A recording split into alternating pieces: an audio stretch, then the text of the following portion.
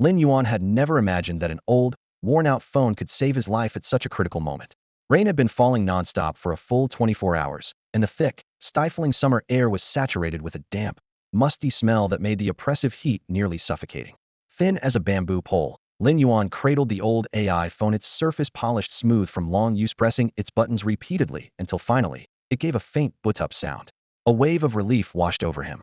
If this phone completely died, the foundation of his little spiritual goods shop would likely collapse. The phone's screen lit up, and Lin Yuan quickly logged into the spiritual artifacts forum he frequented Lingwunet. To his astonishment, the post he had barely replied to last night, titled "What to Do If Bitten by a Ghost Spine Hairy Spider," had accumulated over 99 responses. In his memory, his reply had been calm and concise. No need to panic if bitten by a ghost spine hairy spider. Just drink plenty of hot water and banlangen isatis root, clean the wound, rest in a cool, ventilated place, and avoid body decay.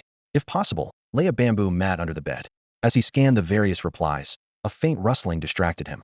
Suddenly, a gray-black kitten leaped onto his leg, accompanied by the soft fluttering of wings. A small, sparrow's eyes jade-green bird perched on Lin Yuan's shoulder, emitting short chirps.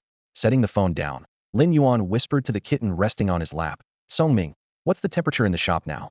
With a soft thud, the kitten replied in a childish voice, "It's 34 degrees indoors, Lin Yuan. You should open some ventilation." Lin Yuan never expected that the gray-black kitten named Songming could so precisely report the environmental conditions. He quickly scooped up Songming, while the green bird on his shoulder chirped, and followed him downstairs.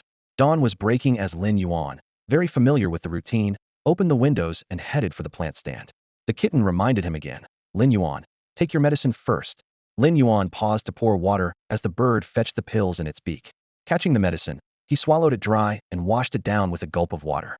The bird seemingly wanted to sing, but Lin Yuan hastily covered its beak, saying, "Inin, don't bother Aunt Zhang next door again." Though this gray-black cat and the green bird were unusual and mystical, Lin Yuan understood that after a century of spiritual energy resurgence, owning a 100-question beast and a soundbird had become almost a normal thing for ordinary people. Yet Songming, skinny with mottled gray-black fur, hardly seemed lively, precisely why Lin Yuan had bought the despised kitten at half price. As for the soundbird, it was a failed evolution of the Inji bird, originally meant to have a beautiful song, but now only capable of learning one tune. The shopkeeper had given the bird to Lin Yuan as a bargaining chip when he hesitated over buying the 100-question beast. Over the past 2 years, Lin Yuan patiently trained it until it learned that single song, brightening Yin Yan's personality considerably. Though small and seeming fragile, these companions were actually tenacious. In this cluttered little shop, the fate of these spiritual beings was closely intertwined with a young man's life. After swallowing the pill, Lin Yuan walked to the plant stand and gently pulled back the black cloth covering 5 pots. Inside were 5 lush succulent plants shaped like lotus flowers, emitting a faint fragrance. Lin Yuan carefully examined them, noticing one Bihili lily's leaves were softening. Frowning, he sighed, "When will this unbearable heat finally end?" The Bihili lily was a healing-type spiritual plant, a succulent that had existed before the spiritual energy resurgence, gradually mutating and evolving over a century, but still retaining its healing power. These plants were common and difficult to evolve, but if they survived the many challenges and progressed to a higher stage, their strength might surpass other high-level spiritual objects of the same era. Over a dozen Qingluo plants silently supported the daily operations of the shop. They were both feed and the source of vitality. Qingluo were not true spiritual beings, but variants of common green ivy, enhanced by absorbing spiritual energy to boost their nutritional value. Lin Yuan cared for them like a mother, but focused most of his attention on the 5 Bihili lilies. On this post-rain morning, as the dampness began to lift, the little spiritual shop opened again. Lin Yuan swept the dust away and welcomed the start of a new day. Finishing his medicine, he returned to the flower stand and carefully pulled off the black cloth laid out to shield the plants from the sun. The little shop opened just minutes before 7 o'clock. Leaning against the flower trellis, Lin Yuan felt more exhausted than usual. His mental energy was unusually weak. He was already used to the fatigue that came with opening the store every morning. But today a growing wave of dizziness surged deep in his mind, causing him to frown. Meow. Clever, the inquisitive beast, rubbed against his pant leg and nimbly climbed up to rest on his neck. Its soft paw pads gently pressed against his temples, rhythmically massaging them. Meanwhile, the songbird Inin anxiously circled overhead, seemingly confused by how unusually weak their owner looked today. Summoning all his strength, Lin Yuan held Clever close. His pale, slender fingers stroked the gray-black fur tenderly. "Clever, Inin, don't worry. Maybe I just didn't sleep well last night." He comforted the 2 little companions, though in his heart he worried silently. Could he really be sick again? The meager income from this small shop barely covered his sister's tuition. He even had to be frugal with his own meals. Poor people fear illness above all. Although spiritual energy had revived for a century now, and so-called incurable diseases could be healed by high-level spiritual healers with one treatment, that healing cost was probably more than 2 or 3 months' earnings from his shop. His explanation didn't ease Clever and Yin Yan's anxiety. To these two once rejected, despised inferior household pets, Lin Yuan was everything. Exactly at 7, a hearty, brisk voice called from the door. Xiao Yuan, how many times have I told you? Don't open so early. Open after 8 next time you'll get more rest. As she spoke, a middle-aged woman placed a wooden box on the counter, her gaze gentle. Same as always, 10 stalks of Qingluo vines for me. Hearing the familiar voice, Lin Yuan's smile blossomed like sunlight, his whole demeanor warm as spring breeze. Aunt Zhang, I've told you so many times, don't bring me breakfast when you come to buy things. Before finishing, he bent down to skillfully cut the Qingluo vines. One pot could sprout about 13 or 14 tender shoots nearly 1.5 meters long daily. A standard length was 1 meter. Snipping close to the root with a crack 10 times, 10 neat 1.5 meter stalks of Qingluo vines fell into his hand. Lin Yuan quickly tied them tightly with a cloth strip, another crisp, vibrant batch of Qingluo vines ready to go.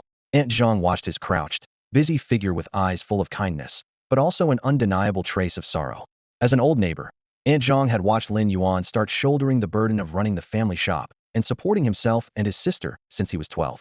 Over these 6 or 7 years, the boy had lived a life both harsh and resilient, waking before dawn to select fresh spirit plants at the market, then rushing back to prepare them carefully.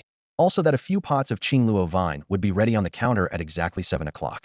The shop still held the cool dampness of morning dew when Lin Yuan placed the freshly picked Qingluo vine in front of the glass display. Their eyes met, and Aunt Zhang's gaze was filled with mixed emotions. Smiling, he spoke first. Aunt Zhang, if we didn't open until 8, you wouldn't be able to buy such fresh Qingluo vine. She quickly masked her concern with a teasing smile. True, but why don't you learn from other shops? They always mix energy or into the spirit soil. How much can one Qingluo vine really earn you? Lin Yuan just shook his head, saying nothing. Insisting on no energy or in the soil was his bottom line for the plants and the line he drew for his own conscience. At that moment, a fierce dizziness churned in his mind. Leaning against the counter, he forced himself to look composed. Aunt Zhang understood his stubbornness. Opening exactly at 7, refusing to add energy, or these were the rules the boy had held onto for years. She felt both worried and quietly admiring, like an elder watching over her own kin. After buying the Qingluo vine, she pulled out 75 yuan and placed it on the counter, 25 more than Lin Yuan's asking price. Yuan, this breakfast is pancake and stewed soybean juice that Uncle Li made just for you. If you don't eat it, he'll feel terrible. Lin Yuan reached to take the extra 25 yuan, wanting to return the money before she left. But the dizziness suddenly worsened, his vision darkened, and his body lost balance. With a loud thud, he collapsed onto the floor. Hearing the noise at the door, Aunt Zhang's heart leapt. Then came a sharp chirping from the shop's spirit birds and the low roar of the questioning beasts blending together. She hurried back and found Lin Yuan on the ground, clutching the 25 yuan tightly, his features peaceful, as if asleep. Yuan, she called, rushing over to lift him up. Before slipping into complete unconsciousness, Lin Yuan faintly heard the worried voices of Smart and Yin, as well as Aunt Zhang's anxious calls. Then his awareness plunged into a fog. It was a murky, swamp-like space, silent, thick, and disorienting. He struggled onward in the darkness, visions of his little sister's innocent smile and the figures of Smart and Yin flashing in his mind, his only remaining ties to the world. How heartbroken would his sister be if he fell? Who could Smart and Yin turn to? At least, he had saved next year's tuition for his sister, a small comfort. How long he walked through that chaotic space, he couldn't tell. Suddenly, a soft light flickered deep inside his consciousness. Following it, Lin Yuan saw a familiar, ancient copper ring. It was his hidden secret. In fact, this was his second life. In his previous one, full of youthful ambition, he had died prematurely in his 30s.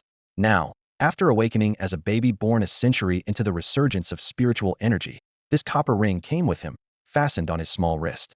When he was 8, the ring had mysteriously vanished after it came into contact with his blood. He never found it again until now, when it reappeared in the depths of his mind. The ring's surface shimmered with a tea-colored jade glow, silent, yet alluring, like a portal quietly waiting for Lin Yuan's consciousness to step through. This ring was like a gateway, patiently beckoning Lin Yuan's awareness to cross into it. This summoning was formless and intangible, yet it resonated with the deepest essence of destiny itself. It was like fate pushing Newton beneath the apple tree, with the apple falling just so in front of his eyes. As Lin Yuan's consciousness crossed into the simple, antiquated copper-colored ring, the gears of destiny clicked once again. In the next instant, mottled and intricate patterns burst forth across the ring's surface lines, twisting and bending, weaving together like a swarm of spirit snakes awakening beneath the copper skin, flashing faint golden light, so vivid they seemed about to break free from the band. As the light swept over him, Lin Yuan felt as if a 1,000-pound chain had been lifted from his shoulders.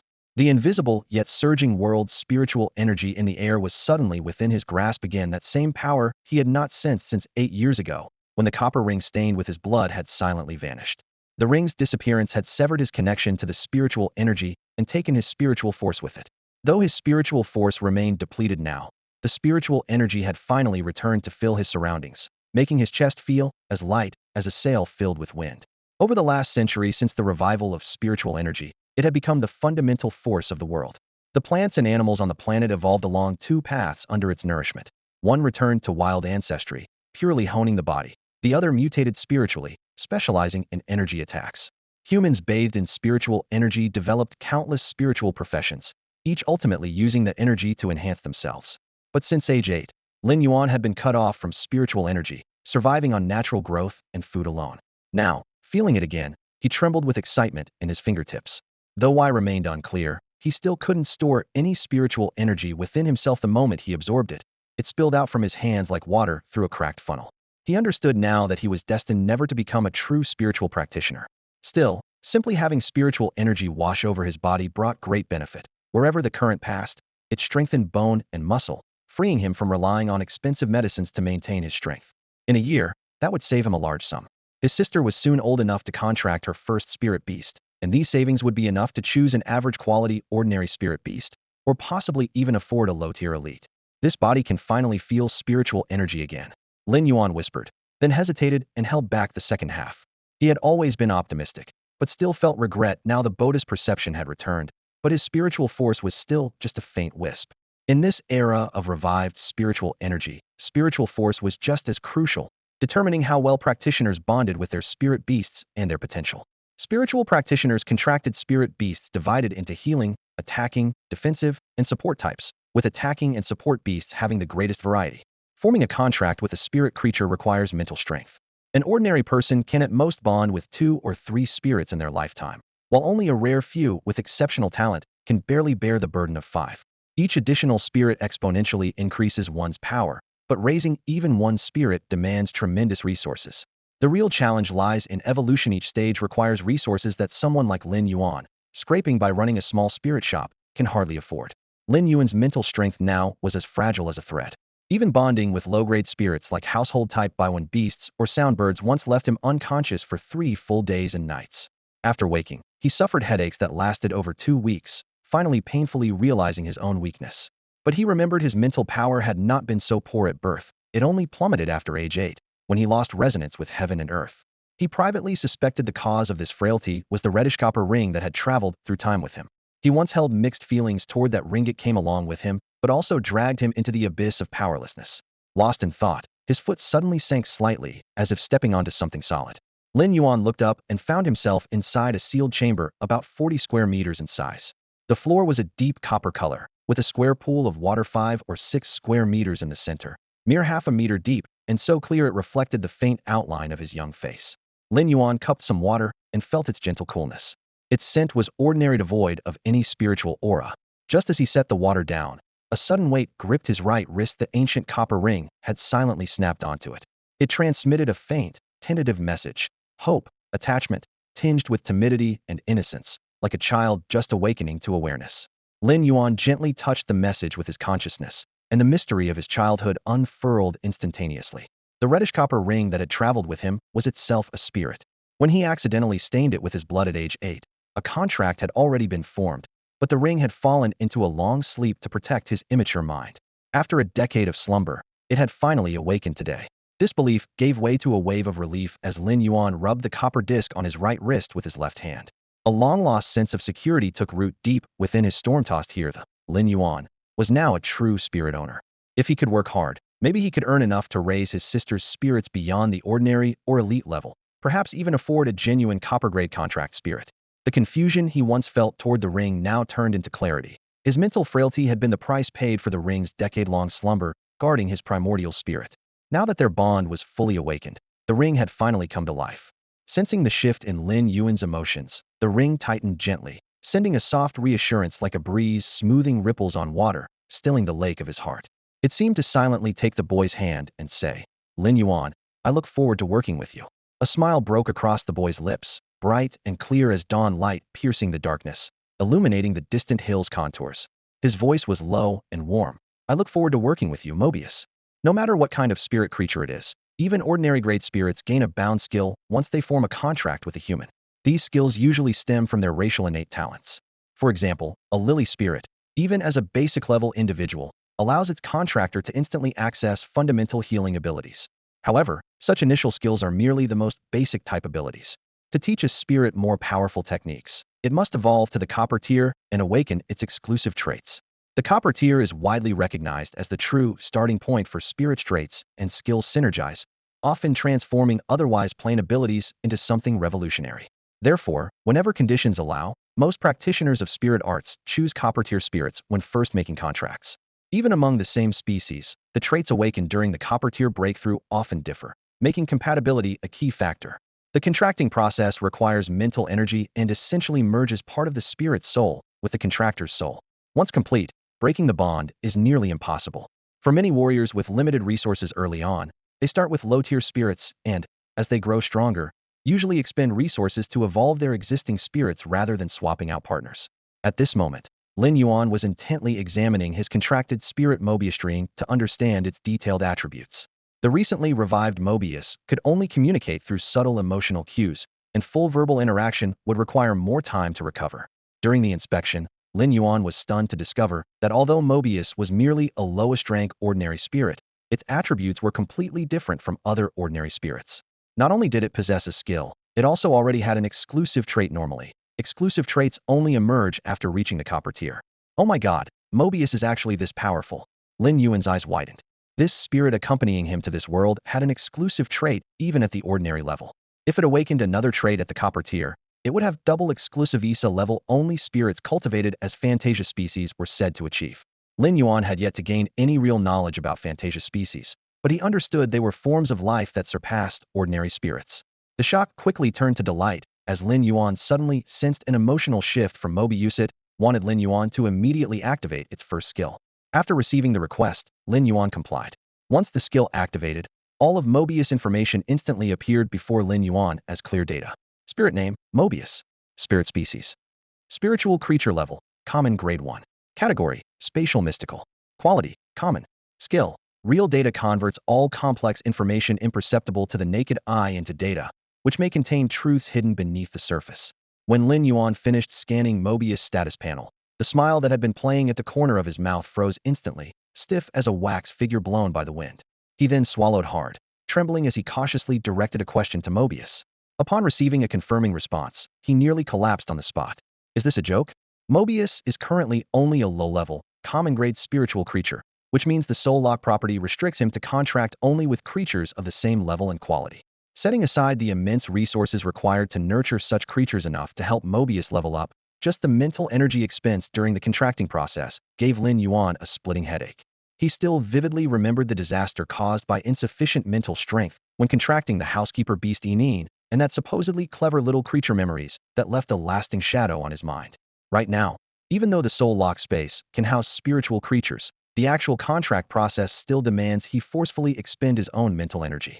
Even worse, every time Mobius advances to a higher major rank, he must be supplied with a new spiritual creature. Only by raising that creature to the new level will Mobius agree to continue evolving. This endless cycle was destined to become a massive money pit. The investment would skyrocket, yet the only payoff would be passively copying the initial skills of the contracted creature. Mobius himself wouldn't learn any new skills after leveling up. Considering how difficult spiritual creature evolution was, especially for common-grade creatures starting at such a low level, Lin Yuan felt the future like a narrow path choked with thorns, each step threatening to draw blood. Even a wealthy person might struggle to afford this kind of insane investment, let alone someone as broke as him. After a brief wave of despair, Lin Yuan took a deep breath and forced his thoughts back on track. At least he had found a path belonging to himself. No matter how hard, that was better than wandering aimlessly before. With the right direction, the thorns could always be trampled down. May the darkness of the past remain unreachable. May the road ahead shine bright. He silently recited, compelling himself to regain optimism. At that moment, A faint but clear stream of mental energy slowly flowed from the Mobius ring into his mind. What had been as thin as a single hair instantly expanded fivefold, although still thin by normal standards. Less than a tenth the thickness of an average person's mental energy channel, it was barely enough to contract a common grade level 1 spiritual plant. Contracting an animal would still be out of reach unless it was an oviparous species on the verge of hatching, whose spirit was still immature. Common knowledge told him animals of the same rank required more mental energy than plants. Realizing this, Lin Yuan was suddenly stunned. This surge of power wasn't conjured from nowhere, but was actively squeezed out and shared by Mobius from the mental energy it occupied. Spiritual creatures have souls. They choose one person to be bound with for life. What had once been cold words in books now felt incredibly vivid and true. Lin Yuan stroked the pale, silver Mobius ring on his wrist, overwhelmed by an indescribable mix of bitterness and gratitude. From this moment on, their fates were intertwined, life and death together. After Mobius transferred some of his spiritual energy to him, Lin Yuan slipped back into sleep. When he came to, he carefully examined the space around him. This must be the realm mentioned in the soul lock trait, the space used to nurture spirit creatures. Just as he was about to take a closer look, familiar, anxious voices drifted intermittently to his ears. Why hasn't Yuan woken up yet? Doctor, didn't you say it was just mental shock causing weakness? Why hasn't he improved even after all this time? The rapid-fire questioning came from Aunt Zhang, her tone so worried it seemed as if she might pull him out of his coma herself. Lin Yuan, meow meow. The intelligent 100-question beast was also calling out nonstop. Though usually capable of human speech, it couldn't suppress its animal cries when upset. Chirp chirp chirp, chirp chirp chirp. Ineen, the sound bird, chirped sharply, its wings fluttering nervously. Lin Yuan's sudden collapse had clearly terrified Aunt Zhang, Songming, and Ineen alike. Now his consciousness returned, and when he opened his eyes, Ineen was perched on the tip of his nose, standing rigidly and staring at him with anxious eyes. Meanwhile, Aunt Zhang continued peppering the doctor with questions, making the man sweat under the pressure. Suddenly, Lin Yuan's eyes snapped open. Startled, Ineen chirped twice, then realizing he was awake, happily bounced on his bridge of the nose, chirping excitedly. Songming sprang up to Lin Yuan's neck, gently nuzzling him, its body still trembling from fright. Hearing the movement, Aunt Zhang turned and saw Lin Yuan was awake. She hurried over and pressed him gently. Yuan, lie down a bit more. I want the doctor to check you again. You've been unconscious for almost 10 hours, and it's nearly evening now. If there's illness, you have to treat it quickly. Small problems left alone become big ones. Her concern warmed Lin Yuan's heart.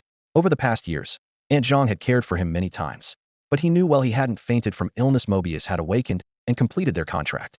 Still worried, Aunt Zhang was about to speak again when the doctor stepped forward. Young man, your illness nearly gave your aunt a heart attack. He'll treat you again using the Xiguang carp.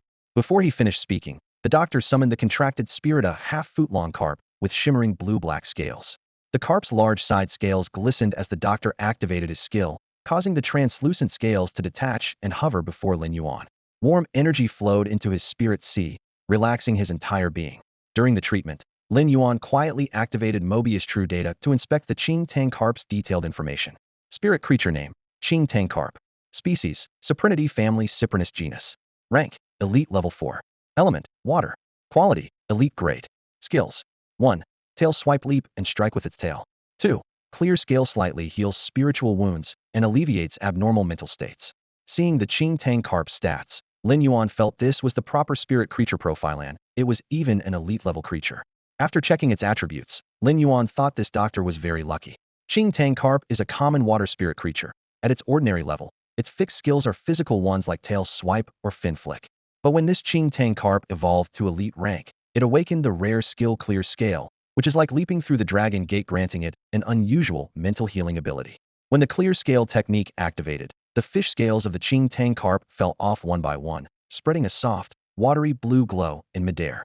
The doctor's fingers gently swept through the light, while sweat continuously seeped from his forehead.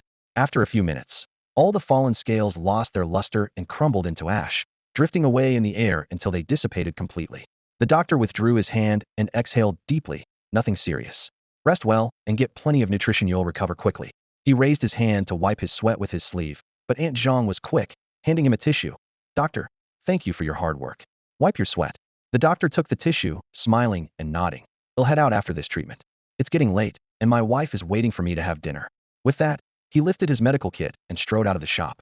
Beads of sweat still clung to his brow, but his expression was relaxed and joyful. Though just a small-town doctor, the satisfaction of saving lives was very real. Once the doctor's figure disappeared beyond the door, Aunt Zhang turned and looked at Lin Yuan with concern. Yuan, if you don't feel well, don't push yourself. Your health is your foundation. What would happen if you collapsed? What about Lin Ci? She mentioned Lin Ci, who was far away studying, reminding Lin Yuan to take care of himself. He quickly stood up. Aunt Zhang, don't worry. They'll go get the money tomorrow to repay you for the medical fees. Sorry to trouble you all day. As he spoke, he poured Aunt Zhang a cup of water. His eyes caught sight of the green vines of the Qing Luo plant in the shop, now nearly 3 meters long, and he couldn't help but sigh quietly. Aunt Zhang drank the water in one gulp and let out a small burp. Still being polite with me? Your Uncle Li and I have watched you grow up. She knew the boy was always stubborn, so she didn't push him further. When the cup was nearly empty, Lin Yuan reached to refill it, but Aunt Zhang waved him off. Yuan, give me a pot of lilies to put by your Uncle Li's bedside. No sooner had she said this than she stuffed 500 yuan into his hand. Lin Yuan looked down at the money with helplessness. Aunt Zhang, you buy lilies every month, sometimes even more often than that. You really don't have to. Before he could finish, Aunt Zhang interrupted. What's wrong with having a few more in the house? He could only pick out the healthiest pot and hand it over, but Aunt Zhang picked up a pot with soft, drooping leaves that wouldn't last long and smiled. This one is just the right one for me. Looking at the flowers she held, warmth spread through Lin Yuan's heart no matter the words or expression. She always saved the best pot for him. Suddenly, there was a rapid knocking. Knock, knock, knock. The door burst open to reveal a medium-sized, dark reddish-brown rabbit the size of a large dog. Its 2 ears were huge, like fans, almost as long as its body. Hearing the noise, Song Ming and Yining immediately rushed to the door. Song Ming flipped and landed on the rabbit's back, while Yining jumped onto its head. This was Aunt Zhang's contracted spirit creature, and had long been the only companion spirit for both Song Ming and Yining. The big rabbit stopped at Aunt Zhang's feet, with a small package wrapped in blue cloth hanging from one ear. Lin Yuan at first thought it was a fearsome rabbit, but when he quietly accessed the real data to check this familiar creature, he realized it was not what it seemed. Because Lin Yuan had just acquired a new skill, he was naturally very curious. Without thinking, he looked toward the spiritual creature that had always been by his Xiguang auntie's obedient spirit rabbit.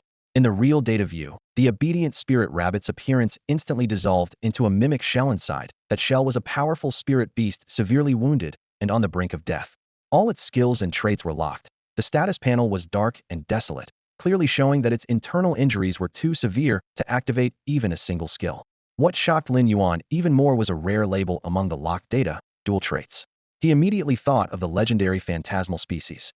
The skill description had mentioned that data visualization often reveals truths invisible to the naked eye at that moment. He felt that deeply. This realization stirred something in Lin Yuan's heart. So Zhang Annie had her own story after all, but who doesn't? No matter what her past held, Zhang Auntie was still the same woman who cared for him every day. If he ever gained the ability, he promised himself he would fully heal the spirit creature disguised as a spirit rabbit. At this moment, Zhang Annie noticed Lin Yuan's complexion was flushed and healthier looking than when he woke up that morning. She finally relaxed.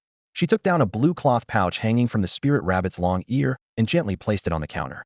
Yuan, your Uncle Li heard about you fainting and specially prepared this nutritious meal for you. He can't deliver it himself because of his leg problems, so he sent this little rascal to run the errand. As she spoke, she stroked the tip of the spirit rabbit's ear with a soft gaze, then casually picked up a potted lily in poor condition. After handing the lunchbox to Lin Yuan, she waved her hand to brush off any thanks before striding out with the plant in her arms. Lin Yuan quietly watched her retreating figure. His fingers curled slightly, forming a clenched fist at his side, as if silently encouraging himself or resolving to something. Everyone has burdens to bear. Without carrying weight, how can one move forward with unshakable strength? As dusk fell, only Lin Yuan, Yining, and Song Ming remained in the small shop. Although few in number, the room was filled with warmth and liveliness. The shock of his fainting still lingered in the little ones' hearts. They chirped nervously at his feet, afraid he might collapse again. Lin Yuan reached out to gently scratch Kong Ming's chin. Immediately, Kong Ming's eyes narrowed in comfort as he purred contentedly. Yining clung to Lin Yuan's ear with her tiny paws, burying her whole little head in his messy hair, as if playing hide-and-seek. He untied the blue cloth bundle to reveal a bamboo lunchbox. Lifting the lid, the top layer was covered with soft, sticky white rice. Lifting the rice layer exposed neatly arranged braised pork with green beans and golden fried fish pieces. As soon as the lid was opened, the fragrant aroma immediately filled the air of the small shop. Lin Yuan had been unconscious all day without taking in any nourishment. His stomach couldn't help but growl loudly at that moment. Lin Yuan had long been a regular customer of Uncle Li's cooking. Every now and then, Uncle Li would come up with some excuse to have Butu or Aunt Zhang deliver meals to him. When Lin Yuan last saw Uncle Li the previous year, His leg injury had already worsened to the point that he could barely stand. Now, the old man couldn't even leave his home.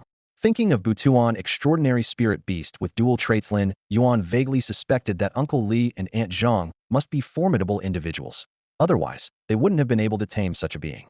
The past grievances between the two elders were beyond Lin Yuan's knowledge and concern. All he silently resolved was that when he became strong enough, he would heal Buta's hidden wounds and help Uncle Li stand once more. Lifting the lid of the food box, warm steam rose, spreading a fragrant aroma. The 100-question beast Song Ming and the songbird Yinin immediately leaned in curiously. Yinin just sniffed lightly before fluttering over to a pot of young green licorice leaves nearby, ones that Lin Yuan had specially planted. Compared to cooked human food, the bird preferred the crisp greens and was now happily pecking at the fresh leaves. Song Ming, however, stared intently at the glistening piece of braised pork in the box, its round eyes sparkling. It sat obediently, but its tail flicked the ground impatiently. Lin Yuan smiled and used his chopsticks to pick up the largest piece of meat, placing it in front of the beast. Here you go, little foodie. To his surprise, Song Ming swallowed, then gently pushed the piece back with its paw. It pointed at the smallest chunk and let out a soft meow as if saying, "You eat the big piece, they'll take the small one." The little beast's gesture warmed Lin Yuan's heart. He then prepared a bowl of rice mixed with some larger pieces of pork and fish, set it before Song Ming, and said solemnly, "Song Ming, Yinin, from now on, well, all eat well." The past 2 years had been hard for the three of them. If it had been before, Lin Yuan wouldn't have dared even open his mouth to say such words back then. He had no contracted spirit beasts, couldn't sense the spiritual energy of the world, and his body was as fragile as a bean sprout. But now was different. With spirit beasts bound to him and spiritual energy flowing in his veins, life would slowly improve. Though the drifting clouds above made the future uncertain, the burning ambition within the boy's heart surged like a tide. He knew he had to plan carefully for the days ahead, refusing to let time dull his spirit. After dinner, Lin Yuan checked the 4 remaining pots of lilies in the room as usual. The leaves stood tall and vibrant green. Their growth was steady and healthy. After confirming all was well, he gestured to the beast perched on his shoulder. "Song Ming, what's the temperature now?" Song Ming perked up its ears and responded swiftly. 31 degrees, heavy humidity. Not recommended to supplement lilies with light tonight. Lin Yuan nodded and put the daylight lamp and blackout cloth away, turning to clip some licorice vines instead. The licorice hadn't sold out today, and the vines had wildly grown over 3 meters long, left unharvested for 2 days. They'd become too old and tough to eat. Many herbivorous spirits refused such coarse fare. Lin Yuan was strict about quality. He would only cut and toss out over-mature vines, never sell them. As he trimmed the last pot, he thought about how, though he could now sense the spiritual energy of the world, he still couldn't retain it inside his body. A heaviness settled over him. Holding a licorice leaf, he tried to circulate his weak spiritual power, but soon exhaustion flooded him. His insides remained empty. He sighed. Sensing his owner's sadness, Song Ming rubbed gently against his cheek and let out a quiet meow, offering silent comfort as it stayed close. Lin Yuan scooped it up, then carefully lifted Yinyano, dozing among the leaves after its meal. He turned off the lights and quietly headed upstairs, placing both little companions in the center of the small bed before nestling into the soft covers himself. The night was tranquil as still water. On one small bed lay a boy, a 100-question beast, and a songbird peacefully asleep. The boy slumbered soundly. At some point during the night, the two beasts, as if sensing something vaguely, nestled deeper into the boy's arms, found a cozy spot, and soon fell back into a deep, dream-filled rest. Xiajuan, a small city in the southeastern part of Xiguang, is known for its rainy weather due to its coastal location. Sunny days are rare here, barely a handful each month. Yet, at dawn, the first light slowly spreads from the east, painting half the sky a brilliant red. At this moment, the usually cloudy sky cleared completely, transitioning from pale white to a vivid cobalt blue, like an inverted sea, transparent and refreshing. Slanting morning light slipped through the gaps in the curtains and fell gently on Lin Yuan's tightly closed eyelids. He furrowed his brow slightly before slowly opening his eyes, waking from sleep. The first sensation upon waking was relief. Even after enough rest before, he often felt soreness all over, but now, whether from sensing the world's spiritual energy or from Mobius nourishment of his mental power, his body felt like that of a completely different person compared to yesterday. He reached out to the nightstand, and his phone lit up. 5:57 a.m. Lin Yuan paused for a moment. Usually, Yinin and Song Ming would wake him up early, especially Song Ming, who was always bright-eyed at exactly 5 a.m. But today, the little companions by his bed were still fast asleep. As he moved to gently tap them awake, he noticed a ring of shed fur around Song Ming and Yinin. The tangled clump of gray-black short fur belonged to Song Ming, while the faded blue feathers came from Yinin. The sudden abnormality made his heart tighten. Is something wrong with them? The thought prompted him to instinctively activate Mobius' ability, True Data. Last night, he tried retrieving their data unsuccessfully, since neither the housekeeping beast species by Winshu nor the failed advanced Yinyao ranked even as ordinary let alone spiritual creatures. Yet now, the data panel appeared clearly. Both little ones had astonishingly advanced to ordinary spiritual creature status. This revelation completely overturned Lin Yuan's understanding of spiritual creatures gained over more than a decade by Winshu and Yinyao were almost ubiquitous in human society, but there was never any precedent of evolution. Even Yinyao's rare advancement to songbird status excluded them from the spiritual creature hierarchy. Despite his shock, Lin Yuan did not rush to wake them. Carefully collecting the fallen fur, mindful not to miss any abnormalities, he quietly washed and changed, deciding to seize the sunshine for a morning run. His mental energy was once too weak to spare any stamina, but with his deficiencies now remedied, he had long planned to exercise after all. A strong body was the foundation of everything. He jogged along the coastal park for an hour, running and walking intermittently. The fresh sea breeze, tinged with salt, brushed his face as his breath grew heavier. Returning home, his chest heaved like a bellows, even steady breaths feeling like a luxury. His foundation was still poor. The first day was predictably tough, but he could not reduce the intensity of even a light jog, had to keep going to the end. Lin Yuan clenched his fist in encouragement. After taking a quick shower, Lin Yuan noticed that Songming and Yining were still deep asleep, with Songming softly snoring. He tiptoed over to close the curtains that hadn't been drawn for a long time, then carefully shut the second-floor door. Afterwards, he went downstairs to raise the shop's rolling shutter as usual.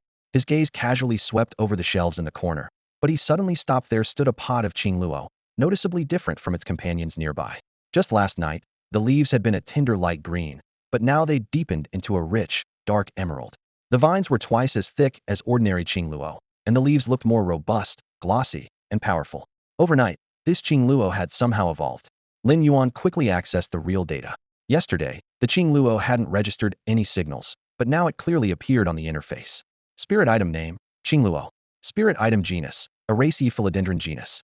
Spirit item rank, common level 3. Spirit item element, grass. Spirit item quality, elite. Quality is elite.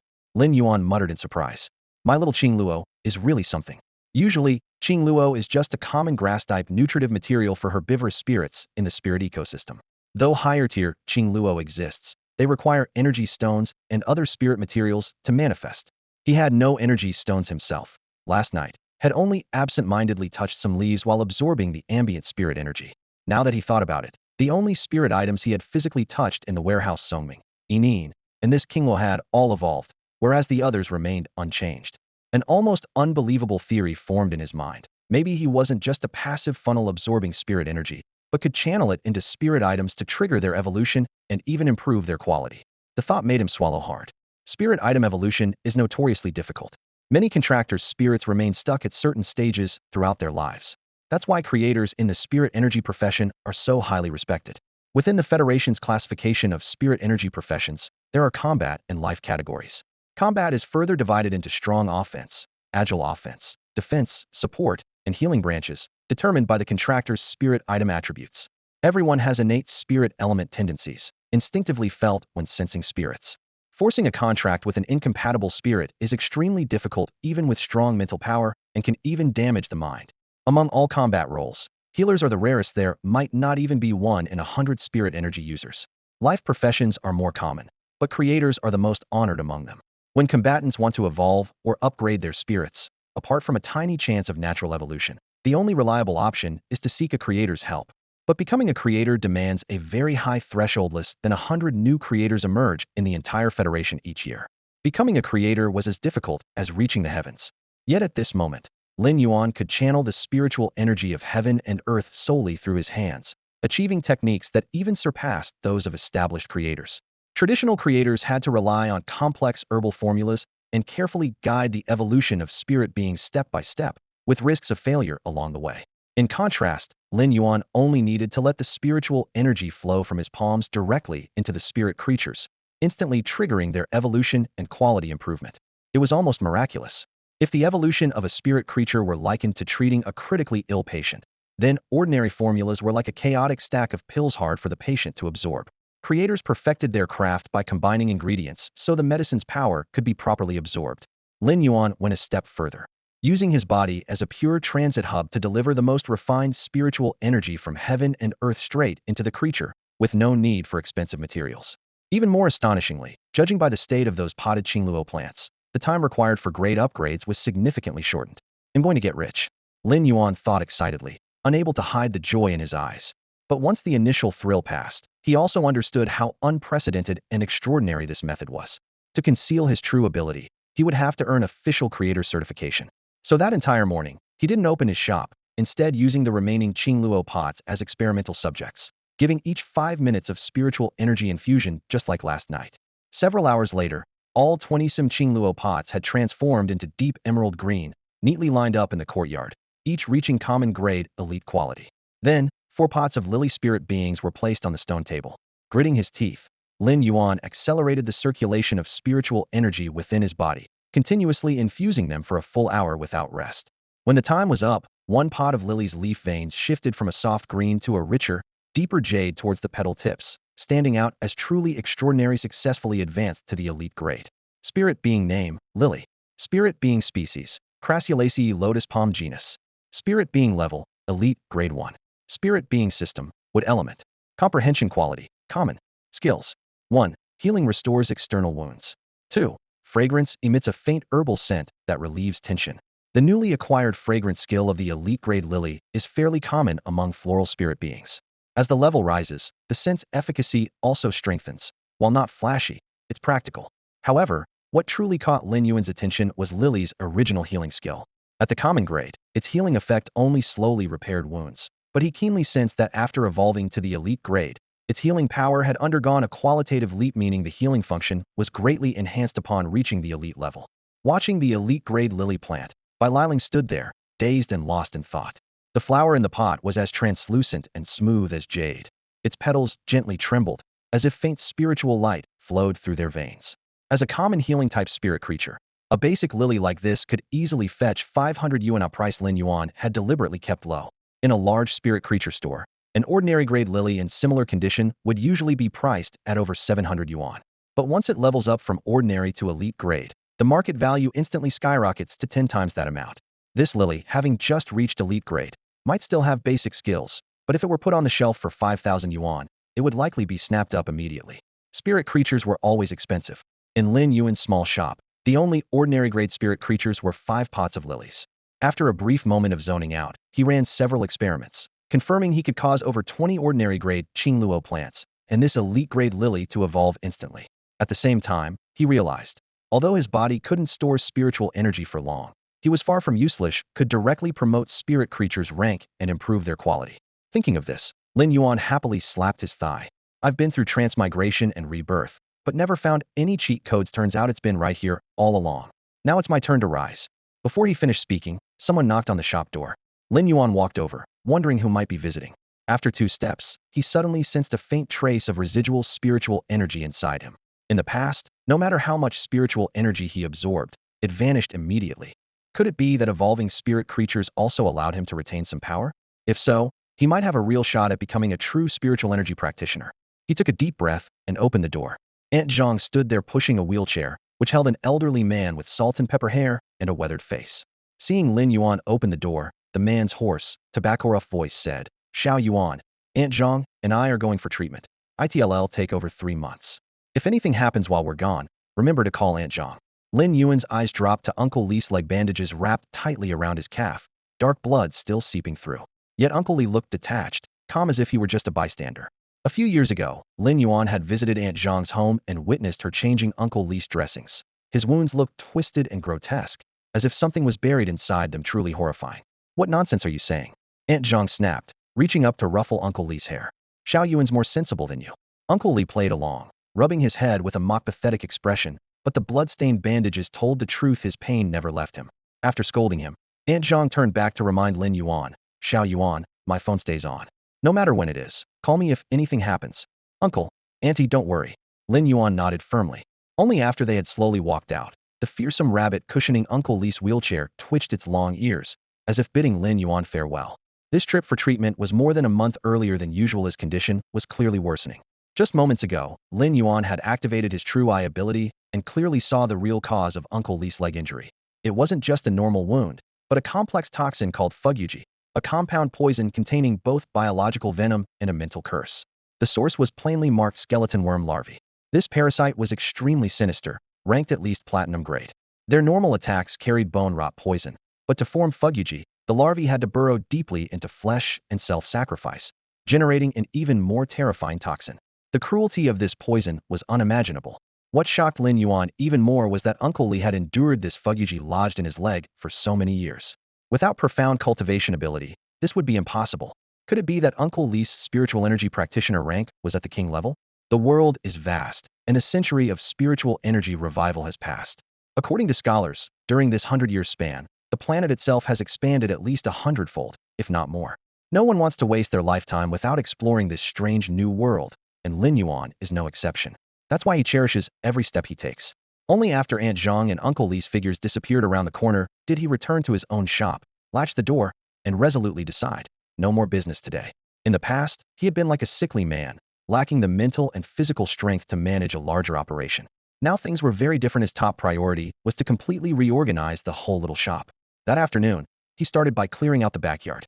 Tables piled high were carefully wiped down and pieced together, arranged neatly into a makeshift storage for spiritual artifacts. Then, he moved the long-unused iron racks into the front hall, freeing up more display space going forward. He'd have plenty of energy to care for more spiritual items, and their evolution was the only way for him to improve his spiritual power. The setting sun bathed the courtyard in a warm, orange glow. Just as the last table was set in place, Lin Yuan slumped onto a wooden bench, utterly drained, gasping for breath. After a moment, he finally felt his blood flow returning. At that moment, the door upstairs that had been locked since morning creaked open from inside, or more precisely, pushed open by a spiritual creature.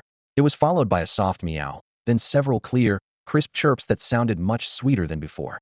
Smart rushed down the stairs first, leaping onto Lin Yuan's knee with bright, sparkling eyes. Lin Yuan, Enin and I seem to have evolved. This creature, known as a 100-question beast, belongs to the feline genus of intelligent cats. Because it can communicate fluidly with humans and has an incredible memory, it's considered the best housekeeping beast.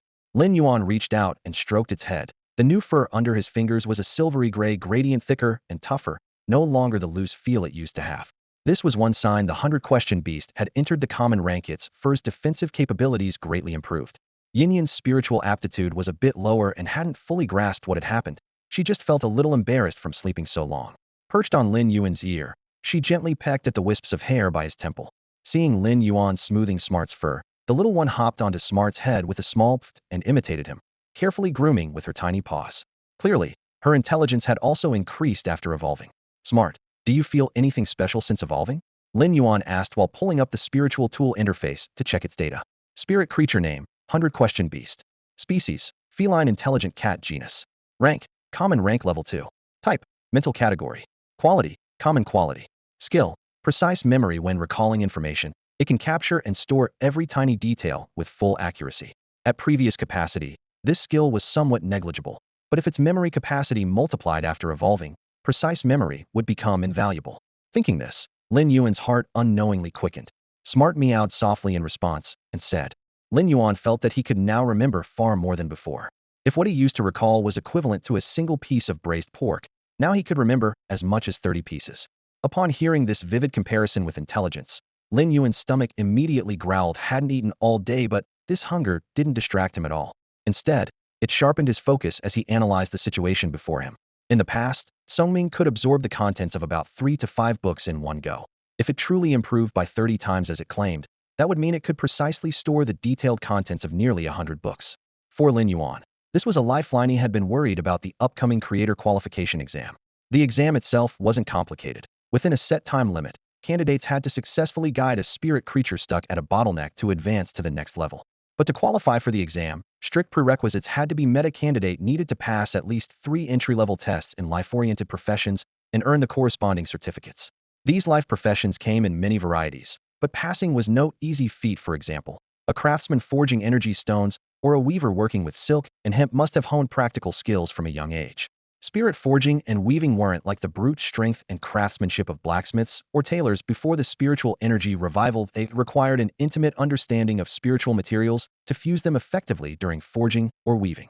Such professions were clearly beyond Lin Yuan's current abilities. However, with Kongming's evolution, new opportunities had opened up. Among all the life-related spirit energy professions, 3 exams focused solely on knowledge scholar, spirit creature researcher, and spirit material analyst. These tests consisted entirely of answering questions on paper, with no manual tasks involved. Because these were academic and research-focused fields demanding rigor, the exam standards were especially harsh. Each test had 500 questions, scored on a 1,000-point scale. Each correct answer awarded 2 points, unanswered questions earned 0, and wrong answers deducted 4 points. This scoring system was designed to remind researchers not to guess carelessly, but to leave questions blank if unsure. To pass, one had to score over 900 points. This was no small hurdle. Each test included several tricky trap questions that, if answered incorrectly, forced candidates to answer 2 more questions correctly just to break even. To make matters worse, if the exam was failed, candidates couldn't retake it for a full year. All these factors combined made these 3 tests the hardest entry-level exams to pass. Yet, for Lin Yuan, the hardest path quickly became the best option. He only needed to have Xiguang thoroughly read and memorize all relevant beginner textbooks in advance. When the time came, he could simply write the answers himself. Furthermore, household service beasts like Xiguang, which have accompanied humans closely for nearly a century, functioned like all-purpose domestic assistants. Candidates were allowed to bring such beasts as helpers during exams, and Xiguang was exactly that kind of household assistant. Of course, there were exceptions. In the actual creator exam, no external assistance was allowed. Besides the candidate, no other living beings could be brought in, nor could candidates bring their own materials. Only spiritual materials provided on site could be used. But for Lin Yuan, this was no longer a barrier. As long as he got into the exam hall, he could activate spiritual energy within the materials himself to complete the advancement step. It had to be said, as the first evolved ordinary-grade household assistant beast of the entire Radiance Federation, Xiguang's skills had arrived at the perfect time and with remarkable precision. Lin Yuan knew very well that if he didn't keep his ability to evolve spiritual creatures a secret and came up with a plausible explanation instead, it would surely bring trouble. The tallest tree in the forest catches the strongest wind. Even true geniuses attract envy, and his power was far beyond what that word could describe. At this moment, he was just a small sprout breaking through the soil. Once exposed to the harsh spotlight, he could be uprooted at any time. To establish himself within the Federation, his only path was to become a creator. For this, he planned to buy essential beginner textbooks on scholar studies, spiritual creature research, and spiritual material analysis for the Baiwen beast Xiguang through the StarNet. Since Xiguang could absorb at least 100 books at a time, he needed an initial batch of 100 volumes ready. The problem was money. After the spiritual energy revival, the network had been down for over 10 years before it was rebuilt and upgraded into an immersive virtual world. The Federation StarNet. Citizens had to link their identities to log in. Entertainment live streams, virtual trading, interactive socials, ranked battles, everything was available, and it had nearly become the Federation's second world. The textbooks Lin Yuan needed were all in the StarNet bookstores, each costing nearly 100 Federation credits because they were written by top-tier scholars, spiritual creature observers, and material analysts. The authors received around 15% royalties, keeping prices high. 100 books would cost 10,000 Federation credits. That was exactly the sum of all his savings, and he still needed to reserve most of that for his younger sister's tuition next year. Her courses would soon enter the spiritual creature contracting phase, focusing mainly on practical battles, so he needed to find a suitable high-level spiritual creature for her in advance. Still broke, Lin Yuan muttered quietly. The urgent priority now was to make money. The direction was clear, but Federation credits were required to clear the path. Seeing his furrowed brow, Xiguang gently flew in, its small songbird Yin settling warmly in his arms. Even after evolving, instinct told it that Lin Yuan was an unshakable anchor. Resting on his chest, it found its safest haven. Yin remained perched atop Xiguang's head, as if sensing its own change, joyfully chirping a tune. It had originally been a failed evolution of a songbird, unable even to find the right tone at first. Lin Yuan had painstakingly taught it a complete song from scratch. Lin Yuan wasn't familiar with many songs in this world, nor could he sing, so he adapted poems from his past life into lyrics for Yin. Unfortunately, when Yin sang before, it sounded more like random humming, never quite capturing the poetry's essence. As Yin sang this song, Lin Yuan felt as if the jade of Kunshan had shattered and the phoenix cried, as if the lotus wept dew and the fragrant orchid smiled. The sound of the cheen was like a clear spring tinkling by his ear. A gentle breeze brushed the willow branches, unveiling a vast field where grass grew long and orioles sang. Dew washed away the dust, seemingly drawing a delicate veil before him. In the distance, a wild goose landed on the snow, then vanished in an instant, leaving only a clear set of footprints on the ground. The next moment, from those footprints bloomed layers of wax plum blossoms, their deep red petals exuding a subtle fragrance. Amid the floral shadows stood an elegant figure of ancient charm, holding a book, brows slightly furrowed, softly chanting. 10,000 trees are frozen and ready to break. A lone root bends warmly on its own. In front of the trees, deep snow lies. Last night one branch blossomed. The wind carries away the faint fragrance. Birds peek at the pure beauty arriving. At this moment, the scenes of winter and summer interwove. As beautiful as a dream, and all of it was born from Yin's voice. If before her singing was merely childlike humming, now she had truly reached a peak worthy of the grand halls. As the only sound bird evolved to the normal tier so far, Yin's mastery over melody was nothing less than supreme. She sensed the transformation in her voice and fluttered her sapphire blue wings excitedly, circling the room. Lin Yuan gathered his thoughts and called up Yin's true stats. Spirit creature name, sound bird. Species, blue jay family kingfisher genus. Level, normal tier 3. Spirit attribute, sound. Quality, common. Skill, sonic spike launches a sharp spike formed from condensed sound targeting a specific enemy. Unexpectedly, this little sprite was actually a combat spirit. Lin Yuan immediately said, Yin, fire a sonic spike at the wooden board by the doorway. A clear shrill pierced the air. Nearly invisible sonic spikes shot out in an instant. The 1 centimeter thick board beside the door shuddered violently. Lin Yuan approached to inspect. The board wasn't pierced through, but bore a distinct white mark. He traced the mark with his fingertip, estimating the impact force at about 3 kilograms. For a normal tier creature, this wasn't very powerful, but with its intangible nature and astonishing speed, it was extremely hard to dodge. Looking at the excited Yin, Lin Yuan's mind sparked with a daring thought. If he continued nurturing both Songming and Yin, how far could these two companions grow?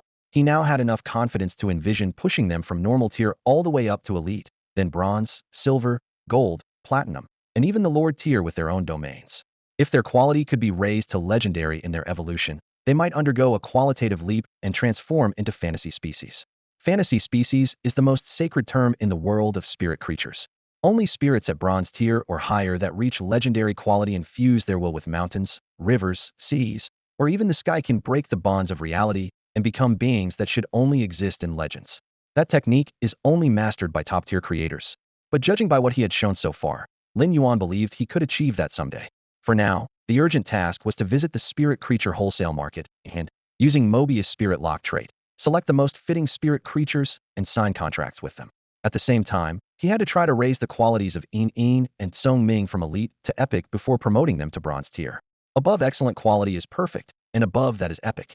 If both reached epic quality at the elite tier, their promotion to bronze tier would trigger gene optimization awakening new traits. Traits are unpredictable and randomly generated. Many spirits awaken traits that are either weak or mismatched with their contractors during promotion.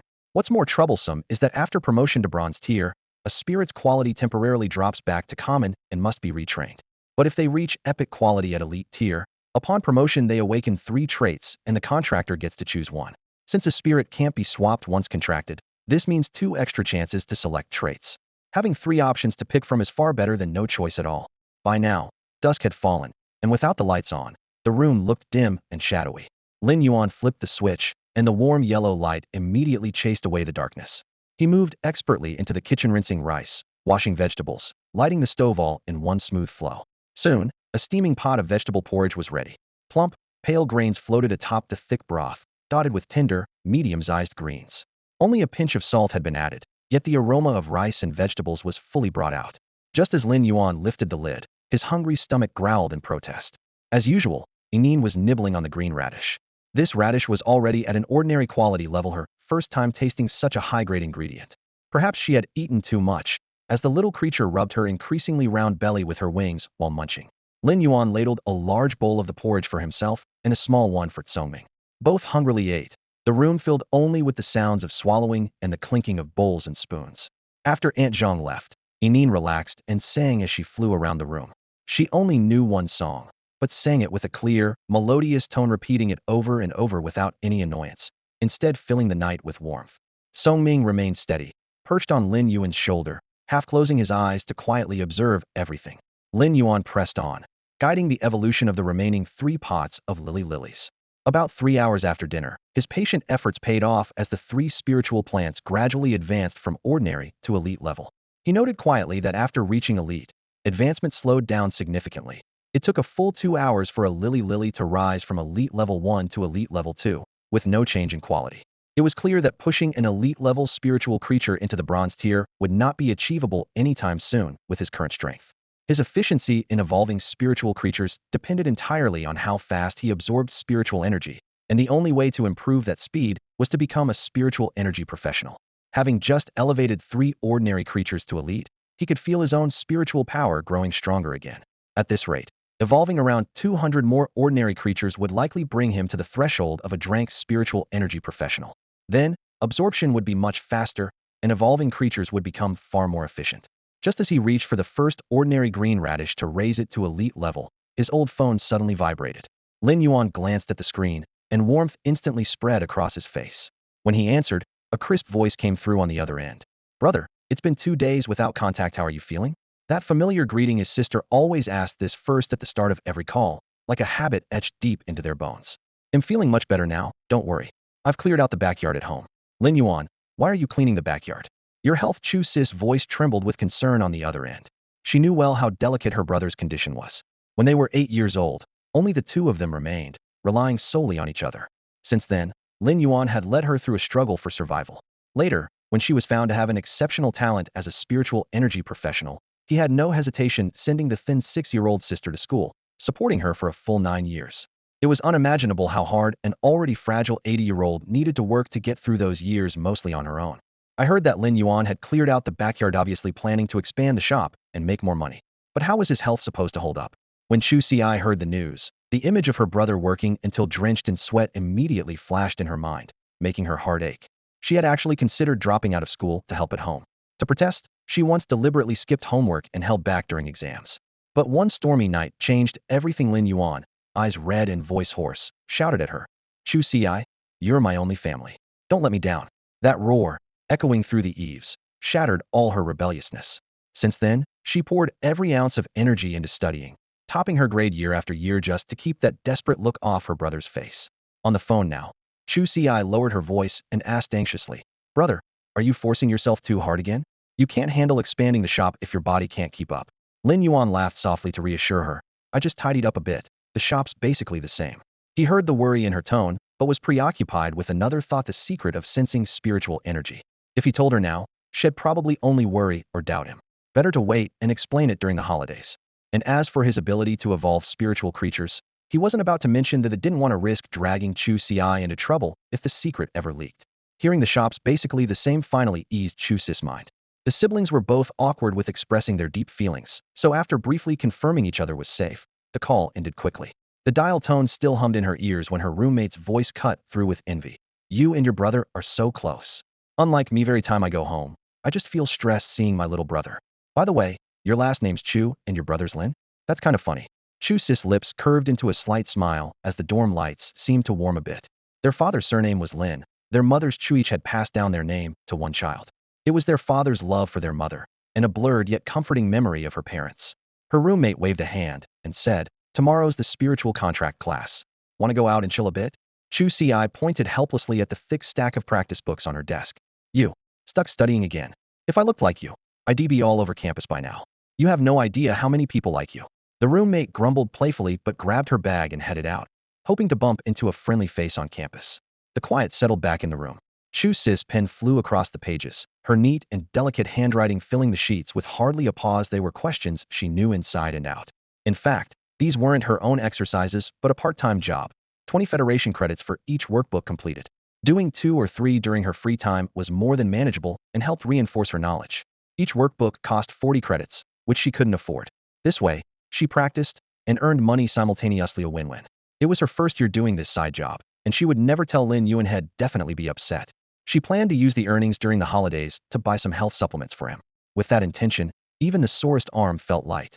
Just as she was about to turn the page, a sudden thud came from the drawer. Chu Xi pulled it open. Inside, a gray beetle about half the size of her palm was trapped, repeatedly banging its tough shell against the box. Its dull, ugly carapace looked like a small rock, incredibly sturdy. Tomorrow was the spiritual creature contract class. She hadn't told Lin Yuan, but had bought this nearly unwanted gray beetle in advance with her part-time earnings. Staring at the beetle, Chu Xi clenched her fist, face calm but resolute, as if she had made up her mind. Lin Yuan slept soundly that night, with Songming and Yining snuggled up on either side of him. Even in their dreams, they instinctively absorbed the spiritual energy radiating from his body. Before dawn, Lin Yuan got up as usual, washed up, then went to the open space in his neighborhood for an hour of running and strength training. At exactly 7 o'clock, he opened the rolling shutter door of his shop. The newly grown elite-grade Qingluo vines filled the shelves. In less than half an hour, more than a dozen pots were sold out. This nutritional plant, especially for herbivorous spirit creatures, was always in high demand, especially since Lin Yuan's Qingluo vines were thriving and priced fairly. During checkout, he also sold an elite-grade Baihe Lily for 5,500 Federation credits. The profit from just this one pot equaled his entire income from the past month. Closing the ledger with a heart full of joy, Lin Yuan was about to lock up and head to the wholesale spirit goods market for restocking when his phone suddenly vibrated. The number was unfamiliar. As soon as he answered, an urgent, irritated voice hit him like a wave. "Are you Chu's guardian?" "I am." "Did something happen to Chu Ci at school?" "Who is this?" Lin Yuan hadn't finished when the voice exploded again. "Who am I?" "I'm Teacher Bao, Chu's homeroom teacher. In the spirit contract class, she actually tried to contract a gray beetle and got backlash. Don't you parents ever prepare decent spirits for your kids? Do you know how terrible the gray beetle is? It's a total waste of Chu's top-tier talent." Usually, conversations between teachers and parents were polite and calm, but Teacher Bao was clearly furious. Lin Yuan felt cold sweat pour down his back instantly. The gray beetle knew it all too well. A common-grade spirit creature worth only 200 Federation credits on the market. Its contract caused severe aggression and frequent backlash on the user. Its sole skill was digging, useless for combat professions. It thrived in dark, damp, rotting places and had long been ranked the most unpopular spirit. Nowadays, it was mostly used as feed for higher-level insect-eating spirits. "Teacher Bao, how is Chu Ci now?" Lin Yuan's hand gripping the phone was trembling, veins bulging. There was still frustration in the reply. "She was treated promptly in class and has only suffered a mental trauma, losing consciousness for now. Fortunately, she didn't complete the contract with the gray beetle. Let me emphasize, Chu Ci has the best talent I've ever taught, with an affinity for all defense-type spirits. In Xiguang City, such talent is extremely rare. With proper training, she could even break into the Federation's 100 Sons rank. I hope you parents take this seriously." Despite her anger, Teacher Bao did not shirk her duties, speaking with urgency and concern for her students' future. Hearing Chu Ci was not seriously hurt eased Lin Yuan's heart a bit. He responded immediately. "Teacher Bao, is Chu Ci still unconscious? I'm heading over right now." On the other end, Teacher Bao quickly advised him. "When your parents come, it would be best if they could bring Chu Ci, an outstanding elite-class spirit creature. Otherwise, it would be such a waste of Chu's talent." Teacher Bao's words came through the phone with a mix of helplessness and urgency, but to Lin Yuan's ears, it landed like a blunt blow. The Federation's definition of talent is the degree of compatibility and the range of affinity between a spirit user and spirit creatures. The higher the compatibility and the wider the range, the more spirit creatures they can contract with in the future, and the more complete their combat system becomes. Reality, however, is not always ideal. Some people's talent only aligns with support-type spirit creatures, and even then limited to snakes. That means they can only ever contract with snake-type support spirits. Narrow it further to venomous snakes, and options instantly shrink. Typically, a practitioner can bond with only 3 to 5 spirit creatures in a lifetime. For those with niche affinities, even getting 3 is hard, let alone building a mature combat system. For combat-focused practitioners, having multiple spirit creatures in combination is crucial. A broad affinity range is like having a well-stocked weapon arsenal to pick and match from. A narrow range means constant limitations. Some people invest all their resources into a single core spirit creature, using the other 4 just for enhancement. This is currently the Federation's most resource-efficient and effective 4-support 1-core contract strategy. In that light, Chu's nearly flawless compatibility talent is truly rare. "Don't worry, teacher," Lin Yuan answered on the phone. "They'll bring the spirit creature Chu Ci needs to school tomorrow." After saying it, he realized his feelings were more than just frustration. The things his sister stubbornly kept from him were now all in front of him. She feared her brother's suffering, even willing to give up the promotion opportunity that suited her best.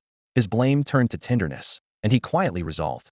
Tomorrow, he would not only show the little girl that he could absorb spirit energy smoothly, and that his body was no longer as weak as before, but also make sure she held a truly elite-class spirit creature and could confidently step into higher-level cultivation. On the other end, Teacher Bao heard sincerity in Lin Yuan's tone, and most of his anger subsided, though he still reminded him once more, it really should be an elite spirit creature. Then he hung up. After putting down the phone, Teacher Bao sighed in the empty office. In just 2 weeks, he had been deeply moved by Chu's diligence and dedication. As a teacher, he always favored hardworking students, especially one with such outstanding talent as this girl. But he had also learned Chu's family was modest in means. Realistically, expecting the parents to bring an elite spirit creature would be harsh. His hand instinctively went to the paycheck card in his pocket, and he quietly decided, If Chuse's family only brought a normal-level spirit creature tomorrow, he would personally pay to buy the child an elite one. He couldn't let such talent go to waste. Meanwhile, Lin Yuan held the phone silently for a long moment until the spinning reminder on the counter snapped him back to reality. He looked at the store's inventory. Only 3 pots of elite level by Lili Lilies, 1 elite level Qing Luo, and over 20 pots of normal level Qing Luo left. The thought of rushing to the wholesale spirit market was immediately suppressed. Time was tight, and the chance was right here. Lin Yuan closed the shop door and pulled down the shutter. Would not sleep tonight. He planned to cultivate all the remaining normal Qing Luo up to elite level and bring them directly to the spirit market in the morning to exchange for a top-tier defense-type elite spirit creature for his sister. Night quietly spread, and spirit energy surged like tides within Lin Yuan's body. Time and again, he pushed his spirit power, sweat soaking his shirt, palms rubbed raw and bleeding from the edges of the flower pots. But he refused to stop. Under this near-limit strain, the 20-plus normal Qing Luo broke through one after another, their leaves a deepening emerald green and roots thick and robust, each ascending to elite rank.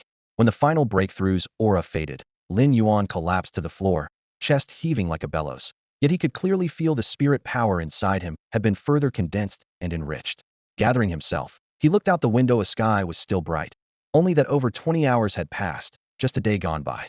Lin Yuan, sleepless through the night, felt as weak as he had when his spirit energy was stagnant and he couldn't sense the world's vital qi. Rubbing his heavy temples, the familiar exhaustion weighed down on his shoulders, but he didn't stop to rest. Instead, he strode upstairs directly. He dragged an old wooden box from the corner to himself and lifted the lid with a creak. Inside lay his youth's worn clothes. Plain cotton shirts folded neatly, the topmost denim jacket faded from countless washes. After pulling out the garments one by one, the bottom of the box revealed a thin card, a StarNet card. Every citizen of the Huiyao Federation had this all-in-one card for identification, transport, and payments. It held Lin Yuan's entire savings. Including last night's earnings, he had just 20,000 Federation credits in total. By the bedside sat his little spirit companion, the clever spirit cat, curled upright and softly meowing to him. Lin Yuan, it's going to rain soon. It'll come with you. Lin Yuan patted its head, then pointed to the nightingale spirit Enin sleeping soundly on the bed. You two stayed up with me all night. You should get some rest now. Only a well-rested clever one is a truly clever one. Meow, clever is really clever, the little cat chirped crisply, curling up next to the nightingale, but still watching him with its bright eyes. Closing his umbrella, Lin Yuan tucked the StarNet card into his pocket, locked the shop door, and headed toward the spirit beast wholesale market. The hot, humid air mingled with sparse raindrops. Xiguang City felt like a steamy cocoon, but he was already used to it. The journey from home to the market was 7 kilometers. He used to walk it in over 2 hours, but today, time was tight. He had to deliver the contract spirit beasts prepared for Chu Ci to school that morning. Thoughts of his friend's recent dangerous situation only made him more anxious. Had he not needed to prepare the spirits first, he would have rushed to find Chu Ci last night directly. Soon, he reached the public transport station. After swiping his StarNet card to register, he was quickly assigned a ride on a thick-hoofed donkey carriage. The thick-hoofed donkey was an ordinary-level spirit beast with stout legs, known for swift and steady strides, serving as the Huiyao Federation's most common and lowest-class public transit. After the resurgence of spiritual energy a century ago, evolved spirit beasts replaced many machines, but technology had not regressed. The StarNet system was proof. The carriage jolted lightly. The cool breeze stirred by the donkey's pace blew away residual raindrops, refreshing Lin Yuan's spirit. The middle-aged driver, who had eyed him since boarding, now smiled broadly when Lin Yuan glanced back. Young man, heading to the spirit beast market again? I've already made several trips there today. Lin Yuan smiled in reply. Yeah, master, need to check the stock. Why so many trips to the market today? He asked casually, but seemed to hit the driver's favorite topic. The driver, as if waiting for this question, immediately launched into a running commentary. Let me tell you, this isn't a coincidence. It's because the spirit goods market got a fresh batch in today. The cart driver lowered his voice, as if sharing some exclusive insider news. Lin Yuan's curiosity was piqued by the mysterious tone. These drivers who constantly shuttle through the streets are the best at gathering info. The driver was straightforward, no beating around the bush. Young man, have you caught the news these past few days? Word is, about 30 miles outside Xia County, a dimensional rift suddenly opened up. Lin Yuan had only intended to check out the spirit goods market supply, but the driver immediately switched to the topic of the rift outside the city. Still, he knew well enough that the appearance of a dimensional rift was major news for the Huiyao Federation. Not to mention, the other side of that rift connected to an alien insect dimension. The Xiguang City forces quickly dispatched the Xiguang guards. The driver said as he steered, speaking rapidly. It took them 2 days and 2 nights to completely wipe out the alien insects that poured out, just to stabilize the situation. The news has been on repeat for a while. and there are still 3 squads of Xiguang guards holding the line over there. Seeing Lin Yuan nod, the driver got even more animated. This rift opened up in a really awkward spot, right next to a small spirit cultivation base. When those insects swarmed out, that base was devastated, almost all the spirits bitten to pieces. Rumor has it, only a handful of employees made it out alive. By the time the rescue teams arrived, those spirits were either dead or left with broken limbs and wings. But quite a few still had lingering life force, so those surviving workers set up stalls in the spirit market, trying to sell off these badly injured spirits. Badly injured spirits? Lin Yuan's eyes lit up right away. Spirits like that must be dirt cheap, and he might just find a treasure among them.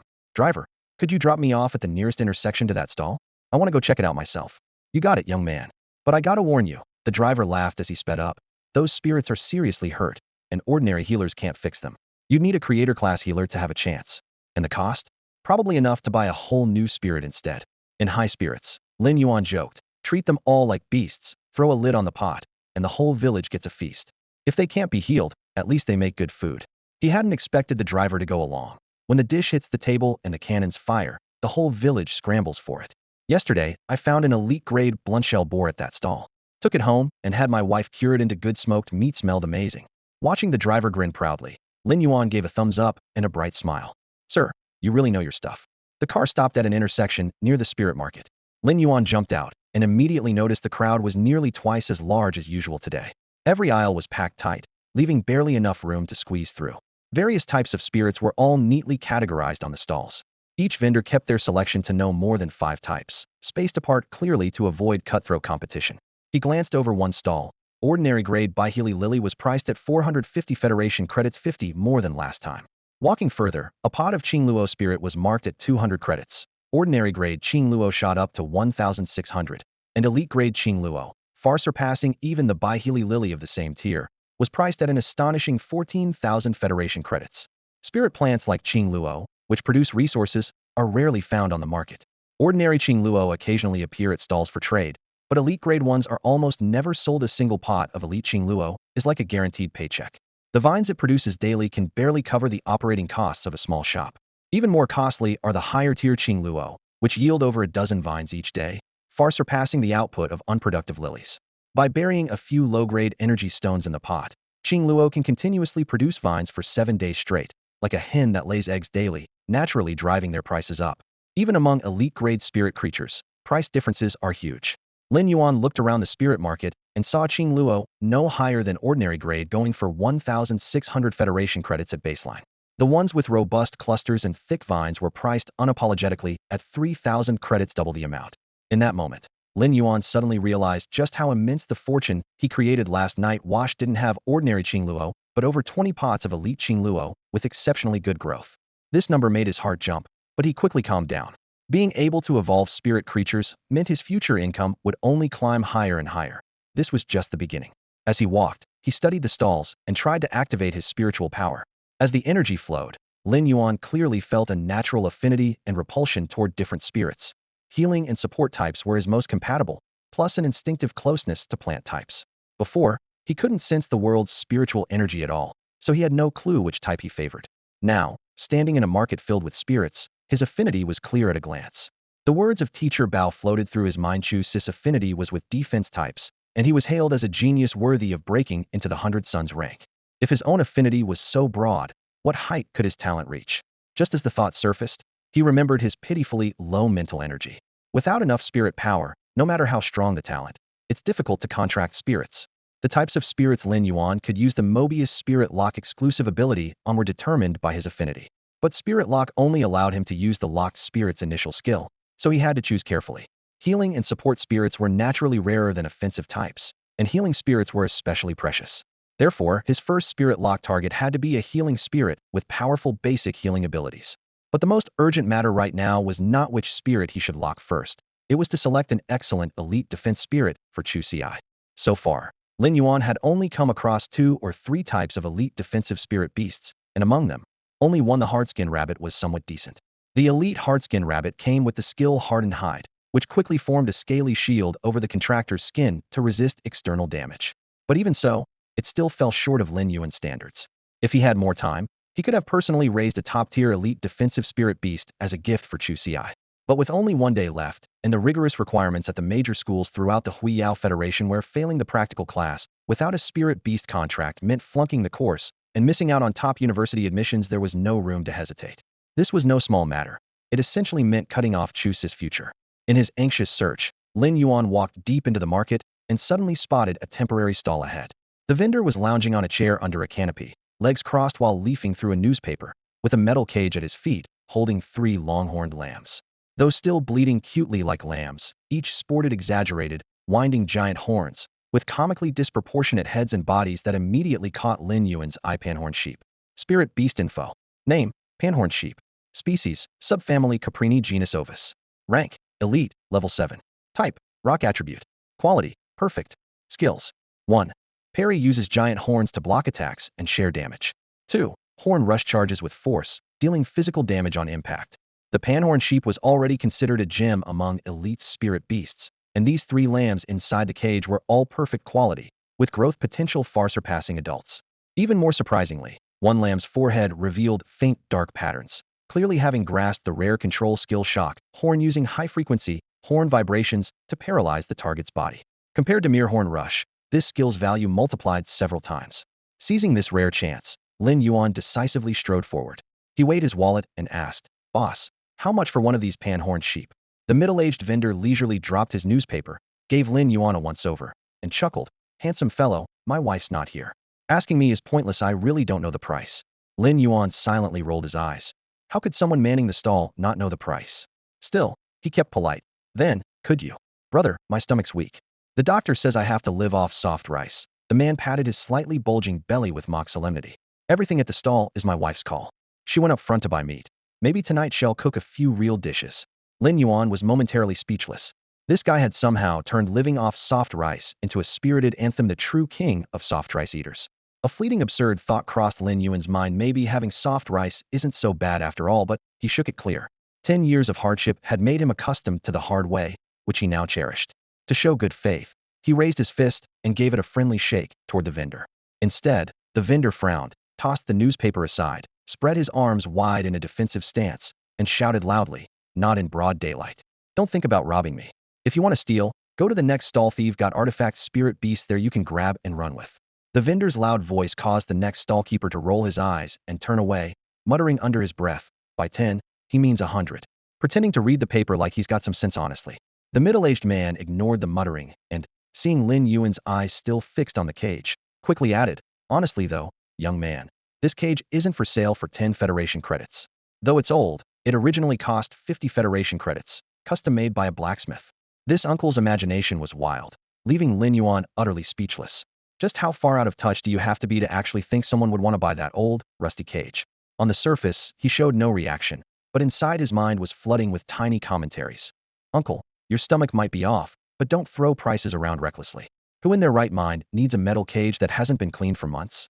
Lin Yuan took a deep breath, keeping his tone calm as he said, "Uncle, I'm offering 100,000 Federation credits for one mountain-horned ram."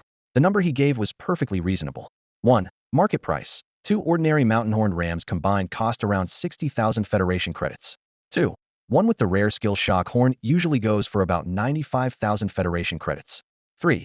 He even added an extra 5,000 as a gesture of goodwill, because he was in a hurry. No sooner had he finished speaking than the uncle's eyes lit up like copper bells. He hastily pulled out an old communicator and called his wife, who was out buying groceries. After a noisy negotiation over the phone, he hung up, mimicked Lin Yuan's fist gesture, and added a yes sign, bargaining boldly. 120,000 Federation credits. Lin Yuan raised an eyebrow, but said nothing. He turned on his heel and started to walk away. Elite spiritual creatures had clear market prices. He had shown enough sincerity, but that didn't mean he would let someone wildly overcharge him. There were plenty of equivalent spiritual creatures to replace the mountain-horned Rama. Could just keep looking. Seeing that he really was about to leave, the middle-aged uncle grew anxious. Hey, how about 105,000? And he'll throw in the cage for free. Deal?" Lin Yuan's inner commentary ramped up. If only the back of this freeloading uncle's head had eyes. He would have rolled them so hard they'd fall out. No one wants that crappy cage. But since it concerned a defensive spiritual creature urgently needed for his sister, rationality held him back. Lin Yuan turned back calmly and said, "We'll take another look around. If there's nothing better, he'll come back and buy your mountain-horned ram. The one in the very back." The uncle, still reluctant to give up, muttered, "You better hurry, otherwise that cage won't be included." Lin Yuan ignored him, keeping his pace steady. His mental screen was already flooded with static, his inner commentary snowing out. A few steps ahead, a rather large stall appeared. Around it stood 7 or 8 people of various ages and genders, carrying baskets or plastic bags in line. There was no sign they were there to select spiritual creatures. 2 steps closer, a faint scent of blood hit Lin Yuan's nose, creeping deep into his lungs.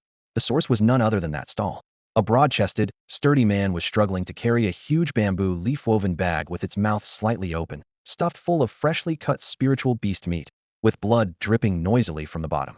In the spiritual creature market, live creatures sold at fixed prices, no one ever slaughtered on the spot. If you wanted spiritual creature meat, the Federation had special breeding and slaughtering farms for that. This scene was clearly a temporary stall from a breeding base affected by dimensional rifts. A thought occurred to Lin Yuan. Maybe he could find a bargain here. Just as he was about to step closer for a better look, a rough voice echoed from the stall ahead. Thank you all for your support these past few days. The spirit beast meat is now completely sold out. I apologize to those who couldn't buy any. His rough voice carried an undeniable weariness and sorrow. As soon as he finished speaking, some people in the crowd immediately voiced their dissatisfaction. Boss, aren't there still a few seriously injured spirit beasts inside? Why not just slaughter and sell them? Yeah, if the spirit beasts are injured, just kill them. When my bamboo rat got heat stroke, I dragged one to the river every day to roast its delicious. After waiting in line for so long and coming up empty, the crowd's mood flared up quickly. A few words were enough to push the atmosphere to boiling point. Lin Yuan stood at the edge of the crowd, hearing the rhyme between bamboo rat and delicious, and couldn't help but silently give a thumbs up to the young man who shouted that.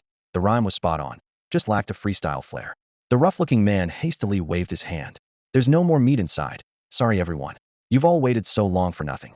If you really want, you can still go in and take a look. There are only 3 seriously injured spirit beasts left. Getting one would be a steal. Seeing there was truly no meat left to buy, the crowd gradually dispersed. Although these heavily injured spirit beasts were cheap enough to be considered a bargain, the cost of hiring creators to heal them was ridiculously high, something most people simply couldn't afford. The stall suddenly fell quiet. The rough man crouched down, repeatedly wiping dried blood stains off the cutting board and the ground with an old rag. His heavy breaths sounded especially muffled in the night air. Hearing footsteps approaching, he didn't look up but said, "The meat's all sold out. This stall won't be selling spirit beast meat anymore." Lin Yuan could tell the only thing keeping this man going was his muscular shoulders and a stubborn resolve shining in his eyes. Yet a deep sadness clung to him like the damp night air, refusing to fade. A few days ago, a dimensional rift tore open, unleashing a swarm of alien insects.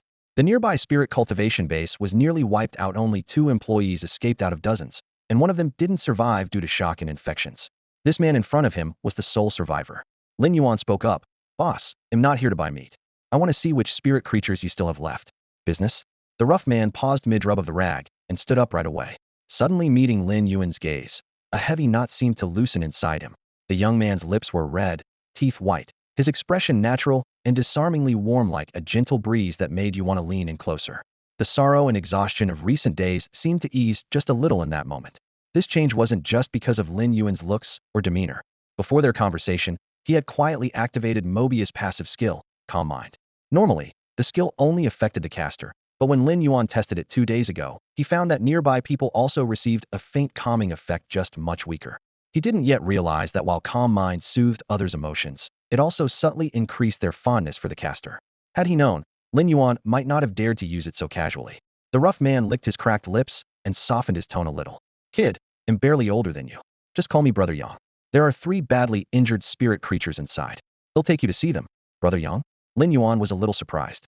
When did they suddenly become so familiar? His eyes swept over the few strands of gray hair mixed into the man's dark hair, and for the first time, he seriously wondered, had he really aged too fast?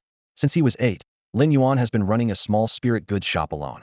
Naturally, he wasn't a man of few words, so when this rugged fellow showed him such genuine warmth, Lin Yuan responded in kind. "Brother Yang, could you please take me inside to have a look?" The rough-looking man chuckled heartily and clapped Lin Yuan on the shoulder with a hearty strength. "No need to be so formal with me." Just a brief touch was enough for them to become like brothers in Lin Yuan's mind. The sudden shift in their relationship made him silently think, this is developing a bit too fast. Actually, Lin Yuan knew well that the calm heart skill he had used on Yang Mingkai wasn't enough to instantly build this high level of goodwill. It was merely a subtle sensory hint meant to soothe emotions. The true reasons for Yang Mingkai's friendliness were twofold. First, Yang was naturally straightforward and easygoing. Second, at his lowest moment, Lin Yuan's peaceful spiritual energy had comforted him. so emotionally he attributed that solace to Lin Yuan. With a broad sweep of his hand, Yang Mingkai led the way. Lin Yuan followed, taking the opportunity to survey the spirit goods street after closing hours. The night breeze stirred the empty stalls whose iron frames clinked softly. The ground was mostly cleaned except for one stall, still holding 3 spirit creatures for sale. Had they come any later, they might have missed seeing it altogether. Stepping inside the makeshift tent, the damp air blended with faint hints of herbs. 2 transparent plastic boxes sat side by side on a wooden rack. Yang Mingkai pointed. Inside are 2 web-spitting spiders. They look healthy on the surface, but their abdomens are pierced open. They won't last more than 2 days. Normally, he could have kept quiet about their wounds, but his goodwill toward Lin Yuan left no room for concealment. Another person wouldn't get such detailed honesty. Lin Yuan's eyes narrowed as he immediately activated Mobius to check the real stats. Spirit creature name, web-spitting spider. Classification, subfamily Aranini, genus Certeric. Level, elite, rank 10. Attribute, poison. Quality, perfect. Skills. 1. Silk burial silently spits sharp silk threads along the path when moving. 2. Poison net sprays poisonous web forward to entangle and corrode targets. Both spiders were elite level 10 and perfect quality, just one step from breaking into the bronze tier and awakening unique traits. On an ordinary day, such rare specimens would be auctioned on the star net at high prices, but now they were stuck here gathering dust, a pitiful sight. Seeing Lin Yuan's focused gaze, a flicker of bitterness crossed Yang Mingkai's face, as if recalling a nightmare. During this insect invasion, he took a deep breath. The web-spitting spiders barely escaped with their lives. They're small, so they hid inside a large spirit creature to survive. But before they could enter, their abdomens were pierced by the alien insect. As he spoke, his fist clenched silently at his side, his dark knuckles whitening. Noticing Yang falling into sorrow again, Lin Yuan refrained from using Mobius' calm heart skill this time. He understood that some wounds were life's hurdles. If you can't overcome them, you remain trapped by memories. If you do, they become armor. This was Yang Mingkai's hurdle. No one else could help. It was something Yang had to cross on his own. Brother Yang, feeling sad about some things want help. It's better to cherish the past while also looking forward. After saying this, Lin Yuan didn't give Yang Mingkai a chance to respond and pointed to the 2 spray web spiders inside the cage. If they're unharmed, putting them up on the Star Network, 30,000 Federation credits each will definitely attract buyers.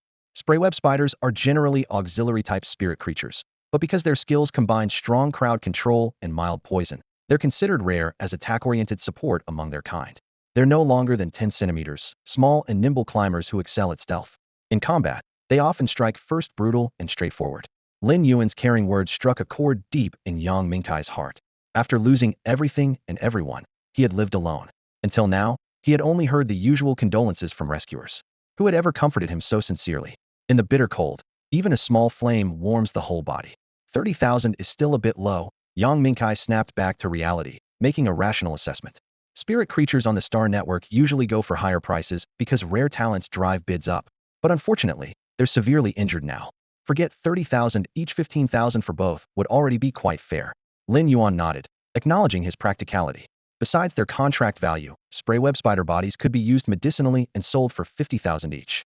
Pricing severely injured specimens at 75,000 total was reasonable. Brother Yang, I want to buy these too, but I don't have enough cash. Could I pay with spirit creatures instead? Lin Yuan got straight to the point.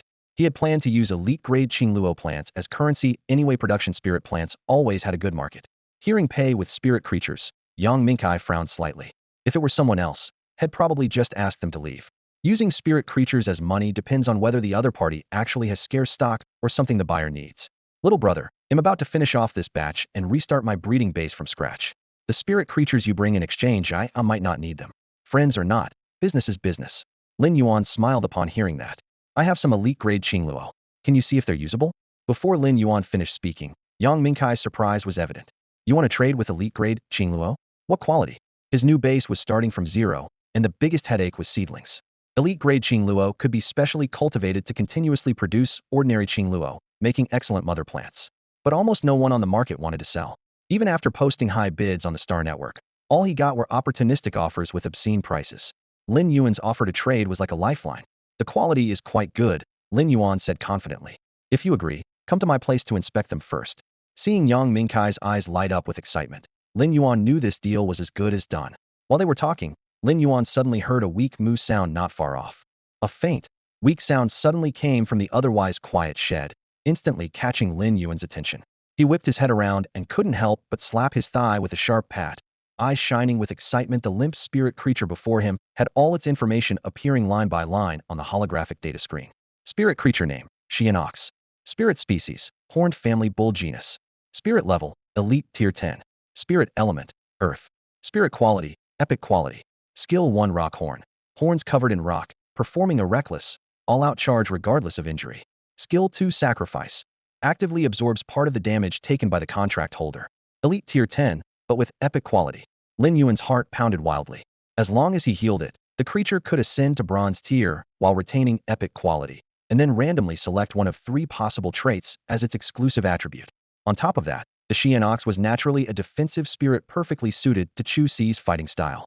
Yang Mingkai, standing nearby, heard the ox's groan and came over, grabbing a handful of dry straw to feed it. He stared at its broken horn and sighed. This Xiguang has always been a treasure of our breeding base. The disaster shattered its horns completely.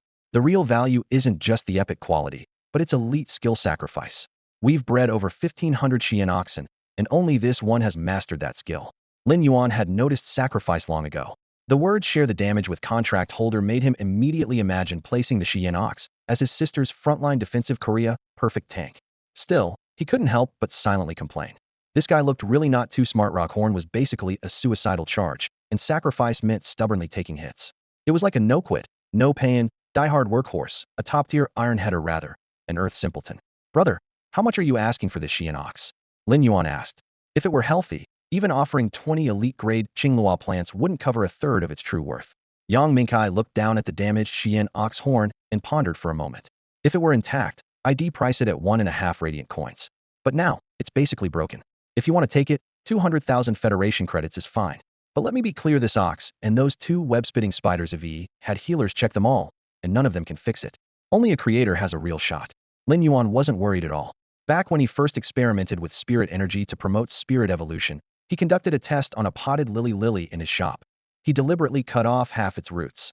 Normally, without a creator's careful cultivation, the plant would have surely died, but after transmitting spirit energy to it, the lily's wounds healed on their own. Lin Yuan could now be sure that his method of using spiritual energy to evolve spirit creatures was also capable of healing those whose roots had been severely damaged. He had long anticipated that the price of the Rhino Rock Ox would be staggering, but hearing the bid in person still made his heart tighten. The Huiyao Federation used 2 types of currency. 1. Federation coins, for the vast majority of ordinary people who couldn't sense spiritual energy. 2. Huiyao coins, reserved for spiritual practitioners, with 1 Huiyao coin equal to 1 million Federation coins. A healthy Rhino Rock Ox could fetch 1.5 Huiyao coins, that was 1.5 million Federation coins, some far beyond Lin Yuan's current assets. Yet, this severely wounded Rhino Rock Ox, teetering on the brink of death, was priced at only 200,000 Federation coins, an amount he could still scrape together with some effort. Along with 2 equally near-death web-spitter spiders, Lin Yuan had already made up his mind would buy them all. Brother Yang, I understand the risk, but I've decided to make the deal, Lin Yuan said firmly. How about you come to my place first to check the quality of my elite-grade Qingluo, then finalize things. Besides the trade, he needed to rush back immediately to treat the Rhino Rock Ox's wounds. Otherwise, he would miss the last train to Chusi school today. Roughly calculating, it had been over 3 hours since he left home. Though Lin Yuan could sense the spiritual energy of heaven and earth, his body hadn't fully recovered yet. A sleepless night followed by more than 2 hours of running around the spirit creature market was making his head feel heavy, and a slight pain throbbed at his temple. Yang Mingkai readily agreed. Alright, I need to see if that Qingluo is up to standard. I'm planning to use it as a breeding seedling for the base, so quality can't be compromised. But don't worry, even if it falls short, they'll buy it at a discounted price according to Star Network market rates. Despite his words, Yang Mingkai had already made up his mind, was willing to take the risk even if the Qingluo was slightly inferior. His goodwill toward Lin Yuan was strong enough to justify this small gamble. With a smile, he patted the folding rack of his stall. Little brother, hold on a moment. He'll pack up the stall and come with you. Since you're taking those 3 badly injured spirit creatures, there's no point in keeping the stall open. The unexpected trust warmed Lin Yuan's heart. The Rhino Rock Ox and 2 web-spitter spiders wouldn't last more than a few days. If Yang Mingkai hadn't been confident in the transaction, there was no way he would have packed up his stall on the spot. Brother Yang, let me help, Lin Yuan said, picking up a broom nearby and carefully sweeping up the scattered broken packaging and empty medicine bottles from the stall. Yang Mingkai's movements to take down the folding canopy were swift and efficient as he remarked, I happen to have several custom spirit trapping boxes made by Ostrich Logistics. We can pack the Rhino Rock Ox and web-spitter spiders directly into them, which will save us a lot of trouble. Ostrich Logistics is a massive conglomerate within the Huiyao Federation, dominating nearly half of the Federation's logistics industry. The group's main business is transporting various spirit creatures, and their patented invention, the spirit cage, uses gravity cancellation technology to nearly nullify the weight of heavy spirit creatures. This allows them to be easily transported without shrinking their size. The cages are categorized by spirit creature grade. Standard models can be purchased directly at Ostrich Logistics stores, but for large or rare creatures, custom orders must be placed through Ostrich Logistics Star Network. Spirit cages have become standard equipment at major breeding bases, but their price remains steep. A cage that can hold an elite-grade spirit creature costs as much as 1,000 Federation credits, nearly matching the value of some lower-tier elite spirits themselves. Because of this, most people only use them to transport particularly valuable elite creatures. Lin Yuan hadn't expected Yang Mingkai to come prepared with spirit cages when they were only buying a few heavily injured spirit creatures. Yang, this makes transport so much easier. We don't need to hire carriers anymore, which will save a lot of time, Lin Yuan said, a hint of pleasant surprise in his voice. Elite spirit creatures like the rhinoceros rock bull and spitting web spider are naturally aggressive and even harder to control when injured. Having them restrained by spirit cages is a great relief. Yang Mingkai dusted off his hands and explained, these spirit cages were left behind by the base in the past. I got rid of all the broken ones yesterday and carefully picked out 3 intact cages, 2 elite grade ones for the spitting web spiders, and a bronze grade cage for the rock bull. His gaze passed over the nearby rhinoceros rock bull, its aura weak and fading, tinged with regret. Unfortunately, this bull probably won't live to see the day it advances to bronze grade, a waste of its epic quality and sacrifice skill. As he spoke, he efficiently dismantled the makeshift shelter. Lin Yuan had been about to arrange for a post-hoof donkey cart when Yang Mingkai tapped him lightly on the shoulder.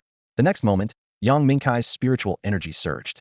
Patterned light waves appeared on the ground before him, and a massive 3-meter-long blackened lizard thundered down, its armored scales scraping the earth with a dull sound. The lizard hissed and roared fiercely, hot waves of heat rolling out instantly. Its wrinkled crest stood blood red on its head, continuously radiating heat. Toward the lower limbs and belly, its color shifted from deep red to pitch black, scales interlacing as muscles bulged. Lin Yuan immediately activated his spiritual data scan. Spirit creature name, Tumor Crest Fire Lizard. Species, Crest Lizard. Family scale, Lizard genus. Grade, Bronze tier, level 710. Affinity, Poison Fire. Quality, Common. Skills. 1. Broken Fong. When biting, deliberately breaks off a sharp fong, leaving a poisonous tooth embedded in the target. 2. Rolling tier. After biting the target, violently twists and spins around the head axis, shredding flesh and bone. Exclusive trait, Fire Poison. Enlarged poison glands connect with the salivary glands, infusing saliva with burning toxins. No matter what quality a spirit creature had before reaching the elite level, once it advanced to the bronze tier, it would revert to ordinary quality.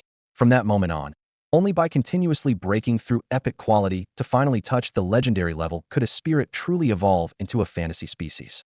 The real benefit of reaching bronze tier was not a sudden explosion of new skills, but the awakening of an exclusive trait. This wouldn't grant the creature more moves, but would fundamentally transform its existing abilities. The blackened, over 3-meter-long Tumor Crest Fire Lizard before them was the perfect example. It was at the advanced bronze tier and should have controlled fire elemental powers. Yet when it advanced, it chose the prehistoric atavism path, fully strengthening its body. This strange mutation meant the lizard no longer spewed flames, but instead grew a vivid, layered crimson tumor on its head. Inside that tumor, poison glands were as dense and developed as blood vessels, directly connected to the salivary glands. Whenever its sharp teeth tore into a target, venom flowed into the wound, instantly blackening it, as if burned by fire. The lizard earned its name because of this unique trait. Lin Yuan had seen bronze-tier creatures before. In the Radiant Federation, any registered spirit energy practitioner could ride spirit beasts through the city, so had encountered them occasionally while trading. But never had he faced a bronze-tier Tumor Crest Fire Lizard over 3 meters long at such close range. The massive beast crouched low, its muscles like steel cables. Every breath it took radiated an oppressive heat. At that moment, the threshold between elite and bronze tier was clearly and unmistakably marked. Crossing it was a rebirth. Brother, my Tumor Crest Fire Lizard's grown pretty well, huh? Yang Mingkai laughed heartily, patting the beast's thick neck. Under his touch, the fierce spirit instantly softened, rubbing its head affectionately against his shoulder. The layered, bright red tumor was right up close, its color so vivid it looked freshly soaked in blood. No matter how rough its appearance, the bond between beast and master was unmistakable. If Lin Yuan had seen this before, he would have been envious. Now, he instinctively rubbed the bright bronze ring on his right wrist, a warmth spreading in his chest. Too had his own contract spirits, Mobius, clever, and inane. The once ordinary boy who couldn't sense the spiritual air of heaven and earth was no longer a bystander. Yang, your tumor crest fire lizard's awakened trait fire venom is really impressive. It adds another way to deal damage, Lin Yuan said sincerely. Yang Mingkai paused, surprised and pleased. How did you know its awakened trait was fire venom? I never told you. Lin Yuan pointed at the massive head crest. Normal tumor crest fire lizards have dull-colored crests, and not so exaggerated. Only those awakened with either blazing fire or fire venom get such vivid red. You always avoid its mouth when interacting with it, so I figured it's fire venom, not blazing fire. Hearing this, Yang Mingkai suddenly understood and couldn't help but give a thumbs up. Didn't expect you, so young, to have mastered so much professional knowledge about spirit creatures. Inwardly, Yang Mingkai thought this younger brother he knew was no ordinary person at all. Observing spirit beasts and distinguishing their characteristics is one of the skills mastered by spirit beast observers in their profession. With this ability, these observers can conduct in-depth research on spirit creatures through careful observation and deduction. Learned professionals like spirit beast observers have always been highly respected. At this moment, Yang Mingkai also looked at Lin Yuan with newfound admiration. Being able to immediately name the unique traits of a bronze-tier spirit beast was already remarkable. Lin Yuan waved his hand and urged, Brother Yang, let's go quickly. If we don't leave now, your tumor crown fire lizard will affect all the low-tier spirit beasts around here. Following his gaze, Yang Mingkai noticed the surrounding stall owners shooting hostile looks. He forced a nervous smile and called Lin Yuan to climb onto the tumor crown fire lizard's back. The 3 containment boxes, holding the spray net spiders and rhinoceros rock oxen, were wrapped up by the lizard's tail. After Lin Yuan pointed the way, Yang Mingkai immediately took control of the spirit beast and sped off. When riding the thick-hoofed donkey earlier, Lin Yuan only felt a gentle breeze. But now, with the tumor crown fire lizard galloping wildly on all fours, the speed was on a whole different level. The rushing wind slammed against him. Not yet a drank spirit energy professional, Lin Yuan felt the pressure double. If Yang Mingkai hadn't turned sideways to shield him from the wind, he might have been blown right off. The whistle of the wind swept past, clearing away all his drowsiness, and his spirit soared with the racing speed. This was the life a man should live, riding the wind and commanding spirit beasts. When they reached the alley near Lin Yuan's home, Yang Mingkai recalled the tumor crown fire lizard. It wasn't that riding spirit beasts inside the alley was forbidden, but the narrowness made it easy for a 4-legged beast running fast to smash into the walls. As soon as the two dismounted, Lin Yuan's hair, slightly tousled by the wind, gave him a wild, handsome look. The wind really blows strong when the tumor crown fire lizard runs. Are you okay, little brother? Yang Mingkai asked with concern. Lin Yuan shook his head and smiled. I should be thanking you, brother Yang. It's my first time riding a bronze-tier spirit beast. Awesome. Huh, that's nothing. One day you'll ride a flying spirit beast. The thinning air up high and the view from above, that's when you really feel alive. Yang Mingkai laughed heartily. Following Lin Yuan's lead, they soon arrived at the entrance of the small shop. Lin Yuan pushed open the door and noticed no sounds from Yining and Songming. The 2 little ones were probably still napping. Luckily, Head closed the second-floor door when they left, or the noise of opening the door would have already woken them. Yang Mingkai followed inside, and Lin Yuan poured water for him and himself. Brother Yang, there's no drinks at home, just plain water makeshift, but it'll do. He took a big gulp right after speaking. Yang Mingkai took the cup, but didn't bring it to his lips. It wasn't that Yang Mingkai didn't want to drink water. He was just completely dazzled by the row of elite-grade Qingluo plants lined up on the shelves of the little shop. The wooden shelves were polished to a shine, holding more than 20 pots of Qingluo arranged neatly from top to bottom.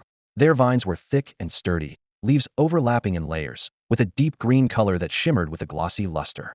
On some of the larger leaves, droplets of crystal-clear water rolled gently, glowing faintly like freshly polished glass beads. Judging by their appearance alone, it was clear these Qingluo were no ordinary plants. They were genuine elite-grade specimens. Elite-grade Qingluo that had reached this refined level were already good enough to be used as seedlings for propagation. Seeing so many top-tier seed candidates displayed together far exceeded Yang Mingkai's expectations. Such rare and precious elite spiritual creatures, all laid out at once in over 20 pots, created a visual impact that sent a thrill through his chest. By comparison, the 3 pots of elite bihelly lilies tucked away in the corner, though originally eye-catching, now seemed somewhat plain. Noticing how Yang Mingkai's gaze remained glued to the Qingluo, hesitant but unwilling to draw too close, Lin Yuan took the initiative to say, Brother Yang, why don't you come a little nearer for a closer look? These Qingluo laid a solid foundation even before their evolution. The soil is mixed with energy-infused ore, which helps their roots grow exceptionally strong. Only then did Yang Mingkai step closer and stand before the rack. Reaching out, he touched the leaves, which felt thick and resilient, and he could sense moisture pulsing through the veins under his palm. He casually pinched off a small leaf fragment. The break instantly oozed rich juice, clear and bright, like freshly fallen dew. He then peeled back some of the topsoil to reveal thick, tangled roots coiling like a woven net no hollow patches, fully confirming Lin Yuan's words. Such prime condition would rank these Qingluo near the very top of the elite grade class. After inspecting every pot of the more than 20 Qingluo, Yang Mingkai's astonishment shifted away from the plants themselves toward their origins. To have been cultivated to such perfection could only mean one thing: the Qingluo had just been meticulously tended by a creator. Within the Huiyao Federation, creators held supreme status. Not to mention a first-rank creator. Even the lowest-level apprentices could open a prestigious store in the commercial district of Xiguang City. Countless combat-oriented spiritual energy practitioners scrambled fiercely to gain connections with them. If Lin Yuan truly were a creator, he wouldn't be cooped up in a small shop like this. Most likely, there was a real creator standing behind him. Thinking back on his own spiritual breeding base, which had run for years without ever making any contact with a single creator, a wave of mixed emotions surged through Yang Mingkai. If he had linked up with a creator earlier, his stubborn Xianyu bull wouldn't still be stuck at epic quality, unable to evolve to the copper rank after all this time. But inviting a creator required offering them preferred spiritual materials Federation coins, or Huiyao coins alone weren't enough to even get in the door, and rare spiritual materials were anything but easy for an ordinary operator like him to obtain. At that thought, Yang Mingkai suddenly had an idea. If he could use Lin Yuan as a bridge to meet that mysterious creator behind the scenes, it might be the breakthrough had been seeking for years. Yet when he tried to voice it, he hesitated, unsure how to bring it up. Sensing his distraction, Lin Yuan smiled gently and prompted, "Brother Yang, are you satisfied with these Qingluo?" Yang Mingkai snapped back to attention, nodding repeatedly. Very satisfied, very satisfied. These elite-grade Qingluo have already far exceeded my expectations. I'm just wondering if you have even more elite-grade Qingluo available?" Lin Yuan noticed that Yang Mingkai suddenly became more reserved when speaking to him, even changing the way he addressed him.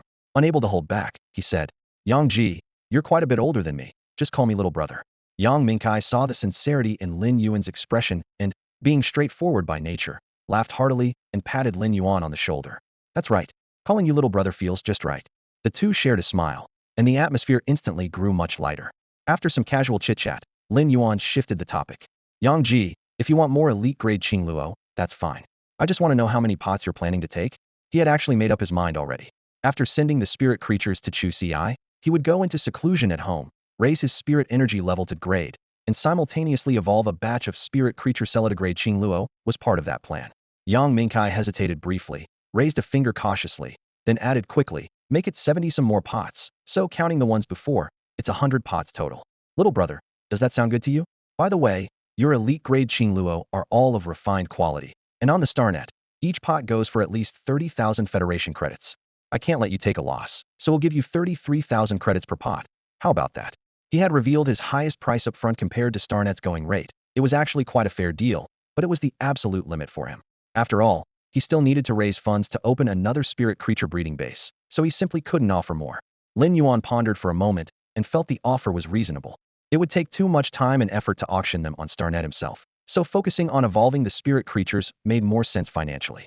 "Yang Ji, your price is fine. 100 pots is no problem, but it'll need 7 days. Come back after 7 days to pick them up." 7 days?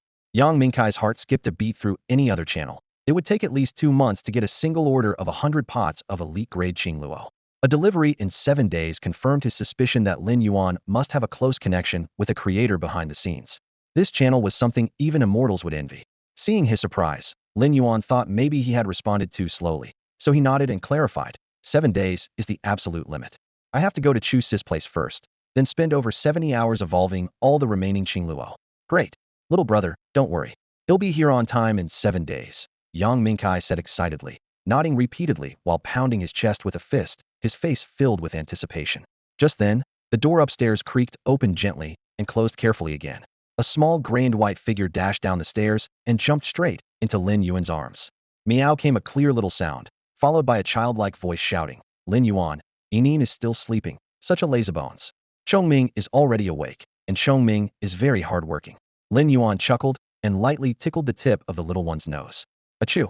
Chongming sneezed, nestled obediently into his arms, wagging its tail back and forth, eyes half closed while purring contentedly. When Chongming first came to this home, it was shy and timid, but now it had completely claimed this place as its own territory. It no longer curled up in a ball when seeing strangers. Chongming had long since grown used to the environment here. Almost every citizen in the Federation owns a domestic beast, and Yang Mingkai was no exception except that his had died during a previous infestation of alien insects. Brother, your domestic beast is really something.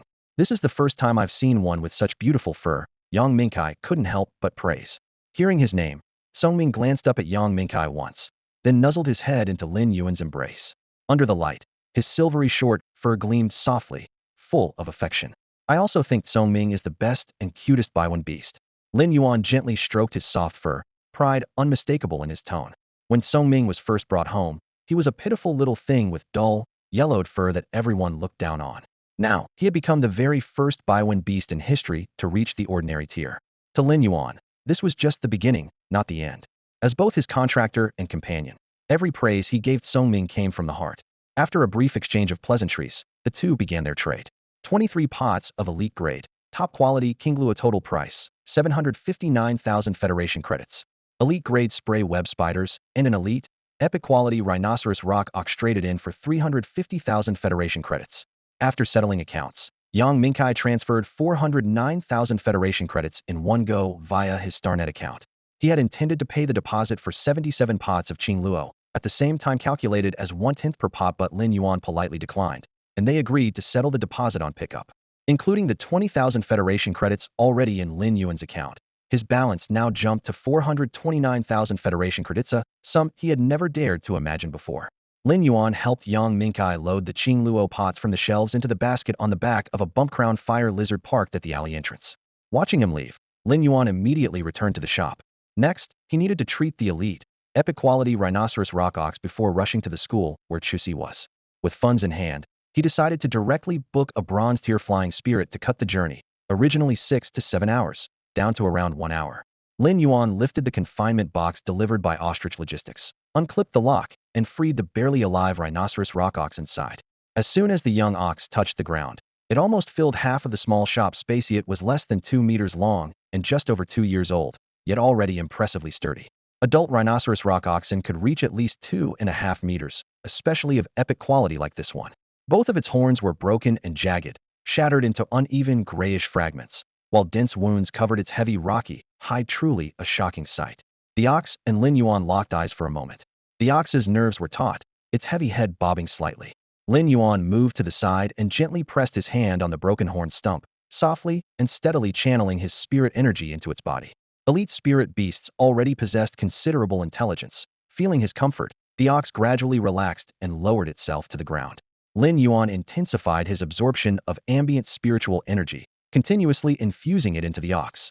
10 minutes later, under the influence of the spirit energy, the numerous wounds began to sprout tender flesh, scab over, close, and gradually stop bleeding.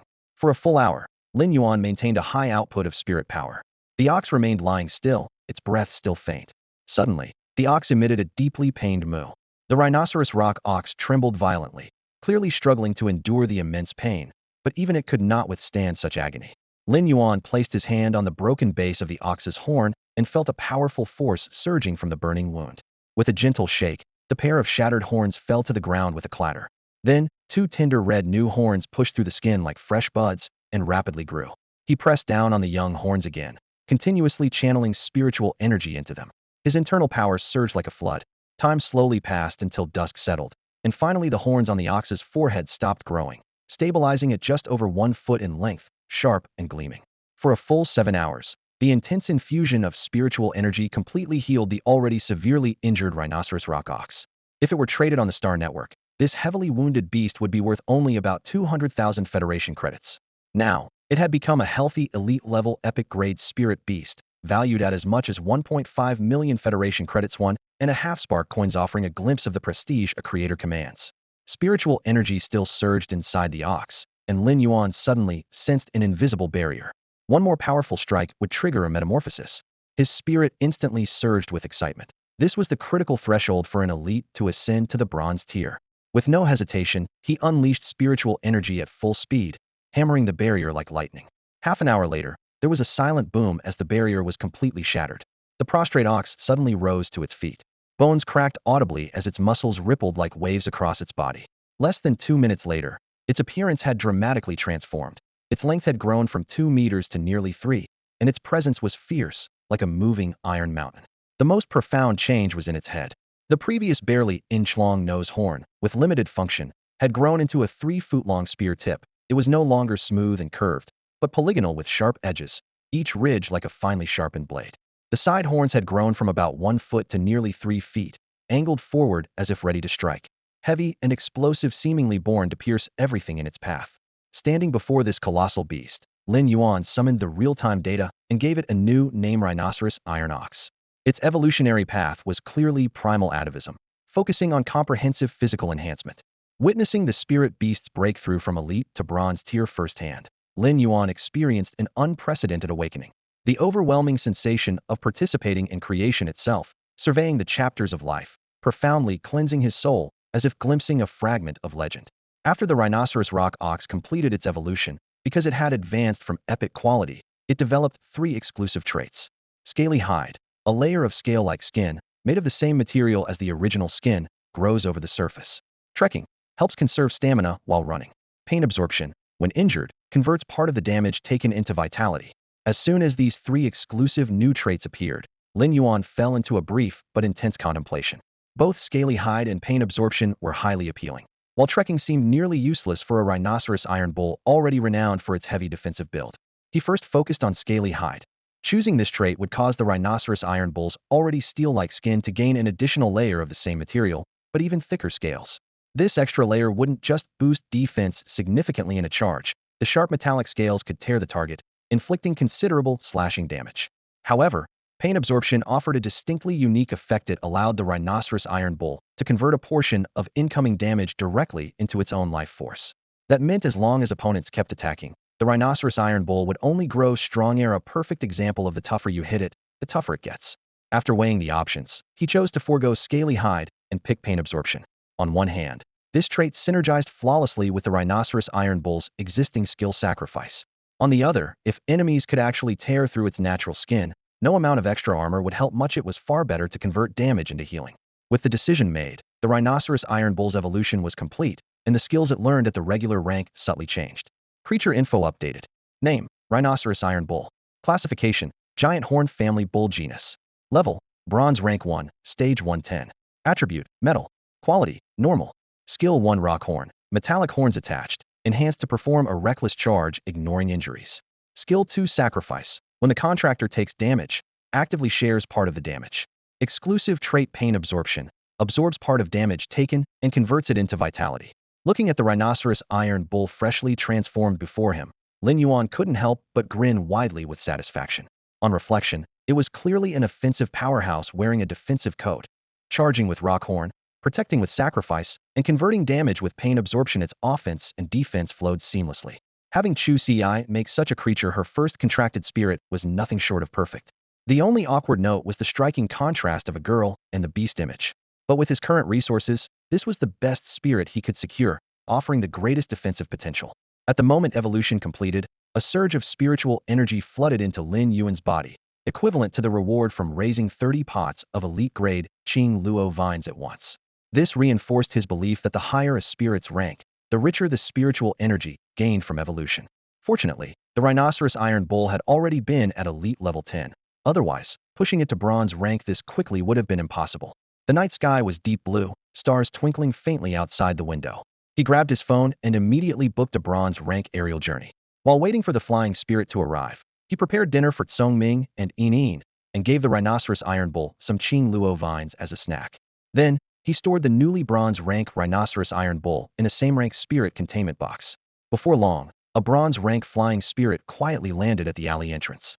Lin Yuan took the containment box, said goodbye to Tourmaline and to Yin, who had just woken up and started chirping nonstop, then swung up onto the saddle. Riding the night, the black-winged wind falcon soared upward, heading towards Chu Ci's school. 3 parts patula sprouts, 1 part deep-sea ebony, and 1 part platinum beast essence blood. A woman in a moonlit-colored robe held a palm-sized crystal vessel in one hand, gently swirling it at her wrist as she issued a crisp command. For small, emerald-green birds, their feathers resembling vine leaves, responded instantly, each carrying one of the prepared ingredients and placing them carefully into the vessel in sequence. A few steps away, a man and a woman stood side by side. The man's features were stern and commanding, while the woman carried a heroic bearing. Both had already summoned spiritual energy, suppressing their auras almost to vanishing, wary of disturbing the delicate alchemy taking place. The swirling spiritual energy around them shimmered with dark gold runes, marking them as king-level warriors who had mastered wills forged from mountains, rivers, winds, thunder, frost, and snow. Yet even so, they bowed their heads respectfully toward the woman until the process was complete. The liquid in her hand slowly rotated, releasing thin rings of mist. A scent escaped the bottle, mouth fresh and moist, like grass cut after rain, cool and penetrating to the soul. As the birds dropped the patulous sprouts one by one, the grassy aroma surged upward, as if mighty trees were instantly growing from cut roots, spreading swiftly into a vast primeval forest. Then, the platinum beast essence blood poured in like a crimson waterfall. Deep within the forest, a fierce presence arose like a concealed beast lying in wait to strike. Beads of sweat appeared on the foreheads of the two king-level warriors. Their chests felt gripped tightly by an invisible pressure. The woman remained unmoved, channeling a continuous flow of spiritual energy that blended the emerald liquid with the blood essence until it gradually became a crystal-clear amber. 15 minutes later, she set the vessel down, pinched some deep-sea ebony, and brought it close to her nose to discern its age. In the next moment, under the twisting spiritual energy, the ebony turned to fine powder and was entirely sprinkled into the mixture. As the powder met the liquid, the amber instantly darkened to a shadowy green. The primeval forest vanished beneath a prolonged downpour, transforming into a deep ocean abyss. Hidden beasts swelled into floating corpses, and water weeds grew wildly, entwining limbs and throats, as if to trap the observers forever in the dark sea. Her moonlit robe quivered lightly as she stirred on. Each twist of her wrist caused the ink-green liquid to vortex, cycling life and death. Drowning sea creatures suddenly struggled back to life. Clinging waterweeds silently morphed into flowers nestled among reef stones. Light and darkness, old and new, intertwined with precise rhythm in her every movement. Finally, the liquid settled into a translucent form, a faint emerald glow shining on the surface like glazed glass. At the very moment it transformed into this crystalline object, the suffocating deep sea, the waterweed, and the pack of beasts all vanished without a trace. Only the setting sun and solitary wild goose flew together, the autumn waters and endless sky merging in harmonious tranquility. The afterglow bathed the empty training ground in a warm amber light. Two faint spiritual auras slowly dissipated as the two king-level cultivators each drew a deep breath, retracting their protective chi. The stern-faced man with frost at his temples stepped forward, voice low but betraying excitement. "Lordess Yueho, you've worked hard. May I ask, is the potion prepared?" The woman in a moonlight-colored robe lifted her head, her serene, radiant presence untouched by worldly dust. "Summon your spirit beast, Xiguang." At her words, Xiguang's palm surged with spiritual power. Space rippled, and a towering tiger spirit nearly 10 feet tall appeared. The massive beast looked forged from molten metal, its back streaked with burning crimson patterns, exuding a fierce king-level aura. Yueho flicked her wrist lightly, and the emerald liquid in the crystalline vial fanned into a fragrant wisp of glowing green light. It slipped into the tiger's nostrils. The next moment, arcs of electricity danced on its fur with crackling sounds as its muscle fibers swelled segment by segment like bamboo joints, as if transforming from the inside out. Yueho nodded in approval. "It has evolved from epic to legendary rank. Once you merge the intent runes you've mastered with the spirit beast, it can ascend into a fantasy species." "Thank you so much, Lordess Yueho." Xiguang exclaimed in joy, bending his knees and bowing deeply like a drawn bow. "Should you need me, I am willing to face any danger, even death. No need for such extremes." Yueho raised a hand to quell his enthusiasm. "You retrieved a pair of dragon beast eyes from Medhat, is your reward." Xiguang bowed again, voice even more respectful. "Xiguang is honored to serve Lordess Yueho with utmost loyalty." Just then, the newly transformed tiger opened its eyes and gave a roar, but mid-growl a flicker of panic appeared in its gaze, and it swallowed its fierce aura back down, slinking shamefully to the ground. The cause was simply a palm-sized snow-white rabbit on the table, calmly pulling a tiny red carrot from a jade flower pot. The carrot, not longer than a finger, was dusted with sparkling red sand. The rabbit, seemingly bothered by the dirt, kicked its hind legs and the sand scattered with a rustling sound. Nearby, the turquoise bird assisting with the preparations acted like a diligent steward, picking up every grain of red crystal soil and returning it to the pot.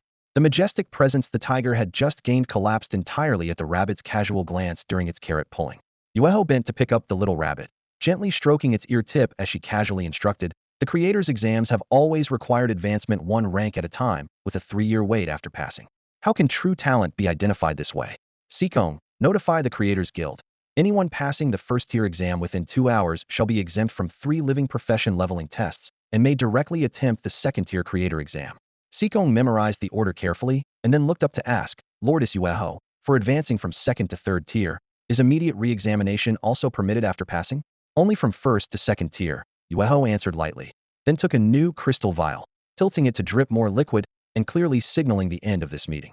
Xigong said no more, withdrew the newly legendary tiger into his contract space, bowed deeply one more time, and left swiftly, leaving only the lingering scent of the potion in the hall. It was then that a strong, dignified female cultivator of king rank, who had remained silent until now, finally spoke. Your Highness, do you believe the Federation has lacked extraordinary young creators in recent years, which is why you're pushing for reforms? The Empress shook her head slightly and brushed back a lock of hair at her temple. This is merely a personal matter. Both Lord Zhu and Chef Zun have already taken on apprentices. I can't fall behind those two old codgers. At those words, a poised woman standing nearby felt a surge of excitement. The Empress was actually considering taking an apprentice. As one of the 3 fifth-level creators of the Radiant Federation, becoming her disciple would be a giant leap forward.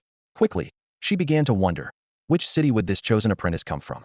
If it were Xiguang City, of which she was the lord, she might share in the honor and receive favor from the Empress herself. Stealing her thoughts, she stepped forward and reported, Ling Xiao, there's a new Class 1-dimensional rift emerging in Xiajuan under Xiguang City's jurisdiction. Are you aware? Ling Xiao had already learned of the news from the Xiguang Guard's reports and responded respectfully. Your Highness, may I ask what orders you have? The noblewoman watched in quiet curiosity. Why would the Empress, such a high-ranking figure, suddenly concern herself with a mere Class 1 rift? The Empress explained calmly, I've heard that dimensional rifts across the lands have become unstable lately. The dimensional tides must be approaching. Rift breaches involving alien insects are historically the most dangerous during the tides, and Xiguang City happens to have the greatest number of insect rifts. Each entry point must be heavily guarded to ensure the safety of nearby residents when the tides erupt. Hearing this, Ling Xiao bowed solemnly. Fear not, Your Highness. As Lord of Xiguang City, I will always stand as its steadfast backbone. The Empress nodded and fixed her gaze on Ling Xiao. Since Xikong's implementation of this matter will take time, you should return to Xiguang City and have the Creators Guild be the first to carry out the new creator evaluation regulations. Ling Xiao obeys. Ling Xiao was inwardly amazed. The Empress had mentioned the evaluations twice. Now she must truly be intent on taking apprentices. At that moment, Lin Yuan was soaring above the mountains and rivers atop his black-winged falcon. The black-winged kestrel is one of the slower flying spirit creatures among the bronze-grade flyers, but its back is broad and its feathers thick and sturdy. Because of this steady comfort, it has become one of the most popular mounts among spirit creatures of the same rank. Right now, Lin Yuan was lying prone on the kestrel's wide back, feeling an ache deep inside. This aerial journey cost 2,000 Federation credits, roughly half a month's income for his small shop. If time hadn't been so tight, he wouldn't have spent so extravagantly. Son, if you're used to the feeling of flying, I can have the black-winged kestrel climb higher. The air currents are steadier above the clouds, and we can go even faster, the pilot called over his shoulder. This seasoned rider knew it was Lin Yuan's first time on a flying spirit beast, so he had deliberately maintained a low altitude earlier to prevent the passenger from feeling dizzy or short of breath. Lin Yuan's face went pale, but he nodded. Go ahead. I'm ready. In the darkening night, the ground was now just a few dozen meters below, and the people in the streets looked like blurry black dots. His fear of heights was steadily growing. Though not unbearably strong, clenched his teeth and bore it. At the pilot's command, the black-winged kestrel beat its wings with sudden force, darting upward like an arrow toward the clouds. During the ascent, the feathers along its back pricked up in rows, shielding Lin Yuan from the howling headwind. Within moments, the kestrel had burst into the clouds, shifting its wing beats to a steady glide. The air inside the clouds was thin and biting cold, but free from the stifling heat of the ground below. Each breath Lin Yuan took felt razor-sharp and urgent. His lungs burned painfully from oxygen deprivation until he hastened to channel his spiritual energy, easing the ache in his chest. Looking around, the white cloud puffs hung like floating islands scattered across the sky. Reaching out, it seemed as if he could grasp the clouds, or perhaps the clouds had already enveloped him. Looking down at the earth, Lin Yuan's heart jolted. His fear of heights dissipated into the vast openness before him. Rivers wound like jade ribbons, mountains layered upon mountains. The ridges of stone curved like the backbone of the world, carving the story of time into the land. In the distance, one mountain peak stood out starkly bare. A few months ago, 2 golden-grade spirit beasts had fought here, and a fire spirit's flames had scorched all the vegetation to ash. What should have been burned wasteland, however, had been watered by continuous rains over months, and now the mountain wore a thin veil of fresh green. The sight of the mountain revived beneath the rain stirred an indescribable feeling in Lin Yuan's heart. The green mountain is rooted in the earth nourishes the mountain, and the mountain, clad in lush greenery, returns life to the earth. Fierce flames may burn branches and leaves, but they cannot erase the roots of life. Focusing intently, Lin Yuan felt the mountain's silhouette sharpen as never before. It was as if its will, together with the cold mountain air, was drawn deep into his lungs. In that instant, the faint spiritual power deep within his mind surged violently, and in his spirit world a lush mountain phantom suddenly rose up. As this flow of spiritual energy merged with the landscape, the phantom quickly condensed into a single azure talisman, covered with intricate veins of mountains and thick vitality. Runes swirled around Lin Yuan's spiritual energy, seemingly nourishing it, and his mind felt remarkably clear. Looking down from the back of the black-winged wind falcon, he gazed over the lush, layered mountains unfolding beneath him. The view suddenly expanded. The peaks of Qingdai Mountain seemed to breathe. A living rhythm felt in every ridge and valley. In that instant, he experienced an unprecedented resonance with the pulse of the land. This vast, ancient force surged like a flood through his heart, almost causing him to bite down on his tongue. This is the very will of the mountains and rivers. Lin Yuan's heart trembled. The overwhelming insight spun continuously within his sea of consciousness until it crystallized into a translucent rune. It carried the weight of rock and the steadiness of the mountains, emitting a faint, steady glow across his spiritual realm. If any outside expert had witnessed this, they'd likely stomp their feet in frustration. Normally, to elevate a spirit creature to a fantasy-grade being, the process is strict. First, cultivate it to the legendary quality after the bronze tier. Then, either on one's own or with help from a creator, break through its quality and quantity limits.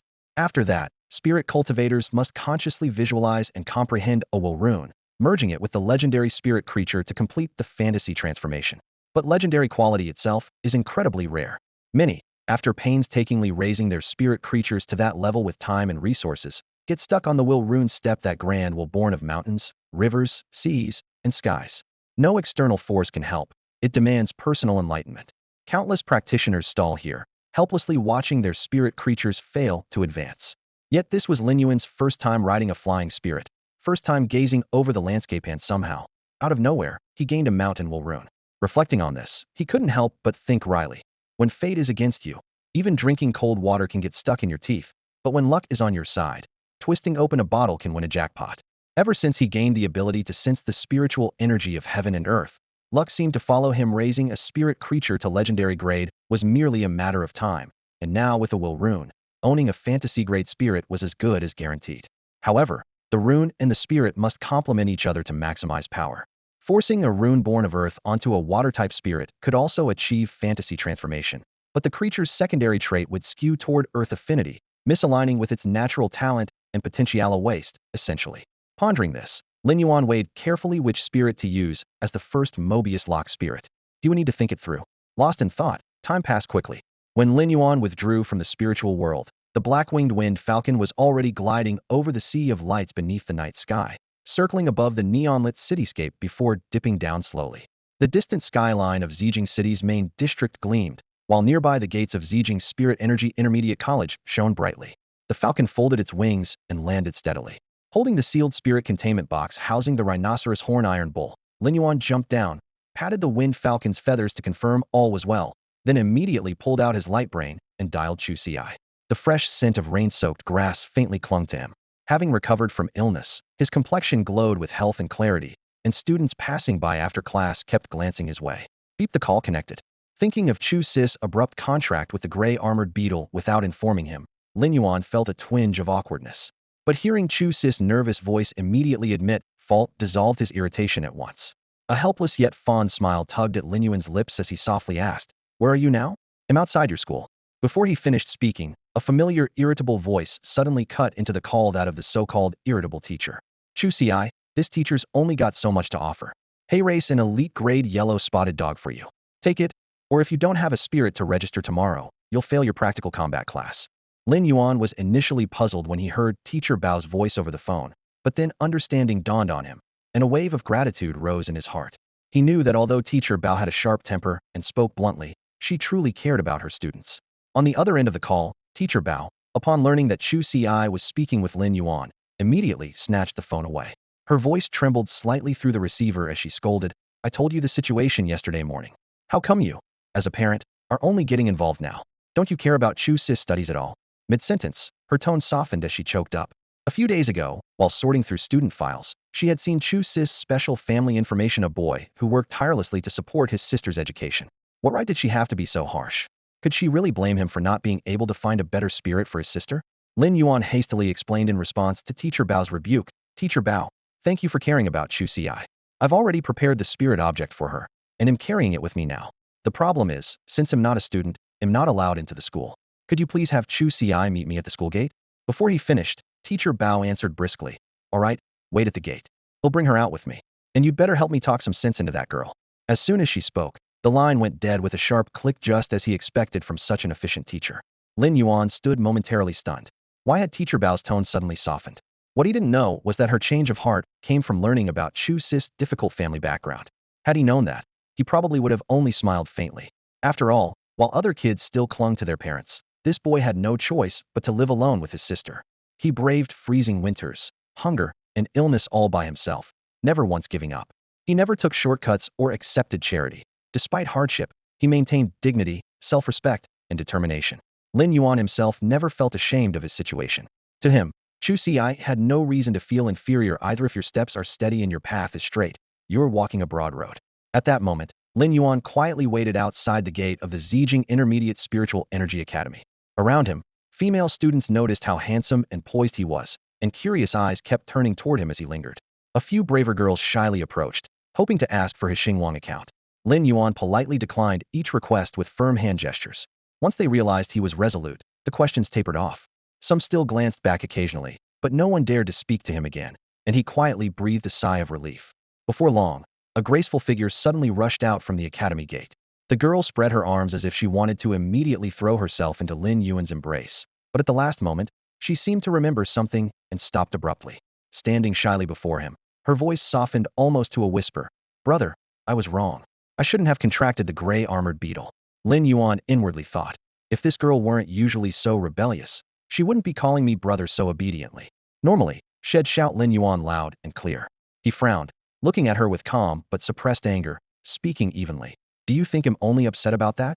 This kind of decision affects your entire future. Not only did you choose your first spirit without consulting me, you didn't even tell me you'd made the contract." Lin Yuan started speaking in a stern tone, but as he noticed Chu Sis' eyes welling up with tears, his voice softened. Suddenly, Teacher Bao's slightly breathless voice came from behind Chu Si. "Chu Si, why are you running so fast? Didn't you wait for the teacher? I'm not a combat professional, you know." Teacher Bao, the spiritual material analyst who teaches theory classes on spiritual materials, had chased them all the way to the school gate, still slightly bent over catching his breath. Lin Yuan stepped forward politely to greet him. Bao teacher glanced at Lin Yuan once and instantly regretted speaking so harshly over the phone earlier. The boy wore slightly faded but clean and tidy clothes, clearly living frugally. "You're Chu Sis' older brother, right?" "Hello." "Hello," Teacher Bao said, extending a hand warmly, his tone noticeably gentler than on the phone. "Chu Si is the most talented student I've seen in all these years, hard-working and serious about her studies. The first contracted spirit must not be chosen lightly. It's best to go straight for an elite level one. If it's only ordinary level now, by the time it grows into an elite, that time will have wasted Chu Sis' potential." As he spoke, he quietly calculated to himself, if the spirit Lin Yuan brought was only ordinary level, then the elite yellow-spotted dog spirit he had prepared with his own money could naturally become Chu Sis' contract. The yellow-spotted dog wasn't top tier, but at least it wouldn't waste her talent. Lin Yuan rarely visited Chu Sis' school, and hearing such praise for his sister directly from her teacher filled him with an uncommon pride. Chu Si gently tugged at Lin Yuan's sleeve and blinked to signal him. She knew the family's situation and worried the spirit her brother brought might only be ordinary level. She didn't want to accept Teacher Bao's yellow-spotted dog either. If she did, Lin Yuan would have to work hard to save money to pay him back. She had kept the gray-armored beetle contract secret from Lin Yuan originally to avoid burdening him, and now she didn't want to trouble him again. Lin Yuan bent down and picked up the spirit containment box on the ground. "Teacher Bao, thank you for taking care of Chu Si all this time. I brought a decent spirit for her. Is there somewhere at the school where she can sign the contract now?" Teacher Bao wanted to ask about the spirit's level but realized they were standing at the school gate, so he changed the subject. "Tonight is the deadline for students to report their first contracted spirit. Come to my office. Once Chu Si finishes signing, he'll report immediately." Lin Yuan looked at Chu Si and handed her the containment box. "This is the spirit you'll be contracting soon. Hold on to it for now and try to get closer to it." The large containment box seemed weightless resting in Chu Si's palm, but she felt its weight deeply, like carrying a 1,000-pound responsibility. At that moment, Teacher Bao's eyes also focused intently on the containment box. Teacher Bao stared at the imprisoned spirit box, feeling increasingly uneasy the longer he looked. Suddenly, his eyes narrowed sharply. He immediately recognized the branding on the side of the box. It was the ostrich totem, used exclusively for copper-grade imprisoned spirit boxes. That fleeting thought about a yellow spotted dog vanished instantly under his control. Even if the box didn't contain a copper-grade spirit creature, the container itself, crafted from an entire adult ostrich's leg bone combined with specially forged copper, was worth enough to buy 3 high-quality yellow spotted dogs, a clear sign of its value. The afternoon sun warmed the campus just right. As Lin Yuan stepped through the school gates, the youthful smiles all around lifted his spirits noticeably. He felt glad he had insisted on Chu Ci coming to school instead of staying home to help with the spirit creature shop. Passing through the hallway of the teaching building, the two arrived at Teacher Bao's office. The room was small but tidy and neat. By the window sat an iron cage housing a sleek, alert yellow spotted doga spirit creature. Teacher Bao had thoughtfully prepared early for Chu Ci. Lin Yuan's heart warmed. Though he had enough money in his StarNet account to buy dozens of such dogs, he could never buy the sincere care Teacher Bao showed without expecting anything in return. Teacher Bao sat on a wooden chair, examining Lin Yuan with a sigh that mixed relief and admiration. I asked you to find a better spirit creature for Chu Ci, and you showed up with this treasure. He patted the copper-grade imprisoned spirit box, both surprised and puzzled. If it truly held a copper-grade spirit, even an ordinary defensive type, it was a configuration any teacher could only dream of. What trick had this young teen pulled off to get such a rare prize? One moment, he worried Chu Ci's talent might go to waste. Now he worried about Lin Yuan's expenses. Chu Ci hugged the imprisoned spirit box, looking confused. The box hadn't been opened since it came into her possession. She had no idea what was inside, so why did Teacher Bao seem to already know its worth? Catching her gaze, Lin Yuan nodded slightly. Chu Ci, summon your first spirit creature and sign the contract. Taking a deep breath, Chu Ci pressed her palm to the box's mechanism, channeling spiritual energy. There was a soft click as the bronze lock popped open and the copper cover flipped aside. In the next moment, a shadow emerged slowly from a glowing halo, the mighty form of a powerful bull, its skin like refined iron, dark eyes glowing, and a horn on its forehead shining sharply, nearly the length of a forearm. Wow! Chu Ci gasped, disbelief clear in her voice. It's a copper-grade rhinoceros horn iron bull. Teacher Bao dropped his pen with a clack, eyes fixed on the long horn, his voice trembling with excitement. And it shows strong signs of atavism. Look at this horn alone, it's worth at least 700,000 Federation credits, a top-tier advancement material. Before he finished, the iron bull let out a low bellow and stomped its hind hooves heavily, cracking the floor's brick seams instantly. Lin Yuan whispered to himself in awe. Copper-grade spirit creatures already possessed notable intelligence. This iron bull clearly understood Teacher Bao's valuation and reacted with anger on the spot. The teacher's first instinct was to calculate its price, probably be just as furious if he were the bull. Teacher Bao picked up the fallen pen, unable to stop chuckling. A stubborn old habit flared up again, just another occupational hazard for a spiritual material analyst. Haha. Chu Ci stared blankly at the rhinoceros horn iron bull on the contract pedestal. Its jet-black metal surface reflected a cold gleam. Sturdy hooves pressed firmly against the ground, and the single horn on its head shimmered with bronze-colored veins, exuding a calm, yet fierce aura. It was precisely this aura that pricked at her emotions, and tears suddenly spilled from her eyes. Lin Yuan quickly reached out to wipe away her tears, his voice still calm. Why are you crying? Reserved as always, he wasn't good with words or comforting others, so he just gently patted the top of Chu Ci's head. Lin Yuan, did you sell the family store? Chu Ci choked back her sobs. She wasn't sure of the exact value of the rhinoceros horn iron bull, but judging by Teacher Bao's shocked expression earlier, plus the flawless appearance of this spiritual artifact, she was certain it wasn't something an ordinary person could afford. Teacher Bao thoughtfully stepped out of the office and quietly closed the door behind him to avoid disturbances. Lin Yuan ruffled Chu Ci's hair. Let's finish the contract first. Bao still has to report the artifact later. Don't want to hold up his work. We'll talk more over dinner tonight. With that, a surge of spiritual energy activated inside him, a faint blue glow spreading along his arm. You can sense the aura of heaven and earth now? Then your body, Chu Ci exclaimed with joy. It's already healed, Lin Yuan said with a relaxed smile. Her earlier tears had fallen silently, but hearing him say already healed broke her composure, and she burst into a mix of laughter and sobbing. Seeing Lin Yuan flustered, she wiped her eyes and explained, let me cry a little. These are tears of happiness. After a good 5 minutes, she finally stopped crying, feeling a rare clarity inside. Then, she completed the contract with the rhinoceros horn iron bull. A flash of spiritual light, and the fierce bronze-grade artifact was sealed into her spirit space. Outside, Teacher Bao heard the movement and stopped. He opened the door just in time to see the end of the contract ceremony and couldn't help but praise. Chu Ci's talent has always been top tier. Her initial artifact is already bronze grade, and what's more, it's a standout bronze grade artifact, the rhinoceros horn iron bull. At this rate, she might secure a pre-qualification spot for the Xiguang 100 Suns by year-end. Hearing this, even he was deeply moved. Xiguang 100 Suns is only for seniors, right? But Chusis, just a sophomore. Lin Yuan asked. Teacher Bao fixed his eyes on Chusi, speaking seriously. Xiguang 100 Suns is a selection of 100 young talents from Xiguang City competing for the title of Huiyao 100 Suns. 80 are chosen through practical trials. The other 20 are seed candidates purely selected for talent. Chusi has a shot at competing for one of those 20 seed spots. If she earns it, the city will concentrate resources meant for the Xiguang Intermediate Spiritual Energy Academy on her education, a huge boost for her growth. Of course, everything depends on her own efforts. Chusi nodded firmly. She had to give it her all, or else she would be letting down Lin Yuan's sacrifices. Lin Yuan wasn't worried about resources. Whenever Chusi came home on break, he could help her upgrade her spiritual artifacts, and any new artifacts she contracted, he could personally nurture. What mattered most to him was the academy atmosphere. Competing with peers was a true test of both mind and strength. He suggested they go out for a good meal and asked Teacher Bao for leave on Chusi's behalf. Teacher Bao readily approved her time off. After leaving Xiguang Intermediate Essence Academy, Lin Yuan walked down the busy street, carefully explaining his situation to Chusi. My health is fully recovered now, and the little shop is running smoothly, he said in a low voice as he dodged the bustling crowd. In a little while, he'll take the creator qualification exam. The creator exam? Chusi raised her eyebrows. She knew exactly what that meant. Every creator's achievements would be fully reported on StarNet. There was no hiding it. Lin Yuan decided to be upfront about his plans so she wouldn't worry. Chusi's gaze rested on Lin Yuan. He had grown taller, his clothes fit better, but he still carried that steady calmness. Still, she was a bit uneasy after all. Lin Yuan always shared good news but concealed bad. Lin Yuan, that rhino horn iron bull must be expensive, right? She asked cautiously.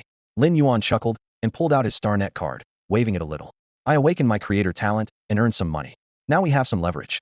They'll transfer 100,000 Federation credits to your card shortly. Buy whatever training resources you need at school. As for the rhino horn iron bull, it consumes tons of energy metal, so we're going to replace it with harder steel metal blocks. His eyes sparkled with satisfaction, not just because of the money, but because he could finally provide his sister with better training conditions. Chusi nodded obediently without refusing. Since she was 6 and Lin Yuan 8, the little shop had been his support. They were each other's only family, and that bond was carved into their very blood. Suddenly, a harsh street vendor's cry rang out. Cornbread. For 1 Federation credit. Chusi laughed and tugged Lin Yuan's sleeve. I want some cornbread. Lin Yuan glanced at the stall and reminded her. Haven't you been asking for hot pot all along? Eat cornbread first, otherwise, you won't have room for hot pot later. Chusi looked back at the steaming cornbreads in the basket and smiled sweetly. I want both cornbread and hot pot. Lin Yuan could only sigh and turn to buy it. As Chusi watched his back, her thoughts drifted back a few years when she was seriously ill. Lin Yuan had searched for healers everywhere and finally saved her, but they survived on little else but cornbread for half a month. Rough and plain, it was the only food they had back then. What are you thinking about? Here, cornbread for you. Lin Yuan handed her a paper bag, pinching the top to let out rising steam. Don't eat too much, or don't drool when you see me dipping meat in the hot pot later. Chusi stuck out her tongue. Got it, brother. She bit into one. The taste was exactly as she remembered, yet with an inexplicable sweetness. Was it because the seller actually added sugar, or because her heart made it taste better? She couldn't tell. After the hot pot meal, Lin Yuan saw Chusi back to school. Parting was always reluctant, but life continued to get better and better. This time, Lin Yuan didn't take a flying spirit to return home. Instead, he hired a sturdy donkey cart. The steady wheels crunched over the gravel road as he leaned against the wooden carriage wall, enjoying the rolling green hills along the way while quietly mapping out his plans. He had decided to give up running the little spirit shop on the street corner. The rent, the stock deliveries, and all the daily hassle took up too much energy. It was simpler to move everything onto the Star Network, where the spirit trading system was well established. Once he registered a store and uploaded spirit details, auctions, settlements, and deliveries would all be handled automatically. When he got home, he planned to memorize the beginner textbooks for the 3 professions: intelligent general scholar, spirit researcher, and spirit materials analyst as preparation for the creator certification exam. Once he passed and displayed the creator certified badge online, he could officially accept all kinds of custom spirit orders. Improving himself remained the core for someone working with spiritual energy. Lin Yuan thought. After getting the creator certification, besides evolving spirits to boost his own spiritual power, he would only take a few high-profit custom orders and spend the rest of his time nurturing his own spirits. He already had a willpower rune. If he could raise the contract spirit to legendary quality while still at the bronze rank, He might even cultivate a bronze rank fantasy species. A quicker evolution meant greater potential. The night breeze was cool, and the carriage smelled faintly of grass and wood. As the sky darkened to its deepest, and the horizon faintly showed the first light of dawn, the donkey cart slowly entered Xia County through the mist. The sunrise painted the ridges a soft red. Lin Yuan jumped down, paid the driver, then instead of going straight home, he turned back toward the spirit market. He picked out a full 150 pots of Qingluo, none even reaching common grade, and asked the shop to deliver them immediately to his small store. After completing this purchase, he resolved to switch all future stock acquisitions to the Star Network channel. Though the shipping cost raised the unit price slightly, it would better conceal his ability to evolve spirits. Once all these Qingluo had evolved to elite grade, he estimated his spiritual energy reserves would break through to grade D, finally earning an official level certification. Stopping outside his shop, he hesitated. The Mobius Spirit Lock could only bind healing, support, or plant-type spirits, and he had long planned to contract a healing spirit. Yet most healing spirits at the common grade lacked actual healing skills in their basic repertoire. For instance, the Clear Pond Carp's ability was just a physical attack with its fins, hardly suitable for spirit locking. In contrast, the Lily's Heal was the sharpest healing skill among basic moves. With the thought firm in his mind, he turned back toward the market and specifically picked out a common quality, level 1 Lily Spirit, holding it carefully as he brought it back to the shop, intending to complete the spirit lock later. As he pushed open the door, Songming and Yining immediately rushed over, their wings and tails wrapping tightly around him. Because they were fragile, he rarely left their sight before. After a night away, they seemed especially clingy now. That feeling of their dependency and care warmed Lin Yuan's heart. Lin Yuan returned to the shop, and soon the owner had helped carry an entire cartload of green luo plants inside. The modest-sized room quickly filled up with 150 pots of green luo, stacked so densely that only a narrow path remained. Lin Yuan wiped the sweat from his brow, then carefully selected one pot. He first evolved it to the common level, then upgraded it to elite. The vibrant green leaves instantly became plump and glossy. He gently placed this elite green luo on a high shelf against the wall, then turned to instruct Yining in the air. Yining, this elite green luo will be your exclusive food from now on. Once you break through to the elite level yourself, he'll prepare a bronze-grade green luo for you. Yining fluttered joyfully, circling twice above the fresh green luo before landing. Her clear, melodious song echoed throughout the room. Compared to the ordinary green luo she had occasionally tasted before, this elite grade was far more delicious, and it was even prepared personally by Lin Yuan, which made her especially satisfied. After arranging things for Yining, Lin Yuan brought over a small white porcelain bowl and filled it with pieces of energy biscuits. These biscuits were compressed from various low-level spirit materials designed as highly nutritious food specifically for omnivorous spirit creatures. They were rather expensive, something Lin Yuan couldn't afford in the past. But now the situation was different. It was time to upgrade Smart's diet as well. Smart sniffed the biscuits eagerly, his eyes instantly sparkling like twin stars. His small teeth gnawed through the energy biscuit with audible crunching, enjoying every bite. Seeing both contracted spirits so content gave Lin Yuan a deep sense of accomplishment. After finishing the feeding chores, Lin Yuan went upstairs for a shower. The hot water washed away the sweat and grime from his back.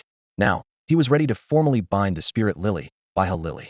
As soon as the binding succeeded, he would officially enter the ranks of combat-type spirit aura practitioners and as a rare healer at that. Healers have always been respected among combat professions, not only because they are few, but because their primary role is healing rather than direct damage output. Whether in the Star Network tournaments or guild missions, healers must team up with other warriors to face danger. Lacking self-defense abilities, they rely heavily on teammates for protection. Conversely, a healer's existence is the lifeline of the entire team, which is why they are so highly regarded. However, Lin Yuan did not worry about his own safety. His affinity extended beyond just healing, was also connected to the support type. Support roles are somewhat ambiguous, but some specific spirits naturally possess control or debuff abilities. While such skills can inflict damage, many players prefer amplifier-type support skills. In the future, as Lin Yuan's Mobius rank rises, he can bind more spirits and combine healing and support abilities on his own. Even if he only started with basic skills, these would be continuously strengthened as his spirits advanced. Spirits that break through to bronze rank gain exclusive traits that greatly enhance their base skills' effectiveness. Therefore, Lin Yuan never felt basic skills were too weak. Moreover, he had a unique ability to evolve spirits himself. With his spirit evolution ability, any spirit reaching bronze rank would inevitably attain epic quality. He could only use the basic skills of spirit-locking creatures, which meant that when choosing traits, he didn't need to overthink. It was best to pick those that enhanced the basic skills, making him even stronger. For Lin Yuan, the real choice was simply which spirit creature to lock. so as to maximize the synergy of his skill-set advantage that other healing or support spirit users could hardly match. He lowered his gaze to the lily planted in a plain ceramic pot resting in his palm. The spirit creature was common grade, level 1, with ordinary quality. Its leaves were thin, yet vibrant with life. Lin Yuan gently stroked the cool veins on a leaf with his fingertip, setting his mind on this as the beginning. This lily would be the first creature to be spirit-locked. He summoned his mental energy to connect with Mobius on his right hand, then activated its exclusive trait, Spirit Lock, without hesitation. The next instant, a surge of mental energy rippled through his body as Mobius released his mental power in response to Lin Yuan's intent, forging a contract with the lily and successfully locking the spirit. At a closer inspection, Lin Yuan realized that the mental energy consumed was the very portion he had already invested when initially contracting Mobiushi's current mental reserves remained untouched. This brought him great delight. Simply communicating with Mobius was enough to complete the spirit lock without any additional mental expenditure. By saving such a large part of the process, he could easily contract another low-cost spirit creature even one below common grade and nurture it slowly like he had done with Songming and Yimin in the past. His mind quickened with ideas. Since he was naturally attuned to healing, support, and plant-type spirit creatures, and now Mobius already covered healing and support, he could pick a plant-type combat creature next, adding a layer of self-defense for future survival in the wild. Of course, all of this still required careful consideration. With the spirit lock complete, Mobius' attributes changed accordingly. Lin Yuan immediately infused spiritual energy into the lily. After more than an hour, the once common grade, level 1 lily had ascended to elite grade, level 1, with refined quality. Its leaves had grown even more delicate and vibrant, the layered shades of green instantly uplifting one's mood. He then accessed Mobius' updated data. Spirit creature name, Mobius. Species. Level, elite grade, level 1. Type, spatial mystical. Quality, refined. Skills. 1. True data converts information invisible to the naked eye into data, possibly revealing hidden truths not apparent from external appearance. 2. Calm passive strengthens with level, stabilizes the mind, and occasionally resists negative status effects. Exclusive trait, Spirit Lock Mobius spatial domain can nurture spirit creatures. The nurtured creature's starting level cannot exceed Mobius. Mobius cannot progress through conventional leveling. Its level rises alongside the nurtured creature, inheriting its initial skills. No new skills are gained. Each major level gained allows Mobius to nurture an additional spirit creature, with leveling methods unchanged. Common grade Spirit Lock, Lily currently elite grade, level 1, refined quality. Skill, healing restores external injuries.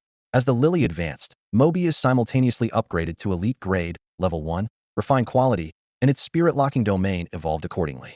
Lin Yuan entered the domain carrying the lily, noticing that the space had expanded from roughly 30 to 40 square meters to more than double now, about 80 square meters in size.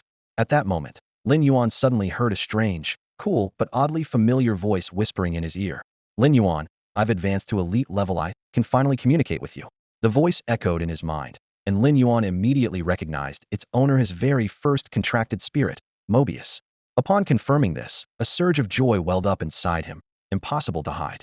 For spirit energy practitioners, their spirits are their closest companions. The last time he briefly connected with Mobius, the spirit had been so weak it could only convey vague emotional waves.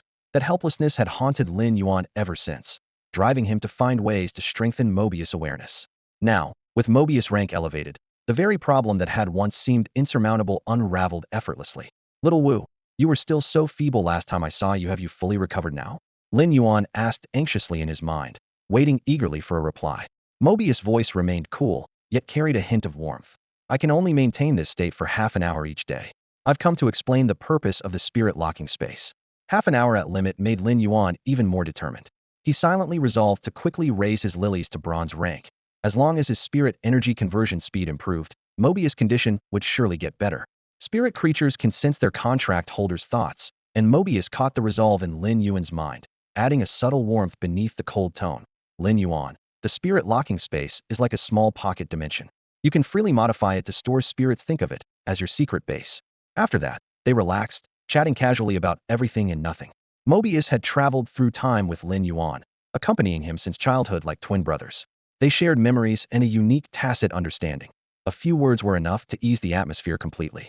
But the half hour passed quickly, and Mobius returned to the weakened form that could only transmit brief consciousness. Still feeling the warmth of their exchange, Lin Yuan began planning his next steps.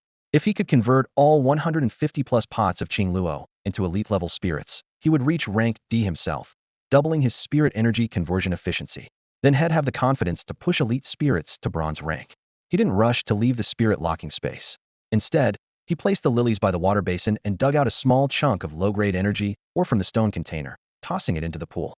The moment the ore touched the surface, it dissolved rapidly, the spirit energy absorbed entirely by the water, then slowly dissipated like a fine mist spreading around.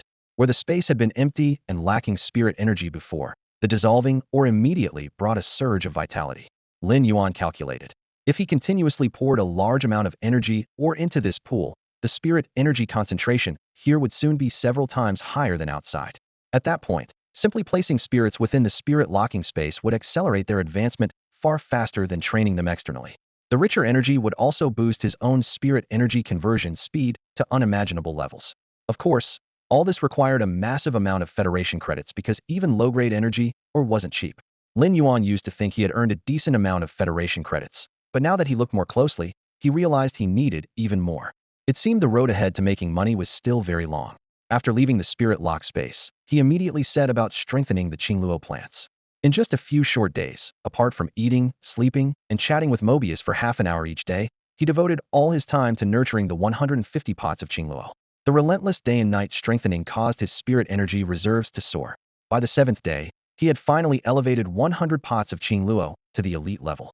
At this moment, Lin Yuan keenly felt the spirit energy within him approaching a whole new magnitude once he broke through. The thin gaseous spirit energy would condense into a dense mist, officially allowing him to step into the ranks of D-level spirit energy practitioners. During the same period, Yang Mingkai was far from idle. For the spirit plant cultivation base, he had spent all his savings. Unable to build a factory, he rented an existing facility instead. The equipment was complete, and the space ample. The only thing he was missing was the 70-plus pots of elite Qingluo that Lin Yuan had promised. Although he had Lin Yuan's number, Yang Mingkai had never dared to call such a large order surely involved a creator behind the scenes, and pressing him might seem distrustful or add pressure. So he anxiously counted down the days and arrived punctually at Lin Yuan's shop, knocking on the door. The moment the door opened, Yang Mingkai's eyes were met with row after row of vibrant Qingluo. Their jade green leaves shimmered under the lights, glossy and lush like stacks of flickering Federation credits, dazzling him so much that his throat tightened. Brother Yang, all 100 pots of elite Qingluo are here. You originally asked for 76, just pick from these, Lin Yuan said, stepping aside. Only upon entering did Yang Mingkai realize the quantity far exceeded what he needed, and he was almost bursting with excitement. Little brother, what about the extra 24 pots? Have you found buyers for those? As soon as the words left his mouth, he scolded himself inwardly. A light Qingluo was hardly hard to sell. If only his budget were a little tighter, he'd want to take all 100 pots himself. With over 120 pots of elite Qingluo, his base could focus solely on cultivating Qingluo during its early phase, never worrying about sales, and the operation model could snowball into something much bigger. Lin Yuan had originally planned to let Yang Mingkai take the 76 pots and list the remaining 24 on the StarNet shop. He had already applied for the shop on the day he returned to the city, only passing the review last night, but hadn't posted any items yet. Since Yang Mingkai wanted to take them all, it saved him the trouble. Brother Yang, if you want them, they'll give you the whole 100 at the original price, Lin Yuan offered generously. Yang Mingkai was overjoyed, feeling Lin Yuan's loyalty deeply, almost wanting to grab him on the spot to swear brotherhood. Seeing Yang Mingkai so happy, Lin Yuan glanced again at the 100 pots of elite Qingluo in the room and thought to himself that being a creator really was a great profession. Yang Mingkai carefully secured 100 pots of Qingluo onto the crown of the tumor fire salamander and packed them up for immediate transport. At the same time, Lin Yuan successfully collected the payment for this transaction, a full 3.3 Huiyao coins, converted to Federation currency, that amounted to a whopping 3.3 million. Seeing this sum hit his pocket made his heart skip a beat. If the last income had only made him realize that Spirit Beast's evolution could be profitable, then these 3.3 Huiyao coins clearly told him that money was no longer the biggest obstacle in his way. What he needed to focus on now was how to continuously convert this capital into tangible strength. Spirit beasts require limited resources during lower-level evolution, but once they reach higher tiers, the demand for materials becomes a bottomless pit. Even just upgrading his spirit locking space, he couldn't accurately estimate how many precious materials it would consume. With this in mind, Lin Yuan silently set a goal for himself, to become a qualified stash rat, storing away any good things he came across, piling resources to a level that made him feel secure, experiencing the unique sense of safety and satisfaction that only a stash rat knows. 2 days passed in the blink of an eye. The moment Lin Yuan pushed the 34th pot of Qingluo into the elite tier, the the thin gaseous spiritual energy inside his body suddenly contracted, finally compressing into a dense, mist-like aura. That cloud of mist was almost about to condense into liquid droplets, as if just one more push would break the threshold. If the mist could truly liquefy, it would mean he had stepped across the threshold into a crank spiritual energy practitioner. The results of this test were immediate. After becoming a Drank spiritual energy practitioner, he took another pot of ordinary Qingluo and evolved it into elite level in less than 10 minutes, increasing his speed by more than 6 times compared to before. At that moment, he heard 2 soft puff sounds from his body. Looking down, he found the source was the 2 little companions clinging to his shoulders, Songming and Yinin. These past few days, they had been sticking close to their master, training alongside the dense spiritual energy. Now, they too had broken through the limitations of the ordinary rank and both advanced to elite level. Lin Yuan immediately accessed the data panel to check. Spirit Beast Name, Baiwen Beast. Spirit Beast Taxonomy, Felidae Intelligent Cat Genus. Spirit Beast Rank, Elite Level 1. Spirit Beast Affiliation, Mental Type. Comprehension Quality, Elite Grade. Skill 1 Precise Memory, capable of capturing and preserving every minute detail when recording information. Skill 2 Knowledge Analysis, able to perform diversified, systematic preliminary analysis of memorized knowledge.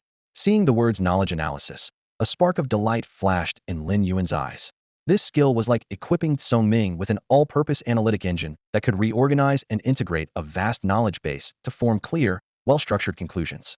Not even ordinary scholars and certainly not all high-level researchers could internalize the details of hundreds of books, let alone perform cross-comparisons and systematic analyses like this. Now, Songming had effectively become a walking sage, a true database and data analysis expert, making Lin Yuan feel even more satisfied with naming it Songming, which means clever. Lin Yuan, I can remember so much more now.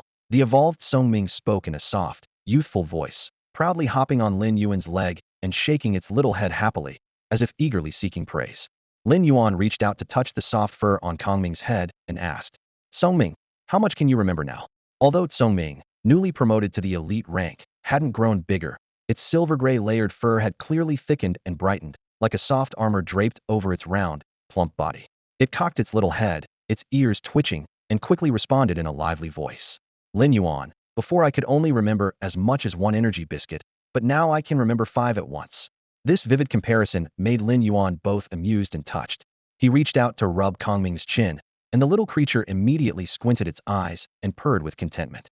Once upon a time, Kongming's favorite food had been braised pork, constantly using it as a reference. But after tasting energy biscuits, its metaphors changed completely, showing just how loyal this little foodie was to the delicacy ranking. The surge in memory capacity delighted Lin Yuan. At first, Kongming's mind could only hold the content of 3 to 5 books. After leveling up to normal rank, it expanded to 100, and now as an elite, it had suddenly climbed to 500, a number ordinary people might never reach in a lifetime, let alone memorize completely. In the past, Lin Yuan had to carefully pick books for Songming, but now it could absorb entire series like Beginner Scholars, Spirit Observers, and Spirit Material Analysts while still having space left to preview other fields of knowledge. When the 100 Questions Beast first advanced to normal rank, Lin Yuan was overjoyed.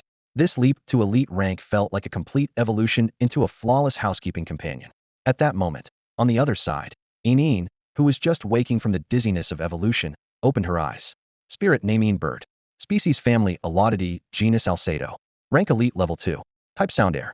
Comprehension Quality Elite. Skills. 1. Sound Spike. Fires sound-formed spikes at a designated target. 2. Turbulence. Flaps wings to generate continuous, rapid, and irregular airflow. Yinin had originally planned to fly to Lin Yuan's ear as usual, but upon flapping her wings, she glanced down at her new feathers and immediately chirped excitedly. After failing to become a songstress bird, she had long dreamed of its blue plumage. Now, her original green feathers had completely transformed into blue, but not the deep navy of a songstress bird, rather a sky blue as clear as a cloudless day, drawing the eye in at a glance. Despite the change in color, Yinin's body remained only half the size of a palm, becoming even more exquisite. Faint patterns appeared across her sky blue feathers, subtly lighter than the main color, which Lin Yuan couldn't quite decipher yet, only sensing they resembled wisps of cloud. Spirit evolutions always progress step by step. No feature appears randomly only to vanish in the next stage. Every change leaves clues to its purpose. The barely visible cloud-like patterns should only become clear and functional once she reaches the bronze tier in the next evolution. Yinin was now exquisitely stunning beyond belief. Among elite-grade spiritual creatures, even compared to those prized for their looks, she still held a top position. Her sapphire blue feathers shimmered brilliantly in the sunlight. Enine lowered her head, inspecting herself for a moment, then chirped happily as she hopped onto Lin Yuan's ear, puffing out her chest and lifting her head to sing in the most joyful tone. The change in her song was immediate and striking. Her voice, once of hall-level quality, now resembled the fabled song of the thornbird. Every modulation seemed to praise life itself, with a clarity like a sea spirit's call, even echoing the rhythms of the sun and moon, the kind of perfected vocal ability only an elite-level soundbird like Enine could achieve. Compared to that, Lin Yuan valued her attribute upgrade even more. Now evolved, Enine was no longer solely sound attributed. She carried a dual sound plus air type. He had worried that being limited to a single sound attribute would restrict her, but now, with dual types, her future possibilities had instantly expanded. Thinking this through, Lin Yuan walked to the door and pulled out a 1 centimeter thick wooden board he had used earlier to test damage. Holding it before him, he said, "Enine, use skill turbulence." Enine immediately fluttered her wings, charging her small body with energy as an irregular and chaotic air current suddenly burst from around her. She skillfully directed the turbulence against the wood board, which buzzed as if scraped repeatedly by countless sharp blades. Within mere moments, the board's volume was shaved down by a third, its edges shredded into wood chips. The offensive power of an elite-grade creature was in a completely different league from her former ordinary level. Lin Yuan nodded approvingly, and then took out an iron plate from a rack, sticking it into the soil in the yard. One more round of turbulence. Target the iron plate. With practiced wing beats, the turbulence swirled around the iron plate, making it creak and crack, but there was no visible damage. Just when Lin Yuan thought that would be it, Enine let out a clear note, and with the instantaneous strike of her sound spike, a small hole suddenly appeared in the center of the iron plate. The turbulence seemed to find a breach, surging in wildly and quickly tearing open a large gap. After the turbulence faded, only a ragged, broken iron plate remained on the ground. Lin Yuan couldn't help but give a thumbs up. The instantaneous release of sound spike paired with turbulence's sustained damage and control was even more effective than expected. Sound spike acted like a stealthy hidden weapon, while turbulence continuously weakened targets and initially swirled around Enine, forming a temporary shield that protected her from sudden counterattacks. Pleased by the praise, Enine darted joyfully around the courtyard, then landed on Lin Yuan's smart head, hopping left and right as if showing off her newfound strength. With both his clever companion and Enine evolving, Lin Yuan felt much more confident. Just then, something suddenly occurred to Lin Yuan, and a grim thought crossed his mind. It seemed like he had completely forgotten about those two web-spraying spiders all this time. Could they really be dead by now? Lin Yuan's heart jolted, and he almost ran back inside. He lifted the lids of the two elite spirit-trapping boxes on the table. The moment the covers opened, he saw the two web-spraying spiders lying with all four legs on the ground, motionless. Their dark brown shells had lost their shine, looking utterly drained of life. Please don't tell me they starved to death, he thought, taking a deep breath. Holding on to some last hope, he placed both hands on their backs and began channeling spiritual energy continuously. As the energy circulated in his palms, the fine hairs on the spiders' backs trembled slightly. 1 minute passed, then 2, until the 5th minute. One spider's legs twitched faintly. There was a reaction. Finally, Lin Yuan exhaled in relief. Thank goodness. They were just extremely weakened, not truly at their end. He didn't upgrade the two spiders immediately. Instead, he turned and clipped a few strands of elite-grade Qingluo vine from the spirit plant rack. Qingluo vine was rich in energy and a quick restorative for these omnivorous web-spraying spiders, though hardly delicious. Lin Yuan offered the vine strands to them, and the spiders eagerly bit into them, the sticky juice spraying everywhere. Each spider consumed 5 strands, and their previously sunken abdomens finally swelled back up, their claw tips regaining strength. After confirming their condition had stabilized, Lin Yuan began the real work, pushing these two elite-level perfect-quality web-spraying spiders toward the bronze tier. Before upgrading, he had already decided only upgrading tiers, no rush to get to epic quality.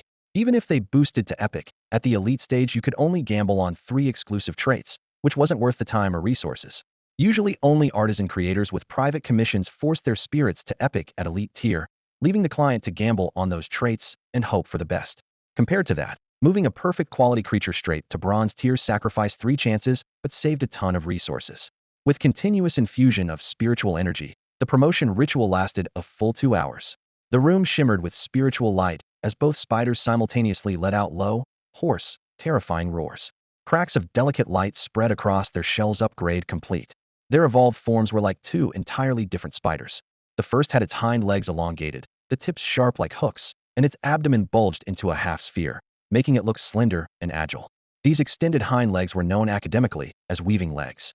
It had chosen the intelligence mutation path, with no obvious size increase, but far stronger web weaving ability. Its exclusive trait, sticky webs. Each strand was coated with extreme adhesiveness, greatly enhancing its capturing and binding power. The second evolved toward an ancient atavistic form, doubling in size with a brownish-yellow carapace that shimmered faintly green, as if covered in a layer of poisonous mist. Its exclusive trait was venomous strike its body, and even the webs it spun carried potent toxins, greatly increasing its lethality. Although its control didn't improve, it gained a deadly offensive capability. Two completely distinct evolutionary directions and styles of exclusive traits completely refreshed these spiritually linked creatures. Lin Yuan nodded in satisfaction. Although not top tier, this configuration was definitely above average. Listing them on the Star Network would surely fetch a good price. Starting from the same origin, but diverging so vastly at the bronze tier, made Lin Yuan truly grasp the meaning behind the saying bronze tier spirit creatures very wildly. Controlling their evolution felt like personally creating new life forms, innovating species old and new. The experience stirred his heart and gave him a sense of life's epic grandeur. Sunlight poured obliquely through the window glass and into the spirit creature shop, falling softly on his shoulder and on the two web-spraying spiders that had just evolved into bronze-tier creatures bathed in a warm, golden glow. To these newly evolved bronze-tier spiders, that light in their eyes was the dawn. Though the dawn was merely the faint glow that first outlined distant mountain ridges at daybreak, to the two web-spitting spiders, this faint light was undoubtedly a salvation of life. Scorching spiritual energy surged into their bodies through the hands pressed against their carapaces. Their dying organs began to pulse anew, and their cold shells gradually warmed. They had no idea that the very dawn that pulled them back from the brink of death would soon hang them on the StarNet's shelves, waiting for the next contractor to claim them. For the creators, evolving spirit creatures and then reselling them was simply a way to find new contractors for these beings. The mutually supportive relationship between practitioners of spiritual energy and spirit creatures was vividly expressed through this ongoing cycle of evolution and trade. The practitioners poured their heart and soul into enhancing the creatures, and in turn, the creature's growth boosted the practitioner's combat strength. Lin Yuan withdrew his hand and took out his StarNet card, instantly connecting his mind to the virtual network known as humanity's second world. In earlier years, he had spent more time browsing ordinary websites stuck in the era before the resurgence of spiritual energy, gathering all kinds of knowledge on spirit creature cultivation. Logging into the StarNet itself was a rare occurrence for him. Consequently, his StarNet profile was almost blank aside from his name, age, and basic identity information. Now, rather than adding details about spiritual energy levels, contracted spirit creatures, or hobbies, he went straight to the StarNet store he had just registered. The application fee was a staggering 100,000 federal credits, an expense that gave him sleepless nights and sharp pangs of regret. Yet when the virtual space revealed his own one-star shop, the pain dulled significantly. Even a beginner one-star shop offered 200 square meters, more than double the less than 80 square meters of the two-floor small shop he ran in the real world. The pristine white walls and empty floors held endless potential waiting to be developed. Of course, turning this empty shell into something decent would require pouring more credits into purchasing decoration data on the StarNet. The shop was unnamed, so Lin Yuan casually changed the sign to No Regrets Spirit Creature Shop. He submitted it for approval, which passed in a second. Satisfied, he nodded and a familiar slogan from his past life popped into his head. You won't lose, you won't be deceived, only genuine value. Come inside and have a look. The shop name boldly spelled out that confidence and sincerity. He felt awesome, didn't begin to describe it. At that moment, the clever little creature resting on his lap lifted its head and tilted it curiously, staring up at its owner's smiling face. The little one felt Lin Yuan seemed not so clever just then, but couldn't put its paw on what was odd, blinking its large eyes in puzzlement. Having confirmed the shop's layout, Lin Yuan's remaining feelings of financial sting evaporated in the spaciousness of the 200 square meters. One-star shops had standardized environmental data that truly existed within the StarNet. Every transaction here would synchronize with reality. With this in mind, Lin Yuan got to work. He scanned the StarNet card over Xiguang, who had evolved to the elite level, and then over the two web-spitting spiders he had just rescued, one after another, creating detailed digital records. All the data transformed into icons floating on the virtual shelves. Finally, Lin Yuan uploaded the elite-level Xiguang and the two web-spitting spiders onto the store's listings for sale. A virtual image composed of the elite-level Xiguang and two spray web spiders instantly appeared inside Lin Yuan's shop. The holograms were nearly indistinguishable from their real-life counterparts. The veins on the Xiguang leaves and the silk sacs on the spiders' abdomens were clearly visible, making Lin Yuan genuinely marvel at the sophistication and realism of the StarNet technology. A system prompt then popped up.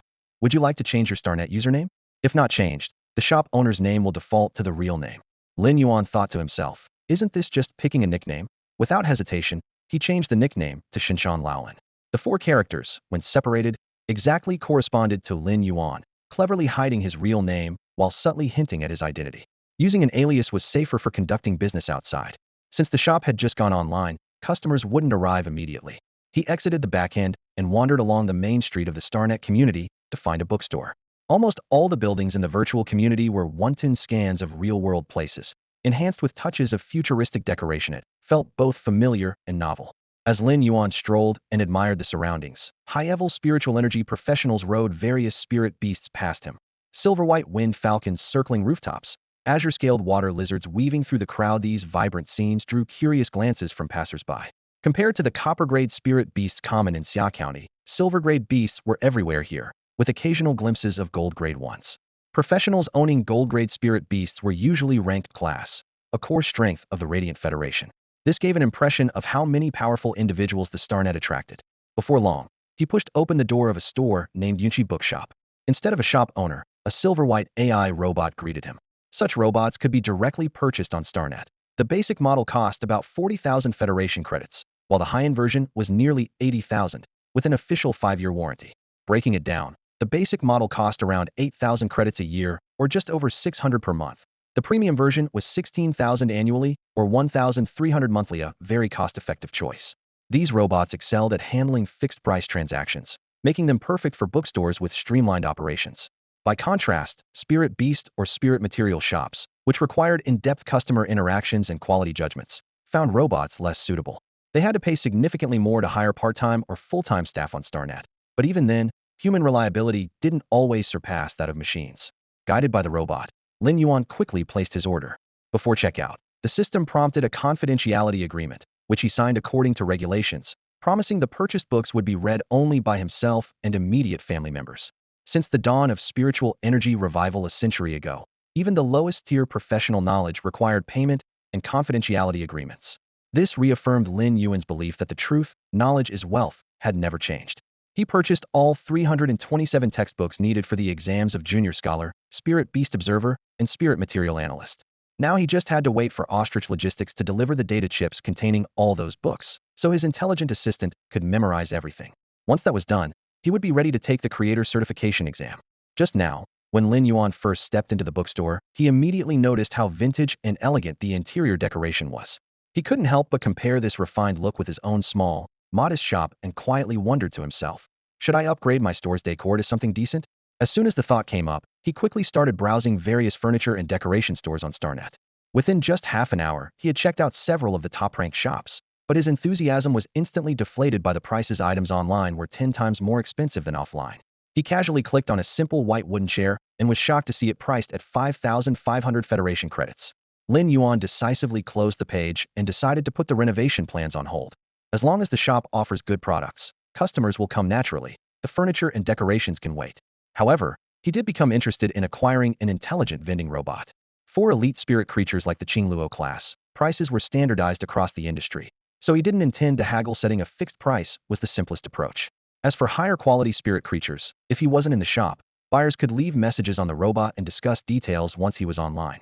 Although the intelligent robot was a bit clumsy to operate, since the shop was just starting out, he could manage it all by himself. Recruiting reliable staff could wait, and depended on good fortune anyway. After finishing his decision, Lin Yuan returned to his small shop, ready to place an order for the robot. But when he pushed the door open, he was stunned. There was already a customer inside. The girl looked about 14 or 15, wearing a neat blue denim outfit, but amusingly, she had a cute little bumblebee hat on her head. At that moment, she was bent over, inspecting 2 web-spitting spiders behind the counter. She looked back and forth between the two, pursing her lips in obvious dissatisfaction. Business at the door, Lin Yuan quickly approached her. Are you interested in either of these 2 web-spitting spiders? The girl seemed startled by his voice. After waiting some time, she looked up, hands on her hips, complaining. Are you the shop owner? There isn't even an intelligent robot here. I just had to wait around not knowing when you'd come back. Lin Yuan smiled apologetically. The shop only opened today. The robot hasn't been set up yet. Oh, the girl said with a look of realization. No wonder. I've been looking for a shop selling copper-tier spider spirits. Today's the first time I found you.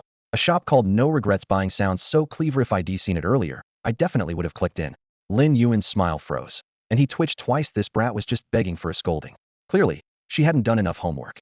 Realizing she had misspoken, the girl stuck out her tongue and quickly changed the subject. Hey mister, how much are these 2 spiders? Don't charge too much.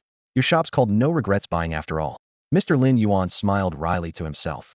Usually people called him young man or bro, but this was his first time being dubbed mister. Still, a strong start to a business had to be greeted with a smile. Patiently, he explained. This smaller one with slender weaving legs has an awakened exclusive trait of sticky webs. The larger one, with a greenish body, possesses the awakened trait of deadly venom. When Lin Yuan mentioned the lethal poison, the girl let out a sharp ah and instinctively jumped backward. With nothing to hold on to behind her, she tumbled down with a thud, landing on the floor. The adorable little bee hat perched on her head slipped off and rolled away. Lin Yuan reflexively reached out to help her up, but when he got a clear look at her head, the words slipped out before he could stop them. Egghead. Ah! The piercing scream inside the shop was even sharper than when she had fallen moments ago. Flustered, the girl hurriedly grabbed the bee hat and shoved it back onto her head, pressing down hard as if she could sew the brim into her skin. Her cheeks puffed out in anger, and she glared at Lin Yuan, defending herself. This is a side effect from treatment after being stung by a ghost thorn hair spider. My hair will grow back in a few months. I'm definitely not an egghead. Watching her reddened cheeks, Lin Yuan scratched the back of his head awkwardly, a mix of apology and secret amusement swirling inside him. Although calling her egghead had been an accident, it wiped away his earlier annoyance at being mocked about the shop's silly name and called uncle. The name Ghost Thorn Hair Spider stirred something in Lin Yuan's mind. He vaguely recalled hearing about someone who had been stung by this extremely venomous spider but survived after treatment, though details escaped him. Since this girl was lively and standing right in front of him, it was clear she had received treatment immediately from a healer spirit of at least gold rank. The girl turned away and stopped paying Lin Yuan any attention. Wearing her hat, she swayed back and forth, eyes fixed again on the 2 bronze rank web-spraying spiders behind the counter. Clearing his throat, Lin Yuan asked, "Do you really like spider spirits?" That question hit a nerve. The girl jumped up, raising her voice. "I don't like them at all. Who likes those hairy bugs?" Her tone softened halfway through as she trailed off, "But my affinity talent is with spiders." The very creatures she hated were her destined partners. Lin Yuan chuckled quietly, then marveled at the contrast. Spiders belong to the arachnid order, spread across various combat classes with huge potential for customization.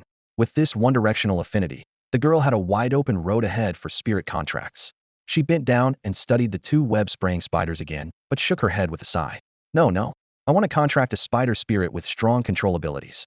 These 2 have relatively weak, unique traits.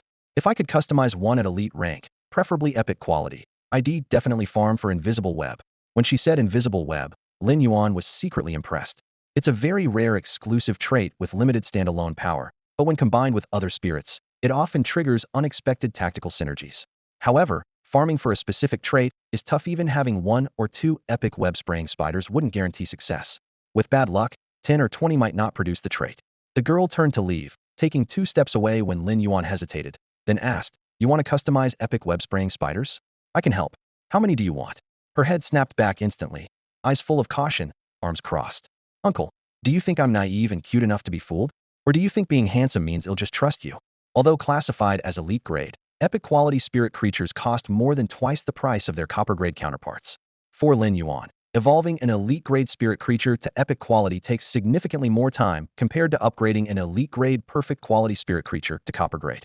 After all, creators capable of pushing elite grade spirits directly to epic quality are extremely rare, and a level 1 creator couldn't even dream of it. He stared with a wry expression at the egghead girl before him and waved his hand. Let's go. Check out other shops. Maybe you'll find the spider you want." Before he finished speaking, he turned to buy an intelligent robot, but the girl grabbed his sleeve. Her big round eyes blinked, and the little bee antennae on her head swayed. She really did look like a little bee. "Uncle, how about adding me as a Xiguang friend?" Lin Yuan looked at the shiny egghead and replied dryly, "No Xiguang friends for now. If you want to buy something, just come to the store." The girl immediately looked hurt. "Uncle, are you mad? Your store doesn't even have furniture decorations. I've been tricked so many times. I'm scared now, so I'm just being cautious."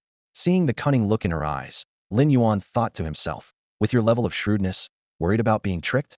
You're one to scam others." Yet in the end, he still handed over his Xiguang business card. The girl quickly handed over her card as well. Just as Lin Yuan was about to check it, a burst of laughter came from nearby. "Ha ha ha, Deep Mountain Forest. What a ridiculous name." Lin Yuan looked up calmly and fired back. "Don't sharks all live and stream in the clouds?" "What? You just called me a shark?" "No, I said stream in the clouds." "No, I heard you. You call me a dumb shark." After some banter, the 2 officially signed a contract on Xiguang. The girl, whose Xiguang name was Stream in the Clouds, ordered 5 elite-grade epic-quality spraynet spiders at 2 Huiyao coins each. During the signing, she calmly swiped her card to pay 10 Huiyao coins in full. Lin Yuan was quietly impressed. This is what you call deep pockets.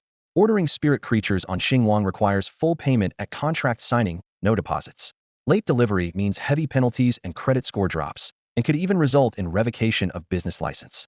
After seeing off the egghead girl, Lin Yuan bought a good performance, intelligent robot. He set the price for an elite-grade, elite-quality Qingluo, and then went to browse other spirit creature shops. The top priority was to collect 5 elite-grade spraynet spiders, preferably elite-grade perfect quality level 10, so he could evolve them directly to epic quality afterward. Elite-grade perfect quality level 10 spraynet spiders were not rare, so Lin Yuan easily secured them. Each elite-grade perfect quality spirit net spider cost about 200,000 Federation credits. Lin Yuan bought 5 of them in one go, instantly spending a whole radiant coin. The 3.3 radiant coins he had just received that morning hadn't even warmed up in his account before nearly half disappeared. Combined with his previous savings, he was left with only 2.4 radiant coins and couldn't help but sigh at how quickly money could vanish. After checking out, Lin Yuan opened the StarNet store search bar again. This time, he was extra careful with his filter. She needed to pick elite-grade spirit companions for Mobius. Only by upgrading both the ordinary and elite-level spirit locks to bronze tier would Mobius have a chance to advance further. He already had a target in mind, the spirit-absorbing goldfish. But for any creator, this was a brutally challenging choice. The goldfish's initial skill, Spirit Injection, was highly praised among support-type spirit companions for its ability to quickly replenish spirit energy during battle. Yet, it was extremely picky, only bonding with pure spirit energy. If the spirit had been catalyzed by any spirit material, the goldfish instinctively rejected it. Even worse, its ascension required 10 times the spirit energy of spirit companions at the same tier, discouraging many creators from pursuing it. Despite being somewhat mediocre, the spirit-absorbing goldfish wasn't cheap. The reason was simple: they constantly emitted spirit energy around them as they swam, and the higher the level, the more they released. This made them the perfect spirit energy generators for spirit energy practitioners to train with. Therefore, many StarNet shops sold these goldfish, but most only carried ordinary grade. Elite ones were rare. Lin Yuan ultimately settled on a level 3 shop. It didn't just sell the spirit-absorbing goldfish, but also stocked all kinds of spirit materials, saving him from running around everywhere. After pushing open the virtual portal, he stepped into a spacious area of nearly 800 square meters. Rows of shelves were arranged in a grid, with spirit companions and spirit materials separated into different sections. Each row was packed full, making the large shop feel somewhat crowded. Suddenly, a gentle female voice spoke beside him. "What are you looking for? I'll show you. Some staff are off today, so please excuse any shortcomings in service." The woman smiled warmly, her eyes kind, and naturally closed the distance between them as she spoke. Lin Yuan didn't beat around the bush. "Boss, I want to buy a spirit-absorbing goldfish. This way, please." The middle-aged woman led him between 2 rows of shelves filled with spirit materials and soon stopped beside a 6 or 7 square meter pool. The water was clear, the spiritual currents gently rippling, with fine white spirit sand lining the bottom and a few green aquatic plants swaying softly.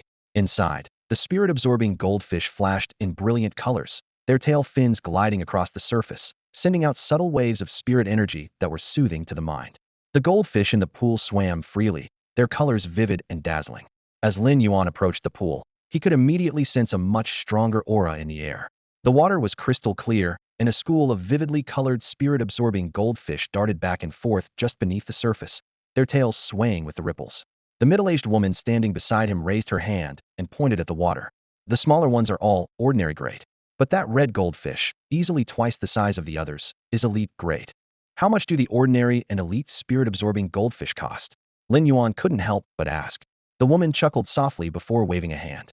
"Don't keep calling me boss, okay? I'm older than you. Just call me Sister Xin. Ordinary ones are half a Huiyao coin each. Elite grade costs 5 Huiyao coins per fish." Although Lin Yuan had braced himself, the figure, 5 Huiyao coins, still made him wince slightly. Noticing this, Zhou Jiesin added, "This elite one is actually lower quality. My price is already quite cheap. If it were a better breed, it would cost at least 7 Huiyao coins. Other places charge differently by breed, even for ordinary grade, but I price all breeds the same. Most people buy these just for show. After all, very few creators are willing to take orders to actually evolve them." Lin Yuan nodded, understanding. Spirit-absorbing goldfish was a blanket term for all goldfish breeds before the spiritual energy revival. Longjing, Lujin, Lanshou, Taisher, Daiwei, every kind was represented. The difference between ordinary and elite grade wasn't much at first, but once they reached the bronze stage, their evolutionary paths diverged drastically. His target this trip was the Longjing breed. Legend had it that if a Longjing underwent prehistoric atavism, there was an incredibly slim chance of activating a faint dragon bloodline, truly leaping over the dragon gate.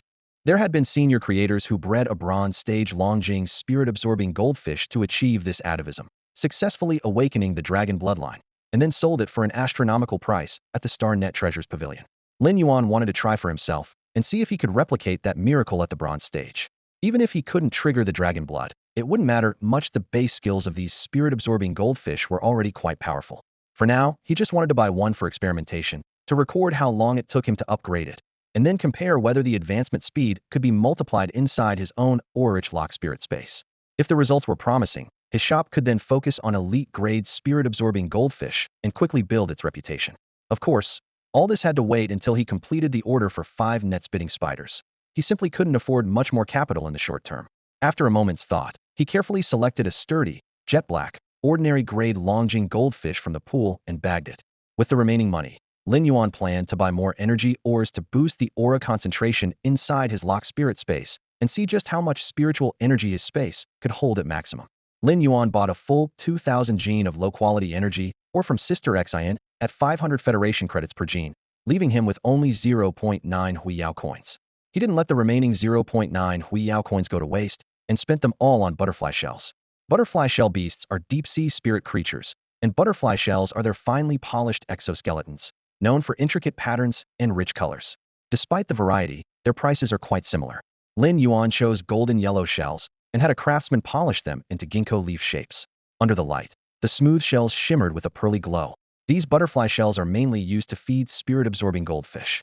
As spiritual material, the shells can weakly stimulate the bloodlines of water elemental spirits. Even better, laying these golden shells at the bottom of the lock spirit space's copper-colored pool creates a serene late autumn scene, making it visually pleasing. The 0.9 Huiyao coins only bought about 100 or so pieces, enough to feed one spirit-absorbing goldfish for 3 to 5 months. Lin Yuan quietly calculated that it would be best to speed up the growth of the spirit-absorbing goldfish inside the lock spirit space. Given his abilities, directly purifying the ambient spiritual energy in the air and channeling it into the creatures was easy, and the goldfish wouldn't reject it. But their upgrade time is 10 times longer than other spirit creatures, which makes it inefficient. He had to balance developing his own power, so he couldn't spend all his time nurturing the goldfish. Zhou Jiesin hadn't expected such a large order just after she returned to the counter, so she asked curiously, "You're buying so much low-quality energy, or are you mass-breeding low-level spirit creatures?" Lin Yuan neither nodded nor shook his head, just smiled and replied, "Sister Xiguang, I do go through quite a bit of low-quality energy, or on a regular basis." Zhou Jiesin sized him up and felt a fresh, clean vibe about him like grass after rain that made her strangely approachable. She readily handed him a personal terminal, saying, "Add me as a Xing network friend. If you ever need anything, just come to me directly. Even if the shop doesn't have the spiritual materials, I can help get them as long as you're willing to pay." Lin Yuan nodded enthusiastically. Most ordinary shops only stocked low to mid-level goods, while truly rare, high-grade spirit materials were always in short supply. Having a reliable channel clearly made things easier. "I might need to buy more energy ore and butterfly shells in a while. Maybe even a few more spirit-absorbing goldfish," he said. "Still only low-quality energy ore?" "Yes," Lin Yuan explained. "The higher grade the energy ore, the purer the spiritual energy, and the easier it is to guide. But the spirit-purifying pool inside the lock spirit space can directly break down the low-quality or into spiritual energy, so it's the most cost-effective." Zhou Jiesin noted down his needs, but couldn't help being amazed. Low-quality energy or only supports breeding ordinary or elite spirit creatures, and Lin Yuan's consumption was huge. Just how large a spirit creature breeding base did he have to need that much low-grade or? If this were really a large-scale spirit creature breeding base, it would surely require a substantial amount of spirit materials. The thought of securing such a client meant a steady stream of orders, so Zhou Jiesin immediately became warmer in her attitude toward Lin Yuan. She tapped the data pad on the counter and explained with a sidelong glance, "If you give me a heads up, I can have the goods ready within half an hour. Ostrich Logistics is fast. They can deliver to you in just a few hours." She paused briefly before adding, "If you have any high-quality spirit creatures, you can sell them to me. Or you could select some that are critically injured, they're still alive, and can guarantee the freshness of rare spirit materials." The phrase critically injured caught Lin Yuan's attention instantly. Could this be a chance to snag a bargain?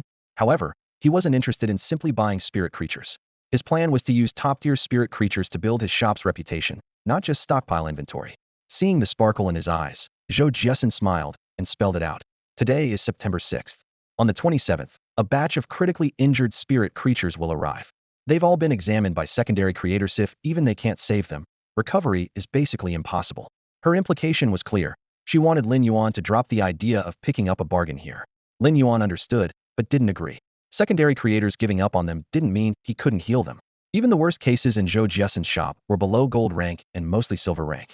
For such spirit creatures, hiring a tertiary creator often costs more than the silver-ranked spirit creatures themselves. So creatures declared dead by secondary creators were basically treated as preserved spirit material. Secondary creators used the simplest means just to keep the internal spirit materials fresh. Lin Yuan knew he was only a drank spirit energy practitioner and couldn't guarantee healing a severely injured silver-ranked spirit creature all at once. But by continuously supplying spirit energy, he could at least gradually improve their condition, and over time, full recovery was possible. Then he'll come back on the 27th and take a look. Lin Yuan agreed and looked around the empty shop in puzzlement. Sister Xiguang, I've been here a while. Why haven't any customers come in? His tone was curious, not doubting the shop's business. A highly reputable third-tier shop like Zhou Jiesen's usually had steady visitors, but today it felt unusually quiet. Zhou Jiesen pointed at a poster on the wall.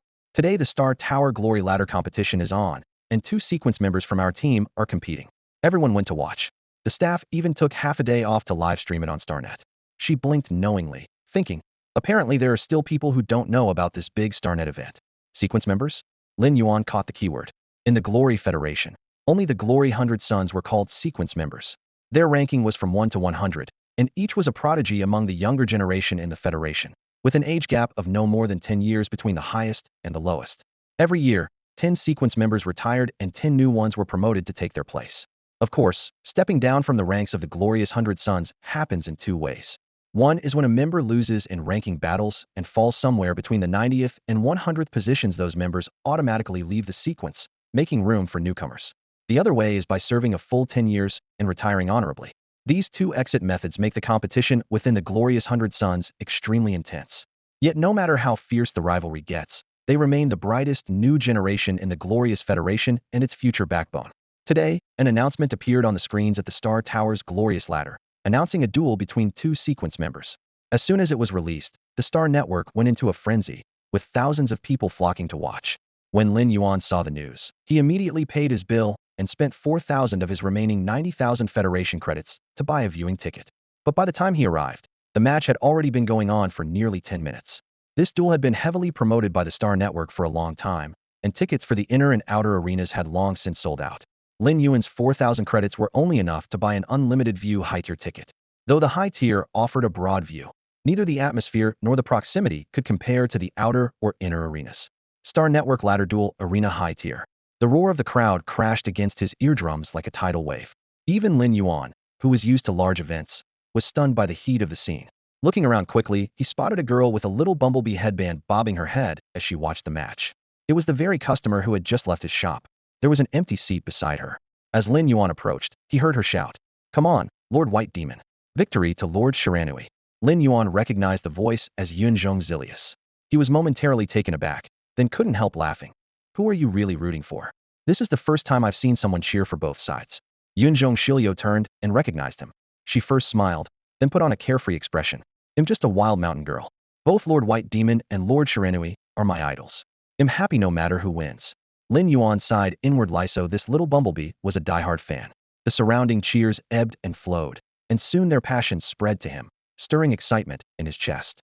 Suddenly curious, Yunzhong Shilio asked, "Mountain Hermit, who do you support more?" Lin Yuan was caught off guard.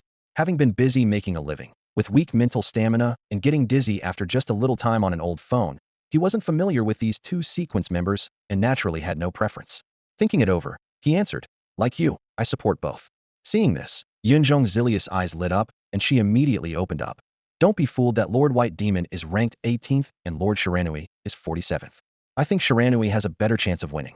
After all, Shiranui is a strong attack-type spirit energy user, while White Demon is a healer-type spirit energy user. Although Lin Yuan did not know the identities of all the members in the Radiant sequence, he understood that ranking was determined by both potential and strength. Therefore, the White Demon, ranked 18th in the sequence, must possess extraordinary power and promise. Even though her main role was a healer with almost no direct offensive abilities, Lin Yuan couldn't help but fix his gaze firmly on the center of the arena. There, the White Demon stood quietly in place. Her flowing white robe fluttered gently in the wind, her long black hair cascading like a waterfall, her expression calm and composed. In her right hand, she held a long staff topped with an exquisite silver birdcage. There was no bird inside, but a jade-green butterfly spirit that seemed carved from precious stone. Its wings fluttered softly, emitting gentle waves of verdant light that continuously healed the two golden-tiered spirit creatures before her. The audience seats around the celestial ladder duel arena roared like crashing waves. Two famous commentators from Starnet shouted excitedly, providing real-time updates. Yet Lin Yuan's attention remained focused on the four spirits on the field, each one a golden-tiered creature. Under the white demon's banner, Fusang Snow Tree, its branches pure white, enduring scorching flames. Ice Soul Grass frosty blue, wrapping itself in icy mist to resist the fire. Though these healing-type spirits, once in the golden tier, possessed respectable counterattack abilities. Under her opponent Shiranui's control, Lava Bear, purple flame variant, its purplish red fur emitted a viscous, paint-like flame that burned with corrosive effect. Lava Bear, explosive flame variant, larger in size, its deep red fur ignited with every charge, the detached flames exploding violently. The two lava bears took turns launching fierce assaults, fiery waves surging as the plant spirits steadily retreated, their leaves blackening and curling. The entire battlefield was shrouded like a furnace, saturated with blistering heat. Shiranui, clad in crimson leather armor, moved in sync with the lava bear's rhythm, executing coordinated attacks. Eyeing the white demon's increasingly strained figure, he taunted, "Dicey, after a quarter of an hour slogging it out, your spirit energy must be running low by now." Before he finished speaking, he raised his hand and made a swift gesture. At once, both lava bears changed direction, charging fiercely toward the more vulnerable Fusang Snow Tree. Twin torrents of flame tore through the air, forcing the tree's branches to curl and blacken, the acrid scent of burning filling the arena as a breach tore open in the white demon's defense. Sweat traced down the white demon's temples, yet she remained composed, her voice calm and measured. The gap between 18th and 47th isn't as simple as you think. With that, she raised her hand and pointed at the Fusang Snow Tree, commanding in a deep tone, "Shuehan." In an instant, a cold mist exploded from the tree's roots as frost rapidly spread across the battlefield. Fire and frost clashed fiercely, crackling with a piercing shriek. Quickly, she pointed at the struggling ice soul grass beside it. Extreme cold seal. The frost abruptly contracted, condensing all the chill into two massive ice crystals that snapped shut with a sharp crack at the arena's center. Gazing intently, the two lava bears remained frozen mid-charge, completely immobilized, their raging flames utterly extinguished and emitting faint cracking sounds before falling silent. The commentators shouted in astonishment. The crowd erupted with excitement. The white demon gently withdrew her staff, the jade-green butterfly's glow flashing again as it healed the Fusang Snow Tree and Ice Soul Grass. Although each healing-type spirit's individual attacks were weak, their skill combination had effectively sealed off these two aggressively powerful opponents. Shiranui leapt backward, a faint smile curling at the corner of her mouth as she looked at the white devil. The Ice Soul Grass and Fusang Snow Tree can no longer fight, but my two lava bears are about to break free from the ice. The outcome isn't as decided as the rankings suggest. She reminded her opponent not to forget she was a healer. The white devil raised her staff, and the emerald green revival butterfly inside the birdcage shimmered with glowing light. She whispered sharply, "Revival butterfly, use the wings of revival." In an instant, the radiance from the butterfly's body flowed entirely into its wings. Two jade-green feathers shot out like arrows, piercing into the Fusang Snow Tree and Ice Soul Grass. The once withered branches and blades of grass rapidly began healing like parched soil soaked by a sudden rain. Though not fully restored, they had regained enough strength to fight. Shiranui's expression darkened slightly. She flipped her palm upward, and a flaming vortex twisted upward like a fire tornado caught in a gale, condensing instantly above her head. The intense heat caused the air to ripple faintly. With a thunderous roar, a massive flaming bear nearly 7 meters tall slammed down from the sky toward the two revived plant spirits. If struck, the Fusang Snow Tree and Ice Soul Grass would undoubtedly suffer severe damage again. The white devil's eyes were calm as water, her voice composed. "I didn't expect your lava bear to have advanced to platinum tier already, but this match is still no contest." With that, she slammed her staff into the ground, pouring all her spiritual power into the birdcage. The cage door swung open. The moment the revival butterfly took flight, the white devil's jet black hair rapidly faded to pure white. The vibrant green color of the butterfly was replaced by a dark crimson. The dark red revival butterfly flapped its wings, then fragmented into countless tiny butterfly shadows, like an arrow rain piercing through the fire vortex. The searing flames couldn't slow their assault. Each butterfly shadow cleaved bloody holes through the body of the lava bear, then darted away instantly, trailing bursts of crimson blossom. The blood flowers exploded only to be instantly vaporized by the bear's heat into a scarlet mist, like roses dying in a blink. The butterfly rain fluttered relentlessly until, one after another, the three bear-like spirit binks, a large one and two smaller, collapsed in a thunderous crash, signaling the end of the battle. Shiranui stared long at the fallen lava bear, then finally lifted her gaze and gave the white devil a thumbs up. Your revival phoenix butterfly has evolved into a fantasy species already at gold tier. Can't say I lost unfairly. The white devil looked pale, but remained calm. From today forward, the revival phoenix butterfly is known as the catastrophe phoenix butterfly. Cheers erupted repeatedly around the heavenly ladder arena. At this moment, the white devil hooked her arm around Shiranui's shoulder and raised both their arms high, the crowd's roar swelling into a deafening wave. In the stands, a girl with a bald head was grabbing Lin Yuan's shirt excitedly, shouting, "The white devil is so cool." Even though Shiranui lost, controlling those bears was unbelievably awesome. Lin Yuan was lost in the fiery surge of passion burning in his chest. The announcer's voice came next. Madam White Devil Dicey has defeated Madam Shiranui Anna. One more star added to the heavenly ladder of glory. Dicey, serial number 18, titled White Devil. Anna, serial number 47, titled Shiranui. Lin Yuan murmured this silently in his mind. Gold tier fantasy species, platinum tier spirit beings, the top young warriors of the Radiant Federation. For now, all he could do was look up to them. But in the not-so-distant future, he would chase after that radiant light too. A faint glimmer born at the edge of a green lotus could one day gather into a vast galaxy of stars. Step by step, he would close the distance until he stood atop the radiance itself. After leaving Starnet and returning to his small shop, Lin Yuan's mind kept replaying the battle between the Radiant Sequence members. The vivid image of a golden rank fantasy species healing spirit utterly overwhelming a platinum rank combat spirit stayed fresh in his memory, giving him for the first time a direct sense of the true weight behind the term fantasy species. At the same time, the willpower rune swirling within his spiritual sea continued to spin, its patterns resembling rolling mountains and rivers, intermittently showing scenes of vegetation flourishing anew after destruction. The vibrant green aura was so strong it seemed one could almost smell the life force radiating from the mountains. Lin Yuan silently pondered. If Lily's quality rose to the legendary rank and fused with this mountain andriver willpower rune, what kind of transformation might it unleash? Gathering his thoughts, he first cultivated the remaining several pots of Qingluo to elite level. With that done, he had no more spirits ready to evolve at the moment. The chip-embedded books and 5 elite level 10 spirits perfect quality spray web spider, soul-absorbing goldfish, energy, ore, butterfly shells, and other she ordered online were still in transit. He glanced around the shop. It was so empty that not even ingredients to cook a meal were in sight. The quiet was almost echoing. Lin Yuan shrugged and scooped up Smart and Enin before heading out for supplies. The early summer street was bathed in just right sunlight. Smart perched steadily on Lin Yuan's left shoulder, while Enin stood atop Smart's fluffy head. The bird and pet chirped curiously as they took in the street scene. Lin Yuan gently patted the little creature's back feathers and smiled. "Smart, Enin, let's go shopping."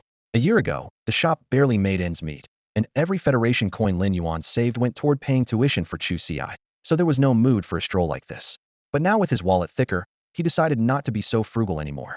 The shopping list was quickly filled: fresh fruits and vegetables, seasonings, soft nesting mats, cleaning crystal cloths, and several bags of nutrient-rich biscuits, enough to feed elite-level omnivorous spirits. For Enin, he picked rare spirit materials that could enhance feather resilience. For Smart, he prepared the latest multifunctional learning board. When he paid, the Federation coins in his account dwindled considerably, but Lin Yuan felt an unprecedented lightness in his heart. Back at the shop, he neatly stacked the freshly acquired goods and had just brewed 2 cups of warm spirit spring water when a knocking came at the door. Outside stood a courier in uniform bearing an ostrich totem, standing straight, with several spirit confinement boxes neatly arranged by his feet. "Ostrich Logistics, package number 75457, here to deliver your Starnet parcel. Please sign." Lin Yuan carefully checked the items against the manifest. Satisfied, he signed and thanked the courier. Ostrich Logistics efficiency was nearly impeccable anywhere inside the Radiant Federation. Delivery within 3 hours was guaranteed, and this time was no exception.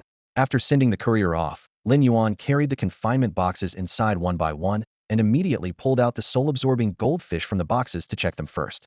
The ordinary grade, level 1 spirit-absorbing goldfish that Lin Yuan took out from the spirit trap box looked incredibly fragile. Its black fish body fluttered gently in his palm, with 2 protruding dragon eyes staring back with an adorably awkward expression. It seemed like even a little pressure could snuff out its life. Lin Yuan didn't dare waste any time, and immediately activated Mobius' special ability Spirit Lock, enrolling the Dragonid Goldfish among Mobius Elite Class locked spirit creatures. After locking it, Lin Yuan began strengthening it at once. For a whole hour, his spiritual power poured into this bottomless pit, consuming as much energy as nurturing a pot of elite-grade Qingluo, only managing to elevate the goldfish to elite rank. It was no wonder these spirit creatures were largely ignored in the maker circles given the time and effort required. When the evolution was complete, the goldfish's size had more than doubled. Its previously mottled scales became as smooth as black satin. Its tail fin unfurled like a half-opened umbrella. The two large eyes remained unchanged, though faint golden scales appeared around them in a black and gold pattern, clearly defined. Dragonid goldfish were already famous among spirit-absorbing fish, and selling one like this in the StarNet marketplace would easily fetch 8 Huiyao coins. Finishing the enhancement, Lin Yuan returned to the spirit lock space and began pouring 2,000 gene of inferior-grade energy ores, prepared in the spirit trap box, batch by batch into the evolution pool. As soon as the ores touched the water, they dissolved and spread spiritual energy into the surroundings. When he poured about 1,700 gene, the pool stopped decomposing the ore, indicating the space's spiritual energy had reached saturation. At this point, the energy concentration was over 5 times higher than outside, which pleased Lin Yuan. Mobius' future upgrades would raise this concentration even more. Lin Yuan didn't bother with the remaining 300 gene. The lilies and goldfish would consume the energy quickly, and as the concentration dropped, the pool would automatically resume decomposing or to replenish it. He placed the goldfish into the pool. It swayed its body gently and swam leisurely. Lin Yuan clearly sensed it was slowly but steadily absorbing the spiritual energy. Comparing the time he spent manually strengthening it with its current automatic absorption efficiency, he estimated that as long as energy ores were continuously supplied, the goldfish could rise from ordinary to elite rank within about 10 days. With this insight, Lin Yuan immediately decided the business strategy for his StarNet shop: no losing deals to supply large quantities of elite-grade spirit-absorbing goldfish and build a reputation using this hot, in-demand spirit creature. Next, he grabbed a handful of butterfly shells and scattered them along the bottom of the evolution pool. The creamy white shells layered over the similarly colored energy ores, forming a faint shining layer at the bottom. The goldfish immediately swam over, took a shell in its mouth, swallowed it, and slowly absorbed the energy. While the shells didn't greatly enhance bloodlines, they were still beneficial.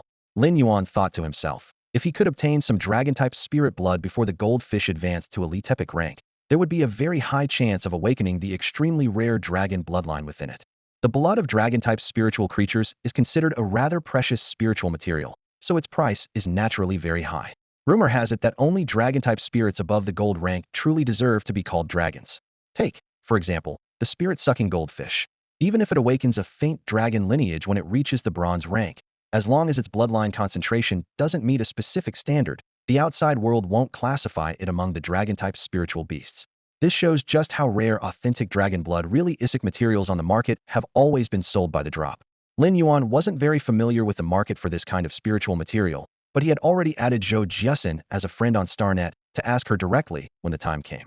Though he didn't know the exact price of dragon-blooded spirit creatures, he was certain it would be described as sky-high. Since that was the case, making money from spiritual materials needed to be put on the agenda. Lin Yuan set a modest goal for himself: save up 100 million Federation credits, which equates exactly to 100 Huiyao coins. Without delay, he put his advantage to work his spirit lock space. At this moment, the spiritual energy concentration inside the space was exactly 5 times that of the outside world. When Lin Yuan manipulated the spiritual energy within himself, he quickly realized that his own conversion speed hadn't changed. But under this thick spiritual energy, his efficiency was boosted by nearly 5 times, which pleasantly surprised him. He immediately took out the elite level 10, perfect quality web spray spider from the spirit trap box and brought it into the spirit lock space. The abundant spiritual energy surged like a tide over the spider's body. Lin Yuan steadied his breath and rapidly circulated his spiritual power to reinforce it little by little. During the enhancement process, he clearly sensed a faint, elusive boundary inside the web spray spider.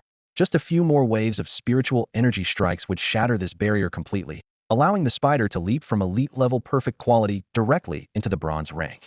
But that wasn't his immediate goal. What he wanted was to push the quality within the same level as high as possible. So he restrained the urge to push further, instead continuously channeling spiritual energy to force the spider to absorb steadily, holding that boundary firmly in place, and focusing on polishing the quality. After an unknown amount of time passed, the spider's aura suddenly elevated bit by bit until it fixed at epic quality with a low, steady hum. Lin Yuan then stopped the spiritual energy injection and glanced at the time. Over 2 whole hours had passed. If this had been done outside, the same operation would have taken at least 10 hours, and that estimate was only after he had advanced to a level spiritual energy practitioner. This showed that raising a spirit creature's quality was far more difficult than simple rank advancement. This was just a perfecto epic upgrade. How many resources would it take to move from epic to legendary? Just as he gathered his focus, Lin Yuan sharply noticed that the spiritual energy inside the spirit lock space wasn't as dense as before. Looking down, the 300 gene, about 150 kilograms of inferior energy, or at the bottom of the spirit refining pool, had already vanished, completely consumed by the web spray spider. Lin Yuan quickly calculated just counting the inferior energy, or this upgrade from elite level 10 perfect quality to epic quality had consumed a full 700 gene, approximately 350 kilograms of, or equivalent to about 0.35 Huiyao coins. But considering the several-fold speed increase, this cost was negligible compared to the benefit. Right now, Lin Yuan's biggest problem was that he had run out of money and couldn't afford to buy more low-grade energy, or, which left him feeling quite troubled.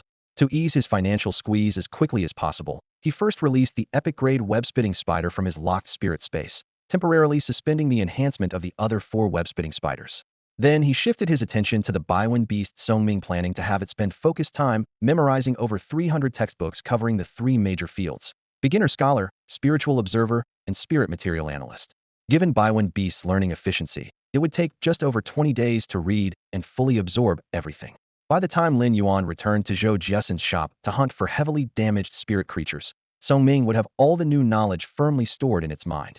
After that, Lin Yuan would take the creator profession assessment. Passing it would be like a dragon plunging into the water or a peacock returning to the forest, opening up an unimaginably broad future. To enable Kongming's continuous self-study, Lin Yuan registered a new Xiguang account and uploaded the knowledge chips there. Songming obediently sat before the holographic screen, eyes unblinking as it intensely studied the data, its enthusiasm for learning burning bright like a flame. Lin Yuan also logged into Xiguang and visited his own online shop. Opening it, he found all dozens of elite-quality Qingluo plants had just been snapped up, completely sold out. The comment section was flooded with people clamoring to place back orders. Lin Yuan smiled to himself. Popular spirit plants always sold like hotcakes, disappearing in an instant no matter how fast you replenish stock. Meanwhile, some niche high-quality spirit creatures often ended up gathering dust in the warehouse. Since the Qingluo was sold out, he wasn't in a rush to reply to messages next time he restocked. It would be a higher-tier copper-grade Qingluo. He planned this because he was aiming to push his spiritual energy career from grade D to grade C. Only by stepping into grade C could he more efficiently evolve copper-tier spirit creatures and even raise their quality to legendary level, eventually transforming them into fantasy breeds. For now, though he could barely enhance the level of copper-tier creatures, improving their quality remained a struggle. Meanwhile, 2 web-spitting spiders that were not yet priced attracted several buyers, leaving offers via the smart robot. 1. The spider awakened with the sticky web exclusive trait had 3 bidders, with the highest offer at 1.1 Huiyao coins. 2. The spider awakened with the potent poison attribute received only 1 offer for 1.3 Huiyao coins. If he waited a few more days, selling both for a combined 2.7 Huiyao coins should be achievable, but Lin Yuan didn't want to delay any longer. So he directly accepted the highest bids from the 2 buyers, finalized the sale, and contacted Ostrich Logistics on behalf of his shop to arrange shipping. The newly opened Xiguang shop could contract with Ostrich Logistics for consignment delivery, which charged a commission based on the value of goods. Although the fee was relatively high, the service was fast, secure, and fully compensated for losses. Most sellers preferred paying extra for Ostrich Logistics. After selling the 2 web-spitting spiders and all the elite Qingluo, Lin Yuan's cash flow immediately revived. His financial crisis disappeared in an instant. At that moment, the soundbird Yinin chirped a lively tune but grew bored when no one paid attention. Seeing Lin Yuan and Songming both busy on Xiguang, she quickly fluttered over and perched atop Kongming's fluffy head. Songming, do you think my singing sounds good? Yinin tilted her head and asked. It's good, and getting better. Songming responded seriously, though it didn't quite understand why Yinin suddenly asked. Lowering her voice, Yinin excitedly whispered, then secretly help me apply for a Xiguang account. I want to start live streaming. She chirped twice more while admiring her pale blue feathers, brimming with confidence. He'll be the beauty section's voice actress. The name will be Qianluo Lord. Songming blinked, but you're a bird. Yinin flapped her wings dismissively. Then just help me block out gifts. At that moment, Yinin felt like the smartest, most beautiful, and best singing sound bird around. Yinin often sang at home when she had free time, and Lin Yuan had long since grown used to hearing her sing. To him, her voice was as natural and ordinary as breathing, so when Yinin sat in her room focused on vocalizing, he never even looked up. Meanwhile, the elite-level AI Butler Smart, with a memory and learning capacity far beyond a normal humans, kept organizing information according to Lin Yuan's instructions and also took the initiative to register Enin as a new voice actor streamer in the beauty section. The first livestream setup was quite simple. The screen was mostly covered by a cute little girl GIF animation in the center, with the real streamer hidden behind it, singing a cappella. For an unknown rookie streamer, the channel should have been empty, and the few viewers who dropped in only glanced briefly before leaving. Yet Yin Yan's voice was pure and melodious, like the first bird call at dawn along a mountain slope, or the crisp rustle of bamboo leaves in a gentle wind, classic and warm-toned, softer and more graceful than dew dripping off orchid leaves. The astonishing auditory experience turned the stream into a trap of silk threads. Nearly no one who entered could bear to close the page. Wow, I can't believe there's such a beautiful singing voice in this world. Sounds like a goddess singing. Why is the girl covering her face with a GIF? Aren't beauty streamers supposed to show their faces? Is this an original song? I've searched all over Xingnet and can't find the lyrics anywhere. Scattered viewers spammed praises in the chat, but after a long wait, the streamer never responded. No one guessed it was because Enin didn't know how to use the chat room, yet she was nervously excited, wishing she could send a message to encourage them to keep complimenting her. But Smart was busy studying new data and couldn't help. She had to keep calm and keep singing. After about 10 minutes, her voice grew tired, so Enin reached out and ended the stream. She had no idea that a few listeners had already recorded the entire performance and uploaded it to Xingnet. The name Kane Luo spread like wildfire across the autumn grasslands, growing instantly with the wind. Just as the buzz was gaining momentum, a knock sounded again at Lin Yuan's shop door.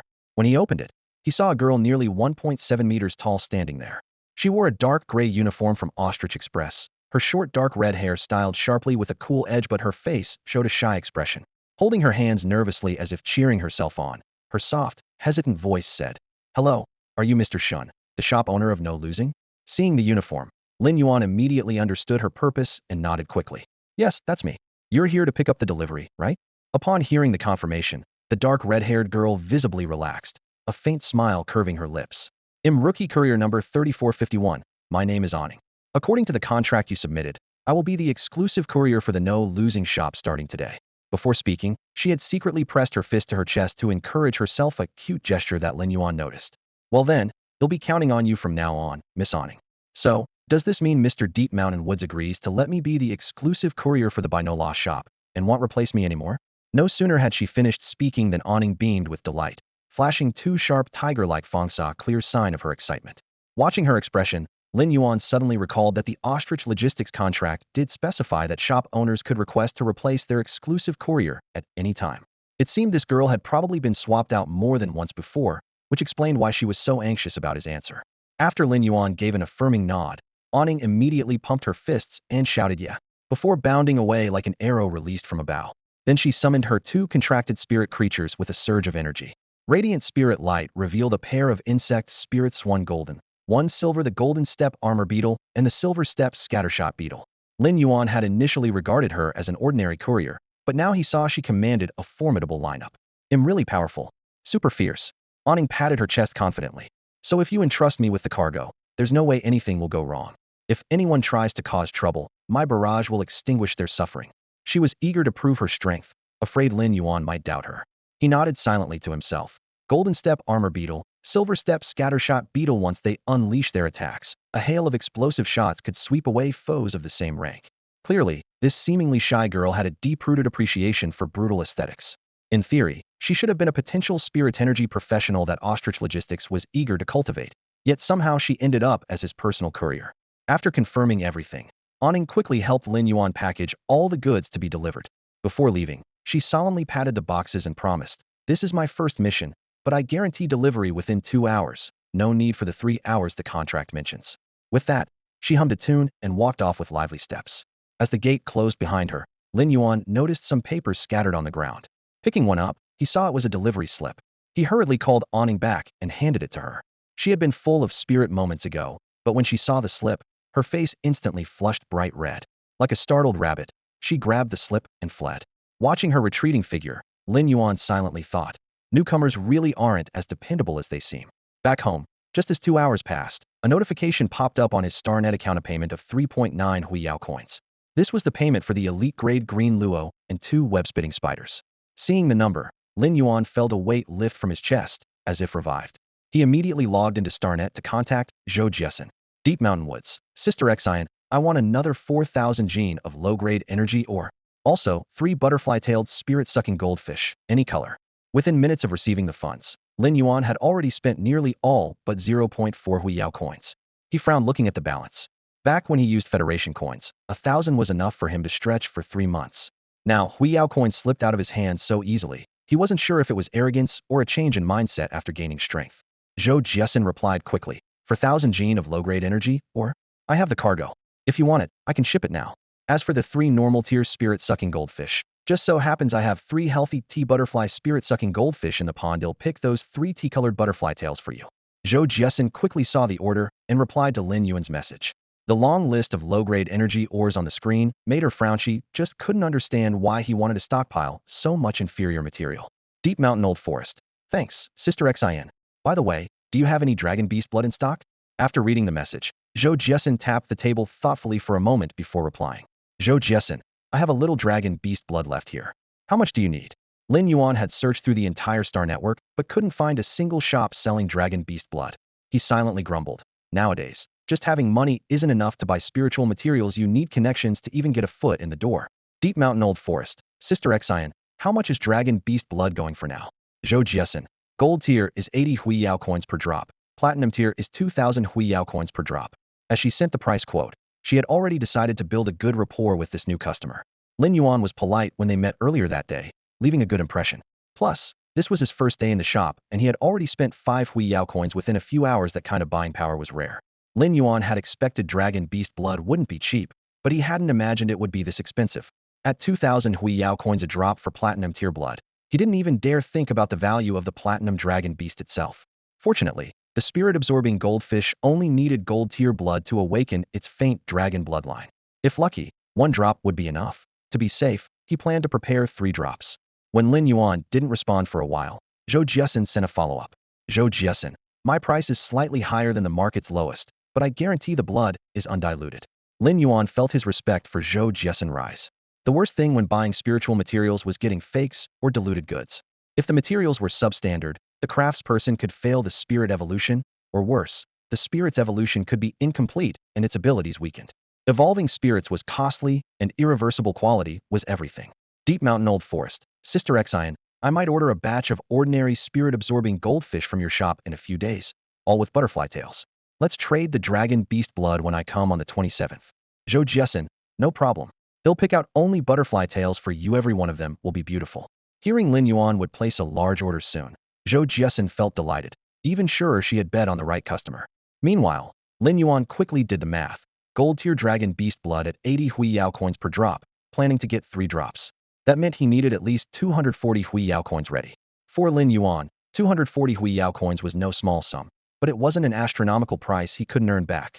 He quickly ran through his profit plan in his mind, confident that as long as he managed this batch of spirit creatures well, he could fully recoup the money. Once the goods he ordered from Sister Xian arrived, he immediately entered the spirit lock space to begin enhancing the remaining 4 elite grade, level 10, perfect quality web spiders. At the same time, the 3 newly purchased common-level soul-absorbing goldfish were placed into the spirit refining pool. All 3 of the new goldfish were butterfly tail varieties, the best-selling elite grade model among the soul-absorbing goldfish.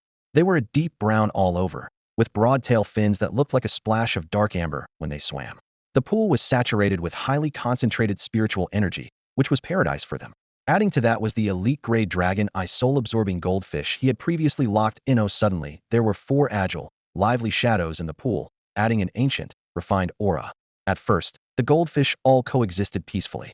But when the 3 brown butterfly tails approached the butterfly shell to feed, the elite grade dragon eye immediately swung its long tail in attack. With a flick of the tail fin, a wave crashed into the much smaller butterfly tails, knocking them around the pool 3 times before they stopped. After several rounds, although the butterfly tails could sense that the butterfly shell was beneficial to them, they dared not take another step forward. Lin Yuan couldn't help but laugh and shake his head. Thanks to the dragon eye voluntarily guarding the butterfly shell, otherwise he would have to find another way to isolate the resources. The butterfly tails would evolve to elite grade in just 5 days, so he planned to put them up for sale on the StarNet shop at 8 Huiyao coins each. No reason to let them waste the butterfly shell. What struck him was how these 4 goldfish had lived peacefully together in Sister Zin's pool before, but now that the dragon eye advanced to elite grade, it instantly turned hostile over resources. This scene was more than just survival of the fittest in action. It gave him a deeper understanding of why the strong keep getting stronger, while the weak find it so hard to turn the tide. At that moment, the elite grade dragon eye swam freely at the pool's center, while the three butterfly tails huddled tightly in a corner, cautiously not crossing the boundary. Lin Yuan could feel that even though the energy minerals had been depleted, a faint residual spiritual energy was still continuously released into the spirit-locked space through the goldfish. But compared to his consumption, this trace amount was barely a drop in the bucket. In the days that followed, he fed the 4,000 gene of inferior energy minerals into the spirit refining pool in batches, causing the spiritual energy to surge wildly like a dam breaking. After 2 full days of continuous work, he finally forced the 5 elite grade, perfect quality web spiders up to epic grade. When it was done, he exhaled deeply, stood up, stretched lazily, and said, "It's time to deliver the custom spirit creatures to that egghead Yin Zhongxi." Lin Yuan was the first to enter his StarNet shop. As soon as he stepped inside, he noticed the sales area was completely empty. The only commotion was around the intelligent robot. 2 customers were glaring face to face, arguing fiercely.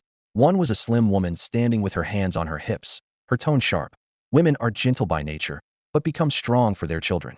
Ignoble, how dare you talk to me like that?" The other spoke with unusual calmness, as if chanting slowly. "I prayed to Buddha, and he told me there's no way you can beat me this time." The fiery woman slammed her hand on the counter, her anger rising. "Then why didn't Buddha tell you to just disappear? When you rushed in with me earlier, I let you reserve first because you said you were in a hurry. But you shamelessly booked every single elite grade, Qingluo. That's just despicable." The other remained calmly Buddhist. "Buddha says. Enough with your Buddha sayings. Do you think you're karma, or something?" The woman stomped her foot angrily. "I help you, you help me? You don't help me, so why should I help you? And when I help you, you insult me. Believe me, I'll stab you." The calm voice stayed low and steady. "Buddha says I never insulted you. When did I ever? Stop whining." The woman flicked her sleeve. "If you're unhappy, add me on StarNet, and meet me in real life, see if I don't stab you." Buddha says. 2 utterly opposite temperaments collided heated. Lin Yuan watched wide-eyed. One like a volcano erupting, the other so Buddha-like, yet still intensely quarrelsome. Just as the fiery woman seemed about to strike, he hurried forward. "What are you 2 arguing about in my shop? The shelves are empty now. Come back when we have stock." He raised his hand and materialized 5 epic-grade web-spraying spiders onto the display stand. A cold gleam flashed, and the spider silk twitched. 5 long, sleek, and fierce-looking web shooters lined up neatly, instantly quieting the air. A simultaneous sharp intake of breath came from both customers. Elite grade, epic quality. 5 appearing together usually meant a creator was behind them. Among thousands of StarNet shops, very few were backed by a creator. Usually only large guilds had such resources. No one expected this quiet, first-tier small shop to also have a creator's support. Hearing their awe, Lin Yuan calmly said, "These are custom spiritual artifacts. Not for sale." "Custom spiritual artifacts?" The 2 exchanged glances, suddenly filled with respect. Upgrading an elite-grade spiritual artifact to epic quality usually required at least a 2nd-star creator's skill. Even a first-star creator would take an incredibly long time no matter how many materials were used. To produce 5 epic-level custom artifacts at once was almost certainly the work of a 2nd-star creator. And 2nd-star creators were extremely rare across the entire Federation. On average, only 1 in every 30 first-star creators reached 2nd-star status. Realizing this, the 2 customers immediately changed tone, now full of reverence and eagerness. A concealed 2nd-star creator behind a small shop was exactly the kind of person they wanted to curry favor with. The fiery woman lowered her voice cautiously. "May I ask what kind of spiritual materials are needed for custom orders in this shop?" When Lin Yuan heard their questions, he knew right away they hadn't read the customization details had posted on the Smart Robots info panel. The shop currently only accepted Huiyao coins for custom orders, with prices depending on the spiritual creatures requested. Upon hearing only Huiyao coins accepted, the 2 exchanged looks of disbelief, quickly turning into excitement. They didn't need to provide their own spirit materials. Since when had commissioning spirit creatures from a creator become so low barrier? They hurriedly pressed, "So can we customize them right now?" Lin Yuan shook his head simply but firmly. A few days ago, he had already signed a custom contract with Salted Egghead. The other party was set to continuously commission elite, epic-quality web-spitting spiders here until the specific exclusive trait Transparent Silk appeared. The first batch ordered was just 5 spiders, meaning, at most 15 tries. If they still didn't get the Transparent Silk after those, they'd have to place another order. This contract was already consuming most of Lin Yuan's time and energy for the foreseeable future. Moreover, before the 27th, when he planned to seize a great opportunity, he intended to level up some spiritual creatures he already had: Smart, Enin, and Mobius-locked spirits, by Healy Lily and soul-sucking goldfish, pushing them all to elite, epic quality. so he had no intention of taking new orders before then. As for gathering enough Hui Yao coins to buy gold-tier dragon beast blood, he had a plan. Over these 20-plus days, he'd cultivate elite soul-sucking goldfish in the transformation pool inside the locked spirit space, producing 4 batches in total, selling them to raise the funds. The customization business would reopen next month at the earliest. Though disappointed by Lin Yuan's answer, the visitors nodded politely. They soon refocused and asked in unison, "Do you still have any elite-grade Qingluo?" The two seemed naturally synchronized, their words colliding as if competing. Neither expected the other to raise the stakes, so quickly one moment cooperating seamlessly, the next sparks flying, about to erupt in an argument. Lin Yuan rubbed his temples and quickly raised a hand to stop them. Elite-grade Qingluo is temporarily off sale. Their faces immediately fell, but Lin Yuan shifted tone and added, "In the future, the shop will list bronze-grade Qingluo and elite-grade soul-sucking goldfish. Pre-orders are welcome." His main goal was to earn Hui Yao coins as quickly as possible. Fueling a continuous power boost, the new Hui Yao coins flowed like a flash flood into the sea, impossible to reclaim once spent. For that reason, he didn't mind giving his shop some early advertising. Judging by their gorgeous starweb outfits woven from weaver spirit fibers, these two clearly had strong spending power. Now hearing bronze-grade Qingluo and elite soul-sucking goldfish, their jaws nearly dropped, expressions screaming, "Can I really believe this?" Elite soul-sucking goldfish occasionally appeared in high-end starweb stores, but bronze-grade Qingluo? Nobody was willing to sell those outright. Bronze-grade Qingluo produced Qingluo vines annually, with 5,000 Qingluo vines on the starweb worth 1 Hui Yao coin. That corresponded exactly to the yield of 1 bronze-grade Qingluo over a year and a half. Owning a bronze-grade Qingluo was like owning an automatic money-printing machine. The Qingluo stayed where it was while its vines grew every day. Selling vines was like collecting rent, effortless income. "Brother, how much for a bronze-grade Qingluo and an elite soul-sucking goldfish?" They couldn't help asking. Lin Yuan already had prices in mind. Bronze-grade Qingluo, 5 Hui Yao coins each. Elite soul-sucking goldfish, all with butterfly tail patterns, 8 Hui Yao coins each. He paused, then added, "Sales will still be on a first-come, first-served basis. But if anyone causes trouble or argues in the shop again, they'll be blacklisted and forever barred from buying any spirit creatures here." When Lin Yuan said this, he was setting a rule for his shop. He neither wanted to follow the old adage "no rules, no order," nor bother himself with petty disputes if customers started fighting inside. Both reputation and business would suffer. Outside the shop, the two friends known as Bad Temper and Calm Temper had been waiting by the door for 2 days, eagerly hoping for new stock to grab. Calm Temper shrugged it off and left after hearing the notice, but Bad Temper stayed rooted, brow furrowed deeply, unwilling to leave. Lin Yuan immediately sensed something was troubling him and spoke up, "If you have something to say, just say it." "But the shop currently has no goods for sale." After hesitating a while, Bad Temper asked quietly, holding on to a glimmer of hope, "Do you treat spirit items with damaged origins here?" Lin Yuan had assumed the issue would be something else, but paused briefly in thought. Although he was only a level spiritual energy practitioner, he possessed a 2-star creator's healing techniques. However, due to spiritual energy restrictions, he could only efficiently heal spirit items below the silver rank. Above that, recovery would slow significantly. "I can treat seriously injured spirit items, but for now, only those below silver rank." As soon as he said this, Bad Temper suddenly whimpered and tears fell like beads from a broken string. "My daughter's spirit item finally has a chance." Finally, Lin Yuan immediately recalled her words upon entering. Though a woman may seem fragile, a mother is strong. No matter how tough a mother is, she would always lower her guard when it comes to her child. After crying enough, Bad Temper wiped her tears and hurriedly explained, "It's a copper-rank plant-type spirit item. Last time she went to the dimensional rift to train, a horned demon burned her roots with fire." Hearing horned demon made Lin Yuan's heart sink. Horned demons come from the demonic dimension's rifts, resembling a savage bull. When they charge, their horns ignite with flames bearing a withering effect. Normal fire wouldn't directly destroy a spirit item's origin, but withering flames severely damage the vitality of plant-based spirit items. He immediately gave a plan. "Make an appointment in advance. Bring your daughter and her spirit item here in October. He'll diagnose first, then arrange treatment." When she agreed, Bad Temper finally breathed a sigh of relief and repeatedly thanked him. Then, nervously, she asked, "Boss, how much does the treatment cost? I'm worried I might not have enough money, but I'll have it all by next month no matter what." Lin Yuan thought for a moment and gave her a condition instead. "No need for Hui Yao coins. Just help me find a bag of revival soil." Healing origin damage on copper-rank spirit items was exactly within a 2-star creator's skill set. For creators, evolving spirit items and improving their quality was the best way to earn money. Healing the damaged essence of a spirit artifact requires careful nurturing with rare spiritual materials, a process that wastes time and effort and still might not guarantee a full recovery. Without special connections, it's nearly impossible to hire a top-tier creator.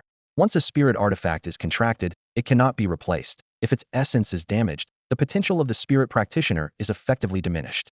Therefore, creators never merely craft enhanced brilliance, they embody a beacon of salvation.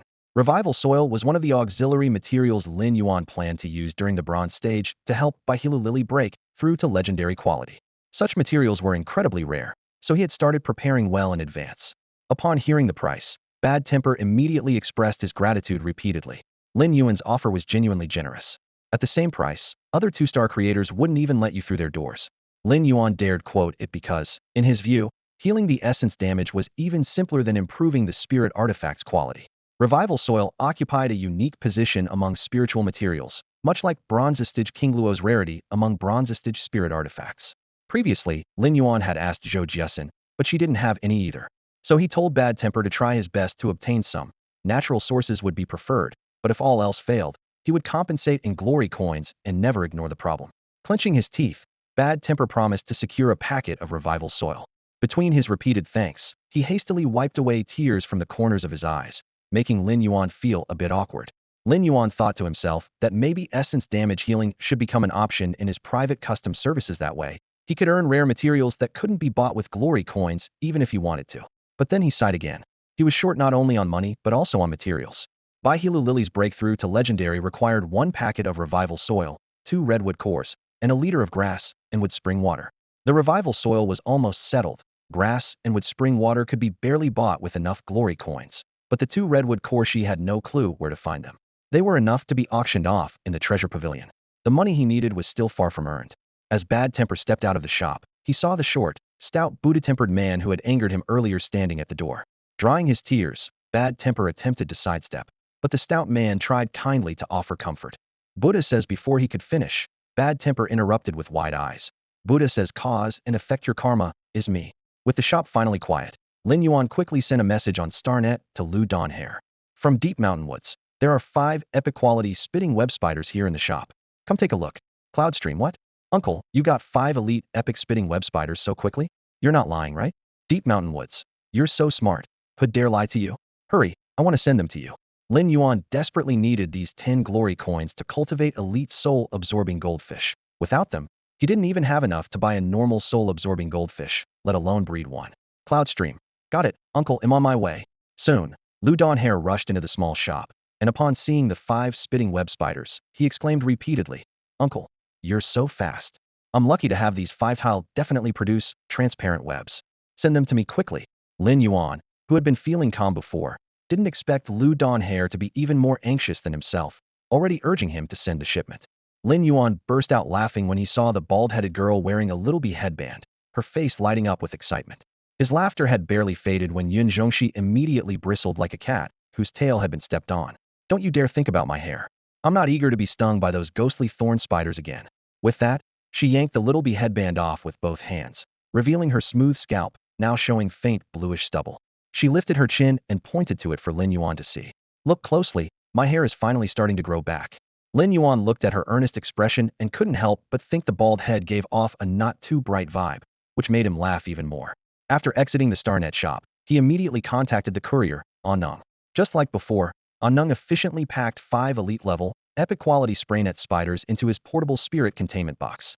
Lin Yuan nodded and generously praised him. You handled the last delivery really well. Took less than 2 hours. Thumbs up. He knew a newcomer always needed encouragement. Sometimes a simple compliment could spark a small moment of joy. Sure enough, Annung smiled shyly, his eyes shining with renewed enthusiasm. Thank you, Mr. Lin. He'll keep working hard. These days, Lin Yuan's life felt like rolling a snowball downhill. He kept breeding spirit-absorbing goldfish in the spirit pool inside the spirit lock space, while listing elite-grade spirit-absorbing goldfish for sale on the Starnet. He had once considered limiting purchases to 1 per customer, but after thinking it over, he rejected the idea. The goldfish were priced fairly high in par or slightly above market value, and all were butterflytail varieties, the most beautiful among the elite grade. Scarcity made the store's stock rare and sought after, so every time he restocked, the fish sold out immediately. Lin Yuan didn't mind. As long as he didn't lose out, the buyer competition only motivated sales. After finishing with the goldfish, he bought 30 pots of Qing Luo. This time, he didn't evolve them to elite grade before listing, but pushed them straight to bronze tier. Qing Luo was something of an oddity on the evolution path. Unlike other spiritual creatures that focused on survival or combat enhancement, Qing Luo was obsessed with making itself tastier. No wonder it was called a premium energy food among herbivorous spiritual creatures. Its dedication to culinary excellence was a lesson all producer-type spirit creatures could learn from. As a producer type, Qing Luo had indeed succeeded. After reaching bronze tier, its exclusive awakened traits thick fibers accelerated digestion speed for herbivores, helping them absorb Qing Luo's energy faster and level up quicker. Meanwhile, gray-green leaves made it look less appealing, but increased chlorophyll content in the leaves. The increase in chlorophyll content was also raising the nutritional value of the Qing Luo vine.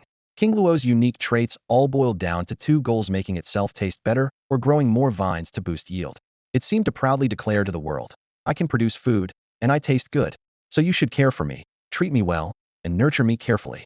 When Lin Yuan was evolving the Qing Luo, he didn't focus on improving its quality. Instead, he poured all his spiritual energy into helping it break through to the copper tier. The moment the elite Qing Luo first crossed into the copper rank, it looked as if nature had meticulously nurtured it for more than a decade. The leaves instantly more than doubled in size. The vines stretched out rapidly. The lower leaves grew broader and thicker, while the topmost leaves were tender, soft, and fresh green. Lin Yuan reached out to pinch one of the lower leaves and immediately felt its hefty weight. The drooping vines were no longer just pure green. Their surface was covered with a layer of woody bark. When he twisted one hard, the shell cracked open, releasing a thick, nutrient-rich juice. Every time Lin Yuan witnessed a spirit creature's evolution, he felt the grandeur and majesty of life's endless river of species evolution. He looked at the copper-tier Qing Luo and asked the clever one beside him, "Song Ming, if it were you, would you choose to evolve to taste better in order to avoid danger?" Song Ming let out a meow and tilted its head, about to recite all it had learned from books about Qing Luo evolution. But Lin Yuan continued on his own. "If it were me, I'd definitely make myself taste worse the better." Song Ming tilted its head again, wearing a handsome and confused expression, as if thinking, "Maybe I'm too clever, because looking at Lin Yuan, I'm not sure he's very smart." It didn't notice that the one who truly believed she was the smartest in the room was actually Yin, happily singing away. In just a few days, Yin Yan's livestream had attracted hundreds of thousands of fans, and the barrage of Lord Qianluo comments nearly flooded the screen. After several busy days in a row, Lin Yuan suddenly felt like going out for some fresh air. In his past life, he could never stay indoors for a day, but this lifetime he was becoming accustomed to staying home more and more. He wandered around the alley twice, then decided to go to the mall and picked out a new outfit for himself. Afterward, he ordered a meal set at the restaurant: braised pork, grilled fish pieces, and a bowl of rice. For a meat lover like Lin Yuan, vegetables were never a top choice. He bit into the braised pork, then took a piece of grilled fish, quietly comparing them. This flavor still couldn't match Uncle Li's cooking. He wondered how Aunt Zhang's trip with Uncle Li for leg therapy was progressing, and how long it would be before they returned. Last year, they had been gone for 3 months. The big screen at the mall was playing the news, with topics covering the Star Network ladder tournament and various events in the real world. Lin Yuan listened to the broadcast and ate his meal, feeling as if he had temporarily stepped away from his non-stop busy schedule, enjoying a long-lost feeling of calm. This brief leisure dispelled the weariness from his unending hustle. Suddenly, a news story on the broadcast made Lin Yuan freeze mid-spoonful. The news was playing, and the mall's large screen displayed the latest updates with synchronized text and images. First, a scrolling announcement appeared from the Huiyao Federation Creator Guild about a reform. From now on, any candidate who can complete the 1-star creator assessment within 2 hours will be exempt from the advanced tests for the 3 life skill profession: Scholar, Spirit Beast Observer, and Spirit Material Analyst, and will instead move directly on to challenge the 2-star creator level. This pilot policy is currently only in place in Xiguang City, personally overseen by the city lord, Ling Xiao, with plans to roll it out gradually to other regions. This news caught Lin Yuan completely off guard, but was undoubtedly a tremendous advantage. He had originally planned to only qualify for the 1-star level, but now he saw a shortcut to jump straight to 2-star. The 2-star stage demanded far deeper knowledge in the 3 life skill professions than 1-star, and even though he considered himself clever, mastering all that would take a huge amount of time. Skipping those 3 exams meant he could devote all his energy to the core creator courses. Thinking this through, he clenched his fist quietly, quickly sketching out a 2-hour past battle plan in his mind. Suddenly, the screen switched to a second breaking news item that made his brow knot tightly. The Federation Investigation Bureau confirmed that half a year from now, the Dimensional Rift would enter an active phase, likely triggering a large-scale surge of exotic beasts. The Huiyao Federation had immediately entered a state of wartime readiness, urging citizens not to panic, and promising to send the Spirit Suppression Division to the front lines to block the threat. The words Dimensional Rift active phase felt like a dull blade slowly carving across Lin Yuan's chest. Ever since crossing into this world, he had never forgotten every moment of his childhood. Those very words had stolen his parents away, forcing him and his sister to struggle for survival. What caught his eye even more was the sudden appearance in the bottom right corner of a black and gold badge, two spirit serpents entwined, forming the outline of a cold blade, the emblem of the Spirit Suppression Division. Lin Yuan's fingers whitened from gripping the edge of the table. He had seen this badge before actually. He had two of them locked away in the drawer of the small shop his family owned, the only relics his parents left behind. Only now did he realize they were the insignia of the Spirit Suppression Division. Regret welled up inside him. He knew too little about this world. Only recently had the Star Network begun to be widely used. If he had discovered his parents' identities and roles sooner, even if it couldn't change what happened, at least he could have understood why they chose to sacrifice themselves. His thoughts were dragged back 10 years to that pitch-black rainy night. On the outskirts of Xia County, a dimensional rift tore open without warning, and the exotic beast surge poured out like a flood. That night, his parents, who had seemed no different from ordinary people, heard the alarm and rushed out into the storm, disappearing into the downpour and lightning, never to return. After dinner, with a heavy heart, Lin Yuan returned home, logged onto the Star Network, and began thoroughly searching all the information about that disaster, along with archives on the Spirit Suppression Division. The dimensional rift that had opened on the outskirts of Xia County 10 years ago was clearly documented on the Star Network. It was a dimensional rift leading to the underground dungeon, and all creatures emerging from it were subterranean beings. On that day, a massive wave of underground creatures surged out, sweeping through Xia County. Among them, one level 4 exotic beast and one level 5 exotic beast stood out distinctly. A level 4 exotic beast was equivalent to a platinum tier spirit creature, while a level 5 exotic beast was on par with a diamond tier spirit creature. Lin Yuan had once seen a newly ascended platinum tier blazing flame giant bear, and even that commanding presence was enough to inspire all at alone a diamond tier beast whose destructive power was multiplied several times over. He shifted his gaze to the end of the report, where clear handwriting recorded: members of the Spirit Suppression Division had successfully defended Xia County, eradicated the surge of beasts from the dungeon's dimensional rift, and sealed the rift completely. Just as Lin Yuan exhaled in relief, another line in the report suddenly tightened his pupils. The invading level 4 exotic beast was identified as a swamp dragonfly, while the level 5 exotic beast that had yet to appear during the early stages of the beast surge was labeled as a rotten bone silkworm.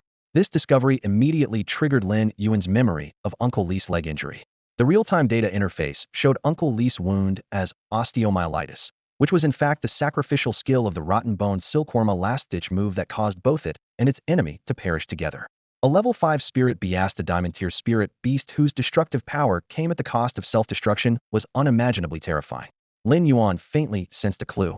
His parents were very likely members of the Spirit Suppression Division who had fought in that defense battle. His chest tightened with frustration as he anxiously hoped Aunt Zhang and Uncle Li would return soon so he could confront them face-to-face for the truth. He leaned on the table, restless for a long time, then looked back up to continue studying the Spirit Suppression Division's files. He had always known this world was vast and boundless. Towering mountains, rolling rivers, shimmering lakes, and raging seas stretched across the land. South of the Federation lay magma zones. To the north, icy polar regions, barren deserts to the west, and muddy swamps to the east. Countless spirit creatures inhabited this grand expanse. The Radiance Federation judged the morality of spirit creatures simply and directly. Those friendly and non-destructive to nature were considered good, while those who attacked humans or destroyed the environment were evil. The Spirit Suppression Division was a group active throughout the world, handling spirit creature incidents and guarding the Radiance Federation. Malignant spirit creatures below Platinum tier were destroyed outright. Those above had to be contained. As he flipped through these descriptions, Lin Yuan's understanding of his parents grew more vivid. The parents who had seemed so ordinary in his eyes were actually unsung heroes silently protecting the world. Spirit Suppression Division, he murmured softly, turning back into his room to draw out a large box from the bedside.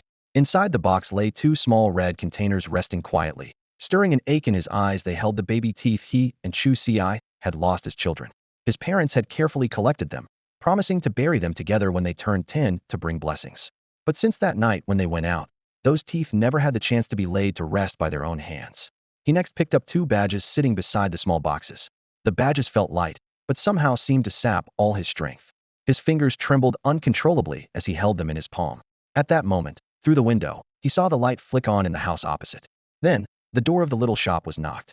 Lin Yuan knew in his heart it couldn't be Aunt Zhang knocking. If it were, her lively voice would have carried from afar. So, who could be visiting so late at night? Who would come at this hour? The knocking on the door came in steady, persistent thuds. The rhythm was neither rushed nor slow, yet it felt like invisible hands pounding against Lin Yuan's chest, making his heartbeat rise and fall erratically. Though it wasn't Aunt Zhang or Uncle Wang. Aunt Zhang's house was brightly lit right now, and yet his own door was being struck so loudly. The Huaidiao Federation had always maintained good public order. Lin Yuan had never heard of any serious crimes. Still, he slipped the sharp knife he usually used to cut green rattan into the wide sleeve of his shirt. Slightly turning his head, he softly called out, "Inin." The silvery gray little spirit drifted over and perched quietly on his shoulder, its obsidian eyes scanning the surroundings warily. Lowering his voice, Lin Yuan said, "If when I open the door and then step back, no matter what you see, immediately unleash the chaotic stream and sound sting towards the entrance." Inin arched its body slightly, its thin wings tense, ready to act at its master's signal. There had been knocks before at night, but for some reason, Lin Yuan felt especially tense tonight. Earlier that evening, he had just learned the true identity of his parents, and seeing Aunt Zhang's brightly lit windows only added to the string of coincidences tightening his nerves like a drawn bowstring. Suddenly, the pattern of knocking changed. What had been regular dong dong dong sounds turned heavy and deliberate, with 2 clang clang strikes, then fell silent. Lin Yuan frowned. There was more than one person outside, at least 2. He gripped the knife handle hidden in his sleeve and unlocked the door. When the door swung open, a man and woman stood about a meter away. The man in his early 30s with sharp features, the woman slightly younger, her expression calm. When the man spoke, Lin Yuan's hand clenched the knife handle harder, nearly causing pain. But the man chuckled softly, his tone measured and unhurried.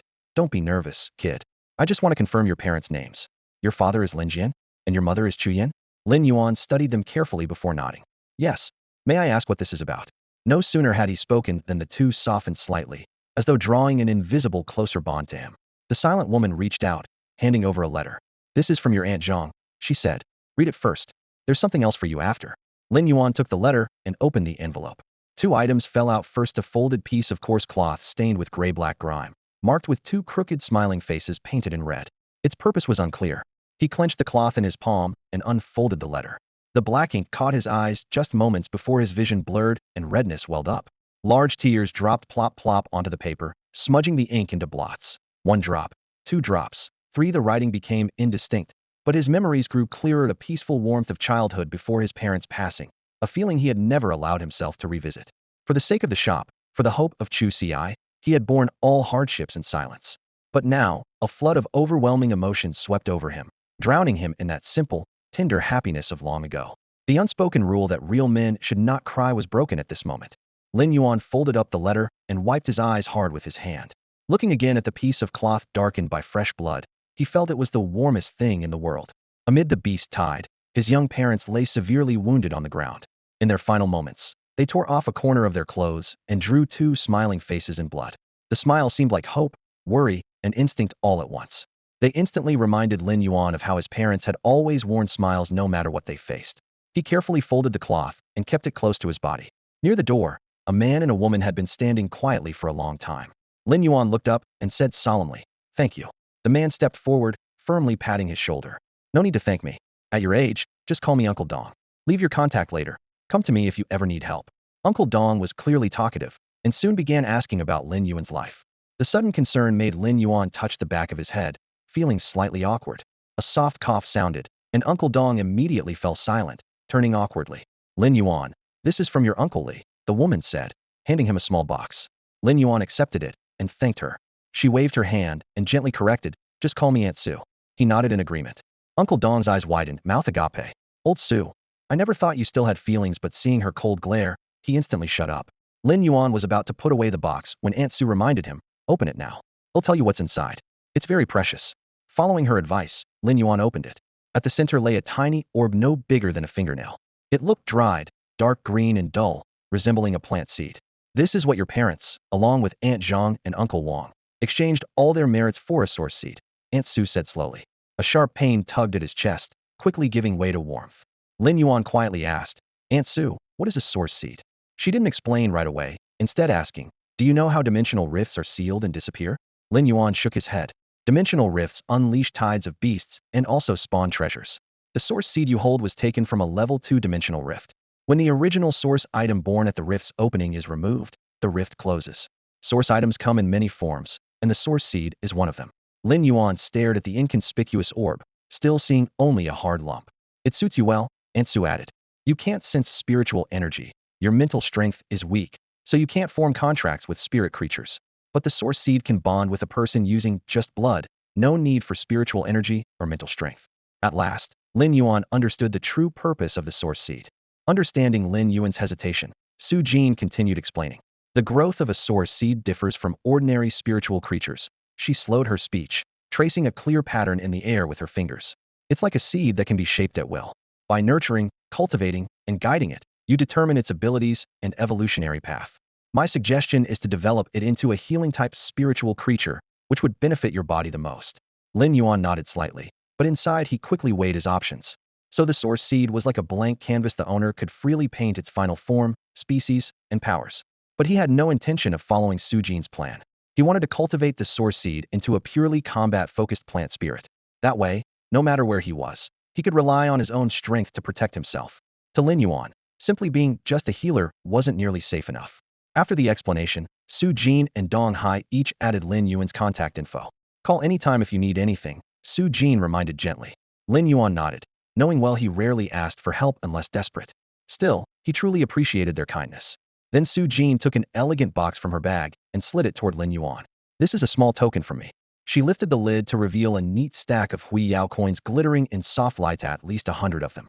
As Lin Yuan was about to speak, Dong Hai complained loudly, "Hey, Su Jin, we agreed to give this together. Why do you start without me?" He strode over and pressed a matching box in front of Lin Yuan, smiling heartily. "Xiao Yuan, I have one too. Whether you raise the source seed or pay for your sister's schooling, it all costs money. Don't hesitate to spend it. Well, send you Hui Yao coins regularly." Dong Hai shoved his box toward Lin Yuan's hands.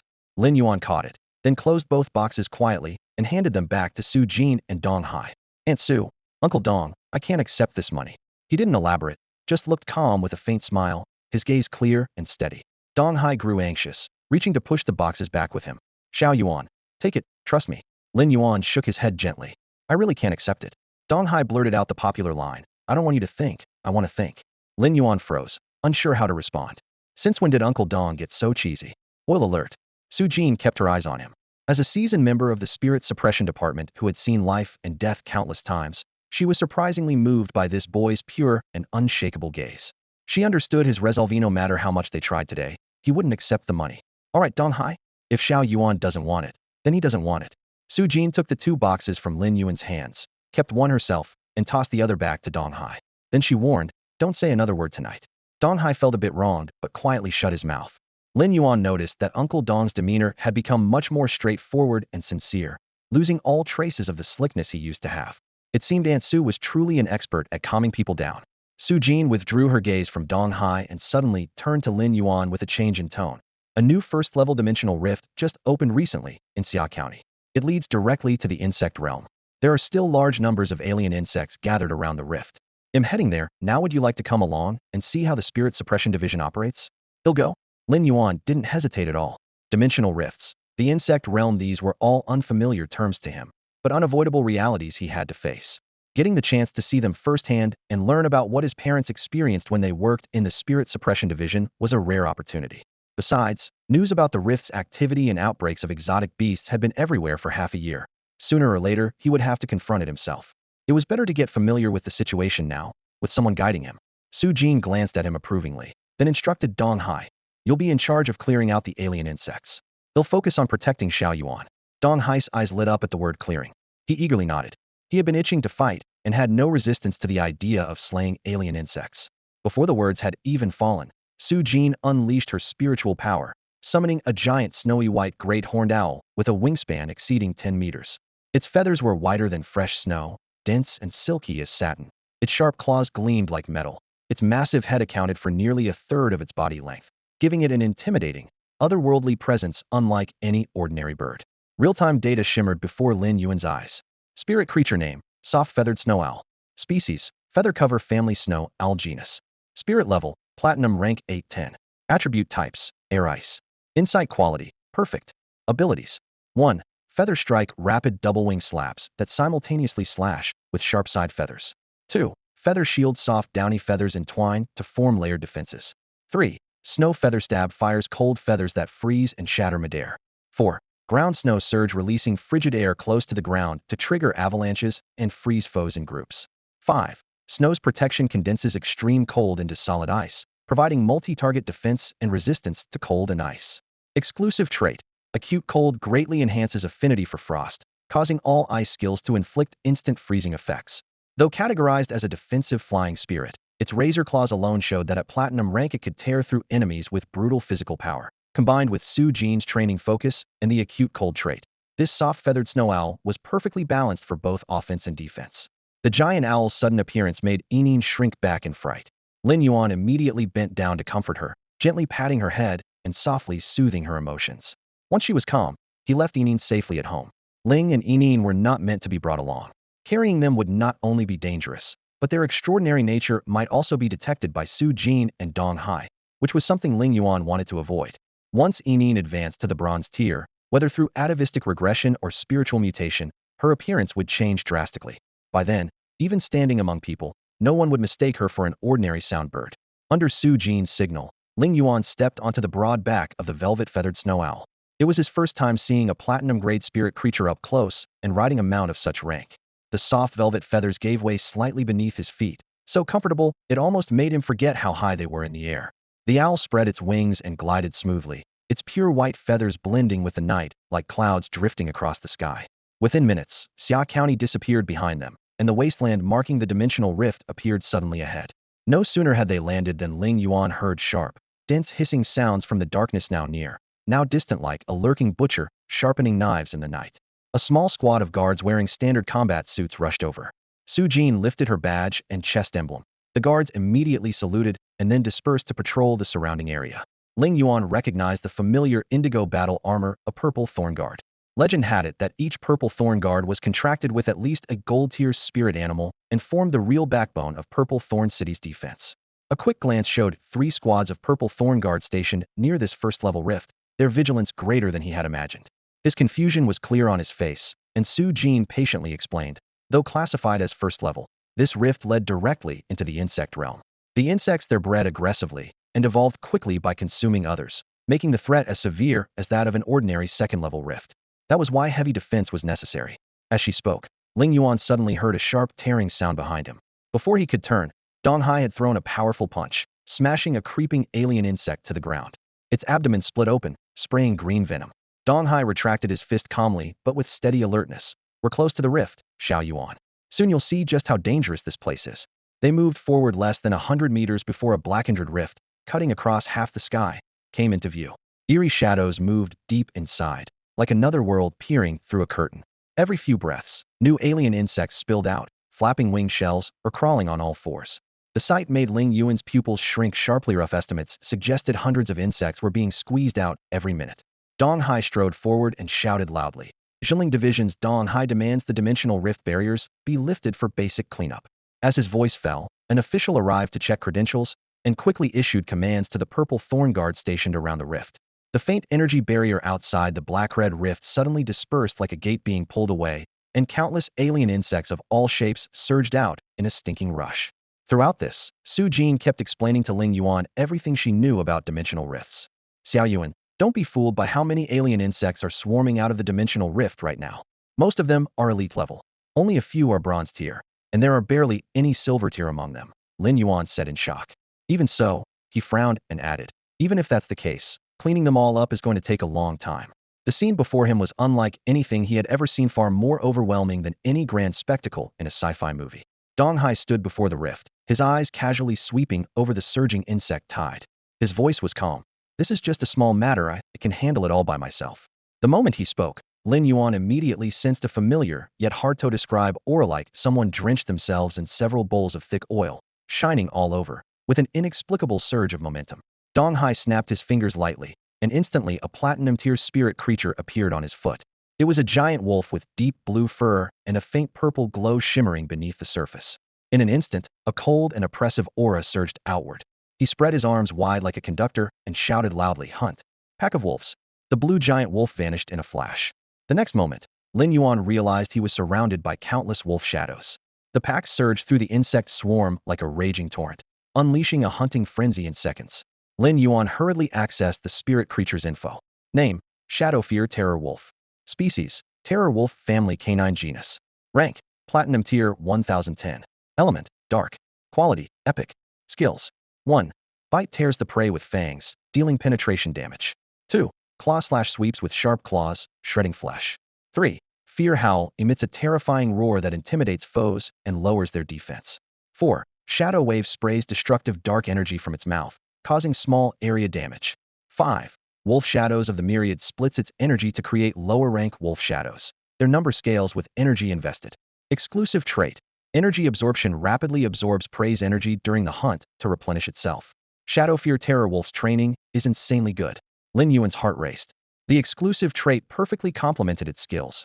Wolf shadows hunt the alien insects absorbing energy in, then split into new shadows, creating a vicious cycle against low-level prey. For fighting these aliens, this was basically a killer weapon. Thinking of this, he gained a whole new understanding of the skill's evolution path exclusive trait combination. It was like a door had been pushed open, revealing a whole new world. Moonlight poured down as wolves and alien insects tore into each other. Blood and fire blossomed in the quiet night, with a cruel, yet breathtaking beauty. Dong Hai, meanwhile, swayed his head back and forth as if conducting an orchestra. Lin Yuan stared in disbelief, his face showing a handsome but confused expression. Especially when Dong Hai raised his hand again and his sleeve fluttered open, the first thought that popped into Lin Yuan's mind was, apocalypse dance move. Then it was as if he saw an endless oil field suddenly spilling over everywhere. Under the moonlit night, the killing carried a chilling coldness. The alien insects were slaughtered to the last one by the colossal wolf, which radiated a pale blue light, tinged with an eerie purple glow. When the battle ended, the giant wolf dissolved into a stream of light and vanished. Its controller slipped away quietly, leaving behind a ground strewn with shattered insect corpses, which were soon cleaned up by the arriving Xiguang guards. The cold moonlight cast a silent chill. Perched inconspicuously on a branch, a small black crow watched. Its jet-black eyes revealed cruelty and disdain, as if scrutinizing the bloodstains below. After a brief pause, the crow flapped its wings, transforming into a dark shadow that sped toward the distant entrance of a dimensional rift. The moment Lin Yuan returned home, he sensed deep within his spiritual core a brand new rune of willpower. A rune of willpower is supposed to be so rare. How did I find another one? Could it be that I'm just too clever? He muttered to himself, but quickly shifted to rational analysis. This rune had formed at the instant he witnessed the alien insects being annihilated in interplay of destruction and hope giving birth to a spiritual spark. For the aliens, it meant ultimate extermination. For the people of Xia County, it was the dawn of a new beginning. The polar contradiction embodied the rune's true meaning. Hope blossoming amid slaughter, a purely offensive willpower rune. Compared to that, Lin Yuan cared more about the hard-to-get origin seed in his hand. He didn't rush to use it, but first spent a fortune scouring all available books on the origin seed through the Starnet. Disappointingly, public information was scant, only vaguely mentioning the origin seed as one type among the diverse and rare origin artifacts. Official records listed only 2 origin seeds. According to the texts, the previous person who obtained an origin seed had bonded with it using only a drop of blood, then buried it inside an energy or to await germination. Unfortunately, that contractor was an ordinary person who perished in a level 3-dimensional rift catastrophe, halting all research. Since then, the origin seed was considered a relatively weak artifact among origin items. If not for this, even combining all the merits of Lin Yuan's parents along with Aunt Zhang and Uncle Li might not have secured this precious remaining origin seed. After poring over the limited materials, Lin Yuan gained a clearer understanding of the origin seed and resolved to form the contract immediately. He took out the shriveled, plain-looking origin seed. Through its dull shell, he could almost feel the warm, pulsating heartbeats of 4 cores within. Let's give it a try, he whispered. He pricked his fingertip, and a bright red drop of blood fell onto the seed's surface. Instantly, the blood was absorbed, and a connection as if rooted deep in his bloodline took shape. As Lin Yuan went to bandage the wound, more blood dripped from the cut and was drawn into the seed again. The resonance of their bond deepened sharply, leaving him momentarily stunned before a feeling of calm settled over him. Encouraged, Lin Yuan continued dripping blood onto the origin seed. As the 5 or 6 drops fell, Lin Yuan seemed to faintly sense the emotions of the source seed. The feeling was intense and direct, a fierce, greedy thirst for the blood of the contractor. Lin Yuan recalled the books he had bought online. The records said that the previous contractor stopped after the first drop of blood, and with that single drop, they completed the initial contract. But now, the source seed was clearly not satisfied with just a few drops. After a moment's hesitation, Lin Yuan steeled himself and cut open his palm. Bright red blood poured down in a stream onto the surface of the source seed. The droplets immediately swallowed up. Within just a minute, the source seed drained all the blood from his palm without hesitation, only stopping when Lin Yuan became dizzy from the blood loss. He immediately summoned Baihili Lily to heal him. As an elite level 10 spirit, Healy Lily couldn't heal the wound instantly, but stopped the bleeding within seconds, barely stabilizing his condition. The performance of this healing spirit once again proved it deserved the title of qualified healer. Turning his gaze back to the source seed, Lin Yuan noticed its hard scab on the surface was peeling away, becoming soft and dark red. The dark red scab was gradually pulled back inside by the seed. Then something like a sprout about 3 centimeters tall broke out from the front, like a shell cracking open. As the sprout swayed, he clearly sensed the source seed was waiting for instructions, ready to shape and grow according to his will. He had already planned the evolutionary path for the past few days, so he said immediately, "Make both sprouts grow into mouths like carnivorous plants." At his command, the sprouts rapidly expanded. Within moments, they grew to 40 centimeters tall, turning into 2 cylindrical leaf stalks. The middle of each stalk bulged like a hollow stomach sac. At the top bloomed 2 red rose-like flowers. The rose shape was only a shell. The true structure was hidden beneath the petals. Barb-covered petals curled open, revealing a saw-toothed maw like a gaping carnivorous mouth.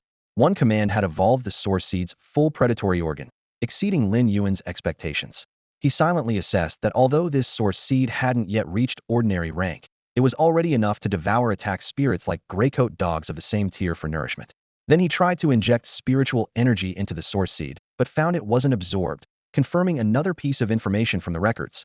The source seed could only evolve by consuming energy.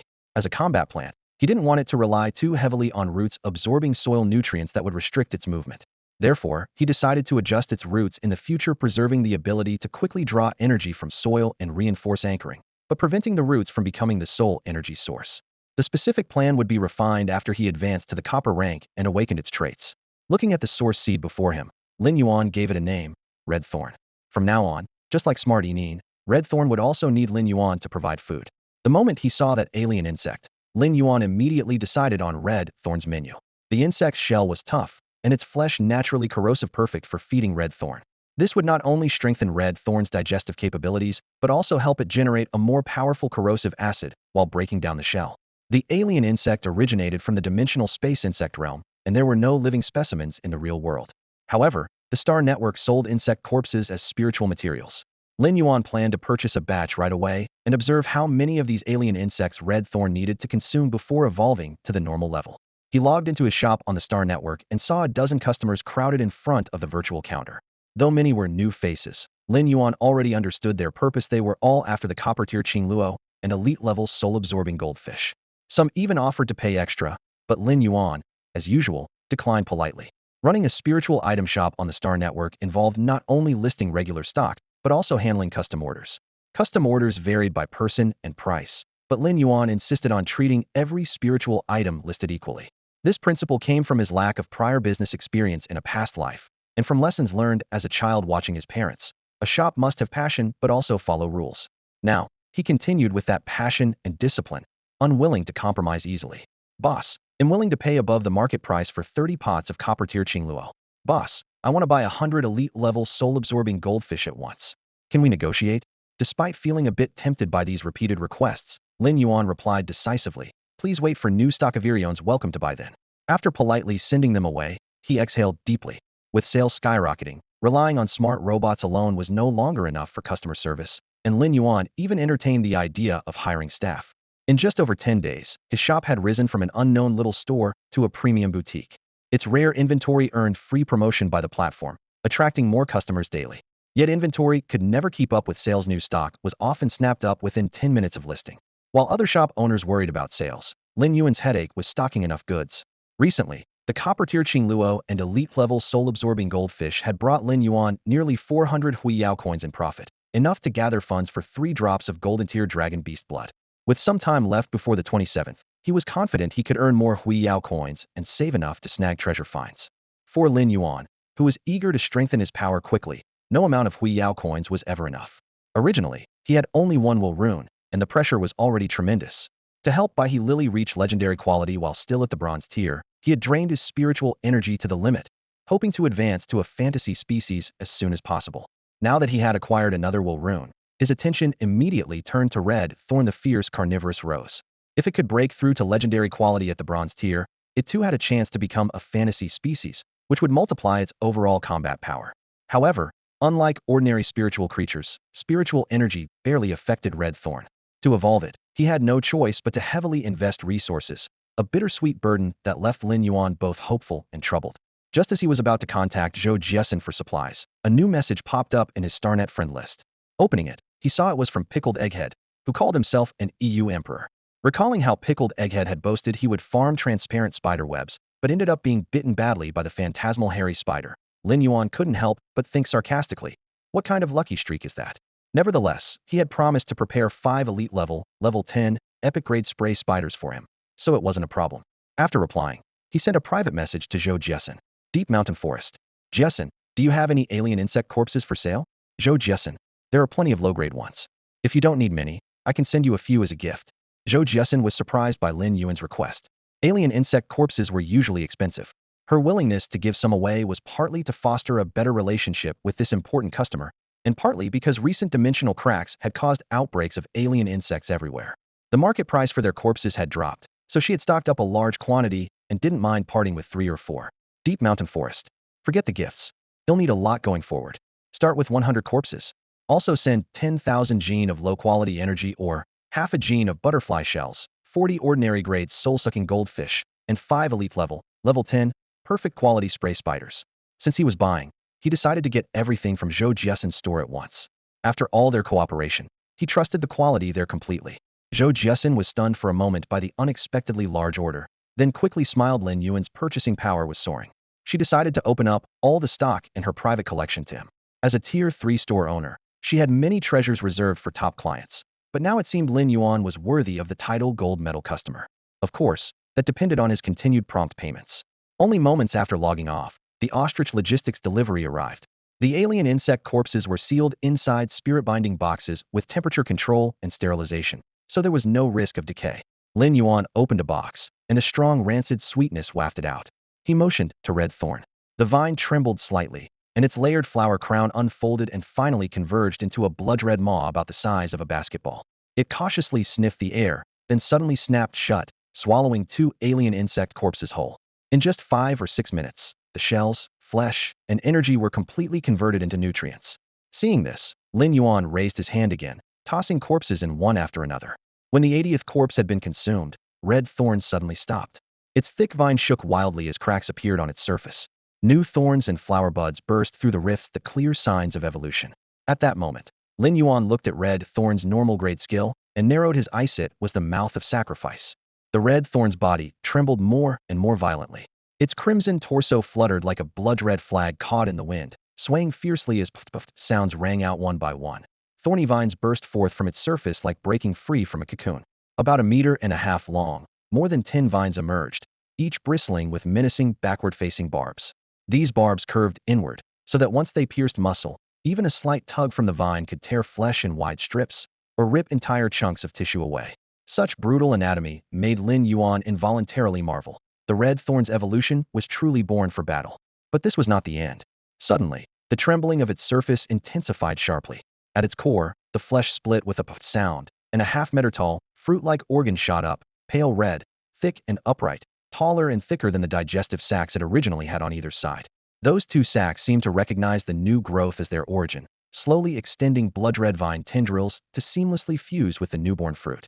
It was only at this moment that the Red Thorn's evolution finally stopped. Lin Yuan immediately brought up the Red Thorn's true data. Spirit entity name, Red Thorn carnivorous plant. Genus, vine subfamily Amorphophallus genus. Level, common. Type, source. Quality, elite.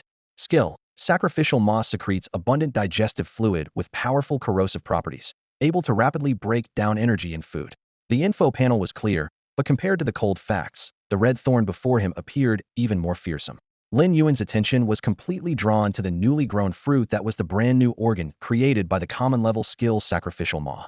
If the original 2 digestive sacs were complete, then to Lin Yuan's eyes, this Red Thorn could now be called perfect. The fruit's interior was a high-speed digestive furnace capable not only of instantly breaking down alien insect corpses, but also continuously secreting corrosive plant acid. This acid both aided digestion and could be sprayed through 2 rose-like blossoms, boasting strong offensive power.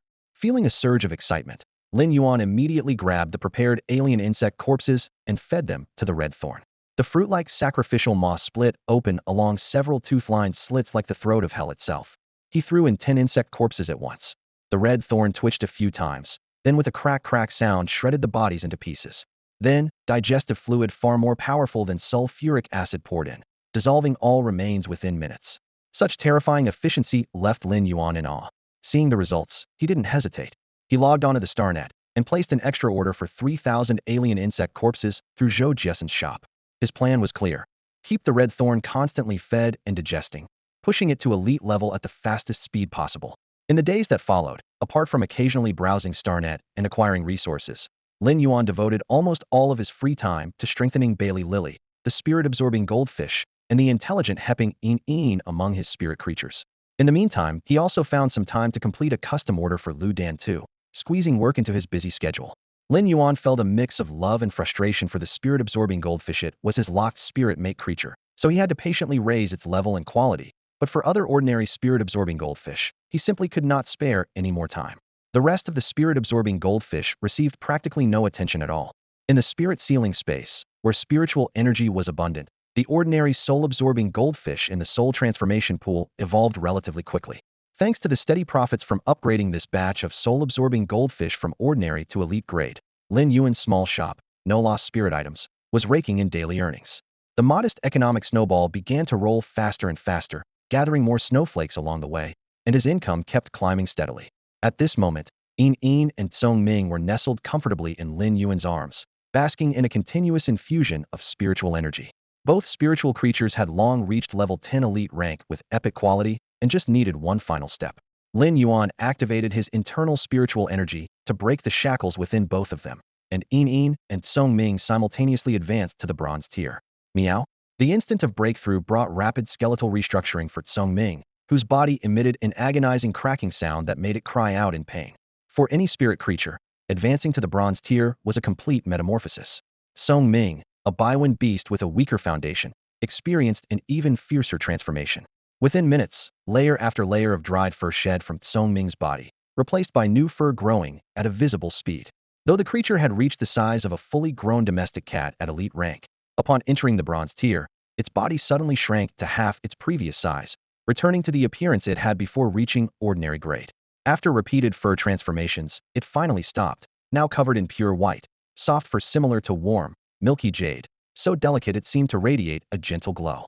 Tsong Ming opened its eyes, revealing lively amber pupils that immediately drew attention. Once fully conscious, it contentedly licked its front paw, but suddenly noticed the situation behind it and let out a startled short cry. Lin Yuan then realized what had once been a single tail had split into three. Checking the true data, its name had changed from Baiwen Beast to Qianwen Beast. Tsong Ming was both curious and bewildered by its three new tails, gently pawing and twitching them as its bright eyes sparkled. Since it had advanced to bronze tier with epic quality, the system directly generated three exclusive traits for it, which Lin Yuan needed to choose from. Lin Yuan held Tsong Ming up, his fingers brushing against the unbelievably soft white fur. Realizing it had shrunk, Tsong Ming quickly leapt to Lin Yuan's shoulder, settling firmly in its favorite special seat. The three exclusive traits appeared before Lin Yuan's eyes. 1. Dust avoidance. Automatically isolates dust wherever it passes, keeping the environment spotless. 2. Tool transformation. Can transform into a tool for the contract holder to use. 3. Pain amplification. After attacking a target, uses spiritual power judgment to multiply the pain inflicted. Lin Yuan studied the traits thoughtfully, a slight frown on his brow. The dust avoidance ability was very much like a smart vacuum cleaner, perfectly fitting for a housekeeping beast. When used cleverly, it could effectively counter spirit creatures skilled in sand or soil-based techniques.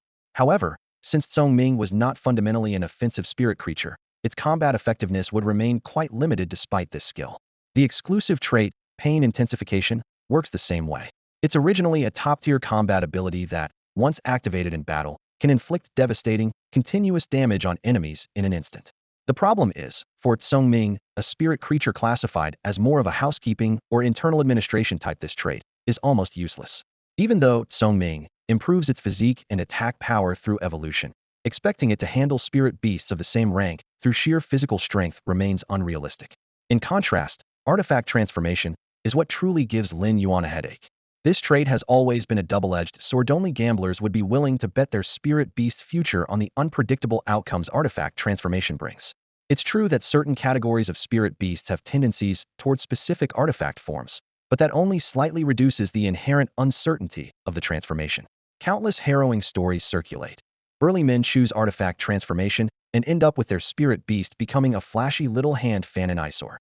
Delicate girls make the same choice, only to see their contracted spirit beast turned into a huge, heavy iron hammer, leaving them speechless. If the spirit beast transforms into a weapon, at least it can still be used, but if it becomes armor, it's even worse no matter how expensive you buy spiritual energy clothing nowadays. Once your spirit beast is fully turned into armor, you lose a reliable companion in combat. But here's the catch. If you don't activate the exclusive trait, the spirit beast misses out on a core ability, essentially starting at a disadvantage. Successful cases do exist, and the success rate isn't negligible. But since this concerns one's own spirit beast and only offers one chance, few dare to gamble recklessly. Most people tremble just accepting the passive result when they rank up to perfection level, let alone someone like Lin Yuan, who holds 3 trait options. Unfortunately, the other 2 exclusive traits are almost useless for Ming, barely worth considering. After much deliberation, Lin Yuan decided to take a gamble. Upgrading the motorcycle into a sports car would be ideal. If it failed, the worst outcome would be downgrading to a bicycle, not much worse compared to those other lackluster traits. With that thought settled, he decisively chose artifact transformation for Ming. A clear meow rang out as dazzling light burst from the spirit beast. Moments later, its form blurred and scattered into points of light, then reassembled into a vintage pair of white-framed glasses. The bridge between the temples and frames was adorned with amber-like patterns, resembling Kongming's eyes from afar. By the rules of artifact transformation, the spirit beast grants additional bonuses to its contractor. When Lin Yuan put on the glasses, a rush of information poured into his mind. Basic theories for novice scholars, observer notes on spirit beasts, material analysts' judgments on texture, all knowledge he wasn't familiar with before. He quickly realized he could directly share the entirety of what Ming had learned. Taking off the glasses, Lin Yuan noticed a concealed mechanism inside the frame. Gently twisting a switch behind the ear, the glasses morphed and extended into a pure white mask with amber patterns. Finding this intriguing, he switched back and forth a couple of times, then returned the artifact to the glasses form. Ming reformed from the light back into its beast shape. The changes from 100 question beast to 1,000 question beast were far beyond Lin Yuan's expectations. If Ming hadn't been able to transform into glasses, taking it along during lifestyle profession tests would have been quite troublesome. Seeing Ming evolve to the copper tier, Lin Yuan nodded thoughtfully. On the screen before him, a fresh stream of data quickly took shape. Spirit creature name, Qinwen beast. Species, spirit cat family, intelligent cat genus. Tier, copper tier 110. Element type, mental. Quality, common. Skills. 1. Precise memory captures every tiny detail when memorizing. 2. Knowledge analysis performs multidimensional preliminary analysis on stored knowledge. Exclusive trait. Instrumentalization instantly transform into a tool for its contract holder to use. Each data point lit up in sequence, cold light flickering in Lin Yuan's eyes as he exhaled gently. The evolution of Ming was officially complete, but at the same moment, Yin Yan's transformation was also reaching its peak. Her pale blue feathers seemed to have been washed by a soft light, layered and vivid, like fragmented gold shining through a clear sky. Though her size hadn't noticeably increased, she now looked more refined and delicate. The cloud patterns faintly visible on her feathers before had become strikingly clear, shallowly etched lines with metallic luster around the edges, resembling blue glaze fired on cloisonné enamel. Another system prompt appeared. Spirit creature name, Luyun Qingyao, formerly bird. Species, blue jay family, winged bird genus. Tier, copper tier 110. Element type, sound air. Quality, common. Skills. 1. Sound spikes launches 3 sharp spikes formed from condensed sound at a target. 2. Turbulence flaps wings to create a series of rapid, irregular air currents. Optional exclusive traits. A. Oily feathers. Feathers secrete oil that effectively resists external damage. B. Clear skybird song dissipates clouds, instantly clearing the sky. C. Borrow windus's air currents during flight to greatly reduce stamina consumption. Lin Yuan barely hesitated, immediately selecting clear sky. This trait, never before recorded in any documents, seems superficially like simple water resistance, but actually approached weather control itself. Once clear sky activated, Luyun Qingyao would face the unshielded sun directly. Lin Yuan hoped this would be the breakthrough Ini needed to truly grasp scorching essence and overcome her bloodline's limits. With the choice confirmed, Luyun Qingniao's skills slightly enhanced and her combat power solidified. Lin Yuan quickly reviewed the data, confident Inin was ready to handle challenges on her own. At the same time, Baihe Lily, with a surge of spiritual energy, rose from elite level 10 epic quality straight into copper tier. 3 exclusive traits appeared for her as well. 1. Life Blossom. 2. Healing Resonance. 3. Revival Mark. After careful consideration, Lin Yuan chose Revival Mark. The moment his finger confirmed it, a lily-shaped mark appeared on his forehead, faint green halo swirling beneath the skin, locking in every bit of healing energy by lily released moment by moment. Whenever Lin Yuan willed it, the mark would unlock and release the accumulated healing power all at once. After advancing to Copper Tier, Baiha Lily's initial skill, Healing, evolved as well. It was no longer limited to a single target, but could simultaneously heal multiple allies under Lin Yuan's spiritual support until his energy was exhausted. The skill upgrade complemented Revival Mark perfectly, which was the key reason behind Lin Yuan's choice. Meanwhile, the spirit-sucking goldfish had reached elite level 7 epic quality. Its evolution speed was astonishing, almost overwhelming Lin Yuan. However, without stimulation from Golden Dragon Beast blood, its ancestral bloodline regression couldn't trigger yet, so Lin Yuan had to temporarily put those plans on hold. Hongxi continued voraciously devouring insect corpses, abundant resources pouring in. It was only one step away from elite level and even Copper Tier. Once it broke through, Lin Yuan's overall strength would skyrocket again. The pressing sense of rapid growth stemmed from Lin Yuan's eagerness for the Star Tower. With all upgrades complete, he wasted no time, immediately logging into the Star Network with Yining and Songming. Now, Lin Yuan was on the Star Network with Yining and Songming, heading toward the Star Tower. The busiest spot in the Star Network was always the Star Tower. Only when Lin Yuan stood at the foot of the tower did he truly grasp the brilliance of the Star Network as the second world of the glorious Federation. Both sides of the street were packed with holographic ads and information screens, while the aura of high-level spirit beasts, though merely data, pressed down so intensely that it almost erased the feeling of being inside a virtual space. The first step to climbing the tower was registration. Registration at the Star Tower happened only at the first challenge. Once completed, all information would be permanently linked to the user's Star Network card. One person, one-eyed every citizen of the glorious Federation entered the tower under their true identity. At the registration desk, Lin Yuan placed his hand into the sensor slot as a beam quickly scanned him. His spiritual cultivation level, the number and rank of his contracted spirit beasts, even detailed battle records for each one, were all recorded. The system then generated a comprehensive data template, ensuring that any future combat projections inside the tower would faithfully replicate this information. In the real world, when high-level spirit cultivators clashed at full power, it was often hard to hold back. Minor clashes could cause serious injuries, and severe fights might end in mutual destruction. Meanwhile, uncontrolled spirit beasts sometimes caused collateral damage that led to disasters. The Star Network perfectly filled this gap in the virtual battlefield. The sensations of pain and touch were indistinguishable from reality, but even in death, both the real owner and their beasts remained completely safe. The first 100 floors of the Star Tower operated on a random matching system. Challengers were paired with opponents on the same floor. Winners advanced one floor, while losers dropped one. After reaching the 100th floor, challengers faced the Heaven's Ladder trial, commonly called the promotion match. This needed winning 2 decisive matches in a row against 3 challengers. Winning 2 straight matches allowed direct entry into the ladder. Losing the first match meant no promotion. Losing 2 in a row not only lost the 100th floor rank, but dropped the player back to 99. Suffering 3 consecutive losses forced a restart from floor 98. The rules were simple, but the process far from easy. Each floor might feature a gatekeeper challengers who, for reasons of luck or otherwise, held unexpectedly overwhelming strength despite lower floors. To truly establish oneself on the ladder, mastery of spirit beast synergy and combat technique was essential. Only those who climbed the Heaven's Ladder earned the title Hall level, a prestigious honor that countless spirit cultivators sought after. After completing his registration, Lin Yuan turned away from the desk, feeling both excited and nervous. The Star Tower's strict real identity binding meant every victory or defeat directly affected personal reputation, which in turn motivated the major guilds to invest heavily recruiting top-performing spirit cultivators to form guild teams and compete fiercely in those grand-scale tournaments. Duelists with high-level skills and potential in the upper ranks of the Star Network naturally become prime recruitment targets for these guilds. Stepping into the newcomer registration room on the first floor of the Star Tower, the first thing Lin Yuan noticed was the quiet.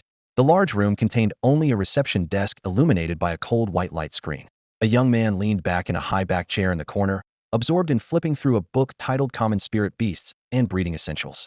When Lin Yuan pushed the door open, the youth closed the book with a snap, placed it on his lap, and pointed toward the counter. New to the tower climb? Come fill out these forms. Once you're done, it'll help you input your data. He said this briskly as he pulled a stack of papers from a drawer, laid them on the desk, and handed them to Lin Yuan. The youth's casual gaze suddenly fixed on the creatures at Lin Yuan's shoulder. The gray-white little beast crouching on the left looked clever, and the blue-feathered bird named Yining nestled on the right seemed especially lively under the light, its feathers and fur vibrant. The youth clicked his tongue in appreciation. Not bad. And you've even got a low-rank spirit beast I don't recognize? Lin Yuan smiled faintly, offering no further explanation. The clever one evolved from a 100-question beast, and Enine from a soundbird. They have now reached the bronze rank as 1000-question beast and flowing cloud bluebird, respectively. Since neither 100-question beast nor soundbird has ever advanced to bronze rank before, these two spirits are one-of-fakened in the world. Naturally, others wouldn't recognize their origins.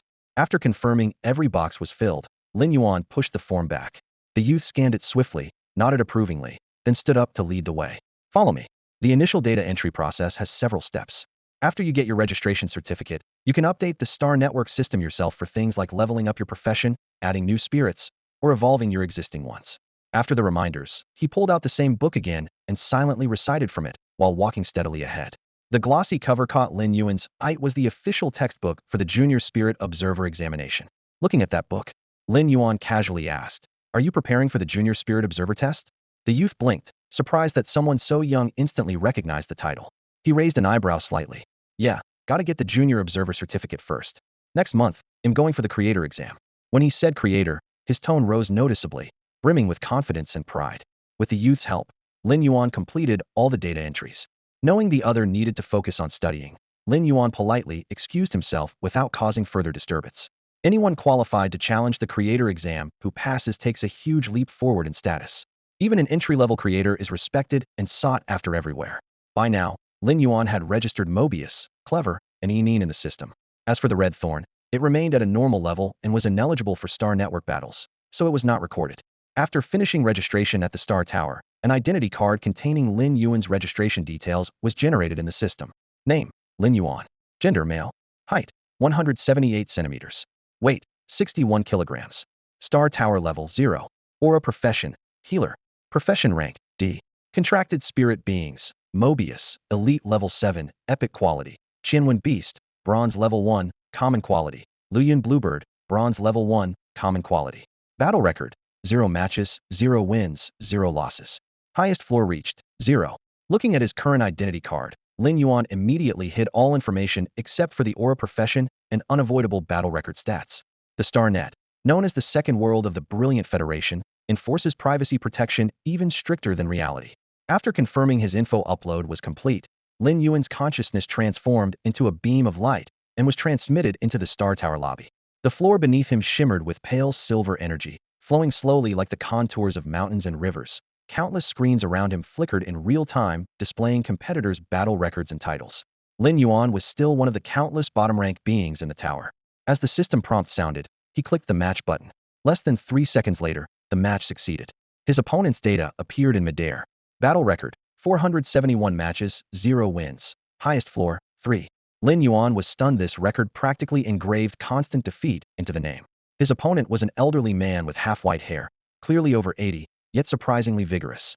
The old man glanced at Lin Yuan's blank battle record and laughed loudly. "Huh, this old man finally got a rookie. Win this round, and he'll step on record to the first floor, then take a whole month off to brag to old Lou next door." Both knew the StarNet's rule. All tower climbers must battle at least once a month, preventing anyone from coasting after lucky climbs. The old man clearly wanted a victory to secure a month of leisure. The battle began. The old man summoned his only contracted spirit Bane, a common-level gray beetle. Its dull shell trembled on 6 legs as it staggered toward Lin Yuan. Lin Yuan originally planned to exchange polite words, but could only smile wryly. He held back his Mobius elite spirit and merely signaled Songming to step forward. Kongming's 3 tails swept sideways, unleashing a shockwave that sent the gray beetle flipping over, its HP instantly dropping to 0. The fight was over. The old man collapsed back, clutching his waist and groaning. "Oh, my old back. Kid, you hit too hard." Lin Yuan scratched his head. "Sir, this is the StarNet. Even if you throw out your back, it's just that it doesn't actually hurt."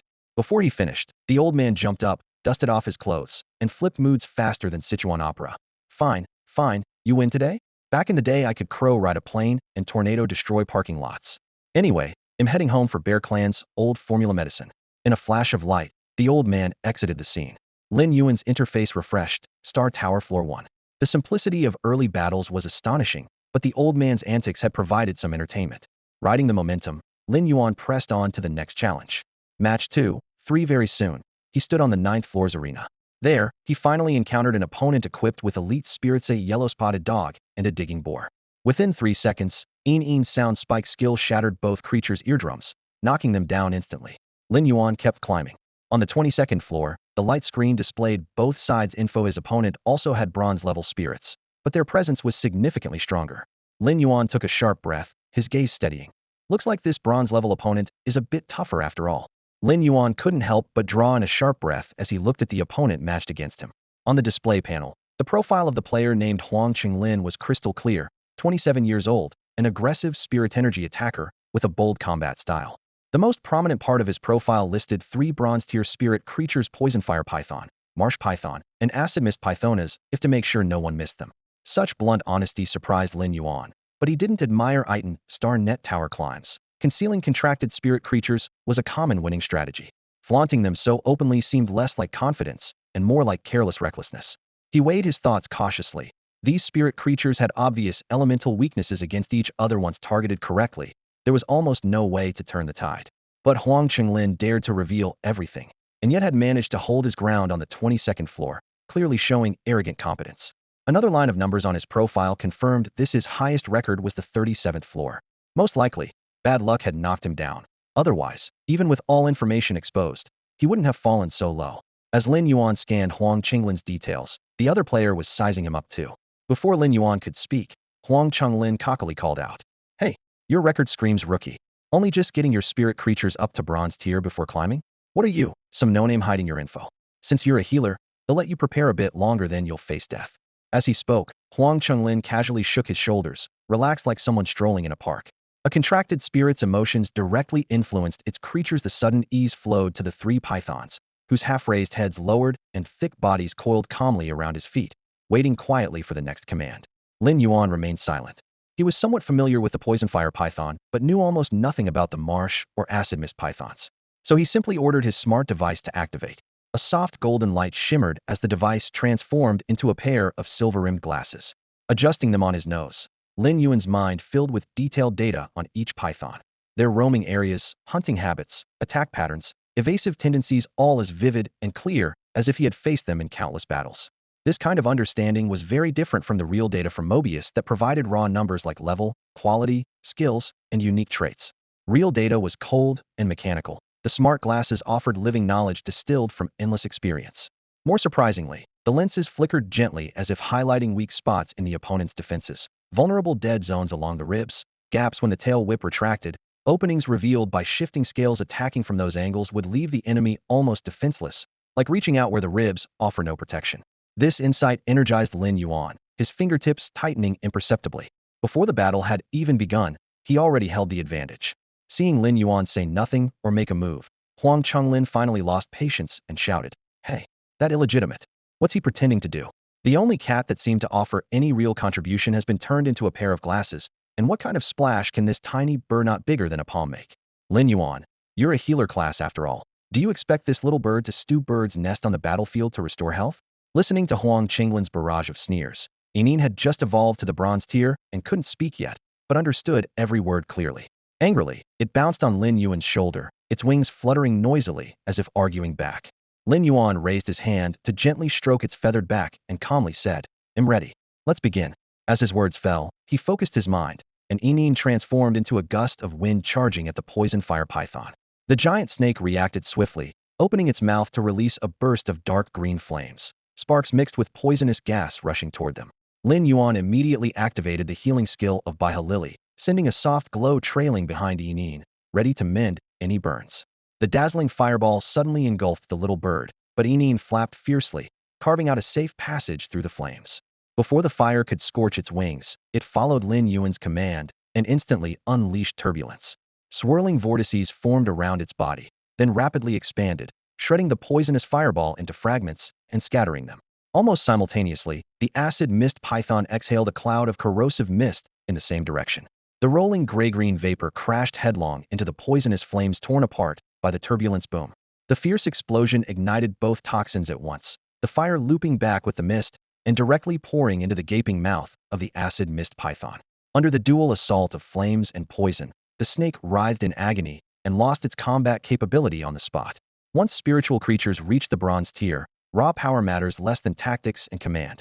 Huang Qinglin hadn't expected to injure two of his own arms in the first round, and now looked extremely pale.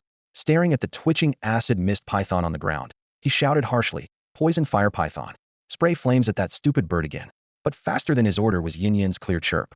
Just as the poison fire python was about to raise its head, three invisible sonic spikes silently shot into its mouth. The first spike ripped through flesh membranes, the second shattered bones, the third struck the same spot precisely, piercing through the python's head and puncturing a pinprick hole in its skin.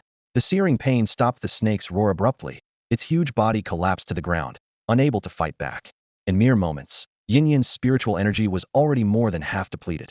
Lin Yuan then switched to using the skill Spirit Infusion from the spirit-absorbing goldfish, guiding a clear stream of spiritual energy from his palm into the bird's body, quickly restoring some strength. The whole process was lightning fast and seamless. Coming back to his senses, Huang Qinglin realized only his marsh python was still barely able to fight. His incredible opening hand had been ruined by his own mistakes, losing two major forces. He gritted his teeth, veins bulging, and yelled at Lin Yuan, "If you've got the guts, face me heathen. Taking shortcuts is just for cowards." Lin Yuan stared at Huang Qinglin like he was looking at some divine being, his voice cold as steel. When confronted, Huang Qinglin scoffed, folding his arms. "You expect me, a healer, to out-attack you, a fierce frontline fighter? Battles are about winning, not brute strength." Before he finished speaking, a sly smile crept across his face. "You've fallen for it." Boom. The ground exploded as a water column as thick as a vat shot up violently, slicing through the air with force and hurtling toward Yining. Unknown to Lin Yuan, Huang Qinglin had secretly ordered the swamp python to launch a sneak attack while they were talking. This isn't a game, every trick counts in war.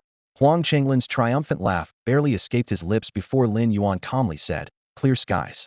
Instantly, the cloud patterns on Yin Yan's pale blue wings illuminated, radiating a gentle glow.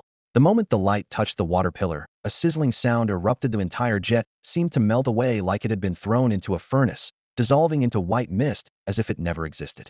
Huang Qinglin's laughter stopped abruptly. His jaw almost dropped. He had no idea what just happened.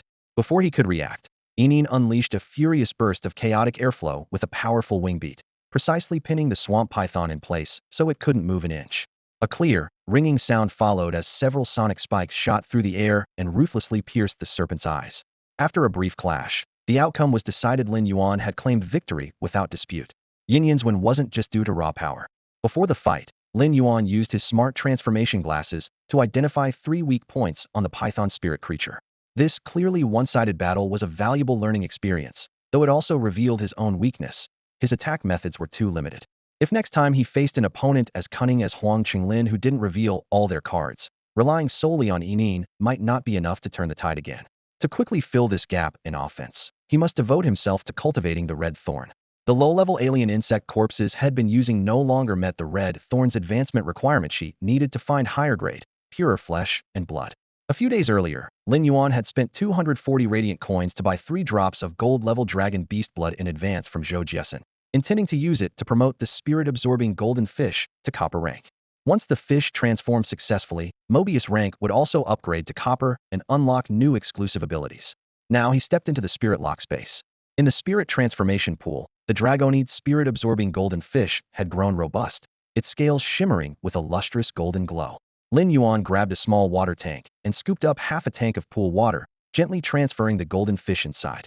When the fish reached elite level 10 and epic quality, the crucial moment to ascend to copper rank had finally arrived. Lin Yuan took a deep breath and poured all 3 drops of dragon beast blood into the small tank at once. Lin Yuan held 3 drops of golden tier dragon beast blood in his hand. Though no larger than the tip of a finger, the drops felt heavy like flowing mercury in his palm, their surface shimmering with a metallic sheen unlike any ordinary blood. He noticed that while regular blood clings to the sides of a glass container, these 3 droplets remained perfectly spherical, leaving no trace even when the bottle was tilted. When poured out, a cold and domineering aura burst forth, as if a dormant giant dragon was breathing nearby. At that moment, the spirit-absorbing goldfish in the water basin was at a critical evolutionary stage. Lin Yuan channeled spiritual energy to break through the barrier surrounding it. The goldfish's body twisted violently as its scales emitted a faint glow. The 3 drops of golden tier dragon blood fell onto the water surface, but instead of dissolving like ordinary blood, they were drawn by the faint traces of dragon bloodline in the basin, instantly merging into the thrashing fish.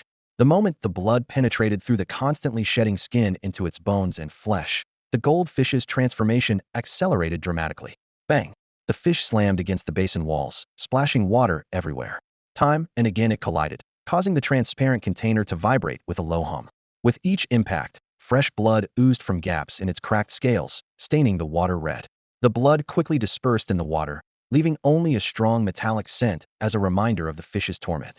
Scales shattered and peeled off like tattered rags, yet they couldn't stop the relentless pounding. Lin Yuan was pained to watch, but understood this agony was the necessary suffering to activate the dragon bloodline and replace its entire bloodstream. The most precious treasure of any dragon-type spiritual creature is its blood. The concentration of dragon bloodline dictates its value. These 3 silent drops of golden tier dragon blood awakened the nearly dormant dragon artery within the spirit-absorbing goldfish, and now it was reshaping its flesh and blood. After 3 grueling hours of turmoil, the water gradually calmed. Lin Yuan stayed by its side for the entire period, unwilling to look away.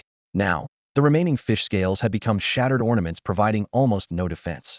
Yet this time, the blood seeping from its body no longer dissolved in the water but formed a thin layer over the wounds, slowly contracting like armor.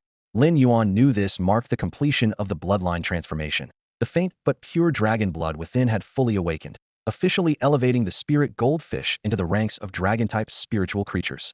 He immediately urged his spiritual power, drawing abundant energy from the spirit absorption space and pouring it into the goldfish like a flowing stream.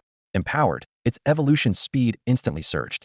Fine black lines first appeared on the fish's surface, then patches of ink-black scales spread from its belly to the back, shimmering with a pearl-like softness. Each scale's inner layer contained an almost invisible dark golden substance, resembling concealed runes. Its fractured tail grew wildly, extending until it matched the boat's length before finally stopping. It resembled layered black skirts, gently swirling in the water. The once prominent giant dragon eyes had almost entirely retracted, leaving only a pair of dark golden pupils slightly larger than those of ordinary fish, steadily watching Lin Yuan.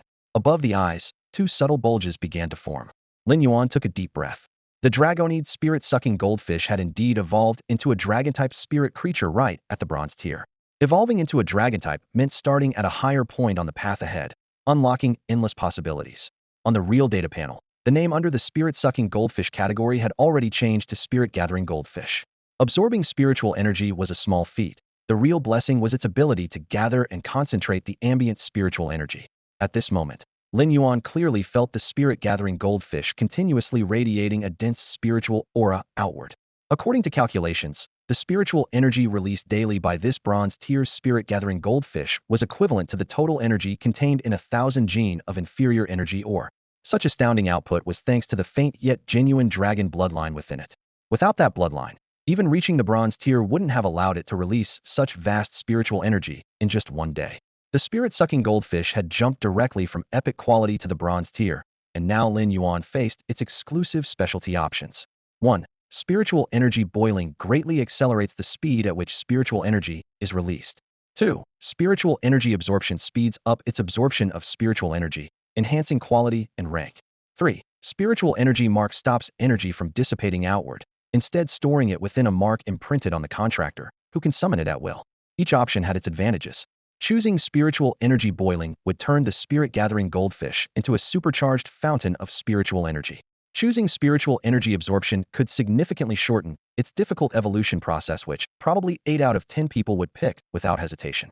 But for Lin Yuan, raising spirit creatures only required investing more time and effort. It wasn't a difficult problem. He ultimately settled on the third option, the spiritual energy mark. The spiritual energy mark was powerful on its own, but more importantly, as the spirit-gathering goldfish's level increased, so would the mark's strength. Lin Yuan recalled the resurrection mark of Lily by Helion stored healing power, the other stored spiritual energy. The two were remarkably similar. Used properly, the spiritual energy mark could free him from worries about spiritual energy shortages for a period, allowing him to unleash spirit creature skills without restraint. It could even be considered a last resort survival tool. At the same time, the spirit-sucking goldfish's promotion had also propelled Mobius' advancement.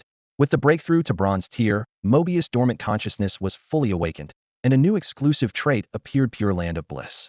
This soil generated inside the soul lock space could rapidly heal spirit creatures on the brink of death. The exact recovery time depended on Mobius' level and the rank of the injured spirit creature. A clear, calm voice sounded softly at Lin Yuan's ear. Lin Yuan, after this promotion, I will enter a deep sleep for a while to fully recover from the spiritual injury sustained when we made our contract. The number of spirit creatures a practitioner can contract depends entirely on their own spiritual power. Each new contract is like dividing off a piece of the mind.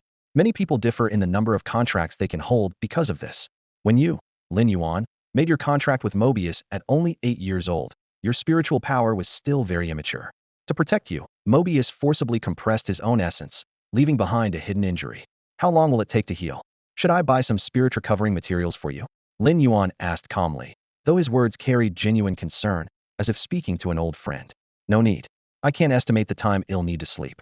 But before that, I'll accompany you to inspect the changes in the spirit lock space and introduce you to the pure land of ultimate bliss, Mobius replied. Their minds linked seamlessly. With a thought from Lin Yuan, he was instantly inside the spirit lock space.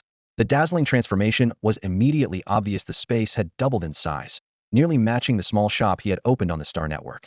The spirit transformation pool had more than doubled in area, its surface shimmering with ripples and waves of spiritual energy washing over him. Previously, the spiritual energy here was only 5 times stronger than outside. Now it approached 8 times. The inferior energy ores once piled at the pool's bottom had all been decomposed, indicating that 8-fold concentration was still not the upper limit for copper tier levels. The upper limit is 10 times, Mobius' cold voice sounded in his ear. In the past, Lin Yuan had to explore the mysteries of the space by himself. Now that Mobius' will was clear, a single thought could bring any answer instantly. Increasing the spiritual energy to 10-fold had huge significance. The time needed for the spirit goldfish to evolve from ordinary to elite was greatly shortened. With the pool's area doubled, the number of fish bred at one time increased sharply. Lin Yuan roughly calculated that he could now cultivate 100 fish at once, producing batches every 3 days on average, which alone could bring in 800 Huiyao coins in revenue. If you add in the gains from his own evolution to copper tier with Qing Luo, his earning speed shot up dramatically. However, as income rose, expenses also surged. Evolving spirit creatures was like rowing against the current. Rare spirit materials were needed everywhere. The value of each rare material was often hard to estimate. The more Lin Yuan earned, the more he felt money wasn't enough. For example, to elevate his copper tier spirit lily to legendary level, even the 2 basic redwood cores alone were already a headache. Lin Yuan had previously arranged the spirit lock space simply, a large workbench and a sturdy wooden chair spaced thoughtfully apart. Right now, the copper tier lily rested on the workbench. Yuri Lily's evolution to the copper tier brought noticeable changes. Although not as earth-shattering as the complete transformation of the soul-absorbing goldfish, these changes were still striking. The copper tier Yuri Lily grew from a single plant into a cluster. Its originally semi-woody stems disappeared entirely, replaced by dense layers of flowers with a smooth, jade-like luster. Simply standing near it inspired a serene calm, as if it were a natural sanctuary for healing. Lin Yuan, look over there, Mobius' voice sounded softly. That is the exclusive trait unlocked by Yuri Lily at the copper tier blissful pure land. Lin Yuan followed the voice and saw a roughly 20 square meter clearing in the center of the soul-locked space, enclosed by a bright crimson fence in a neat square. Inside, the fine white soil glittered like jade and radiated a gentle glow under the spiritual light. He walked to the fence and scooped up a handful of soil. It felt smooth and soft between his fingers, lacking any sharp edges or granules like finely shredded silk. Mobius began to explain, the blissful pure land can rapidly heal copper tier spirit creatures and slowly heal silver tier ones. For gold tier spirit creatures on the brink of death, placing them here and continuously supplementing nutrients lets them remain in a near-death state without dying. This explanation struck Lin Yuan deeply. Mobius' unique trait was incredibly powerful. Spirit creatures on the verge of death at the gold tier were considered beyond saving, even by 3-star creators. While serious injuries could sometimes be treated, near death meant depletion of origin essence and fading vitality. Such creatures typically survived only by sheer toughness, often being sold as fresh spirit materials. Before the blissful pure land, Lin Yuan could at best hope to scavenge silver tier spirit creatures. Now with this pure land, he could first stabilize dying gold tier creatures, then use the spirit space's 10-fold concentration of spiritual energy and his own abilities to gradually repair their injuries. In the Star Tower, gold tier spirit creatures were immediately sent to the rare items pavilion auction and never sold directly. Now that Lin Yuan finally had confidence in dealing with gold tier creatures, he sincerely remarked, Mobius, this blissful pure land is incredibly useful. Mobius chuckled softly and added, not only that, you can also spend your spiritual power to summon a blissful pure land in the outside world to heal spirit creatures with damaged origin essence. The size of the pure land scales with the amount of spiritual power consumed. Lin Yuan's eyes widened suddenly, so the blissful pure land could also be activated as a skill. This meant he could heal external spirit creatures without revealing his ability to convert spiritual energy. Although he was a healing-type spiritual energy user, he had always harbored ambitions of offense. Yet with Yuri Lily's cultivation, he never slackened, and even made it the first spirit creature he planned to ascend to a fantasy race. Now he realized the revival mark, spiritual energy mark, and blissful pure land intertwined seamlessly. If he accumulated spiritual energy and spiritual energy marks over time, once activated, he might summon an endless blissful pure land before him. Activating the revival mark, on a battlefield invaded by dimensional rifts, he could single-handedly provide healing to all frontline fighters. Of course, Lin Yuan also knew he was still weak now and needed to persist step by step to grow stronger. When Lin Yuan exited the spirit locking space, Mobius was already deep in slumber, quietly repairing its damaged origin. A faint blue aura shimmered faintly around Mobius, and a series of data immediately appeared before Lin Yuan's eyes. Spirit name, Mobius. Spirit type, spirit rank, bronze 110. Spirit category, space mystic. Comprehension quality, common. Skills. 1. True data converts complex information that is difficult to discern with the naked eye into data, often revealing truths hidden beneath appearances. 2. Calm heart passive strengthens with spirit rank, stabilizing the mind, and occasionally resisting negative effects. Exclusive traits. 1. Spirit lock Mobius space can sustain other spirits. The initial rank of a sustained spirit cannot exceed Mobius' own. Mobius cannot actively level up on its own, but passively increases in rank as the spirits it sustains grow. Every time it levels up by a major stage, Mobius can sustain one more spirit and inherit its initial skill. However, Mobius itself gains no new skills, and its leveling mechanism remains unchanged. 2. Blissful Pure Land. The soil inside the spirit locking space greatly heals near-death spirits. The healing time depends on Mobius' rank and the injured spirit's rank. Sustained spirits. Common grade Baiha Lily Bronze 1, common quality. Skill. Healing quickly repairs external wounds and slowly restores vitality. Exclusive trait. Revival mark stores healing energy Baiha Lily regularly emits, which the contractor can activate at will. Elite grade Gathering Spirit Goldfish Bronze 1, common quality. Skill. Spirit infusion provides a one-time supplement of spirit power, followed by slow continuous recovery. Exclusive trait. Aura mark stores overflowed aura in a mark etched inside the contractor's body, which can be summoned anytime. After reviewing the status panel, Lin Yuan scratched his head. To advance Mobius to the silver rank, he'd need to add a third spirit into the spirit locking space. But at present, that space was already tasked with nurturing spirits and storing materials. This next step wouldn't be easy. Meanwhile, after selling a new batch of spirit gathering goldfish, he had finally gathered enough funds. In just half a month, thanks to tirelessly devouring alien insect corpses day and night, Hongxi had painfully climbed to common rank 9 with perfect quality. The value of the insect corpses fed to it had long surpassed 100 Huiyao coins, yet Hongxi remained stuck just below the elite threshold. Only now did Lin Yuan truly realize how difficult it was for a spirit to evolve relying solely on natural growth, without tapping into its own abilities. Whether Hongxi could break through had become his top priority. Prime spirits evolve according to their contractor's will. Lin Yuan had chosen the feeding path for Hongxi. Any enhancement during evolution must come solely from food, flesh, and blood of higher-ranked spirits or interdimensional creatures. But these materials were mostly treated as rare spirit materials or gourmet ingredients, priced exorbitantly. Bulk purchasing high-level flesh and blood was almost impossible for Lin Yuan. At this critical stage of evolving the red spines, Lin Yuan couldn't be stingy. He logged into the StarNet, quickly brought up the communication panel, and tapped directly on Zhou Jiesen's avatar. Deep in the mountains, Sister Xian, I need another batch of ordinary grade soul-sucking goldfish. Make sure 10 of them are dragon eye types. He had already planned it out in his mind, reserve 10 slots for seed candidates from the new batch, raise them to the bronze rank, then sell them. Bronze rank soul-sucking goldfish just meet the threshold for the treasure pavilion. Once listed there, he could try trading them for red sandalwood cores. For precious spirit materials, direct currency purchases usually aren't as efficient as barter with actual items. Zhou Jiesen. Sure, they'll pick the best ordinary grade ones for you. By the way, I have an elite grade pregnant female fish here. Are you interested? Female soul-sucking goldfish weren't rare, but pregnant ones were extremely hard to come by. The rarer the spirit creature, the harder it was to breed a celestial limitation. Lin Yuan's eyes brightened at the word pregnant. A single female could lay over 1,000 eggs, but most wouldn't survive infancy, mainly due to insufficient spiritual energy. But within the locking spirit space's refining pool, the energy issue was solved.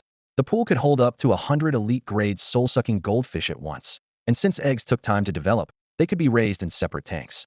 If successful, this female could save him a fortune on repeatedly buying ordinary fish. Deep in the mountains, Sister Xian, he'll take that female fish. What's the price? Zhou Jiesin, 80 Huiyao coins. Lin Yuan frowned. The market price for a well-graded elite fish was around 8 Huiyao coins, even 5 for a normal one. Pregnancy marked up the price tenfold to 80, far beyond what he expected.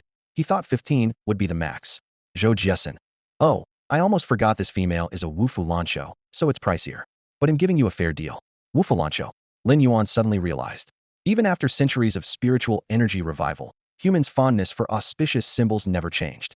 The Wufu Lancho had a smooth, rounded body with 5-color mottling, symbolizing 5 blessings arriving at the door. Though functionally identical to ordinary soul-sucking goldfish, their price could be nearly 10 times higher. Elite-grade Wufu Lancho were barely seen on the market, usually only available from the creators who bred soul-sucking fish. Over the years, had always bought stock from Zhou Jiaxinat just for her honesty, but because her prices were fair. Now he had to admit he had underestimated her connections and know-how. Deep in the remote mountains, Xinjia, I've decided to buy this female Wufu Lancho fish. By the way, do you have any high-grade spirit beast flesh? Zhou Jiesin stared at the private message that popped up, her fingers lightly tapping on the screen while her mind raced. Ever since Lin Yuan had come repeatedly to buy soul-absorbing goldfish, she had quietly researched the background of this remote mountains. It turned out he was also the owner of a small spirit goods shop. Since then, she had kept a close eye on his store's sales records, checking in every few days. The results shocked her. Every time Lin Yuan bought a large number of ordinary soul-absorbing goldfish, within just 3 to 5 days, all those fish had evolved into elite level. This was no small feat. These goldfish were notoriously stubborn and costly to cultivate.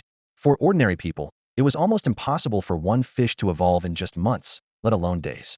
Zhou Jiesin boldly guessed that such large-scale evolution must have been accomplished by at least a 3-star creator. If it was only a 2-star creator, it would take at least 20 working together simultaneously. But hey, race the catch. Who would waste precious creator resources to enhance soul-absorbing goldfish? With the same time and effort, strengthening silver-tier spirit animals would be far more practical. She couldn't quite figure it out, but one thing was certain. Lin Yuan definitely had a creator backing him, and most likely a 3-star one. A 3-star creator's presence was invaluable. Most 5-star shops couldn't even afford one, and if they did, they would treat them like a treasured guest. Looking at herself, Zhou Jiesin had worked hard for years, sourcing only the best spirit materials and offering the lowest prices, managing to grow her shop to 3-star status. The reason she hadn't reached 4 stars yet was because she lacked creator support. She used to just think of Lin Yuan as a promising client, but now she was considering whether she could take things further. If she could buy rare goods from him at a high price, goods not seen on the market, that would boost her reputation instantly. A 4-star upgrade, and doubling the shop size would then be within reach. Running a successful shop on the Star Network had always been her dream, but without a creator's backing, the path was too difficult. She also wanted to recruit a creator herself, but most of the contacts she had were only 1-star level, and the terms she offered were already ridiculously generous. 5-star shops nurtured their own creators by finding talented youths and pouring resources into them. She had tried this too, but had failed completely. Becoming a creator was no easy feat. She didn't want to directly ask Lin Yuan for inventory. Being a fan didn't mean blindly flattering someone. What mattered most was how to win the big player over without leaving obvious marks. After years as a spirit material shopkeeper, Zhou Jiesin had perfected the art of recruiting creators, but making it work still depended heavily on timing and opportunity. And here Lin Yuan was asking for high-grade spirit beast flesh, something she didn't have a single piece of in stock. Zhou Jiesin knew well that if she said no and Lin Yuan really needed it, he would simply go elsewhere. Zhou Jiesin naturally didn't want this to happen. If Lin Yuan found someone else and became a regular customer there, wouldn't all her efforts be wasted? Determined, she quickly typed a message. Lin Yuan, I don't have any high-grade spirit beast flesh or high-grade extra-dimensional creature flesh here. The latter requires special qualifications to sell, and very few shops have the necessary permits. If you really want to buy some, I can help introduce you. Lin Yuan hadn't expected Zhou Jiesin to share her own source with him. For any shop dealing in spiritual materials, the supply channels were their lifeline, guarded like treasures. Whatever her reason, he appreciated the favor. After years of drifting in darkness, he had long learned to be grateful. Thanks, Sister Xian. I do urgently need it right now, he replied immediately. Seeing his thanks made Zhou Jiesin's heart lighten. Her worry that Lin Yuan might not appreciate it vanished in an instant. She sent him the coordinates for the Star Network. Following the coordinates, Lin Yuan logged into the Star Network and passed through a virtual commercial district. He arrived at a shop without even a signboard. When he pushed the door open, a burly man with rolled-up sleeves was rapidly recording details into a ledger. Noticing the movement, the man looked up and glared fiercely. This isn't a shop. I don't serve customers. Lin Yuan quickly identified himself. Zhou Jiasen sent me to buy high-grade spirit beast flesh and extra-dimensional creature flesh. The man sized him up and then sent a message to Zhou Jiasen to confirm. Only then did he nod. If Jiasen sent you, call me Brother Feng. The man was far too cautious. Lin Yuan immediately understood this shop operated without a special permit. It was an underground operation. The Star Network cracked down hard on such black market shops, and being caught carried heavy penalties. No wonder the man was so nervous. Brother Feng, how much are you selling the high-grade spirit beast flesh for? Brother Feng shook his head. I only get one shipment a month, and it's all scrap that can't be used as spirit material or delicacies. The species don't matter. Copper tier is 20,000 Federation credits per pound. Silver tier, 150,000 per pound. Gold tier, 1 radiant coin per pound. But today it's all sold out. Someone already reserved the next 6 months' stock. Hearing the prices and the shortage, Lin Yuan's brow furrowed deeply. Brother Feng continued, high-grade spirit beast flesh is tight everywhere now. High-grade spirit energy professionals feed their carnivorous spirit beasts with it. If you want extra-dimensional creature flesh, I have plenty, and I can give you a better price. Lin Yuan's frown eased promptly. Both high-grade spirit beast flesh and extra-dimensional creature flesh could be used to feed red spines, but high-grade spirit beast flesh contained more spiritual energy than the extra-dimensional flesh. Lin Yuan had already decided to buy flesh and blood from high-level extra-dimensional creatures. Feng, I want to buy some high-level extra-dimensional creature meat. How do you usually sell it? He asked bluntly. Feng rubbed his thick forearms and answered honestly. The high-level extra-dimensional creature meat I get isn't like high-level spirit beast meat that you can eat right away. The safe-to-eat stuff is basically unobtainable for me. Most of what I have comes from abyssal rifts and insect realm rifts, which are harmful for humans to consume. At this, the burly man's eyes showed a hint of helplessness. This toxic meat had been hard to sell for a long time. But to Lin Yuan, this actually suited his partner Honx's appetite perfectly. Meat other spirit creatures couldn't eat might unexpectedly help optimize Honx's evolution. He pressed on, what about the prices? Feng hadn't expected Lin Yuan would actually buy, so when he heard this, a smile of surprise appeared on his face. Level 1 extra-dimensional creatures are like bronze-tier spirit beasts, 500 Federation coins per pound. Level 2, like silver tier, 8,000 per pound. Level 3, gold tier, 100,000 per pound. Lin Yuan was a little surprised these prices were several times cheaper than spirit beast meat. Gold tier meat at 100,000 Federation coins per pound means 100 Huiyao coins could buy a full 1,000 pounds. But since Hongxi was still ordinary level, he needed to introduce high-level meat gradually. Before, head fed at rankless extra-dimensional insects whose energy was even lower than ordinary spirit beasts. After weighing it, he decided to start with bronze tier meat. Then give me 3,000 pounds of level 1 extra-dimensional creature meat. Let's exchange contact info so I can order directly next time. When Feng heard buy, he laughed heartily. Alright, they'll throw in a little extra for you. One level 1 extra-dimensional insect weighs about 60 pounds. They'll get you 55 of them extra, is on the house. Lin Yuan initially thought high-level extra-dimensional meat was cheap, but when he actually spent 1.5 Huiyao coins on 3,000 pounds equivalent to 55 level 1 extra-dimensional insects, she realized the amount wasn't as staggering as had imagined. After all, he had once fed Hongxi 1,000 rankless insects in one go, but the energy in those probably equaled only about 3 level 1 insects now. After the deal was done, he prepared to enter seclusion. Over the next few days, aside from earning points at the Star Tower and helping Qing Luo evolve to bronze tier, he stayed beside Hongxi.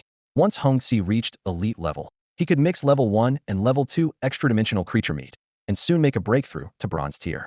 During feeding, he clearly sensed Hongxi's mental pleasure. However, rapidly consuming level 1 meat also revealed a problem. The corrosiveness of the blood from these insects was strong enough to instantly char a piece of wood black. This corrosiveness did affect the ordinary level Hongxi at first. Even the red thorn maw of sacrifice had withered and blackened from the corrosive blood of the level 1 alien insect. Lin Yuan's heart tightened as he silently cursed his impatience, about to order the red thorn to spit out all the swallowed insect flesh and blood. But in the next moment, he saw that the blackened maw was slowly healing while absorbing the residual energy inside the insect's body. The tender flesh that just formed would immediately corrode, curl, and darken again, but each cycle left it slightly less damaged than before. This repeated corrosion and repair made Lin Yuan realize that the red thorn was actively adapting to the venomous blood of the level 1 alien insect, tempering its resistance to corrosion at the same time. It turned out that the alien insect's blood and flesh were guiding the red thorn toward a new evolutionary path. This acquired, stimulus-driven evolution could not be spontaneously achieved even by the original species. It had to be painstakingly forged through genuine external triggers. Although the blood and flesh of the level 1 alien insect still resisted full digestion, Lin Yuan clearly sensed the red thorn's resistance to the corrosive properties rising rapidly. Suddenly, from deep within the contract bond came the red thorn's probing thought. Lin Yuan answered without hesitation. To strengthen its attack, focus on enhancing the previously grown vines. The red thorn's offensive capability was Lin Yuan's most prized advantage. When it advanced to the ordinary tier, it had already sprouted over a dozen vines about 2 meters long, all covered with sharp, backward-facing thorns.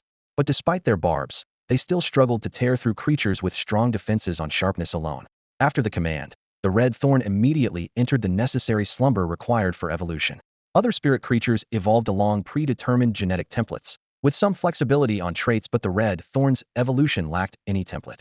Instead, it had to reprogram itself based solely on Lin Yuan's will, inevitably taking considerable time. A full day passed, and the red thorn lay quietly asleep, but Lin Yuan sensed through their contract that it was in good condition, vitality surging within its body. At that moment, Smart, light on its feet, leapt onto Lin Yuan's shoulder and wagged its tail proudly. Lin Yuan, I've memorized all the knowledge from the books, absolutely mastered it. It then affectionately rubbed its little head against his cheek. Meanwhile, in the past few days, Enin had become absorbed in her live streams, less clingy toward Lin Yuan as before. Whenever she encountered trouble, she would call on Smart for help. Smart had effectively become her super moderator, keeping the live broadcast room running smoothly. Enin originally started streaming casually because she loved singing, but unexpectedly rose to fame. The title K-In Luo dominated the Xing network's singing streamers. The real push to her peak came from the 87th ranked of the Huyao 100 Children sequence, the Great Patroller, Sun Lin. Sun Lin lavishly spent money in her stream, instantly topping the followers list. This high-profile support sparked widespread online discussion.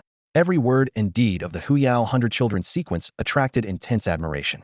Although this incident caught the attention of the entire Starnet, neither Enin nor Lin Yuan cared much about the sudden surge in popularity. Enin continued sitting in the livestream room with her headphones on, singing while her eyes remained fixed on the screen. The scrolling comments were nothing but praise, and she didn't even glance at other topics.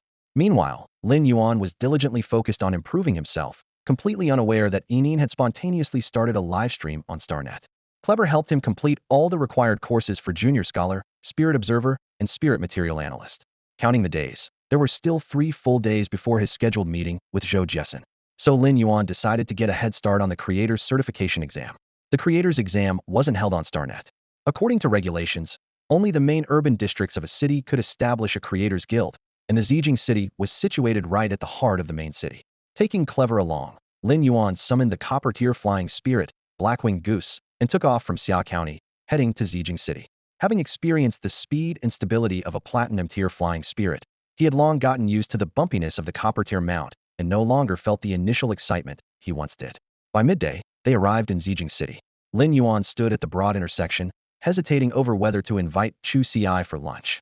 In the end, he decided to wait until after the exam to celebrate with her.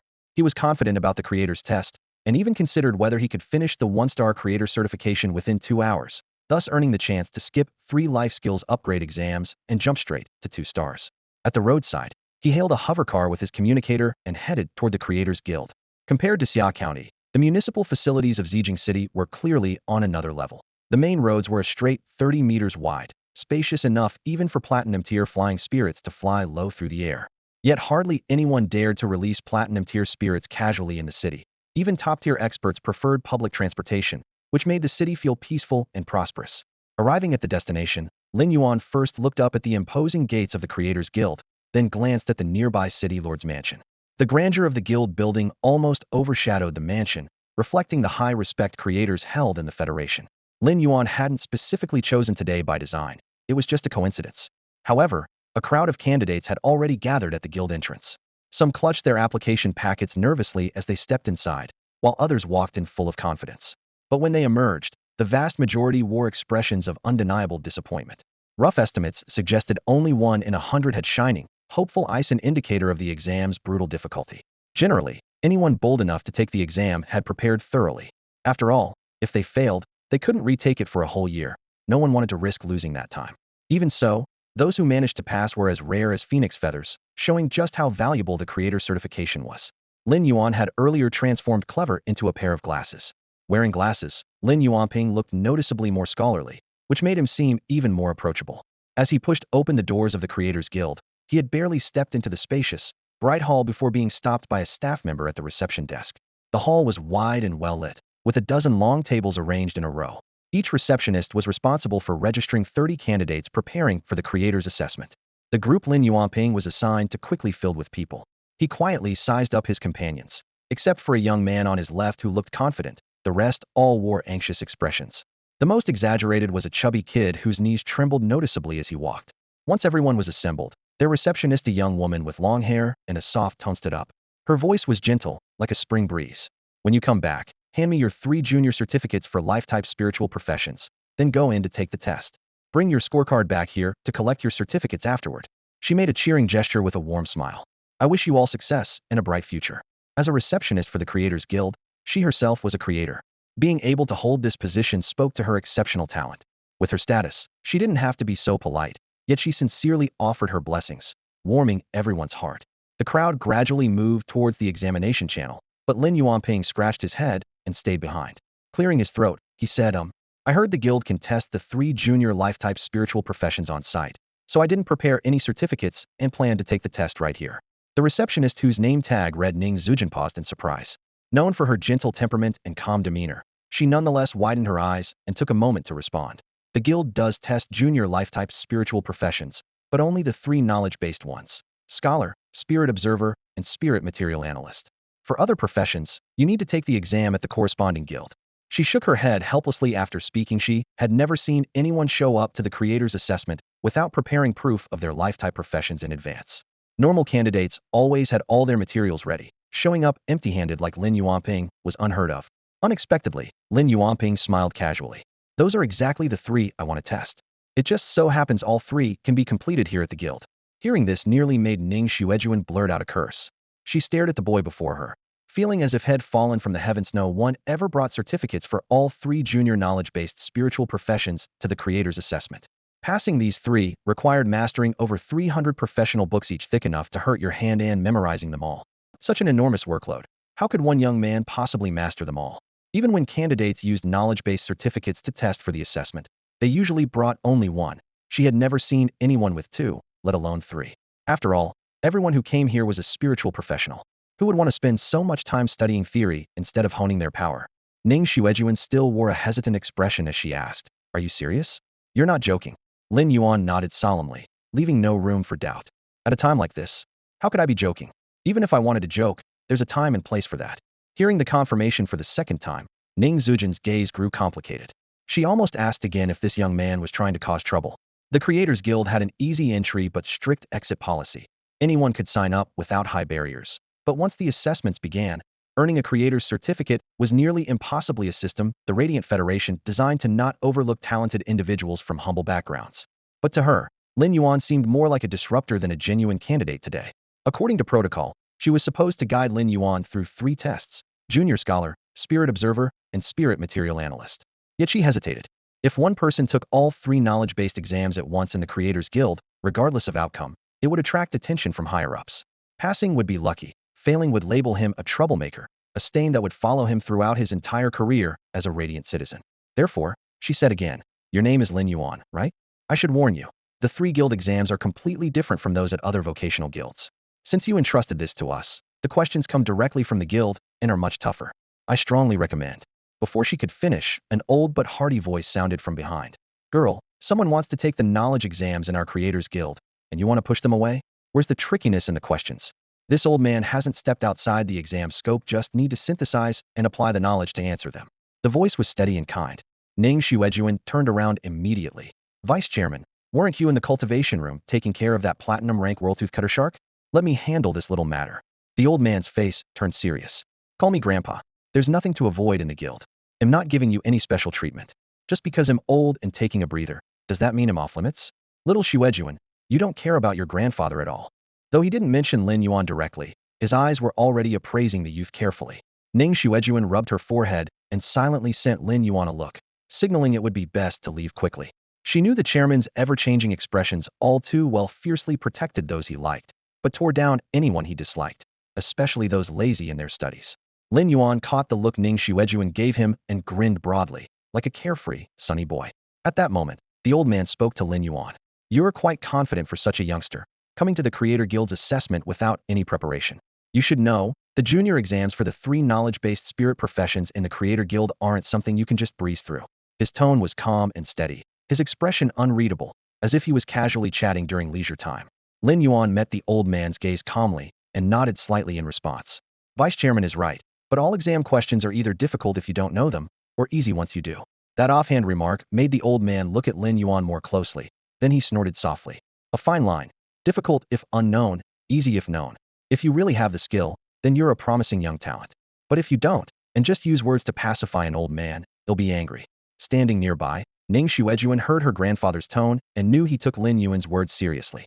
She glanced at Lin Yuan quietly, feeling a twinge of sympathy once her grandfather got genuinely riled up. Nobody could calm him down. Lin Yuan held deep respect for the vice chairman of the Creator Guild. These elders were pioneers on the path of creators, evolving alongside spiritual beings and quietly shaping countless high-level spirit professionals. The brilliance of the Federation today couldn't be separated from their contributions. I always approach things with realism and exactitude, and dare not be careless in the slightest, Lin Yuan said respectfully. However, since he intended to take all 3 exams at once, some around heard a hint of pride or arrogance in his tone. The old man's face remained composed, then suddenly shifted gears. Since you're so confident, you must have some true insight. In primordial planetary life, there were 2 ocean overlords, the Megalodon and the Leviathan whale. They fought for dominance in the tertiary seas for tens of millions of years, without one fully surpassing the other. Which do you think was stronger, the Megalodon or the Leviathan? This seemingly casual question made Ning Xuejuan's expression change sharply, alarmed inside. The academic world still had no consensus. Both creatures were apex predators, true overlords with comparable offensive power. Which was stronger often came down to individual skill and experience. Any answer could be argued. But her grandfather was famously a Megalodon supporter, convinced the Megalodon was the ultimate tertiary sea overlord. If Lin Yuan said Leviathan, her grandfather might lose his temper on the spot. She quickly spoke to smooth things over. Grandfather, you debated this with Grandpa Zheng for a long time before. Since you believe the Megalodon rules, well, say it's the Megalodon. Her tone was light, but she subtly tipped Lin Yuan off with the key insight. The old man caught the hint in her words, thinking his question wasn't particularly meaningful, but he still waited for Lin Yuan's answer. Experienced and wise, Lin Yuan understood perfectly. Out of respect, he carefully weighed everything had learned before speaking. After a moment's thought, I believe this question has actually already been answered long ago. The old man hadn't expected to hear such a fresh perspective from Lin Yuan. Hearing Lin Yuan suddenly voice a different opinion, he leaned forward slightly, his smile warm. Young man, go on. This old fellow loves hearing insightful views. Speak boldly. Ning Xuejuan stood beside her grandfather, her heart pounding. This most unpredictable elder of hers always said the exact same thing before changing his tone. She nervously gripped her sleeve, but didn't dare interrupt. Lin Yuan paused briefly, his eyes falling on the comparative poster of the Megalodon and Leviathan whale, then scanning the book titled Ancient Oceanic Overlords on the table. He looked up and said, actually, the very question of which was stronger implies both were losers. They were outcompete in evolution and can only be called weak. If either had truly been strong enough, neither the Megalodon nor the Leviathan would have vanished entirely. Even if some sharks today show atavistic traits approaching the Megalodon's size, they are still not the same. The old man raised an eyebrow, this time holding his judgment in silence. For years he had heard answers that the Megalodon was fiercer, or the Leviathan more ruthless, or that they were evenly matched. No one had called them weak. But from the perspective of natural selection, Lin Yuan's reasoning seemed irrefutable. The room was so quiet you could hear the faint ticking of the temperature regulator in the display case. Ning Xuejuan's heart pounded as she sneakily glanced at Lin Yuan. This boy could make her grandfather think seriously, rather than treat him like a troublemaker. The old man took a deep breath and suddenly asked, explain then. The Megalodon and Leviathan ruled the oceans of the tertiary period together for tens of millions of years. Lin Yuan's gaze shifted to the blue sky outside the window, as if drawing words from the distant clouds. Precisely because their dominance was so absolute, they suppressed the evolutionary progress of other marine life. Nature then reshuffled the decks 65 million years ago by hurling a meteor that decisively ended their reign. That impact ushered in the new era of the quaternary oceans and wiped out both the Megalodon and Leviathan. From the creator's viewpoint, a species' success isn't about reaching the top of the food chain, but about evolving continuously for tens or hundreds of millions of years, surviving the next extinction event, and passing on its lineage. If it can't do that, no matter how strong, it's weak. Lin Yuan's explanation wasn't just pulled out of thin air. It combined classroom learning, knowledge accumulated from a past life, and insights gained from helping spiritual creatures evolve in this one. Time's vast river washes away all glory in the end. True victors are those species that endure to face the next trial. The old man closed his eyes thoughtfully, savoring the words. Ning Xuejuan looked at Lin Yuan, curiosity now replacing her initial wariness. Such a well-rounded logic didn't come from a superficial mind. Lin Yuan stood with a straight back, neither proud nor humble, quietly holding his ground. Suddenly, the old man laughed heartily and clapped his hands. Well said.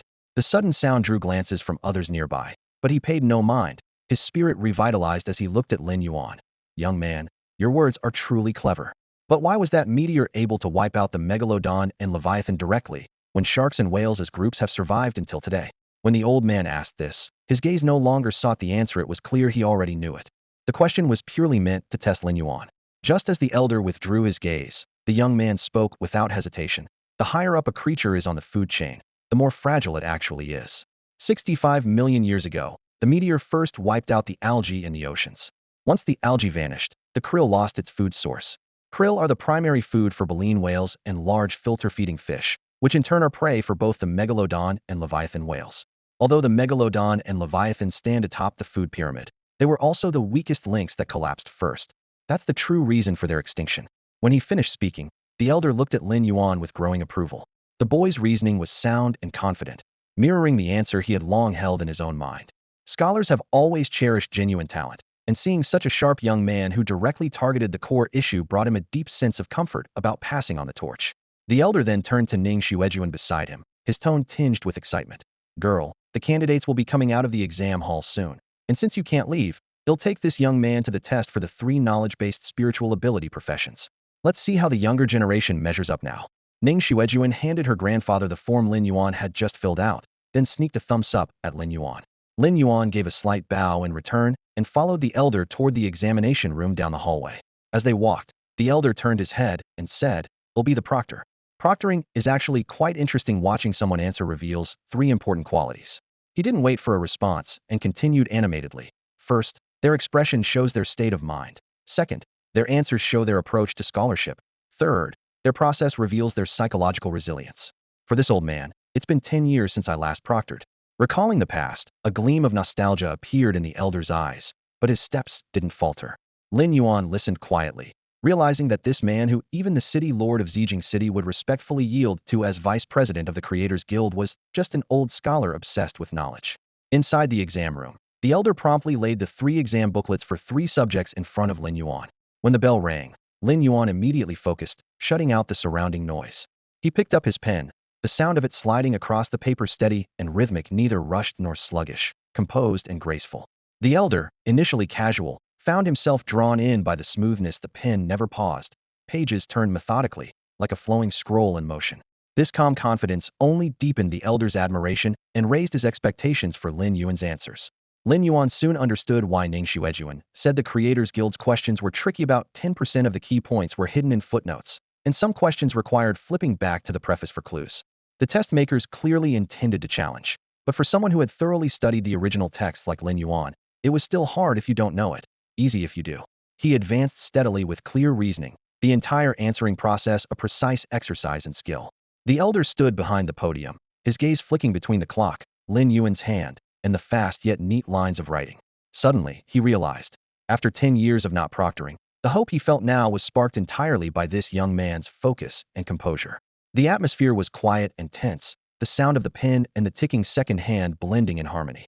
Time flew by. When the bell announced the end of the 2-hour exam, Lin Yuan capped his pen and neatly stacked all 3 booklets in the corner of the desk, having completed the tests for 3 subjects in the time allotted for just 1. Lin Yuan didn't notice the passage of time as he answered the questions. Following the question numbers, his pen glided steadily from the first to the last without a single pause.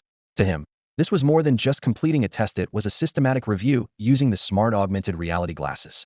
The vast knowledge stored in the glasses rapidly unfolded in his mind, then was absorbed and annotated at a visible speed. Lin Yuan knew clearly that all this knowledge originally belonged to the smart system itself. Once the glasses were removed, he would have to return to the most basic learning path. It was an endless road, and any shortcuts were only temporary fixes. So as he wrote, he deliberately deepened his memory of each problem, each question leaving a faint imprint in his mind. By the time he finished and submitted the paper, that knowledge had become an invisible gain of his own. These small gains might seem trivial individually, but accumulated over time, they would bring about a qualitative change. The invigilator, Elder Ning, sat quietly behind the desk, his gaze calmly fixed on Lin Yuan. The only sound in the room was the ticking of the electronic clock, but Ning was unaware of the passing time until Lin Yuan rose and closed the test paper gently. Only then did Ning glance at the wall clock, in the position of the hands made him pause. So fast, he murmured, surprise curling the edges of his brows. He had carefully crafted the test papers, pushing the difficulty to a sharp edge that should have been impossible for any candidate to finish in such a short time. Yet Ning had clearly seen Lin Yuan's composed demeanor throughout the exam. There was no hint of pretense. He raised a hand to signal, then took the test papers to review them on the spot. Lin Yuan stood still, letting his mind briefly empty after that intense burst of studying. He thoroughly enjoyed the exhilaration of feeling fully in control of the knowledge. Elder Ning flipped through the pages, first noticing the strong and flowing regular script, each stroke confident, like ironwrought brushwork.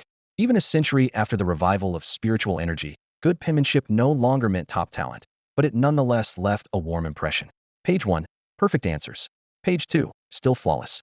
Page 3 until the last line. Ning didn't even find a single wrinkle of concern on his brow. 3 complete test papers for the entry-level spiritual energy profession in daily life, all scored full marks.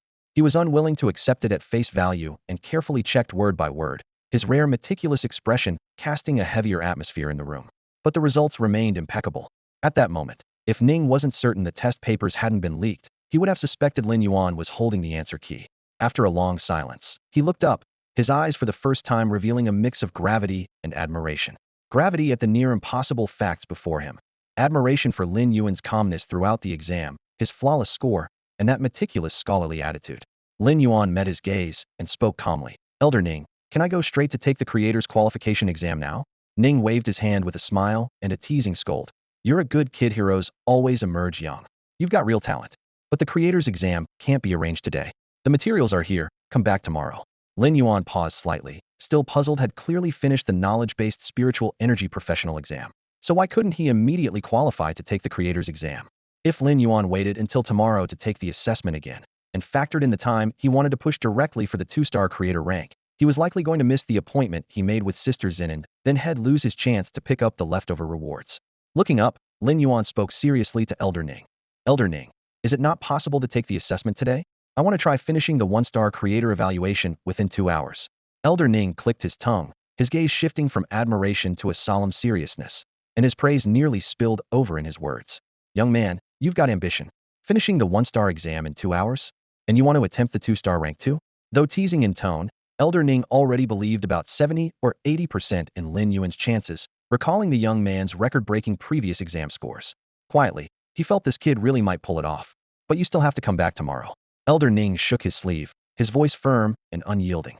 You scored so high your results directly broke the Creator Guild's record for the initial spiritual energy knowledge test. We have to report your 3 subject scores to the Life-type Spiritual Energy Vocational Guild first, and follow the formal procedures. Hearing this, Lin Yuan could only nod. Just as he was about to take his leave, Elder Ning suddenly called him back. Don't rush off. Come with me to the breeding chamber to see the spiraling sextant cutter shark I'm working on, and take a look at the old master's research while you're at it. Lin Yuan had not officially passed the creator assessment yet, but Elder Ning already treated him like a promising protege, his words full of guidance and regard. Otherwise, even if Lin Yuan was a 3-star creator, Elder Ning would hardly be so polite. Remember, holding the position of vice president of a city's creator guild naturally meant he himself was a 4-star creator. The creator guild had its traditions. Neither major cities nor the capital of the Radiance Federation set a president. The highest authority rested with the vice president. The reason was simple. Among creators, there were 3 supreme peak 5-star titans: Xiguang, the Kitchen Sovereign, and the Moon Empress. Xiguang and the Kitchen Sovereign had stood at the summit since the initial spiritual energy resurgence, while the Moon Empress rose later with unmatched talent and then retreated from the spotlight, enigmatic and unfathomable. Ever since the Moon Empress dared claim the title Empress, no one else had dared to call themselves that in the decades since. None of the 3 wished to take the position of president and only accepted the honorary elder title. To honor them, the guild only installed vice presidents. If other creators knew Lin Yuan had earned Elder Ning's favor, just imagining the envy it would spark. When invited by a senior, Lin Yuan naturally did not refuse, especially since he already had a strong interest in platinum-tier spiritual creatures. Being invited into Elder Ning's breeding chamber was an unexpected bonus that set his heart racing. The breeding chamber was an absolutely private domain, hardly ever open to outsiders, let alone permitting them to observe a platinum-tier creature in active cultivation. The 2 walked single file down the corridor toward the breeding chamber. As soon as the door opened, Lin Yuan smelled the salty tang of seawater and was struck by a violent pressure that hit him like a wave. What came into view was astonishing. A giant pool nearly 1,000 meters long and wide occupied the chamber, like a miniature artificial ocean. The surface was deep blue-green, and faint ripples surged ominously beneath, as if a predator with razor-sharp teeth might erupt forth at any moment. While Lin Yuan took in the scene, Elder Ning suddenly surged his spiritual energy. 3 willpower runes burst forth from his body, and his vast spiritual force blossomed into visible whirlpools. The vortex within his spiritual energy made it clear to Lin Yuan. Elder Ning was not only a 4-star creator, but a king-level powerhouse. The might of a king-level warrior was fully unleashed at that very moment. The overwhelming pressure felt like a tidal wave suddenly forming out of thin air. Lin Yuan felt as vulnerable as a small boat adrift in the deep ocean, ready to be swallowed by the turbulent sea. Even so, he knew that old Ning had deliberately restrained his aura. Otherwise, the sheer force alone would have pinned him to the ground immediately. As old Ning ceased suppressing his presence, the small artificial sea in the center of the cultivation chamber churned violently. A massive shadow circled beneath the water's surface. Its bright silver dorsal fin was streaked with dark red patterns, slicing through the waves like a sharp sword. Then a 10-meter-long giant beast erupted from the water. Droplets exploded around it like iron hammers striking the sea, creating a towering wall of waves several meters high. A furious torrent swept toward Lin Yuan's chest, knocking him off balance so he nearly fell. "Don't be nervous." Old Ning raised a hand to calm the spray, letting the water settle back down. "This is my newly bred spine-toothed scissor-tooth shark." The giant shark silently approached the shore. Its layered, gear-like lower jaw teeth continuously rotated, while the upper jaw sprouted a full row of vertical, pointed teeth. When the jaws closed, they acted like enormous scissors, able to shred a prey's flesh and bone in an instant. Beyond the prehistoric spine-tooth shark traits, it also inherited the lineage of a scissor-tooth shark, making it a near-perfect atavistic evolutionary experiment. Lin Yuan stared intently at the beast, listening closely for old Ning's next words. Currently, this spine-tooth scissor-tooth shark is rated at Platinum Rank 10, with legendary quality, old Ning said calmly, though his pride was obvious. "I haven't rushed it to break into the Diamond rank yet, because when that moment comes, I plan to guide it to mutate again toward the giant tooth shark form." With that said, he stepped aside and retrieved a Platinum rank soul-trapping box, pulling out several tightly sealed glass vials. Unscrewing the caps, he poured one vial after another of golden-red liquid directly into the shark's mouth. Lin Yuan's eyes snapped wide. It was Platinum rank dragon beast blood. The price Xinjia had quoted earlier was 2,000 Huiyao coins per drop, and each vial contained over 100 drops at least. 10 vials like this fed in succession were worth no less than 2 million Huiyao coins. The extravagance made him newly appreciate the meaning of throwing money around like water. As old Ning fed the beast, he explained, "The prehistoric giant tooth shark feeds on sea dragons. Using dragon blood activates the corresponding bloodlines to the fullest. Although the creator claims to be all-powerful, remember every creature's evolution follows certain rules." Lin Yuan etched those words deeply into his mind, while surveying the giant shark before him. When it truly reaches the giant tooth shark form, its size will explode, and along with the spine tooth and scissor tooth features, it will develop a mouthful of massive teeth. At that point, it will not only slice, but also tear its prey, making its combat power nearly unimaginable. After feeding, old Ning put away the vials and led the way out of the cultivation chamber. Lin Yuan followed closely, his mind turning over the deeper meaning behind what had just been said. At that moment, he heard old Ning speak again. "Becoming a creator is not just about elevating life through creation. It is also about saving lives. You should go now and come early tomorrow for the exam." Lin Yuan nodded respectfully and took his leave. As he pushed open the door of the Creators Guild, the sunset had faded, and the streetlights at the corner were gradually coming on. Their soft yellow glow stretched out his shadow. Meanwhile, deep inside the guild study, Elder Ning was writing furiously. The scratch of pen on paper filled the quiet room as he quickly finished a letter addressed to Lord Ling Xiao, the city's governor. Elder Ning sealed the envelope and handed it to his assistant. "Deliver this letter directly to the Lord's residence. It must be handed to him personally." The assistant acknowledged and left, footsteps fading down the corridor. Elder Ning stared toward the door, muttering softly, "Lin Yuan, whether you can take a giant leap forward tomorrow depends entirely on whether you pass the second star creator exam." Lin Yuan was completely unaware of the sudden reform underway.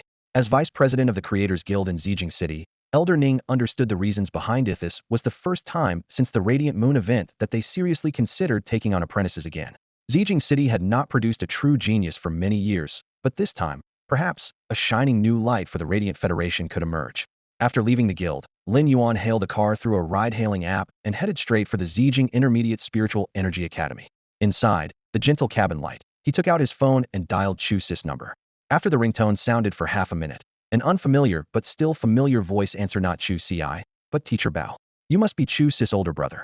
She's a bit injured and currently receiving treatment. If it's not urgent, wait until she's done, and I'll have her call you back.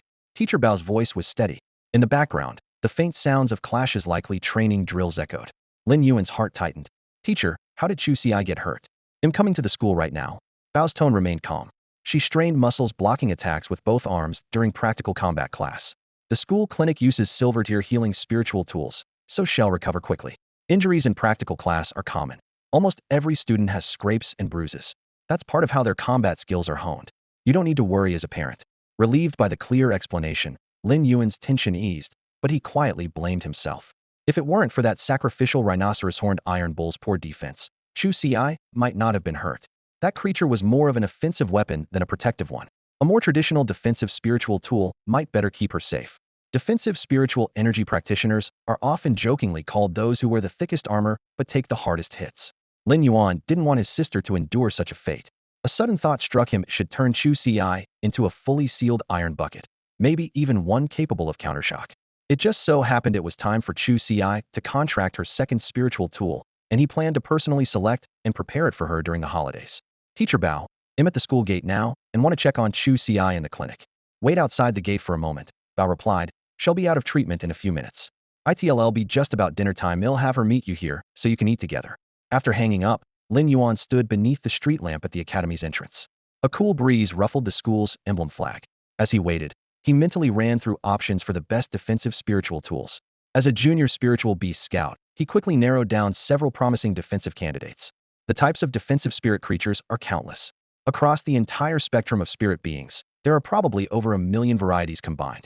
Each spirit learns mostly similar skills during evolution, but never identical. Their unique traits vary wildly. Because of this, carefully selecting spirit creatures is crucial. It's the combination of spirits that forms the real trump card of any spirit energy practitioner. Thinking about this gave Lin Yuan a slight headache. All the candidate spirits he had earmarked for Chu Si were rare and required targeted training. Fortunately, Lin Yuan possessed methods to accelerate spirit evolution, so he preferred to choose more common-grade spirits for Chu Si.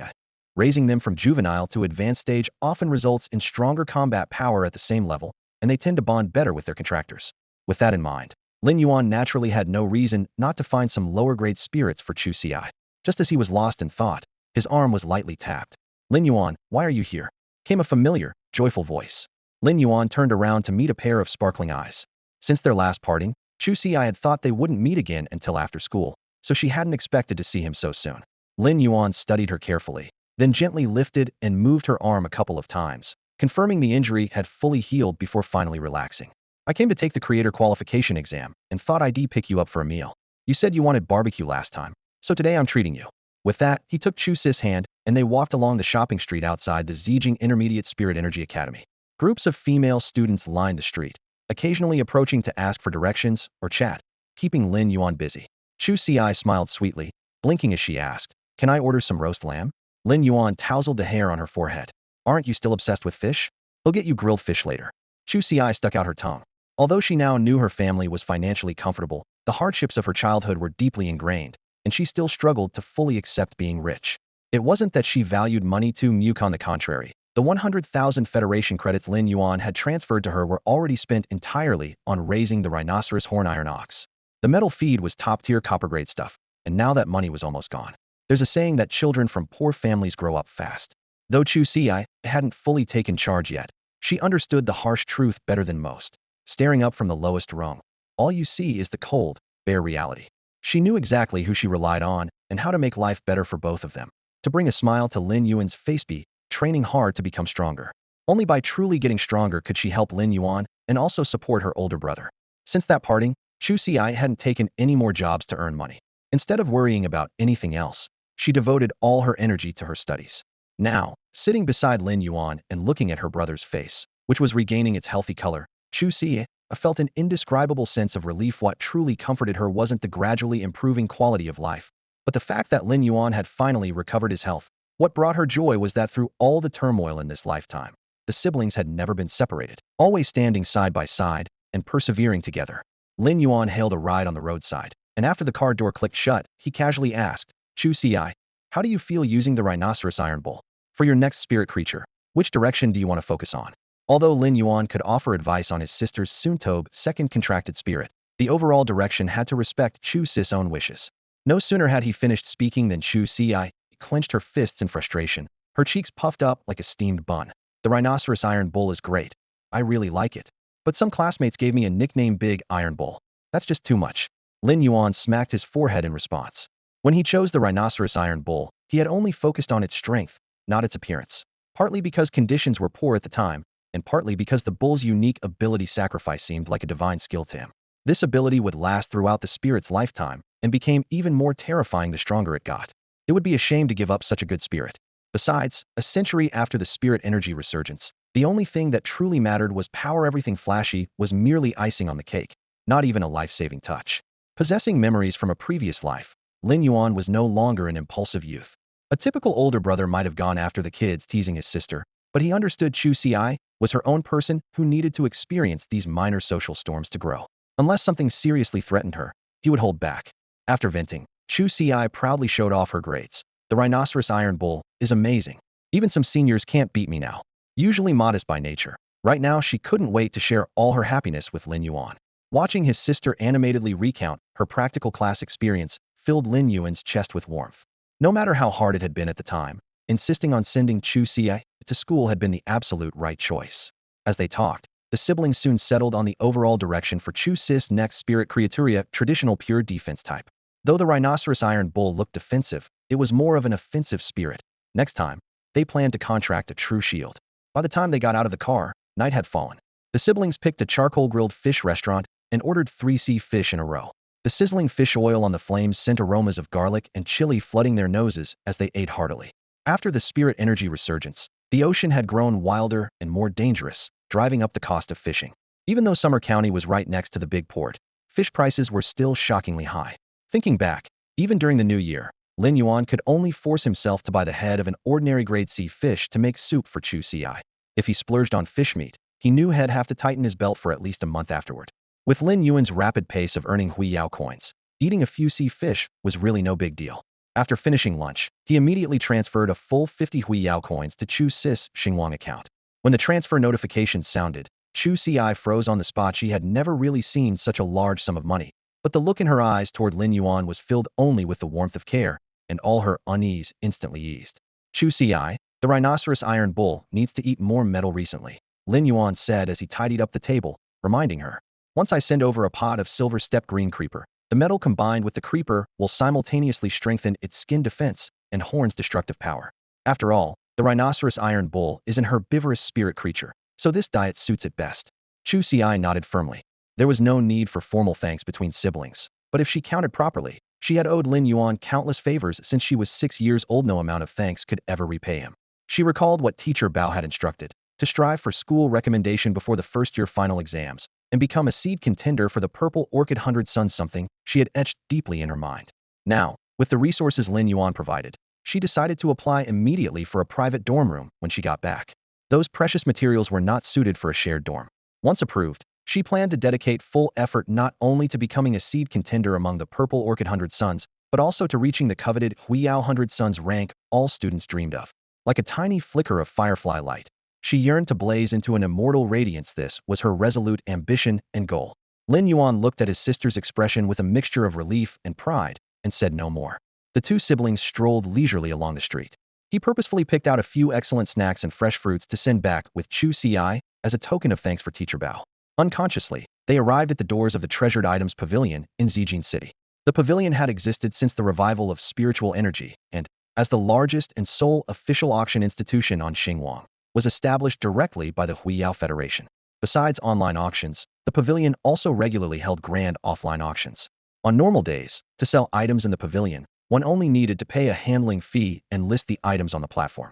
During bidding, the system displayed only the current highest price. Buyers who wanted the treasures just had to keep raising their bids. Some chose to privately negotiate with sellers for barter instead, though previously paid fees were non-refundable. Most people did not mind the fees, as being able to quickly reach potential buyers via the Treasured Items Pavilion platform was the real key. Therefore, many sellers left comments under the spiritual item info, stating their exchange intentions and inviting discussions based on need. Online and offline product information was fully interconnected, and items listed in the pavilion across the main cities of the Huiyao Federation were also auctioned similarly, with no major difference from online procedures. The spirit creatures in the main city's treasure pavilion weren't interconnected. Each pavilion's collection consisted of items consigned for sale by local residents. Unlike the open marketplace on the Star Network, the physical treasure pavilion enforced extremely strict vetting, so very few items were publicly auctioned there. Lin Yuan lightly patted Chu Ci on the shoulder. Let's go inside and take a look. He knew well that he couldn't afford most of the high-tier spirit creatures and materials. But the first floor of the treasure pavilion had a special section not found on the Star Network dedicated to selling rare spirit creatures of ordinary and elite grades that few had ever seen. That was exactly where he was headed tonight.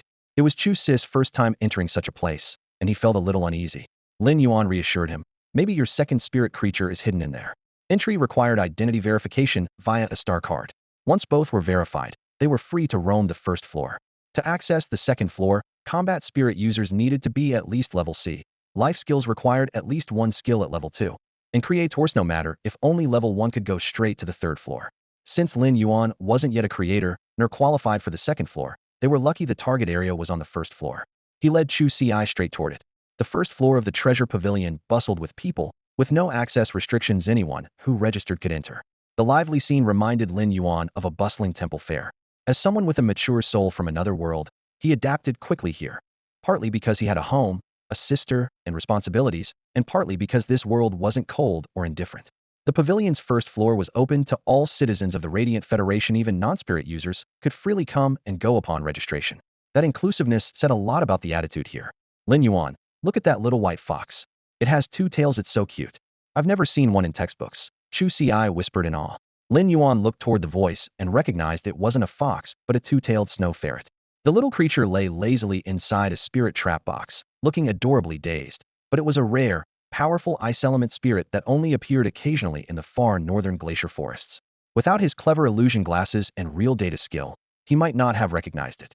The 2-tailed snow ferret's freezing power at the silver tier was top tier, aside from a few elemental spirits.